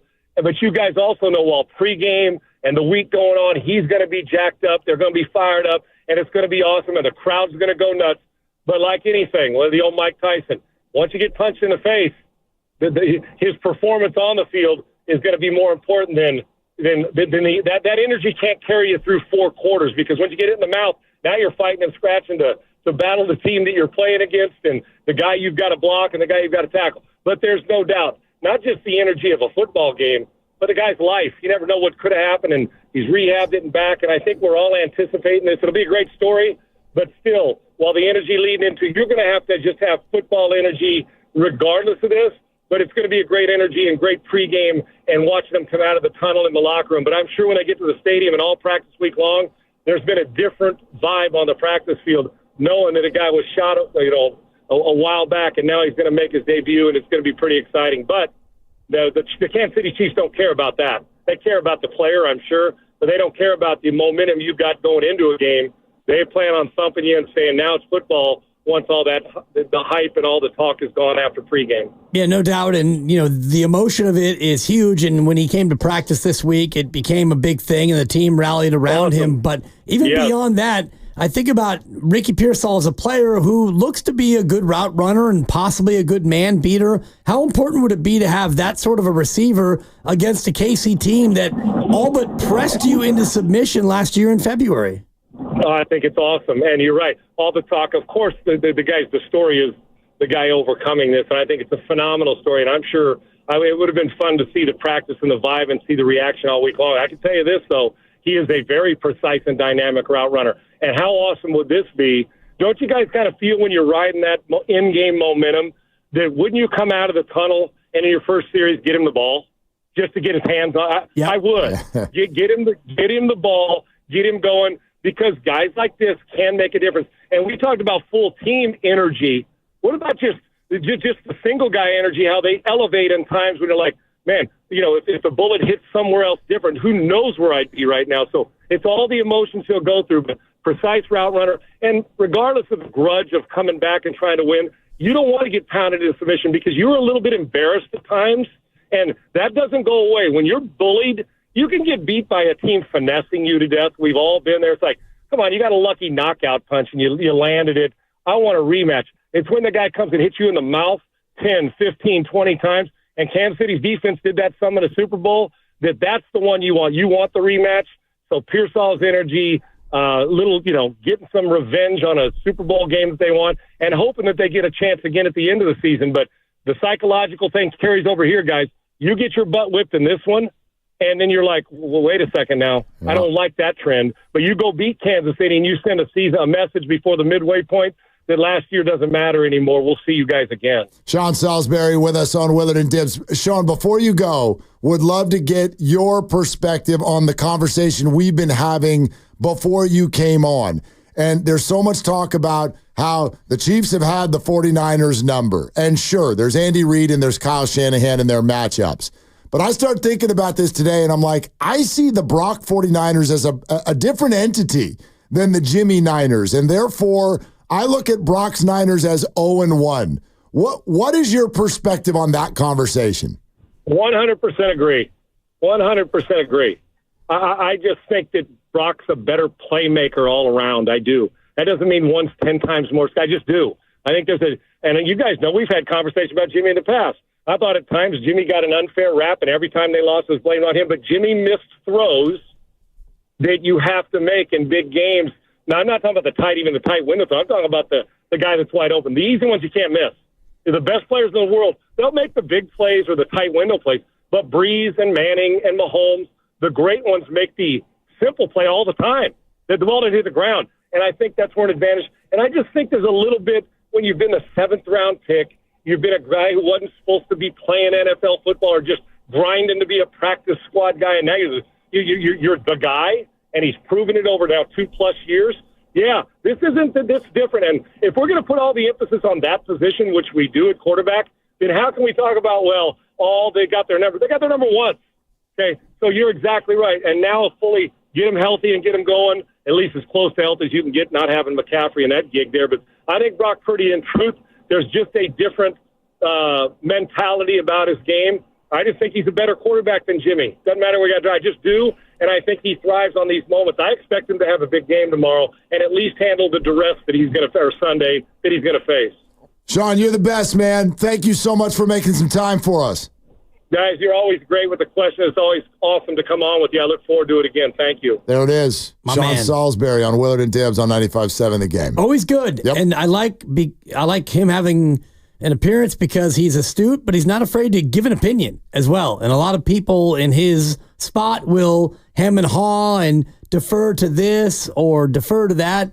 He gives opinion. Yeah. I like it. Yeah. And he defended you, and I like it, even though he defended you 100% about the idea that it's just one game. It's not 4 in a row against KC. It's 1 in a row against Brock Purdy. He likes the Niners this weekend. He does, by a field goal, which is... Well, he sort of pitched that as like if he were building the spread. Yeah. He says Niners by 3. Oh, yeah. Which if you're a gambler and you know the way like the pros do it... Yep. You know, the best in the world hit about 57% of the time. That's because all they're betting. Well, and they're betting. We do. Thought I'd slide that by you. I'm no longer hot. And I'll give you my pick on this game, and it may have just changed. Can't wait, except before you're allowed to give another pick, you need to sit in the muck and the mud of an absolutely, I was about to say disgusting, but phenomenal, outstanding. You're welcome. Excellent. Yeah. Fade the Dibbers effort last night. It's what I do for you and Grandy and all the listeners, because if I really am this bad at it and you all think that I am, then yesterday was one of those ones where you thank you next to Ariana Grande. Brother, my whole goal. Yes, Grandy, clap into the mic. Thank you. My whole goal is to get you to stop feeling these picks the way you do. I want, when you miss one and when you miss one bad, like you did last night, I feel like Klay Thompson last night. I want you to come soon. in. No, clank. Anyway, that was my guru. It's pretty good. I want you to come in the next day with your chest out. The segment is not called "Let's see if our favorite guy Dan Dibley can get one right." Dude, I used to do wagertainment. I was a professional gambler on the radio. Fade the Dibbers. When you absolutely gack one like you did last night. That's on Rattler. That's not on the Dibber. Which is pretty consistent. Dude, that thing got away from me. I want you to walk in here and be like, you're welcome. If I start to do that, then I'm going to start intentionally trying to pick losers, which would mean that I win. Don't do that. No, and that's why I can't come in here with my chest puffed out, because I make these picks based on what I really, really think. I want you to be one person on the way in and a different person on the way out. It's like a trip to Vegas. But if I'm a different person on the way out, then that's going to affect the way I pick on the way out. I need to stay in my process. You got to compartmentalize and get over it fast. Turn the page. No, I'm over it. Okay, then you're good. I will not let it change what I do, because if you really want to fade me, if you really want to think that I'm 45%, I want to fade you. Am I 11-14 now on the year? What's the record, Randy? If you fade every one of your picks, you'd be 11-9-1. In your last 10, fading Dibs is 7-3 in the last 10. Yeah, that's money. That's money. And if you won't peacock, I will, because this is our show and we're making people money. I'm not going to peacock because I'm 3-7. Then I will. We're 7-3. You guys are. Rest of us, of humanity. Major bag alert. I'm sending bicep emojis out to everybody I know. We are making our listeners money. Cash me out one time. No, cash me out 7 times. Of 10. Fade the Dibbers. Well, I don't want to get ahead of myself, but I've got a lock for you on Sunday. Niners Chiefs. And although hearing Sean Salisbury, he's got me a little bit wobbly. You just follow your gut. We don't need you following anybody else's gut. Well, then let me just say this. We want to know what's in there. Let me say this. What do you want to say? The pick is in. I know it is. The pick is in. And I've been going, I've been going back and forth, but this morning I went on with KC Radio. Whoop. And I gave them the pick. Oh. And they said, the pick is in. They said, the heck you say? Well, we actually talked about Fade the Dibber, too. Oh, so they know. It was a pretty fun hit. Well, I had to let them know that your boy's been cold since about second term Clinton. Okay, so if you picked the Chiefs, then they were like, oh, crap. I'll just tell you that the pick is in. Okay. And if you listen to the Dibber across multiple markets, then you know, because the pick is in. And they were either happy about it or unhappy about it. Markets. Yeah. Multiple time zones, too. All right. Hey, Joe and Will, come on. Here we go. 888-957-9570. The Niners are going to win because, or the Niners are going to lose because. You can fill it in. Get in on the Brock's Niners versus Jimmy Niners conversation. Emmanuel Acho was on with Steiny and Goo. You want to talk about people who have opinions. We got to play some of this audio for you. We will. Kyle Shanahan's press conference not far away either. We're presented by Fremont Bank, celebrating 60 years of full-service banking with no compromises, and brought to you by Crystal Geyser Alpine Spring Water. 888-957-9570. Your call's next on Willard and Dibs. What makes Crystal Geyser Alpine Spring Water different? We always bottle our Alpine.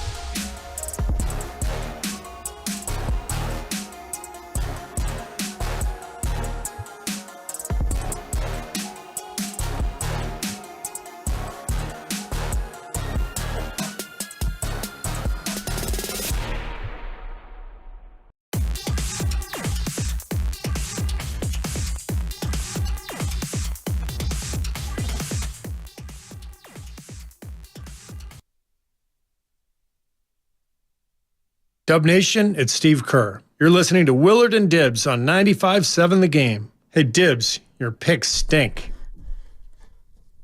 Yes! Hold on a minute. Yes! Hold on. Yes! I mean, yes! No. Yes! No.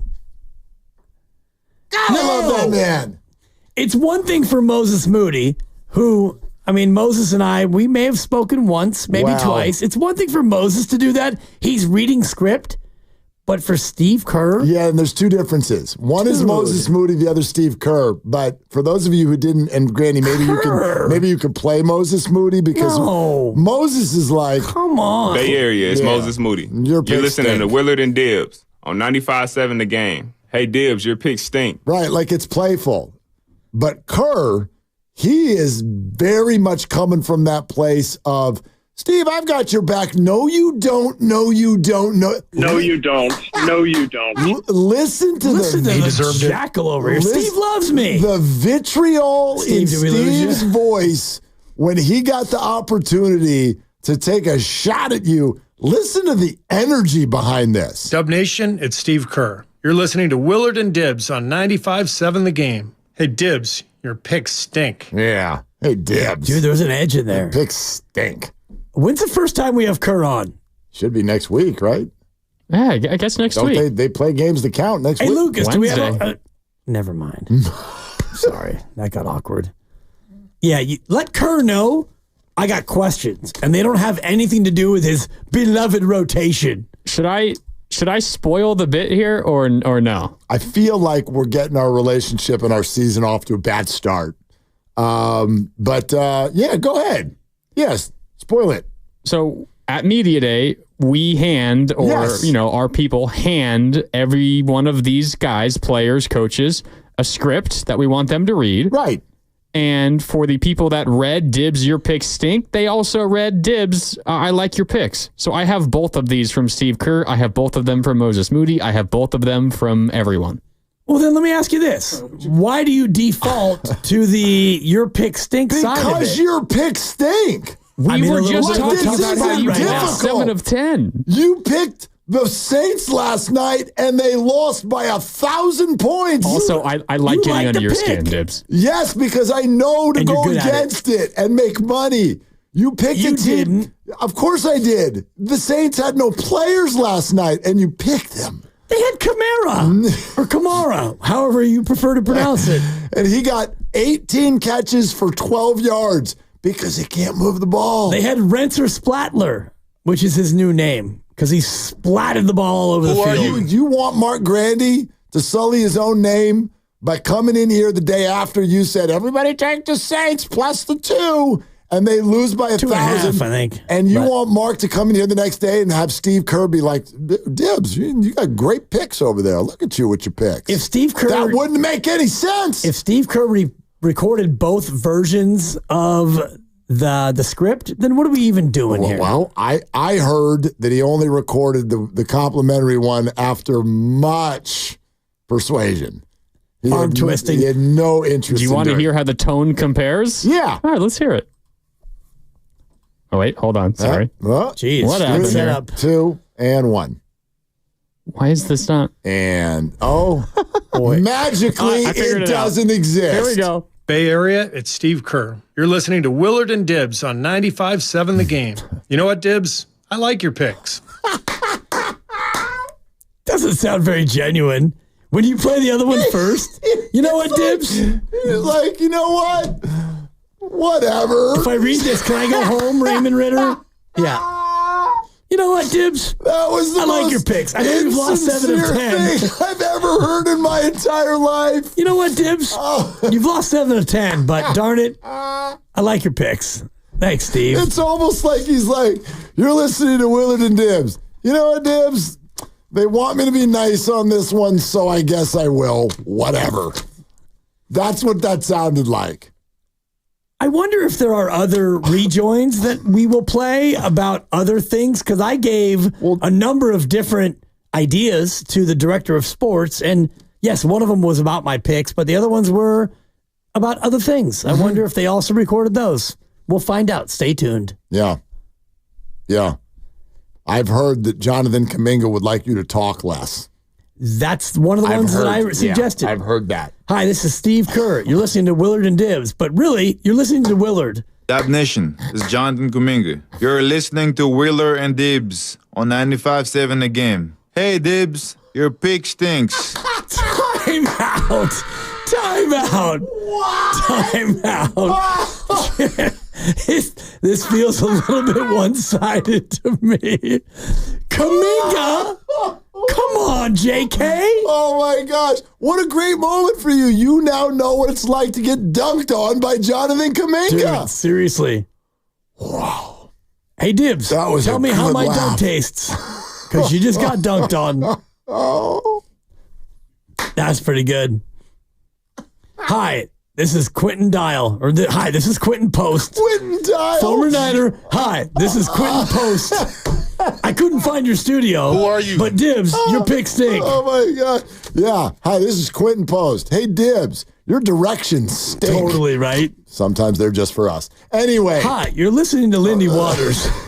You're listening to Willard and Dibs. Where are you guys? Where are you? Anyway. Thank you. 888-957-957. Don't spoil them all, because I like it when we get to hear a new one. Don't worry, there's plenty of them. That JK has set me back. I don't even know if I can continue the show. Play JK one more time. That was absolutely fabulous. Dab Nation, this is Jonathan Kuminga. You're listening to Wheeler and Dibs on 95.7 The Game. Hey, Dibs, your pick stinks. Your pick stinks. Not your picks stink, but your picks stink. Your pick stinks. It actually works in the singular. Time, yes. It's it great. Works better that way. You use it every Thursday and Monday night. And you should play that at 4:49 when I give out my Chiefs Niners pick, because it's probably going to be wrong, but the pick is in. So, maybe Kuminga can weigh in then about my pick. That's pretty good. That's the end of the show for me. I'm done. It's not 5 yet. Too bad. You don't fall apart till 5 traditionally. Too bad. Why don't you speak for once? I'd rather not. I need a moment. I'm too busy watching the Oakland Hills burn. So, and for all of you out there, I'm watching the Dodgers Game 5 hopes burn. How about that? Is that on right now? They're getting their you-know-what's kicked. Okay. They're getting their picks stink. Their pitchers stink, too. Good. Yeah.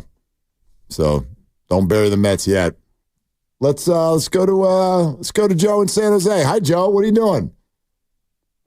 Hey, guys. Thanks for taking my call. Yeah. Let me ask you guys an honest question. Please. I give an edge to Andy Reid over Kyle Shanahan. And the reason why is because Kyle Shanahan has went to a championship, but he just never won the big one. What do you guys think about that? Does that play a factor, or it just come down to execution? I mean, I sort of look at it this way, Joe. Obviously, it has to come into play. A person's resume is their resume. But let me just give you a little something on how I personally, this is just me, Joe, thank you, how I look at it. They're both tremendous play callers. So to think that one of them doesn't know what's going on compared to the other one, I think is erroneous, number one. Number two, they're technically not play calling against one another. Kyle Shanahan is kind of matched up with Steve Spagnuolo, and Andy Reid is matched up with Nick Sorensen. Now, there's overlap there and blend because they're both the head coach, and that matters too. But to think that somehow either one of these guys has a significant edge on the other one in terms of calling plays, I just don't see it. You're talking about, especially if you want to spotlight the 2 Super Bowls, you're talking about razor-thin football games that came down to a couple plays at the end, and Andy Reid got over. Now, if you wanted me to give a little bit of a different take on it, I'd add this in too. What do all of you think would happen if the quarterbacks switched jerseys? And I want you to just stir that around in your afternoon cocktail and take a sip. Because Andy Reid used to coach the Eagles and had the same rep that Kyle does now. Really good. Can't quite get over the top. And then he got Patrick Mahomes. Meantime, Shanahan's over here literally going to the Super Bowl with a quarterback that a lot of you thought stinks. Hey, Dibs, your quarterback stinks. And in fact, now can barely even hold a job in the NFL. So I don't know. What's more impressive? Winning the Super Bowl with Patrick Mahomes or taking Jimmy Garoppolo to a Super Bowl? What's a better accomplishment? Winning it with Patrick Mahomes? I guess. Yep. It feels easier to me, to be honest with you. Well, it's only easier because he made Patrick Mahomes what he is. If Mahomes was a Carolina Panther... You don't believe that. Would Mahomes have any rings if he was a Panther? I don't know. I don't know what would be around him. So if you want to play the game of... His game Mahomes travels. here or Brock there, it travels because he has Andy and he has a lot of other things around him. You think Andy made Patrick? No, but what I'm saying is this whole conversation of what if Brock were there or Patrick were there and all the rest of it, it's nonsense. I don't get into that. You just threw that out there. No, I didn't. You weren't listening. That's not the That's what context. you said. But that's not the context of what I If the Niners said. had Patrick, then they would have won the Super Bowl. No. I get that. I didn't say that. No, but that's my answer. But I asked you to simply, because of what the caller said, consider the factor that the two coaches are not necessarily playing through these 5 years with the same deck of cards. So you can say Andy greater than Kyle, and I can't disagree with you. He's got 3 Super Bowl rings, but they're not coming from the same place. And there are so many coaches that if they had Patrick Mahomes, they would be champions. That's what I believe. Well, there are I also think that there are so many coaches, if they had Patrick Mahomes, they wouldn't be a playoff team. Because really? Yeah, it comes down to more than the quarterback. It is the coach, it's the O-line, it's the scheme, it's the skill guys. It's a lot more than just the quarterback. Ask Belichick. Patrick Mahomes is great. And yeah, ask Belichick. Ask him. What did he ever do without Tom? Ever in his career? What was his roster like without Tom when Tom left? Sure, it was not nearly the same. There's always you could play this game all you want about this quarterback there, and it comes down to more than just the quarterback. And Mahomes and Andy, it's a great combination and a great defense. And this year and last year, I think, speaks to that very thing because last year, you even said it on this show in November, you were not sold on Kansas City, and they weren't very good. And then the way they went about winning all the games after November 10th or whatever was through defense and ball control and offensive efficiency and all the rest of it. I'm still shocked they won in Baltimore. Yeah. To this day, I don't understand how they won in Baltimore. They weren't as good as Baltimore, but it doesn't matter. They won in Baltimore. Yep. So we can talk about, Patrick Mahomes we could name 31 other cities, and would he still be good? Of course he'd be good. Would he have 3 rings if he was in Denver or Detroit? I don't know. I tend to Houston believe or Carolina or whatever. You're not wrong about the marriage. This is the Kyle Brock marriage is a good one. The Andy Pat one is a great one. It's a great marriage, but we've done this game before. When we talk about who made who, we did this with Tom and Bill, and the answer could not have been clearer. Like, in other words, Andy Reid has always been a good coach. Donovan McNabb, they went places. Alex Smith, they went places. But if you're asking me who gets the bigger piece of the pie in terms of who's driving who, like Andy Reid did not make Patrick. It's the other way around. Andy's a phenomenal coach, but the Hall of Fame part of it, the 3 rings, that to me is much more about Patrick than it is about Andy. I just don't look at it that way. And I don't look at like piece of the pie. And if you want to do that for the Niners right now, Kyle and Brock, like where would you allocate that pie? Is it Kyle more than Brock? And the reason why we're so definitive now about Bill and Tom is because Tom went out and won one without Bill, and Bill did nothing, and then Bill retired. So that becomes something that is not only unfair, but I think it's inaccurate because Tom went to a spot where they were a good team and they needed just a quarterback. They weren't really and they got a supposed quarterback to be. They weren't and supposed they to be went that out and they good. won because they had talented pieces around Tom, and Tom was still good. And they went out and they won. So because of that, now we look at Bill and we go, well, Bill, pat you on the head. You were all Tom or you were nothing. He's a great coach. Like I don't think I just don't buy this. Well, I do. I mean, I look at it from this perspective. First, you're listening to 95.7 The Game, KGMZ FM and HD1 San Francisco and Odyssey Sports Station. Always live in the free Odyssey app. Twitch and YouTube powered by First NorCal Credit Union. For a low-rate auto loan, apply online or just ask for First NorCal financing at the dealer. It's never black and white, right? So, like, I think if you're talking Andy Reid, Bill Belichick, John Harbaugh, Kyle Shanahan, these schemes and cultures are good enough to get you to the playoffs most years. But what actually gets you all the way to the finish line? That's, to me, where the great quarterback comes into play. Is Bill Belichick a really good coach? Obviously. But Tom gets you to the ring. That's what he did in Tampa also. That's what Patrick does for Andy. Andy has been a successful head coach with many quarterbacks. So has Kyle, because they have great cultures. They're great coaches with great systems. But what wins the 37-34 game in the Super Bowl at the end when it's a score fest? Patrick. Patrick, to me, not by himself, is a bigger deal than the coach. This is true across sports to me. The players are the ones who have to go make the plays. And when you have a great one at the most important position, then that's what gets you. That's what often makes the difference in the fourth quarter or overtime of those games in January and February. So it's more Brock than it is Kyle. It is if they're going to win. They haven't won the whole thing yet. Right, but so far, Kyle, like, how would you carve up that pie? Because Kyle went there with Jimmy, and now Kyle's gone there with Brock, and they both wound up in the same spot. Well, but I don't look at it that way because they're not the same years. The different things are asked of you. Brock's team was better than Jimmy's team. Agreed. I look at this last February as a bigger disappointment than the one 5 years ago. Not even close.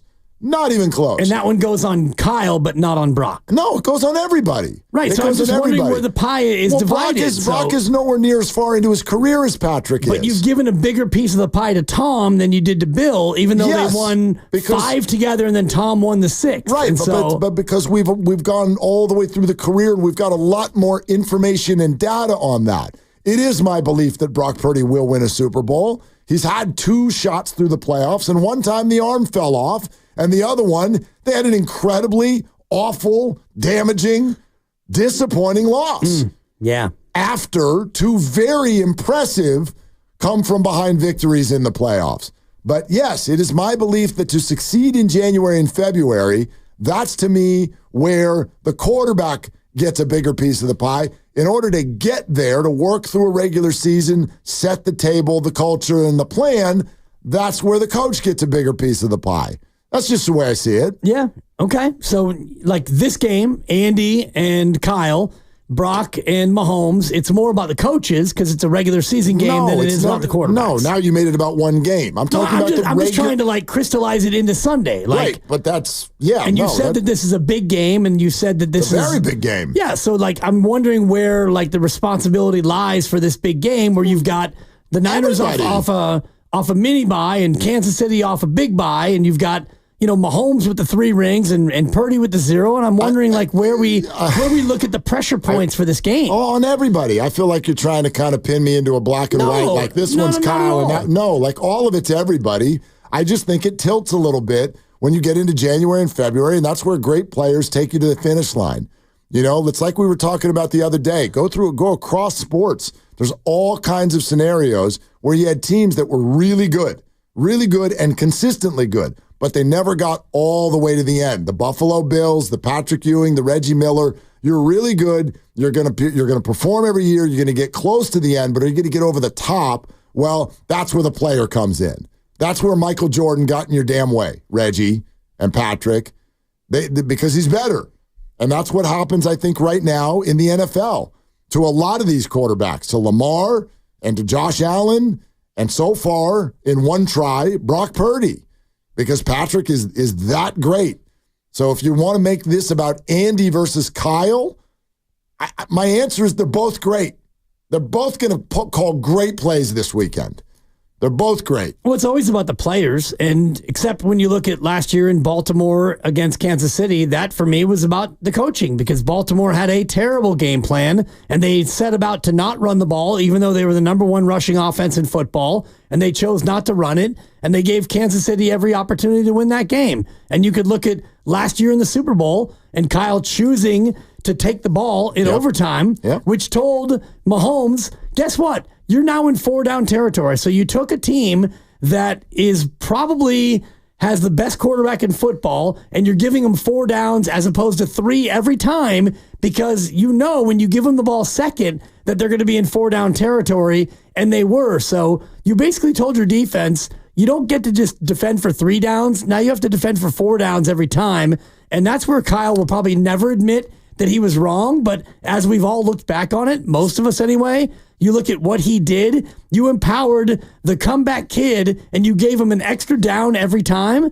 So you could say that it's not about the coaches at that spot or it's about the players. No, it's always about everybody. Yeah, it's always about everybody. He got outcoached. He outcoached himself in the biggest possible spot. He made a huge mistake, and they lost. My opinion. That's probably the wrong decision. Yeah, that's fair. Will in the East Bay. Hi, Will. Thanks for waiting. What's up? Oh, hey. How you guys doing? Hi, Will. Hey, Will. Got my aquarium clean. Thanks, guys. You got it. That's big. You got it. That's big. Yeah, that's a terrible job. I hate it. I hate that job when I used to have fish. It sucks. Yeah, but I'll tell you, it's the easiest fish I ever caught. Hey, Dibs, good job yesterday. Making Cosell go Switzerland. That was pretty cool. Yeah, thank you. I felt good about it. Good. Hey, listen, just real quick. I think this offense is trending up. And I think with Shanahan's game plan, even against a good defense, I think there's a very high probability that they're going to be effective Sunday. I remember a few years ago, the Raiders traveled to Kansas City and they played a game. And this is a typically mediocre Raider team. But the one thing about that game, and the Raiders won that game pretty handily, was on defense. None of the linemen, the linebackers, that whole team on defense, they kept their space. They stayed in their lane. And the one thing they did with Mahomes, they wouldn't let him get outside. They wouldn't let him take off inside. They kept their space, but they also put pressure on. There's a fine line between putting that pressure on, but at the same time, maintaining, your integrity of where you are on the field in regards to your position. My point is, if they can do that, the defense, I think it's going to really, really play into them having a victory on Sunday. And the other thing is, and to sound totally redundant, you got to do something about number 95. In that Super Bowl, they were a number 95 away from winning that Super Bowl, and we all know that. So, but like I said, that's the way I see this game playing out. It's more, how they can perform on defense. And I appreciate you guys taking my call as always. Well, yeah, Will, thanks. Yeah, Will. Congrats on the fish. Yeah, but easiest fish he's ever caught. I tell you he what, got it at the pet store. Congrats. Yeah, that's easy. You just pull out a credit card and poof, it's yours. He's sort of reminding me of the Eagle game last year for the 49ers. They played an incredibly disciplined game on defense, and Jalen Hurts looked awful because of it. Patrick's a better quarterback than Jalen Hurts. That's going to be a bigger assignment, and it's harder to do without as many good players like Dre Greenlaw, for example, not out there. But yeah, that sounds like a really good assignment to me. Not done yet at all. We'll keep taking your calls. Kyle Shanahan's press conference, you'll get to hear that in full. The Emmanuel Acho comments on Steiny and Goo around the corner as well. We're brought to you by Crystal Geyser, Alpine Spring Water, Willard and Dibs. What makes Crystal Geyser Alpine Spring Water different? We always bottle our Alpine Spring Water less than 1.5 miles from the...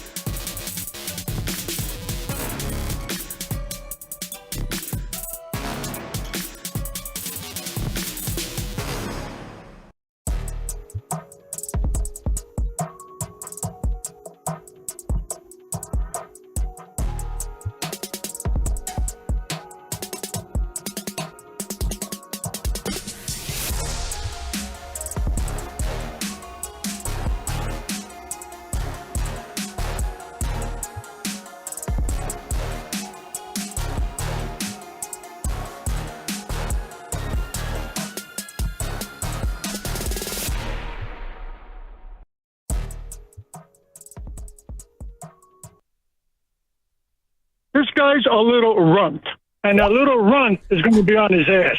Now, back to Willard and Dibs on 95.7 The Game. Because I know big people. I remember FDR. Now, that was a president. This guy's a little runt. This guy's a little runt. 6'2". And that little runt is going to be on his ass. 6'2", 225, he's a runt. I remember quarterbacks in my day. Norm Van Brocklin, now that's a man. Jesus Christ. Bob Greasy, now that's a real big guy. That's a man right What there. are we doing here? Might be your best impression ever. This guy's a little runt. I've been working on it. I love my Kurt. Problem is, nobody knows who you're impersonating, but I'm talking about Kurt the caller who calls every day to call Patrick Mahomes a little runt. He's a little runt. This guy's a little runt. And that little runt is going to be on his ass. And the key is the way he leads up to runt, like it's a 4-letter word, which it is. And it rhymes with hunt, with an H. Oh, God, that made me skip a beat. Of course it did. Holy crap. And you know You better be careful. You know what the Niners don't want to do against the Chiefs? They don't want to punt. This guy's a little runt. And that's also a 4-letter word. And you know what teams need to do more in baseball, Mark? Like the old teams? They need to bunt. This guy's a little runt. Okay? That's all works. It all works for the bit. And I'm Kurt. And I tell you what about Mahomes. And that little runt is going to be on his ass. He's going to be on his ass, which is a 3-letter word, and I got some of those too. But I prefer the 4-letter ones that rhyme with runt. I'm done here. You good? I'm done. I'm trying to think of another one. There's one more I could use. No, yeah, let's not. But I might lose my job. Yeah, when you said runt rhymes with, I literally, my whole body, the little thing. Like That's what I do, Mark. Yeah. It's called edgy comedy. I like that you call me Mark. Thank you. That's good.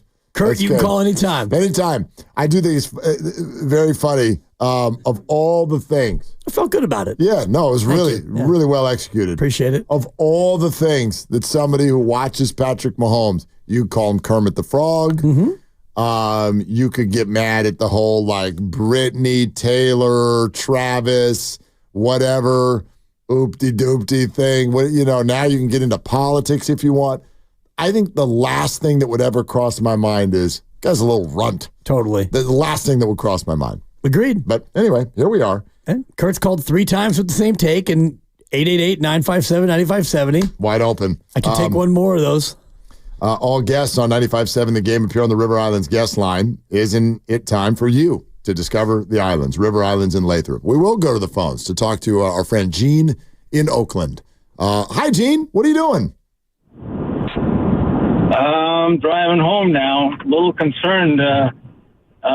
Dibs, you said there's smoke, because I live not far from you, actually, and I lived through the 91 fire, so I would get a little nervous when I hear people say they see smoke. 5-alarm fire, Gene, 580 in Keller. It looks like we've got a lot of containment, and things are starting to look a lot better for those of us who live in the east portion of Oakland, but it was really scary for a couple hours there.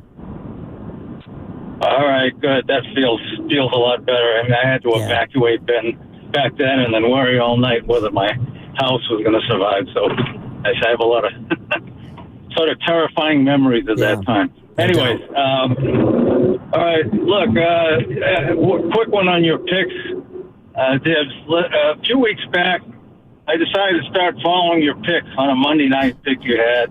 And I even changed my pick to do it, and you lost, and then I lost, of course.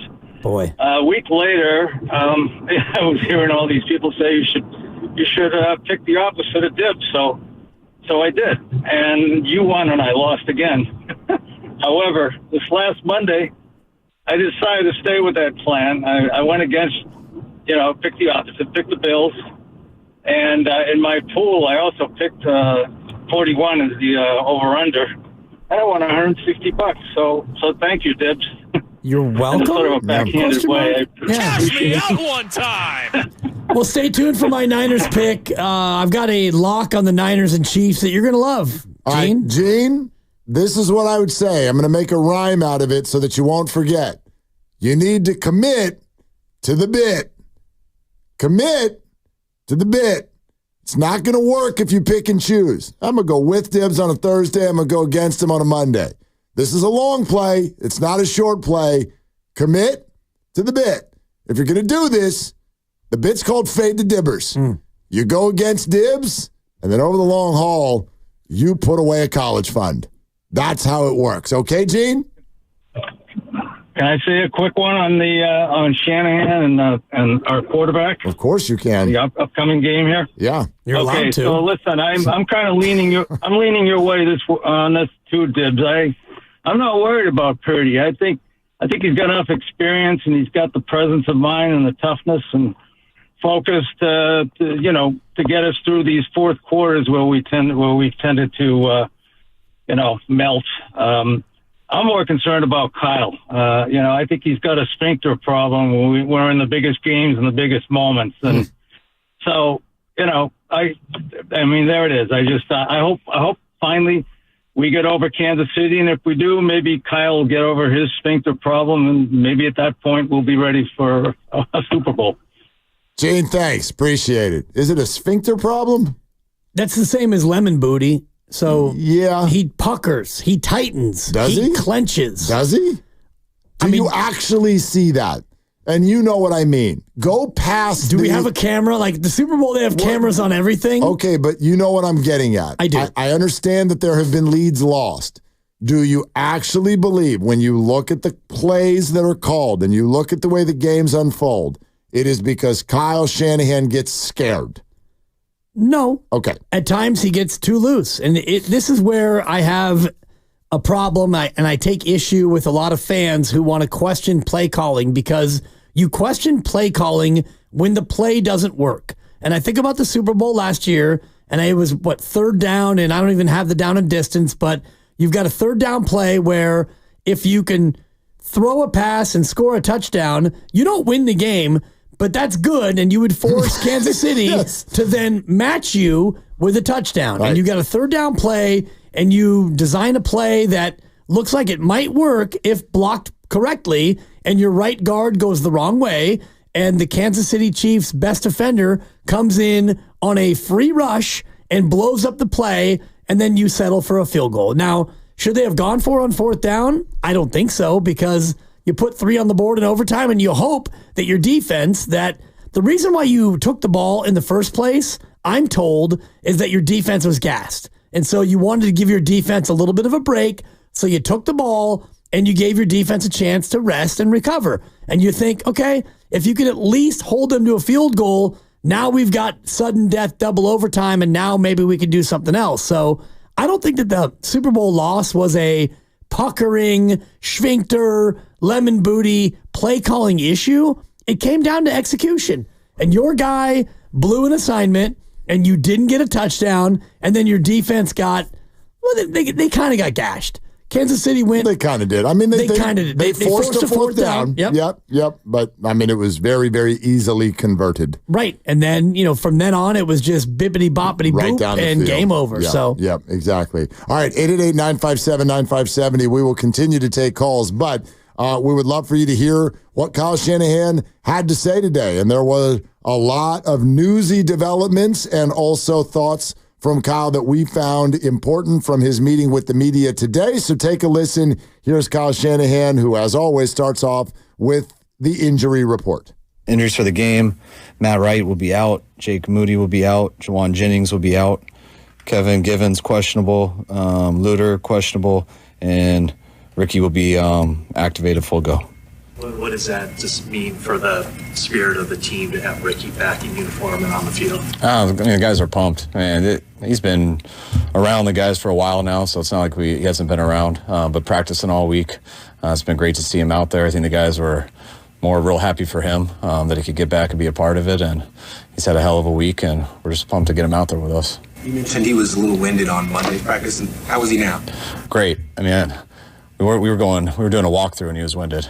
So I don't think it was winded as in stamina. It was more, I think he was so excited to be out on the field and stuff and things like that. And right after, we say that because I had him break the team down, and he was a little out of breath, but I think it was more excitement than winded since we hadn't broke a sweat yet. But he was awesome. What can you do at this stage? Special teams, return punts, just play receiver? Like at this early stage, what would you feel comfortable with?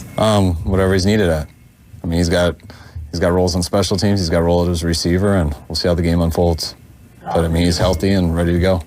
Because he, he didn't get much training camp, and obviously he hasn't practiced much until now. I mean, do you have to, have a snap count or some sort of workload limit? Yeah, but we don't look. I mean, you only get so many guys up, so I mean, you put guys in what they're ready for. But it's always hard with the snap count. When it's not a preseason game and things like that. But Ricky's been studying. He's beginning a ton of stuff. I know he'll get better as the year goes, so we understand that with our expectations and everything. Missing all the practice, missing some time makes it harder just schematically and everything, getting out of the huddle. But he's working his butt off to catch up. He's gotten better each day, and I know he'll get better each week. Would he be up if Jennings was good to go? Yes. Jordan Mason, everything's good to go. With limited all week, or he's not today. He's full on Sunday. How we work the kicker situation? I see some gymnastics roster-wise. Matt Wright will end up going on IR. Yeah, he's hurt worse than we expected, so he can't get back. And Jake Moody is still week to week. It's high ankle sprain, so I'm not expecting him next week either. But hopefully after the bye. So we move Carlson up from the practice squad. Yes. You're allowed to make a tackle. It definitely is allowed to. But only in case of emergency. So I hope he isn't attacking anything. But if your choice is just to give up a touchdown or not, we'll always choose to not give up that touchdown. But hopefully he can stay out of harm's way. Was Josh Dobbs the scout team quarterback during the week? Both of them were. Yeah. No change. Number 2, number 3 for this coming game. No. Just for housekeeping purposes, the activation for Pearsall will happen tomorrow. Does all that stuff happen on Saturday, or does that? I believe it'll happen tomorrow. Those are things I don't totally worry about as long as someone does it right. I think tomorrow by 1 o'clock is when we got to do it, so I'm sure it'll be then. This is a super talented defense, but they also do a lot of, they're very physical at the line. They clutch and they grab. As far as explosives, what's the challenge like this week to try to get explosives against this team? It's a huge challenge. I don't know what they're ranked right now, but they were at the tops last year, and I know they're at the tops this year. So it's their physicality, it's their back end, it's their backers, it's their scheme, it's their continuity of how long they played together. There's not a lot of holes in their defense. There's not a lot of weak areas. They're good versus the run, they're good versus the pass. They're really good in the red zone and really good on third down. So we got our work cut out for us. When was Ricky told that he would be up, and did you deliver the news? What was his reaction? No, I don't know if anyone delivered the news. I wish I could give you guys a better story. But I think, he looked good on Monday. He looked even better on Wednesday, and so we kept repping him. And when you're repping guys like that, and I think he understood he was going to be up, and so there was no magical moment, but you can ask him. You said on Friday that you expected a longer ramp up, but then you also said when he's ready, he's ready. Yeah, exactly. Yeah, so I didn't want to go in him thinking like, man, I got to show everybody this on day 1, day 2, because they're waiting, because they're trying to put me up right away. So there was no expectation in that way. I just wanted to see him. We hadn't seen him out there in a while going with the team. And Monday I didn't even really count just because it was still walkthrough and everything. But Wednesday he looked great, and Thursday was even better, and today's even more comfortable. So made the decision pretty easy. Juwan's hip injury seem long term? No, I don't think it's long term. I hope he'll be ready for next week. He was close this week. So I'm hoping to get him back next week. All right, guys. There it goes. There it is. Kyle Shanahan ready for this one. You came in today with sort of an interesting energy and some interesting thoughts with regard to Ricky Pearsall, who is going to make his NFL debut. I don't know exactly what the role is. It would have been actually interesting to hear a little bit more about that. I know the guys are pumped. Right. There's an inspirational side about, and then we got the answer, would he still be up if Juwan was up? The answer was a firm yes. But let's go further than that. Kyle, are you using him? When you go to 3 wides, is that the guy? That's going to be the guy. I guess. I don't know that, but I would assume that. Okay. That's kind of a big deal. It's a huge deal, but I think about what your other options are, because Debo is a full go, and Brandon Ayuk he's been healthy, and he's been mostly getting better after his slow start. So if you want to go to the next wide receiver, Juwan Jennings is out. We heard that from Kyle. And let's go down the list. You've got Chris Conley, who's been a little bit banged up, and even when he's been healthy, he hasn't played much. Ronnie Bell, and I'll check the snap count on Ronnie Bell since the drop, but I'm not imagining he's had more than like one target. Has he had a target since the drop, Ronnie Bell? I don't think so. I don't either. Not that I can remember. So then you get to Jacob Cowing, who's played maybe a dozen of snaps of offensive football. So what are we doing here? If we go to 3 wide receivers, and again, they don't do that a lot because they do a lot of 2 tight ends. They do a lot of 2 running backs, and they've done a lot this year of 2 running backs and 2 tight ends. Mm-hmm. So when you do go to 3 wide receivers, who are you going to go with? Because you don't have a lot of other wide receivers that you would turn to. And if Kansas City plays a lot of man-to-man coverage, which it seems like they do, then, who would you rather have than Ricky Pearsall, a guy who's supposed to be the best route runner and the man beater and all the rest of it? I don't even know how to answer that. I get what you're saying. Play him. Play that man his football. Never played football before at the NFL level. On a Sunday, so never, right? When everyone's like, well, this is what Ricky does. He's the best man beater. Is he? I don't even know if he's an NFL player. Right. I have no idea. I know what he's supposed to be. I know what the Niners say he is. I know that they are excited about what he brings to the fold. The fact that they are practicing him for 3 days and immediately entering him in to a huge game suggests that they are very happy with what they see.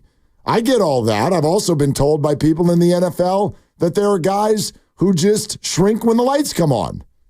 He never played in an NFL game before. He's never put a uniform on before. Yeah. It's a big ask. Yeah. I don't know what's going to happen with this guy. 888-957-9570. It would be amazing. It'd be amazing. I like what Salisbury told us. Get him the ball like on the first series. Light that stadium up. Exactly. That'd be amazing. By the way, here is what Kyle said with regard to Pearsall's role on Sunday. Whatever he's needed at. I mean, he's got roles on special teams. He's got a role as a receiver, and we'll see how the game unfolds. But, I mean, he's healthy and ready to go. Okay, so in other words, I ain't giving you crap. Right. I ain't telling you what he's going to do. We're going to start him and stuff, and we're going to target him 14 times and stuff, and, he's going to be in there. I'm just looking at the snap counts for receivers not named Ayuk, Samuel, and Jennings, and I see Conley, who's played 69 snaps, 17%. Ronnie Bell, 59 snaps, 15%. Jacob Cowing, 5 snaps, 1.23%.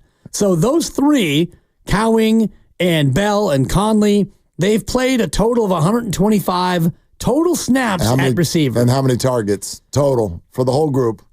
I'll give you that in just a second, but we know Ronnie Bell has had probably 3. Oh, targets? Yeah, targets. Well, he's had 2 drops, so I would imagine he's had probably 8 targets.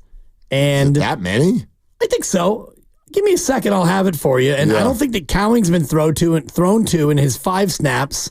And Conley, Patrick Taylor has 1 target. Okay. And Ronnie has 3, 1 catch, 2 drops. Oh. Conley has 3, 1 catch, 2 otherwise. And that's the end of the targets. 6 total targets. Between Bell, Conley, and Cowing. Right. 6 targets. Okay. So can we get Ricky Pearsall that many targets in a game? Remember, there's no Jennings, too. So in theory, the number 3 role is open, which has not been the case before with those guys. Brett in San Leandro joining us here on Willard and Dibs. Hi, Brett. What's up?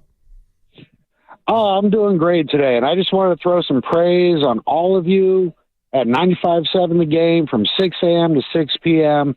It's a crazy world, and you guys keep my head out of political horse crap, and, it's fun. I love you guys, all 6 of you, and all the back staff, too. Not equally. Oh, well, then what are your rankings? What are your rankings, This Brett? is what I need. Oh, geez, man, I'm gonna offend people, but for me, that's what we're going for. I love me some Steiny and Goo. Oh, well, you want to go for that? All right, you got milk toast and weak tea in the morning. You got the midday masters. Love those guys. Absolutely want to. Goo is awesome, and the afternoon afterthought. I love you guys too. It's great. It's awesome. Thank you all so much. That was tough but fair. For just keeping me distracted from the real world, because the real world is crazy. And you guys are doing a great job. All 6 of you and everybody in the back, I appreciate the hell out of you guys. Have a great weekend. God bless you and your kids. And I'll talk to you next week, maybe. If you feel like it. See you later, Brad. That's amazing. Thank you. That was good. I'll never say the that afternoon afterthought. I'll never again call us afternoon drive. No. We are afterthought drive. Pretty good. Yep. I'm into it. Or the afternoon slow lane, because it's an afterthought. We're just puttering along there in the far right lane. Just, going below the speed limit. Bebop-a-looing along. Putter, putter, putter. It's pretty good. Good call, though. Sure. They're all good. And he listens for 12 hours. Yeah, I love it when people call. Do you? I do. I do, too. I do. It's fun. I do. Because that's one of the things, like, I pretty much know where you are in terms of a lot of the topics that we talk about, and you know where I am. And so our conversations are not totally predictable, but there's a certain rhythm to it, a back and forth. Like, you have your things, I have my things. There are things we agree upon, things we vehemently disagree upon. And it's 20 hours. I talk to you, you talk to me, you talk at me. That's kind of the deal. But callers, it's the ultimate curveball, because you push that button and we have no idea what callers are going to. Nobody knows. There's a comment that's typed in. Unless it's your runt guy. Yeah, I know exactly what he's going to say. And I need him. Yeah. Kurt, right? Kurt. Yeah. This guy's a little runt. Yeah. Is he in Hayward Hills? Is that where he's been calling from? I feel like it's Kurt in Hayward Hills. That's what I feel like the answer is, but I don't know for sure. But anyway, whatever. You got one more hour to see if you want to get into this clam bake. Sure. This afterthought. The afternoon afterthought. Yeah. 888-957-9570. Our conversation today started with, do you think the Niners are going to win because, or pick the other, the Niners are going to lose because, and fill in the blank. And I can only speak for me. I will pick the San Francisco 49ers to win this game because they're at home, because they are the more desperate team, and usually when one team needs it more than the other, they usually in pro sports, they get it. And then the other thing that I enter into this conversation is I feel like we have overdone the idea that the Chiefs own the Niners. Do you see Brock Purdy's Niners as a different entity than Jimmy Garoppolo's Niners? I do. And if you do, then the Chiefs have only beaten the Niners one time. And it was obviously as close as can be on the biggest stage.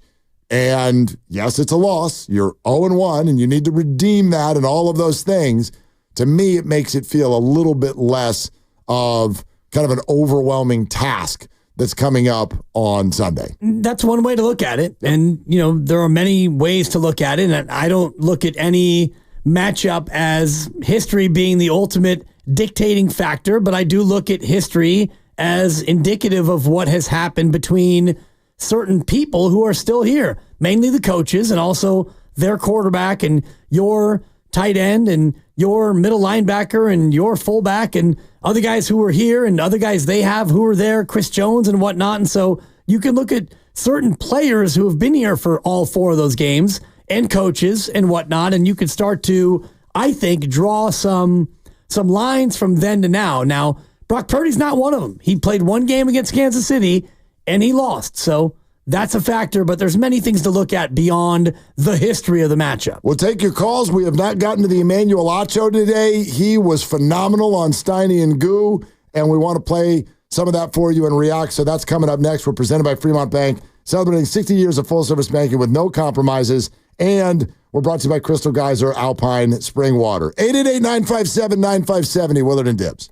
What makes Crystal Geyser Alpine Spring Water different? We always bottle our Alpine Spring Water less than 1.5 miles from the spring source.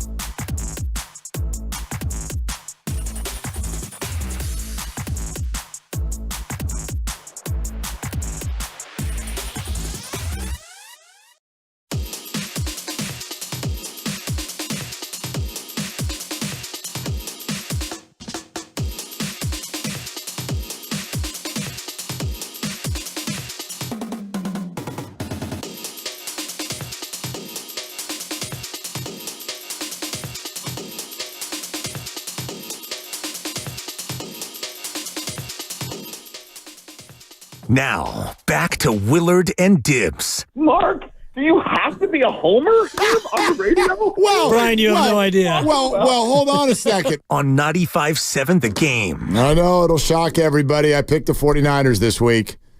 I know. I've gotten some good answers on Twitter, too. I put it out there. Pick one. The Niners will win because fill in blank. The Niners will lose because fill in blank. I got one response from a good buddy, a mutual friend of ours, who said, well, the Niners will win if they score more points than the other team. They will lose. Boy. Is that Kyle Madsen? If they don't, no, it was not. Because that's Kyle's kind of humor? Yeah, it is. I can just a lot of people's search it kind of up. humor. And whoever that was, they're getting blasted because that is an absolute waste of bandwidth and internet space. Look, it's funny. Ha ha. Oh, it's hilarious. It's like ha ha Clinton dicks. But at the same time, I would argue that's not what I said. I said the Niners will win because, not if, not tell me what the Niners, like this is a prediction. Well, that works as a because. They would win because they scored more points than the other team. Right, but a lot of people are answering it with an if. They'll win if they own the fourth quarter. They'll win if they block Chris Jones. No, because. I don't want an if, I want a because. Because is a prediction. Let's go to Theo in the East Bay, who I think has a very good one. Hi, Theo. Thank you for calling. Yo, thank you, boys, for having me on the afternoon afterthought like that. But, I think the 49ers will win because I need them to, man. Okay. As a fan, it's just been too hard on my soul, man. Loss after loss to these guys, man. And I kind of want to make it to where it's like we beat them here and we turn it around and make this thing into a rivalry. We don't know what's going to happen down the line. Hopefully we'll see them again in the big show and, win that one too. But as of right now and for this Sunday, man, just the fan in me needs this one. And, I'll be working. Shout out to my job, USA North 811. Call before you dig. Tell the big boss, man, if he needs a sponsor, hit us up. But yeah, man, we need this, man. 49er fans, we need it. Cheers, boys. Dude, thank you. We'll be reviewing that tape. Yeah, always we'll be call before I dig, no doubt. Yeah. And calling 811 is critical because the last thing you want to do is tap into a gas line and then not only you have problems, but we all have problems. Indeed. Call before you dig. But Thank you for that. For real. Okay? I love his answer. Because this is where I believe 49er fans are. We were thinking about this earlier in the week. Compare how you feel right now to how you felt going into Philly last year. And it's totally different. Many could argue it's like, it's redemption, and it's the measuring stick that we need. And man, we walked in to Philly week last year, peacocking, feeling it. And we were right. I mean, not everybody. You never get 100%, but there was a confidence going into that game that only slightly wavered when they came out and didn't look great in the first quarter and were down 6-0. But there was a confidence going into that game that I don't feel this week. And he says it well. The Niners are going to win this weekend because I need them to. Right. Oh, my gosh, I need them to. Like, I can't take this anymore. And that's a very different sort of emotional response from the fan base that I feel like a lot of people share. And I borrowed that ethos today when I went on with the Kansas City station because they asked me, like, what are you guys thinking out there? What are the 49er fans feeling? And I told them what you and I had talked about on Wednesday from the Madden compound, which is Niner fans are kind of downplaying how big of a game this is because they don't want to get disappointed again.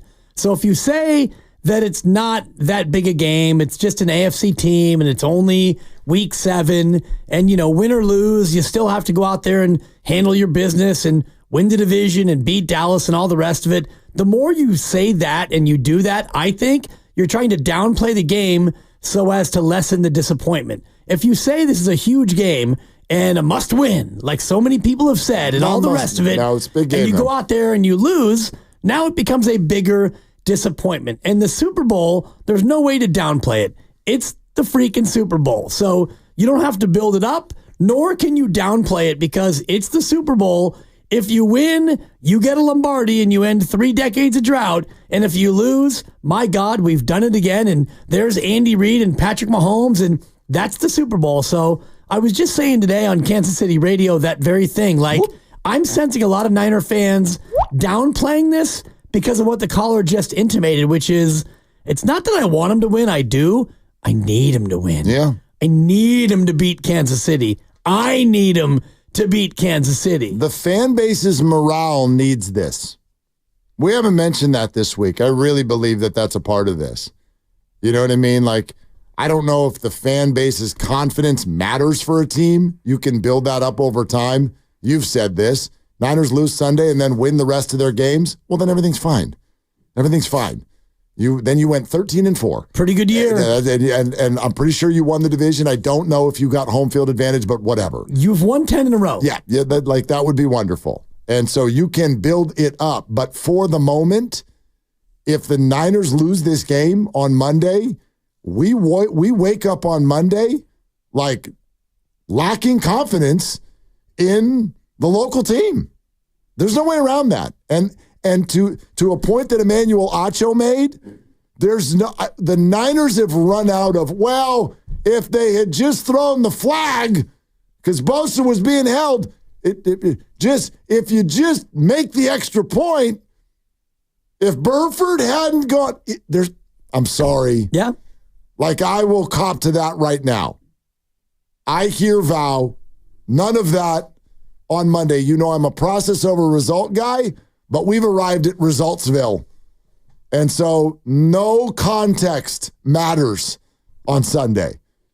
You have to have more points than the other team. But what if there's another call? What if those damn referees are wearing red again with Chiefs logos? Well, then that sucks. But I don't think that you can enter that into the conversation with ease. Yeah. Certainly not with ease. Well, fans will, but I'm with you on that because, you should be good enough or better than the opponent enough to weather almost any call or non-call that happens. Check this out from Emmanuel Acho from FS1 and the facility. This was on Steiny and Goo today. Let's think about this for a second, y'all. The Niners got beat at home in a blowout 2 years back. Yep. Then the Niners got beat in overtime close, a defensive slugfest at the Super Bowl most recently. Then the Niners were up by 10 in the fourth quarter in the Super Bowl and got beat. Chiefs 3 touchdowns in the fourth. The Chiefs have beat the Niners close. They beat them by a wide margin. They beat them in overtime. They beat them in regulation. We don't play this game anymore as Niners fans to watch the Niners win in a regular season. We know they can do that. We know they can win in the playoffs. At this junction in time, the only thing we actually don't know about the San Francisco 49ers is can they beat the Chiefs? We know they can beat the Lions. We know they can beat the Eagles. We know they can beat the Cowboys. We know they can beat the Packers. We know they can beat everybody except for the Chiefs. So the only thing that is important is winning this game. And he went on to say sort of what you and I were just talking about, which is that this is sort of, if there's any slack left given to the 49ers in this matchup, it will be gone on Monday if they lose. Like last year, the Niners roster was so legit, and they still lost in overtime. Like this is, in my opinion, this is the last time that these Niners players can go into the game with legitimate confidence that they can win. If you lose again and you play the Chiefs going forward, it's false confidence. Wow. Let's just be real. Like, of course you go, yeah, we can get these boys. We can get these boys. But if you lose again, the next time you play the Chiefs, now you're just lying to yourself. Now, maybe you can win, but it will be false confidence. If I'm Shanahan, hey, we should have beat them in the Super Bowl. We went into overtime with the lead. We got to finish. We should have beat them in the Super Bowl before. We got to finish. If you don't win this time, now going forward, it's just false confidence, fellas. Well, and I think this affects the... That's an interesting notion. Yeah, well, what do you think? False confidence. Okay. What is false confidence? Because confidence is not a tangible thing. And for me, there's no such thing as false confidence. So you lose to Kansas City last year in the Super Bowl. You didn't lose to Kansas City in the Super Bowl if you're Malik Mustafa or Renardo Green or Ricky Pearsall.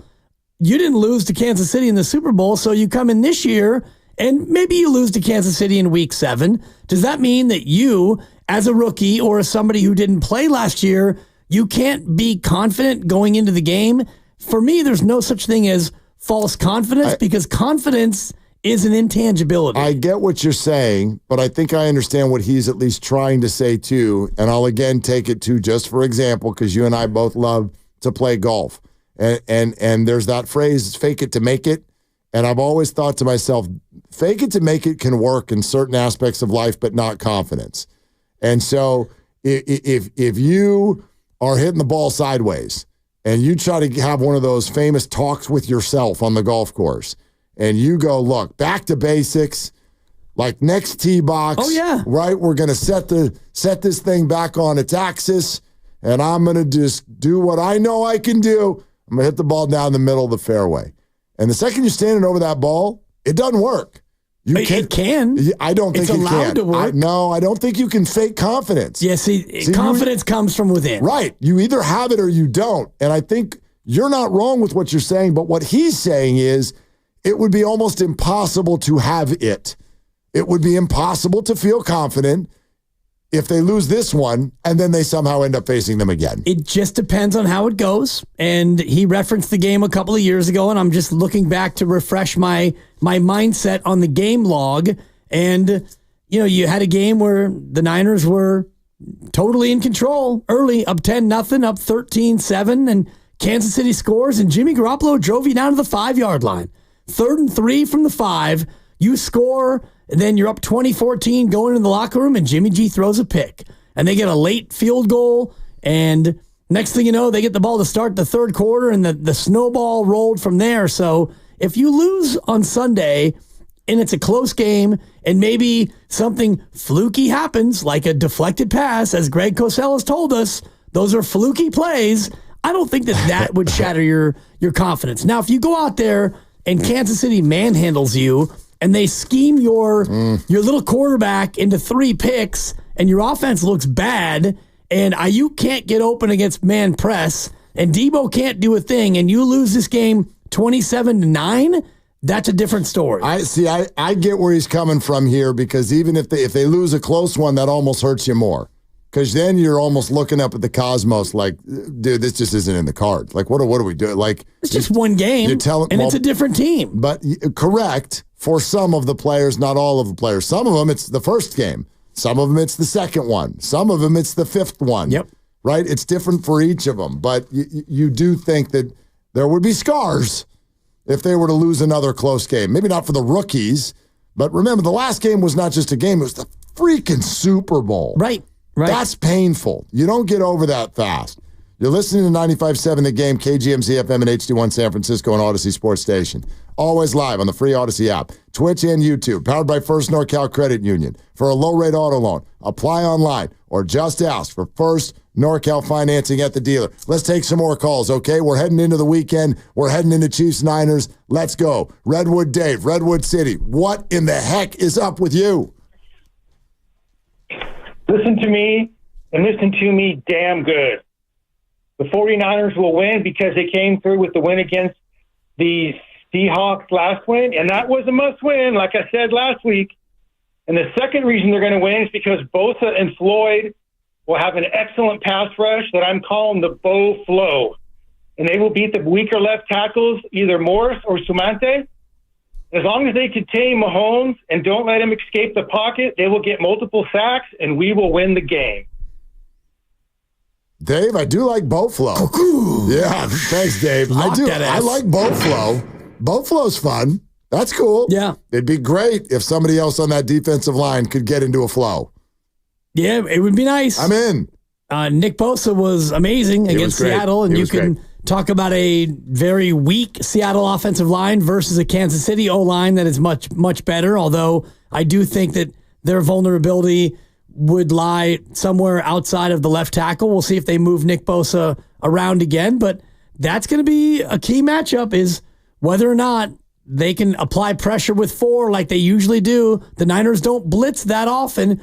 Kansas City does blitz, and if you want to talk about vulnerabilities, the Niners against these blitz-happy teams, Minnesota and Kansas City, these are teams that they have struggled against. Struggling. Struggling. That's a leap. It's a fact. It's a leap. Well, Minnesota, the last 2 times you've played them, a team that blitzes a lot, you've lost both times. You haven't been able to even get 20 points in either game. That, to me, indicates a struggle. But that's one team. That's Kansas one City, a team that man-pressed you for the majority of the Super Bowl. I don't know that they struggled that much. Sometimes that's game flow. Like for me, it's way too black and white when we do that. You didn't get to 20 points, you suck. No. Well, we've talked about Purdy gets 30. Well, he didn't. But not against all of the very good teams. I don't know. Cleveland, good defense last year. I'm glad you didn't get to 20. Yeah, well, make the kick next time. Kicker. And then you would have gotten 220. And you would have won. Right. Yeah, I don't care. Not every game. That's really arrogant for fans to be like, you have to score 30 or you suck. Don't call him a genius. Stop. These are good teams. Nobody should get to 30 in this game. When you get to 30, I'd argue most of the time that means the other team has completely lost control of what they're doing. That is disrespectful to go over 30. The Niners should never give up 30 in a football game. And if they do, their defense is out of pocket. These two teams are both really good. If you want my favorite bet of the weekend, go under. Take the under. That's the bet of the weekend. You can lock that up? If I had to bet one, that's the one I would bet. What's the number? I think it's 47. Is that right? Is it 47? Something like that. You're betting the under, you don't know the number? I think that's bold. No, I think it's 47. That's some bold gambling right there. 47 and a half, whatever. I don't have the number. 47. I don't know if I'm it too moved. focused on my own pick, which yeah, we got to do that here in a sec. You let me know because we'll do it. Oh no, I'm ready for a bounce back. Niners minus 1.5, over under 47.5. 47.5. Under. That feels like you always talk about when there's a spread that feels like out of whack, lean into it. No, you're right. That's what scares me about it. That number seems way too high. So the lean into it would be to bet the over. For you to get to the over, both teams have to at least get to 24. Or, obviously someone needs to get to 42 34. to 8. Yeah. That goes over. Yes, you know what I mean. It's allowed to. They've got to average 24 each. If it's 47 and a half and a 1.5 point spread, you're saying 24-23 or 25-23 would be the number. Last year in the Super Bowl, the number went to only 47, and there were 9 points scored in overtime. And it still went under. And these have fewer good offensive players this time around. Yeah. No Christian, no Rashee Rice, no Isaiah Pacheco, on and on and on. And one team's got a kicker, question mark? Right. It'll be their fourth different field goal attempter on the year if he's allowed to attempt it. If he attempts one. If Anders is allowed to attempt a kick. I'm with you where I'll say that I think the under's a great bet. Me too. Except for one eyebrow up. What the hell is the number doing at 47.5? Agreed. So if I'm wrong on that one, well, we already cuckooshed, so you're locked in on the under. Well, that's fine. Well, I don't have a whole segment built around my futility, so it's okay. Not only do I have a segment, I've got Hall of Fame basketball players debasing me openly on my own show. Whatever. I'm down on all of them. Kaminga. Dub Nation is Brandon Pajemski. No, don't You're do listening it. to Willard and Dibs No. on 95.7 The Game. Hey, Dibs, your picks stink. Yeah. That's red on red crime. That was formulaic, too. I was like... Dude, that was, I listened to the show. Yeah, I follow your picks. And let me just tell you. Yeah, they stink. They stink. And that's a fellow redhead right there. Well, he has hair, so I do too. He doesn't know Don't that. make me show you. He doesn't know that. He doesn't know that. You better be careful. So those are words. Yeah.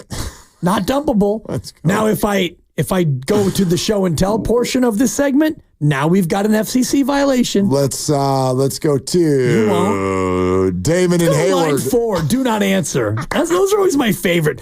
We take a call, we screen a call, and instead of saying, you know what, call back later, we just let them sit on hold as a do not answer. I've never understood that. Yeah. Well, Let's but go to don't do not say that answer. now. Somebody anyway. Let's go to Damon and Hayward. Dude, run him. Sorry, whoever you are. Let's go to Damon. Hi, Damon. What are you doing? Hello, gentlemen. Yeah. Long time listener, first time caller. Thank you. 2 points and I'm gonna hang up. Okay, correct me if I'm wrong. Last year's Super Bowl, did we not stop Kansas City 3 times in the third quarter and didn't do anything with the ball? Which leads to my next point is, I love Kyle and I think he has everything, but does he need to learn to have the killer instinct? I'm going to hang up and let y'all talk. Okay. Yes, is the answer. Damon. Damon, thank you. The answer is yes. He doesn't have a killer instinct? Well, define that. He has a tendency to be in front in the fourth quarter and not win the game. But I would argue if you're saying he doesn't have a killer instinct, what you're actually saying is you're up 10 and you lack the either desire or know-how to go make it 17. Because that's the killer instinct. Like, we've got you and we're going to end you. And you let him off the hook. Yeah. Like, I mean, when I hear that, this is what I hear when someone goes, we stopped the Chiefs 3 straight times, and then we didn't do anything with any of them. Well, okay, so you stopped them 3 times, and they stopped you 3 times. What a thought. We're in the Super Bowl. Both teams are good. Yeah. There's a really, really good defenses. So that's not an excuse. Sometimes this word genius has gotten so out of control with the fan base that there is an expectation, whether admitted or not, that the Niners are supposed to score every time they touch the ball. And it's not football. I get that. The Chiefs' defense is really good. I could argue they're the best in football this year. In fact, I think I could easily argue that's that. That's a stretch. The best in football? This year? Tell me who's better. Look at the numbers. Well, the numbers. Look numbers at the are data. numbers unless the numbers are your numbers. Look and at then the numbers rankings. are numbers. Look at the rankings. I think Baltimore's defense is better. Oh, God. Have you been watching Baltimore play? They let the Bengals score 1,000 points. The Raiders came back on them and scored like 25 points in the fourth. Like, Baltimore's defense has not been great. You think Baltimore's better? Apparently not. Apparently not. Oh, the Chiefs are the best. I'm the Chiefs so are the best sorry for defense in disagreeing football. with you, Dibs. No. The Chiefs. No, the Chiefs are the best. No, go ahead. If you want to go numbers, I'll go to the bathroom. Go ahead. The numbers would say the Chargers are the best defense in football. They've given up the fewest points. So the numbers for the Chargers, I would say the Vikings are probably a better candidate for the best defense in football. The Chiefs, very good defense. Yards per play against the rush, yes. Against the pass, not as much. Sure. Baltimore, probably a bad answer. I'd like to retract my Baltimore answer because you're probably right. I'm looking at Baltimore's numbers, and they're not nearly as good. And I had forgotten the Cincinnati game where they went up and down the field, a Cincinnati team that hasn't scored on anybody. So, yeah, not Baltimore. Maybe it's Kansas City. I didn't think so, but the numbers are there. They've given up the 3rd fewest points in football. So there you go. It's Kansas City. Best defense in football. Cuckoosh. I agree with everything you just said. Baltimore is 24th in points allowed. So yeah, not that good. No. Not that good. I think very good. I love Baltimore. I think Baltimore could end up in the Super Bowl. Their defense is not traditionally what they are this year. Yeah, Minnesota has given up the 2nd fewest. Minnesota's very good. They've played fewer games. Pittsburgh's given up only 86 and 6. Pittsburgh is very good. There you go. The Niners are middle of the pack. There's a couple teams that are not what we thought they'd be. Browns, Jets, Niners. Right. Go to your fantasy draft. Who got picked first? Probably the Jets and the Niners. Yeah. And, man, I don't even know. I actually drafted Kansas City. And you did? That's brilliant. Well, they're on my bench. I think I dropped them. They're not as very fantasy-wise. Talk for a little while. I got to go pick some up. And defense for fantasy, I actually picked up New England, and they've been a great fantasy defense because they generate turnovers. Even though they give up points, ultimately for a fantasy defense, it's about turnover generation more than it is about points allowed because nobody gets the shutout bonus anymore. Oh, gosh, yeah. Kansas City is available in our league. Pick them up. Pick him up against your guy Brock Purdy. You won't. No, I won't play him this week. Absolutely not. And honestly, just a quick fantasy aside, everyone talks about doing away with the kicker. It'd be better off to do away with the defense because the difference between defenses in a fantasy week is mostly negligible.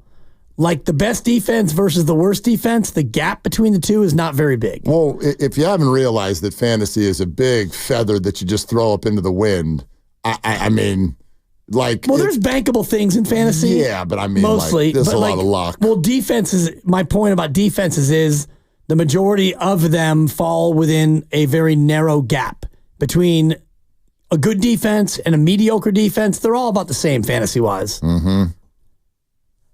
Oh, shoot. I can't pick him up yet. the people I want to drop played last night. There you go. That's a tough break. Yeah, and they're good. They're good. Like, I'm not. Do you expect the Niners to score 30 points this weekend? No. Neither do I. No. Or like and is that a failure if they don't? It is if they don't win the game. And I look at the last Super Bowl, and I'm just looking at the play-by-play, and they go into the locker room up 10-3, and they come out, they force a 3-and-out. Niners, 3-and-out. Kansas City, 3-and-out. Niners, 3-and-out. Kansas City scores a field goal to make it 10-6. Niners, 3-and-out again. So you talk about, how this game, and Kyle Shanahan, does he tighten up? Is he a closer? You had 3 cracks at it to start the second half, and you did not get a first down. Yeah. And Kansas City's defense is great. Best in football, some would say. But you have an offense with Hall of Famers. You should be able to at least get a first down. That's fair. My point is that we do this as fans. When we expect our team to be able to stop the other team and that the other team can never stop us. That's sort of like the expectation. And it's just like they're good. They're very good. They're 5-0. They've won a bunch of Super Bowls. This is an incredible challenge. It's an incredible challenge. And it does not mean that I'm setting it up for it's okay to lose. No. The 49ers should be right on track, right next to them. And the fact that you're at home and need it more, you should win. You should win the football game. But it is very challenging. And I'm not going to freak out about, Kyle Shanahan's a supposed genius if they have to punt or something on Sunday. The Chiefs are a problem. They're very, very good. Yeah. Well, if you're a team that can get 30 on most teams, which is what Brock Purdy has done, then you should be able to at least go out there and get more than 20 against a very good defense. You'd hope. Well, yeah. And I hope that he doesn't try to outsmart himself, because as I look at those drives in the Super Bowl from last year, and I know this team is different and everything is different, but they went pass, scramble, punt, pass, punt, and then they went run, pass, punt. Those were your first 3 possessions for a team that I think should make their way on the ground. And he came out and he threw the ball 8 of 9 times, including 7 of 9. One of them would have been a pass, but it turned into a scramble instead of, look, we run the ball. We got Trent Williams on the left side. We have the best blocking tight end in football. We have a unbelievable running back in Christian McCaffrey. We run the ball, but they didn't, and they allowed Kansas City to score a field goal and get back in the game. Let's go to Ryan in Oceanside. Hi, Ryan. What are you doing? Hey, guys. Hey, love the show, and I'm glad you guys are talking about Kyle, because to me, I feel like the most important thing for this weekend is gaining confidence when it comes to their coaching. I don't really put a ton on Sorensen because he's so new to the position, but I feel like Kyle, for his own psyche, needs to just know that he can beat Spagnuolo. Because it's like we make this so much about Kyle versus Andy Reid. It's not Kyle versus Andy Reid. It's Kyle versus Spagnuolo. And to date, Spagnuolo has won that match every single time. He adjusts more than Kyle does. Maybe that's Kyle making mistakes and just kind of gifting Spagnuolo with easy things to call, or it's Spagnuolo just being ahead of the adjustments that need to be made in the game. But I wanted to get your guys' thoughts on how important this is to Kyle this weekend, because I know for the players, obviously they're not going to say it, but I know they want to know that they can beat this team. But I wanted to get your guys' thoughts on the psyche of Kyle for this game. It's a good topic, Ryan. Thanks. I don't know how to quantify it other than to say that I think it's a huge game for Kyle Shanahan. It's a huge game for all of them. He is the centerpiece of so many of the conversations. He's certainly the central figure when things don't go well. Absolutely. And he's the head coach, so it should be that way. I get that. But I'll refer to the conversation we had earlier today with Sean Salisbury, which was great. If you want to go Odyssey app, YouTube, check it out. Sean was fantastic. And again, if you get totally outplayed, that's one thing. But if the 49ers, who are so good at having a lead, if they get another one and lose the football game, you got to start asking yourself some pretty tough questions. You got to start asking yourself, why does this keep happening? And so I think it's a huge game for Kyle, but it's an even bigger topic to say he cannot lead this game by 10 points and lose it. I think he's going to have a really tough week, potentially a really tough month, potentially a really tough season if that were to play out. Another double-digit lead that goes away. Depends on how the year ends. All is forgiven if you wind up in February with a win, but already this year, if you look at 3-3, 2 of the 3 losses were fourth quarter leads, double-digit leads that were squandered, and that now makes 20 leads in his career as a fourth quarter coach. Now, he doesn't blow those leads because he's not on the field, but he's coached a team 20 times that led the game in the fourth quarter, and 20 times they lost the game. And I think it was Josh Dubow from AP who had the stat earlier in the week about one-score games, and his record in one-score games is bottom 5 all time among coaches who have coached, 40 of those one-score games? And so these are things, and we already know the stat about, Kyle Shanahan trailing by 7 or more points in the fourth quarter. He has 1 career win, and that came last year in the postseason. So there are a lot of things right now statistically that are stacked against Kyle Shanahan, and one of the big ones is exactly what you were saying, Mark. Fourth quarter leads, big leads, and Kansas City has gotten him twice in the Super Bowl in that fashion. So that's why when you ask me about Kyle Shanahan and the demerits, the one thing that you can look at is him as a closer, having a lead late in games, close games, and being able to close, or being down in the fourth quarter and being able to rally and win. 888-957-9570 is the number. Nick in Oakland. Hi, Nick. What's up? What's going on, boys? How you guys doing today? You know what? Couldn't be better. Same.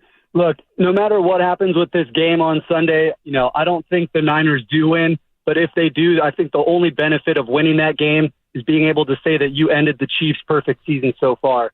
The Niners, the Chiefs have the Niners number. They've beat them on the biggest stage twice, And so I think, say they do make it to the Super Bowl again, the Niners could have a 40, 50-point lead. And if the Chiefs start scoring, 2 touchdowns in a row, the Niners are going to think, here we go again.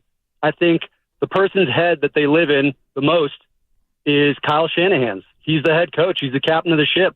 You have these different players that come in and out, but he's the head coach and they live in his head. And I think the only way to get around that is winning a Super Bowl, specifically against the Chiefs. What do you guys think? Yeah. Love the show. Thanks so much. I don't feel that way right now. And that's just me because I can't. In fact, I've tried really hard to push against this whole idea of talking about the Super Bowl in October. I don't disagree with it. My head's just not there yet. My head's on this weekend and all the things that this one means. And it doesn't mean anything with regard to the Super Bowl. That's one of the reasons I'm actually really fascinated about it. I think this means a lot, for the standings, but even more so, I think this means a lot emotionally. This is a very emotional weekend for the 49ers. Ricky Pearsall is back. You've got a home game. You're coming off of a mini bye, and you're playing the team that beat you in the Super Bowl just a handful of months ago. So there's I think and I don't know if you've watched this, Dibs. Did you watch a lot of the practice video today? No. Dudes were juiced. There was a lot of energy at that practice today. And when I watched it, I was like, that's great. But it also hammered a point home to me. This means more to the 49ers than it does to the Chiefs. I don't think there's any question about that. So you can't answer the question that Nick is talking about right now, but I think you can answer a completely different question, which is you can sort of just remove this idea that the Chiefs, quote, have your number. And then we'll see if they play each other again. Truth is, they probably won't.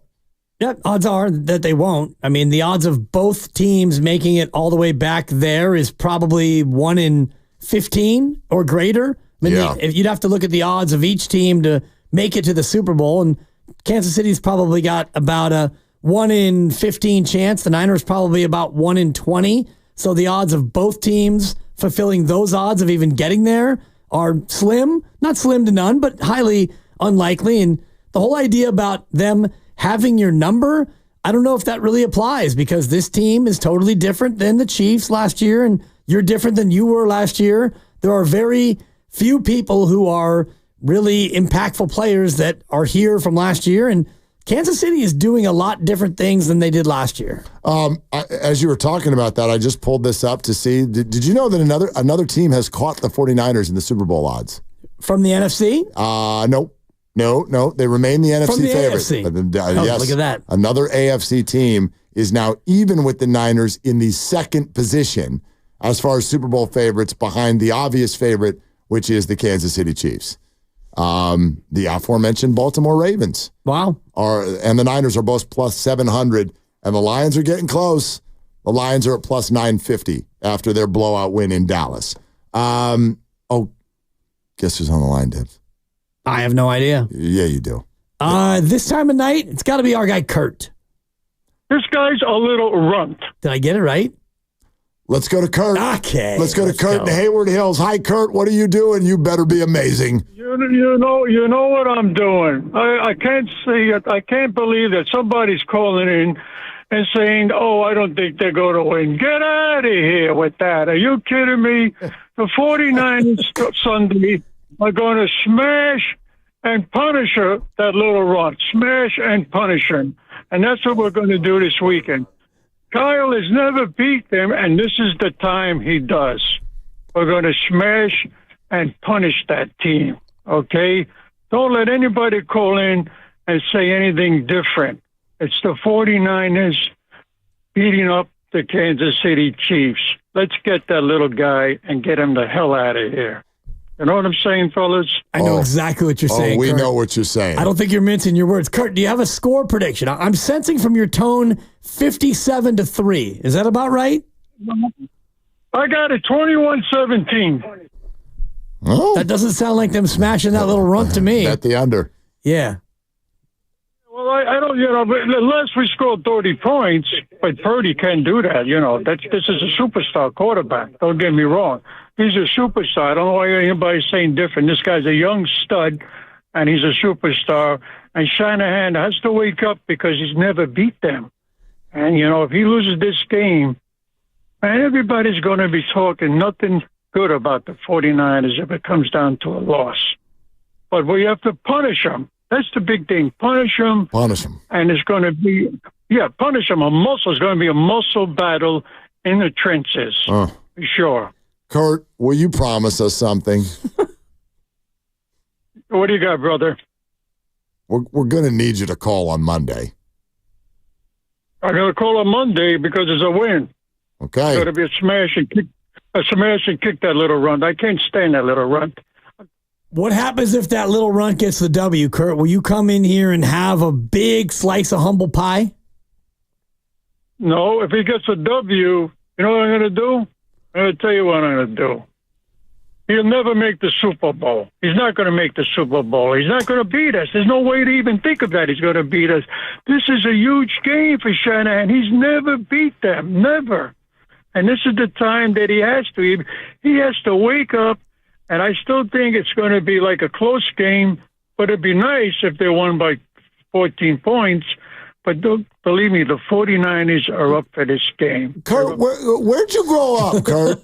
Where'd you grow up?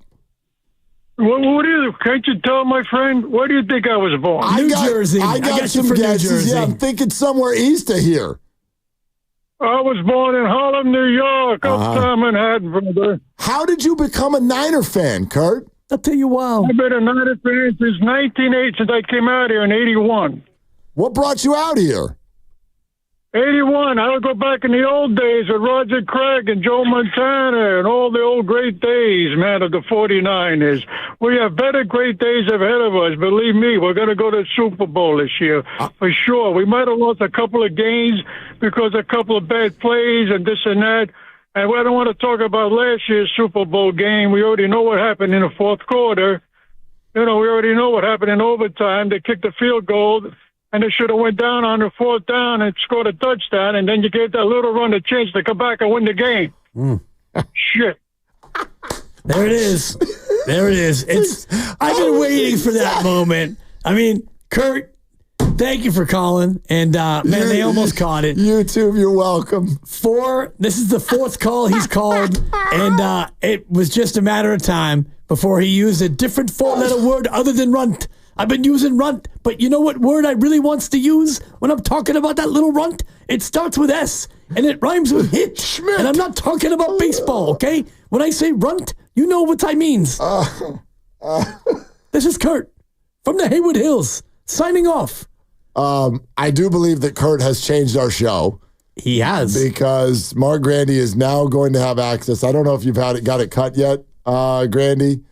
But there's like 8 different things. I know. No, so you got to get out of here. That's a good one. Yeah, you got to like work Get out of here with that. Are you kidding me? Hey, you kidding me? Get out of here. Those can live as one piece or 2 individual pieces. Those are both good. My. And all of the, he's a little runt. Well, and then he did his Tiger Woods there at the end by not answering the question. Hey, it's Kurt. What brought you out here? And then last year went to Niners and they didn't run the ball, and then Shanahan needs to win. And I'm like, that wasn't the question, Kurt. What are you hiding? I want to know what Kurt is hiding. What brought him out here? It was manifest destiny, the sunshine, the good living, the good life, the Niners in 81, Roger Craig and Joe Montana. No, it was Bill Walsh and S. It was something illegal is what happened. That's what brought him out here. It was witness protection, okay? There I said it. Exactly. My name's not really Kurt. Kurt in Hayward Hills? Good. And that's what he sounds like? That is not Kurt in Hayward Hills. Let's go to Vinny Boom That Boots. is Vinny Boom Butts if I've ever heard one before. I don't know if you ever watched The Sopranos, but I get complete Paulie Walnuts vibes from Kurt from the Hayward Hills. So good. I was a part of the family before I came out and became a Niner fan. Dude, if Brock throws a pick, I'm going to scream that at the top of my lungs during the game as the Chiefs are running the ball back the other way. Get out of here with that! The remote's got to be thrown. Oh, for sure. In concert with that. For sure. Get out of here with that. The remote's got no chance this weekend. Poor remote. Yeah. Poor pets. It's a beautiful spot, though, because there's only 3 afternoon games. So as much as you are a 2-screen guy, is that right? I believe we have a 3. You have another London game, Cheerio. Yep. And Panthers, Commanders, Raiders, Rams. Heavy morning slate, and then slates. And then the afternoon, you have just the 3. And honestly, those other 2 games, I don't even know if they're worthy of a red zone second screen. They're not. Jaden Daniels is exciting, but they're going to steamroll Carolina for sure. And the other one is Rams and Raiders. Raiders. Battle for LA. Yeah, well, there's, exactly. There's something to be said for the 2 logos going against each other, but this year it's not very exciting. Yeah. At all. So, this is a clear the decks type of a situation. Johnny X. Johnny X? In what we used to call Matteo, San Mateo. What's going on, Johnny? What are you doing? Hey, fellas, how you doing this afternoon? There's a legend calling now. This is one of the all-time great sports talk listeners in Bay Area history. No doubt. X, how you been, kid? Man, I'm doing all right, man. I just want to let Willard know that I left a message with Tony Bruno. Just to let him know the bet on the Chiefs. The final score is going to be 27-13 Chiefs. And you're going to still be you Weiner fans, Georgia Peaches, man. You called, you Andy called. Reid's got you. Johnny, you called Tony and he didn't pick up? You had to leave him a message? Well, he's going through that Florida thing, man. Yeah, multiple hurricanes, and you can call me Slurricane. Yeah. But I got my money on the Chiefs, man. Ever since Eddie D left the 49ers, I no longer consider them the Niners, but the Miners. So, yeah. It's been a minute, too, Johnny. That's been a long time now. 13, baby. I used to be a Niners fan from 1970, but I don't like Dr. John York or his seed, Jed York. So Screw the Niners. Johnny, you're giving me feels from back in the old station in 2006. You're making me want to say, where'd you grow up, punk? I grew up in San Francisco, California, Visitation Valley, baby. I'm a Steelers fan. I got my terrible towel right now. Sunday night football, Steelers versus Jets. Bet on the Steelers, baby. I love it, Johnny X. Be well, brother. Thank you for calling in. I love you guys. Johnny X, for those of you not old enough to remember, this man now. Oh, I remember Johnny X. Of course you do. In the early days, Grandy, in the nascent days of sports talk radio, he was a frequent caller on the Gary Radnich program. Of course. Johnny X. I don't understand how anybody can utter the phrase, though, I used to be a fan of, and then fill in the blank. Like, if they relocated, okay, if they, like they were caught doing something illegal, nefarious to their fans, I get it. I know where your head was about to go. It's not us, it's you. Well, that's hard for me. I used to be a fan of the Oakland A's. And now, well, again, relocation would be a set aside. Yep. The Niners didn't relocate. How do you become a Steeler fan after being a Niner fan? Just because you didn't like John York? Dr. John York. Yeah. Yeah, and that could be enough, honestly. And as a fan, you get to decide. Who the hell likes any of the owners? How many owners in professional sports right now are you like, love that guy? Joe Lacob would be one. Joe Lacob, okay. Even though Mark Cuban had some of that when he was the owner, right? Right. Like if you want to talk about owners who I've loved, and again, loved, like sports love, I love Joe Lacob. I sports love him because he took my favorite team and turned them from laughingstock into global icon juggernaut dynasty. Sure. I love you, Joe. Okay. For that. Thank you. And people loved Eddie D. Although same thing. He took a laughingstock and turned it into a juggernaut. Sure. But if you're worried about the nefarious dealings of how this all went down, it was like it's Louisiana. Yeah, Eddie D was knee deep in that. Maybe ankle deep. Who knows? Who cares? Like, I don't care. But how many owners are you like, man, the fans love it? Dallas doesn't love Jerry Jones. No. I'm trying to even think of hell. I mean, you open up the internet today and check out all the stories you'd like on the Giants ownership. That's been a fun day. Well, I haven't seen that. I got to Google it. Yeah, if you want to get into politics, you can. But it's anyway, politics. Yeah, it always is with him. Well, yeah, and whatever. Again, for me, the thing about an owner that I love is that you win championships for my team, and you throw a kick-ass party / parade. And so for Joe Lacob, about whom I was very critical early at the first parade, I went up to him and went man to man, and I apologized to him. And his partner was there, and she turned to me and said, "I know who you are. I've heard what you said." And I was like, "Oh, this got awkward in a hurry." Come on, people. Totally, Rick Barry. Yeah. Look, this doesn't get talked about a lot, and part of it is because they haven't won a championship.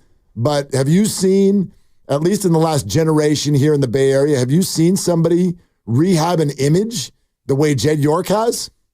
He's getting there. Pretty good. Yeah, really good. But he's not all the way back yet. No, but he's put his money where his whatever is. I don't even know want to say it's where his mouth is because he doesn't talk a whole lot. And that's been part of his rehab he stopped talking. He stopped talking and he let the people he hired go out there and do the winning. And so Jed's done a very good job, and he's just missing that one last piece. And John Fisher is a classic example of why you stop being a fan of a team. Because of what he did to that product. Oh, gosh, for sure. Even beyond leaving, what he's done since he took over, and he allowed the decrepit Coliseum to be decrepiter or more decrepit, and all the rest of it, that's enough to make you not want to be a fan. And so if Johnny X doesn't want to be a fan because of Dr. John York, it's his prerogative. Sure, yeah, I'm not taking anybody's prerogative away from him. I just I don't really get it. And that was always his bit on the other station, Dr. John York, back when he was in charge, and it was always just hilarious. Anyway, let's do Rolando in Napa. Hey, Rolando, what's up? Hey, how's it going, guys? I want to respond to what Johnny X said. going back to Cambriard days, like Gary said, leave John York alone. It's the wife who owns the team. Fair enough. That's what Uncle Gary would say. Exactly. Fair enough. I want to talk about my Niners a little bit. I have a big feeling about this. We're going to win on Sunday, and mark my words, I have 2 predictions. One, Ricky Pearsall is going to score 2 touchdowns. He's going to go off on Sunday against the Chiefs. 2 touchdowns. Oh my God. 2 touchdowns. Okay. Put it in the books, mark it down, put it on tape. And my second prediction, John Lynch always makes blockbuster trades. He's going to call the Raiders and we can deal to bring Max Crosby over. Max Crosby is going to the Niners. Mark my words. It's going to happen. We're going to have Bosa and Max Crosby on the same line. And NFL, watch out. We're coming for you. It would be bananas. Rolando, thanks. I'm not going to rule it out. I will say that, like, the Raiders hold grudges, and there are certain teams with which they do not want to deal, and the 49ers are one of them.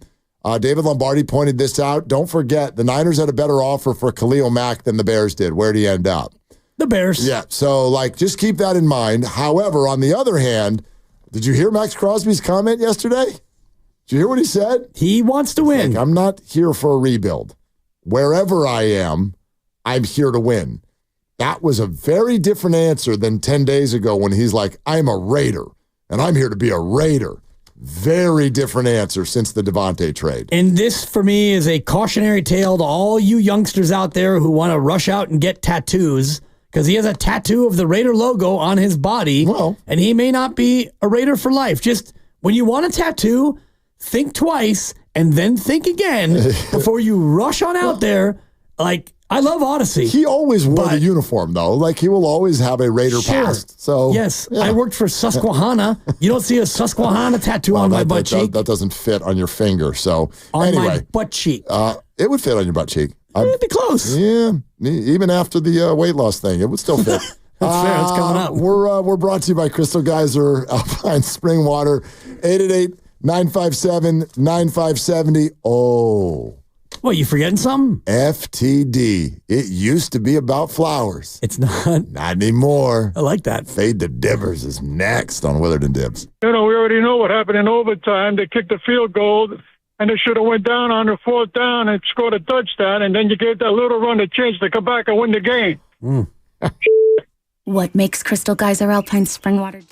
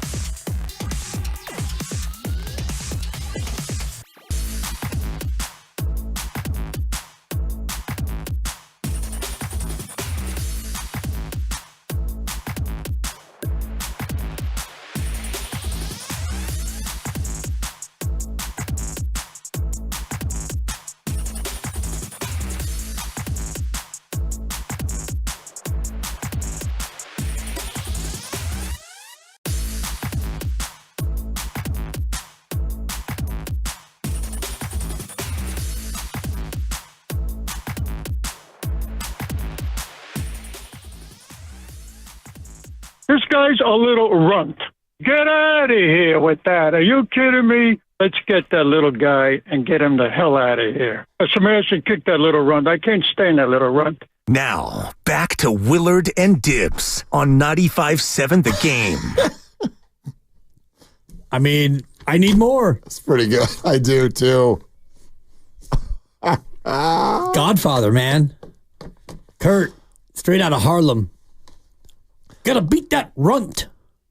There are so many movie quotes running through my head right now. My head is spinning. Oh, yeah. Poor YouTube.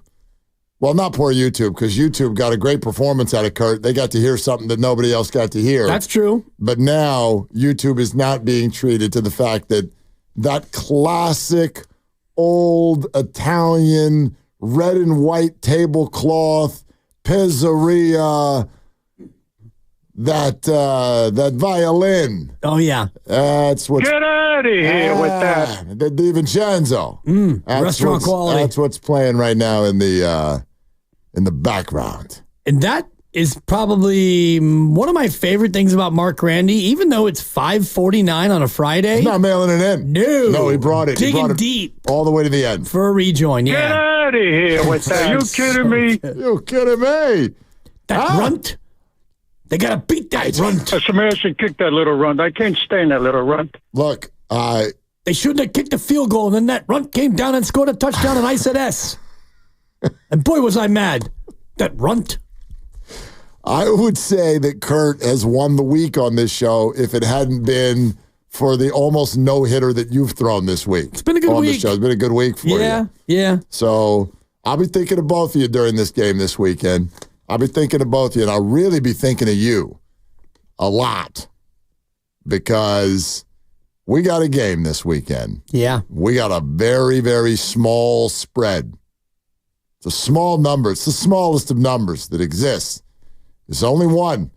That's the number in the game this weekend. 1.5. There's a hook. All right, fine. Whatever. Same thing. We're not going to have any ties. Well, so if the Chiefs lose by 1, if you take the Chiefs, you win because it's 1.5. So there's that. Get out of here with that. Sorry about that. You little runt. Stop correcting me, you little runt. It's Willard and Dibs, not Dibs and Willard, you runt. As we get into the fourth quarter and one team's running one way and the other team's running the other way, I'm going to be thinking of you. And my hope, this is my hope. I don't know what's about to be said. I really don't. But my hope is that I get to send a text right after the game to the show thread that just says, fade the Dibbers. It's time for Fade the Dibbers. Please explain. Nostradamus gives out his pick. You bet against it. You make money. Cash me out one time. It's that simple. Hey, Dibs, your pick stink. Dibs, what's the lock of the day? We've had no idea for weeks that group that gathered to say, hey, Dibs, your picks stink. We had no idea. That was the Warriors. Yeah. That was the Golden State Warriors. So very, very exciting. But we have arrived at that time. We've been waiting all week, ladies and gentlemen. The Chiefs and the 49ers at Levi's, and the Niners are favored by 1.5, and Dibs has the floor. It's a tough one because you look at so many different factors and you see a Chiefs team off a bye, fine. The Niners are coming off a mini bye. The Chiefs are undefeated, but they've been doing it with smoke and mirrors, and the Niners, heck, they should be 5-1. I've been told ad nauseum on this very program. And the thing that gets me most, Mark, is that all 49er fans are saying, Dibs, you better not pick the 49ers because whatever I pick, I lose on. The opposite happens. You know what? 49er fans, I'm thinking about a middle finger pick just on principle alone. But I promised you one thing in this bit, Mark. I promised you one thing. Please. I promised you and Grandy and Lucas in absentia and Ken coming off a Mets win that I would pick based on what I actually thought would be the correct pick. I'm not going to get into fading myself, which would mean if you faded me, you actually would be going with my regular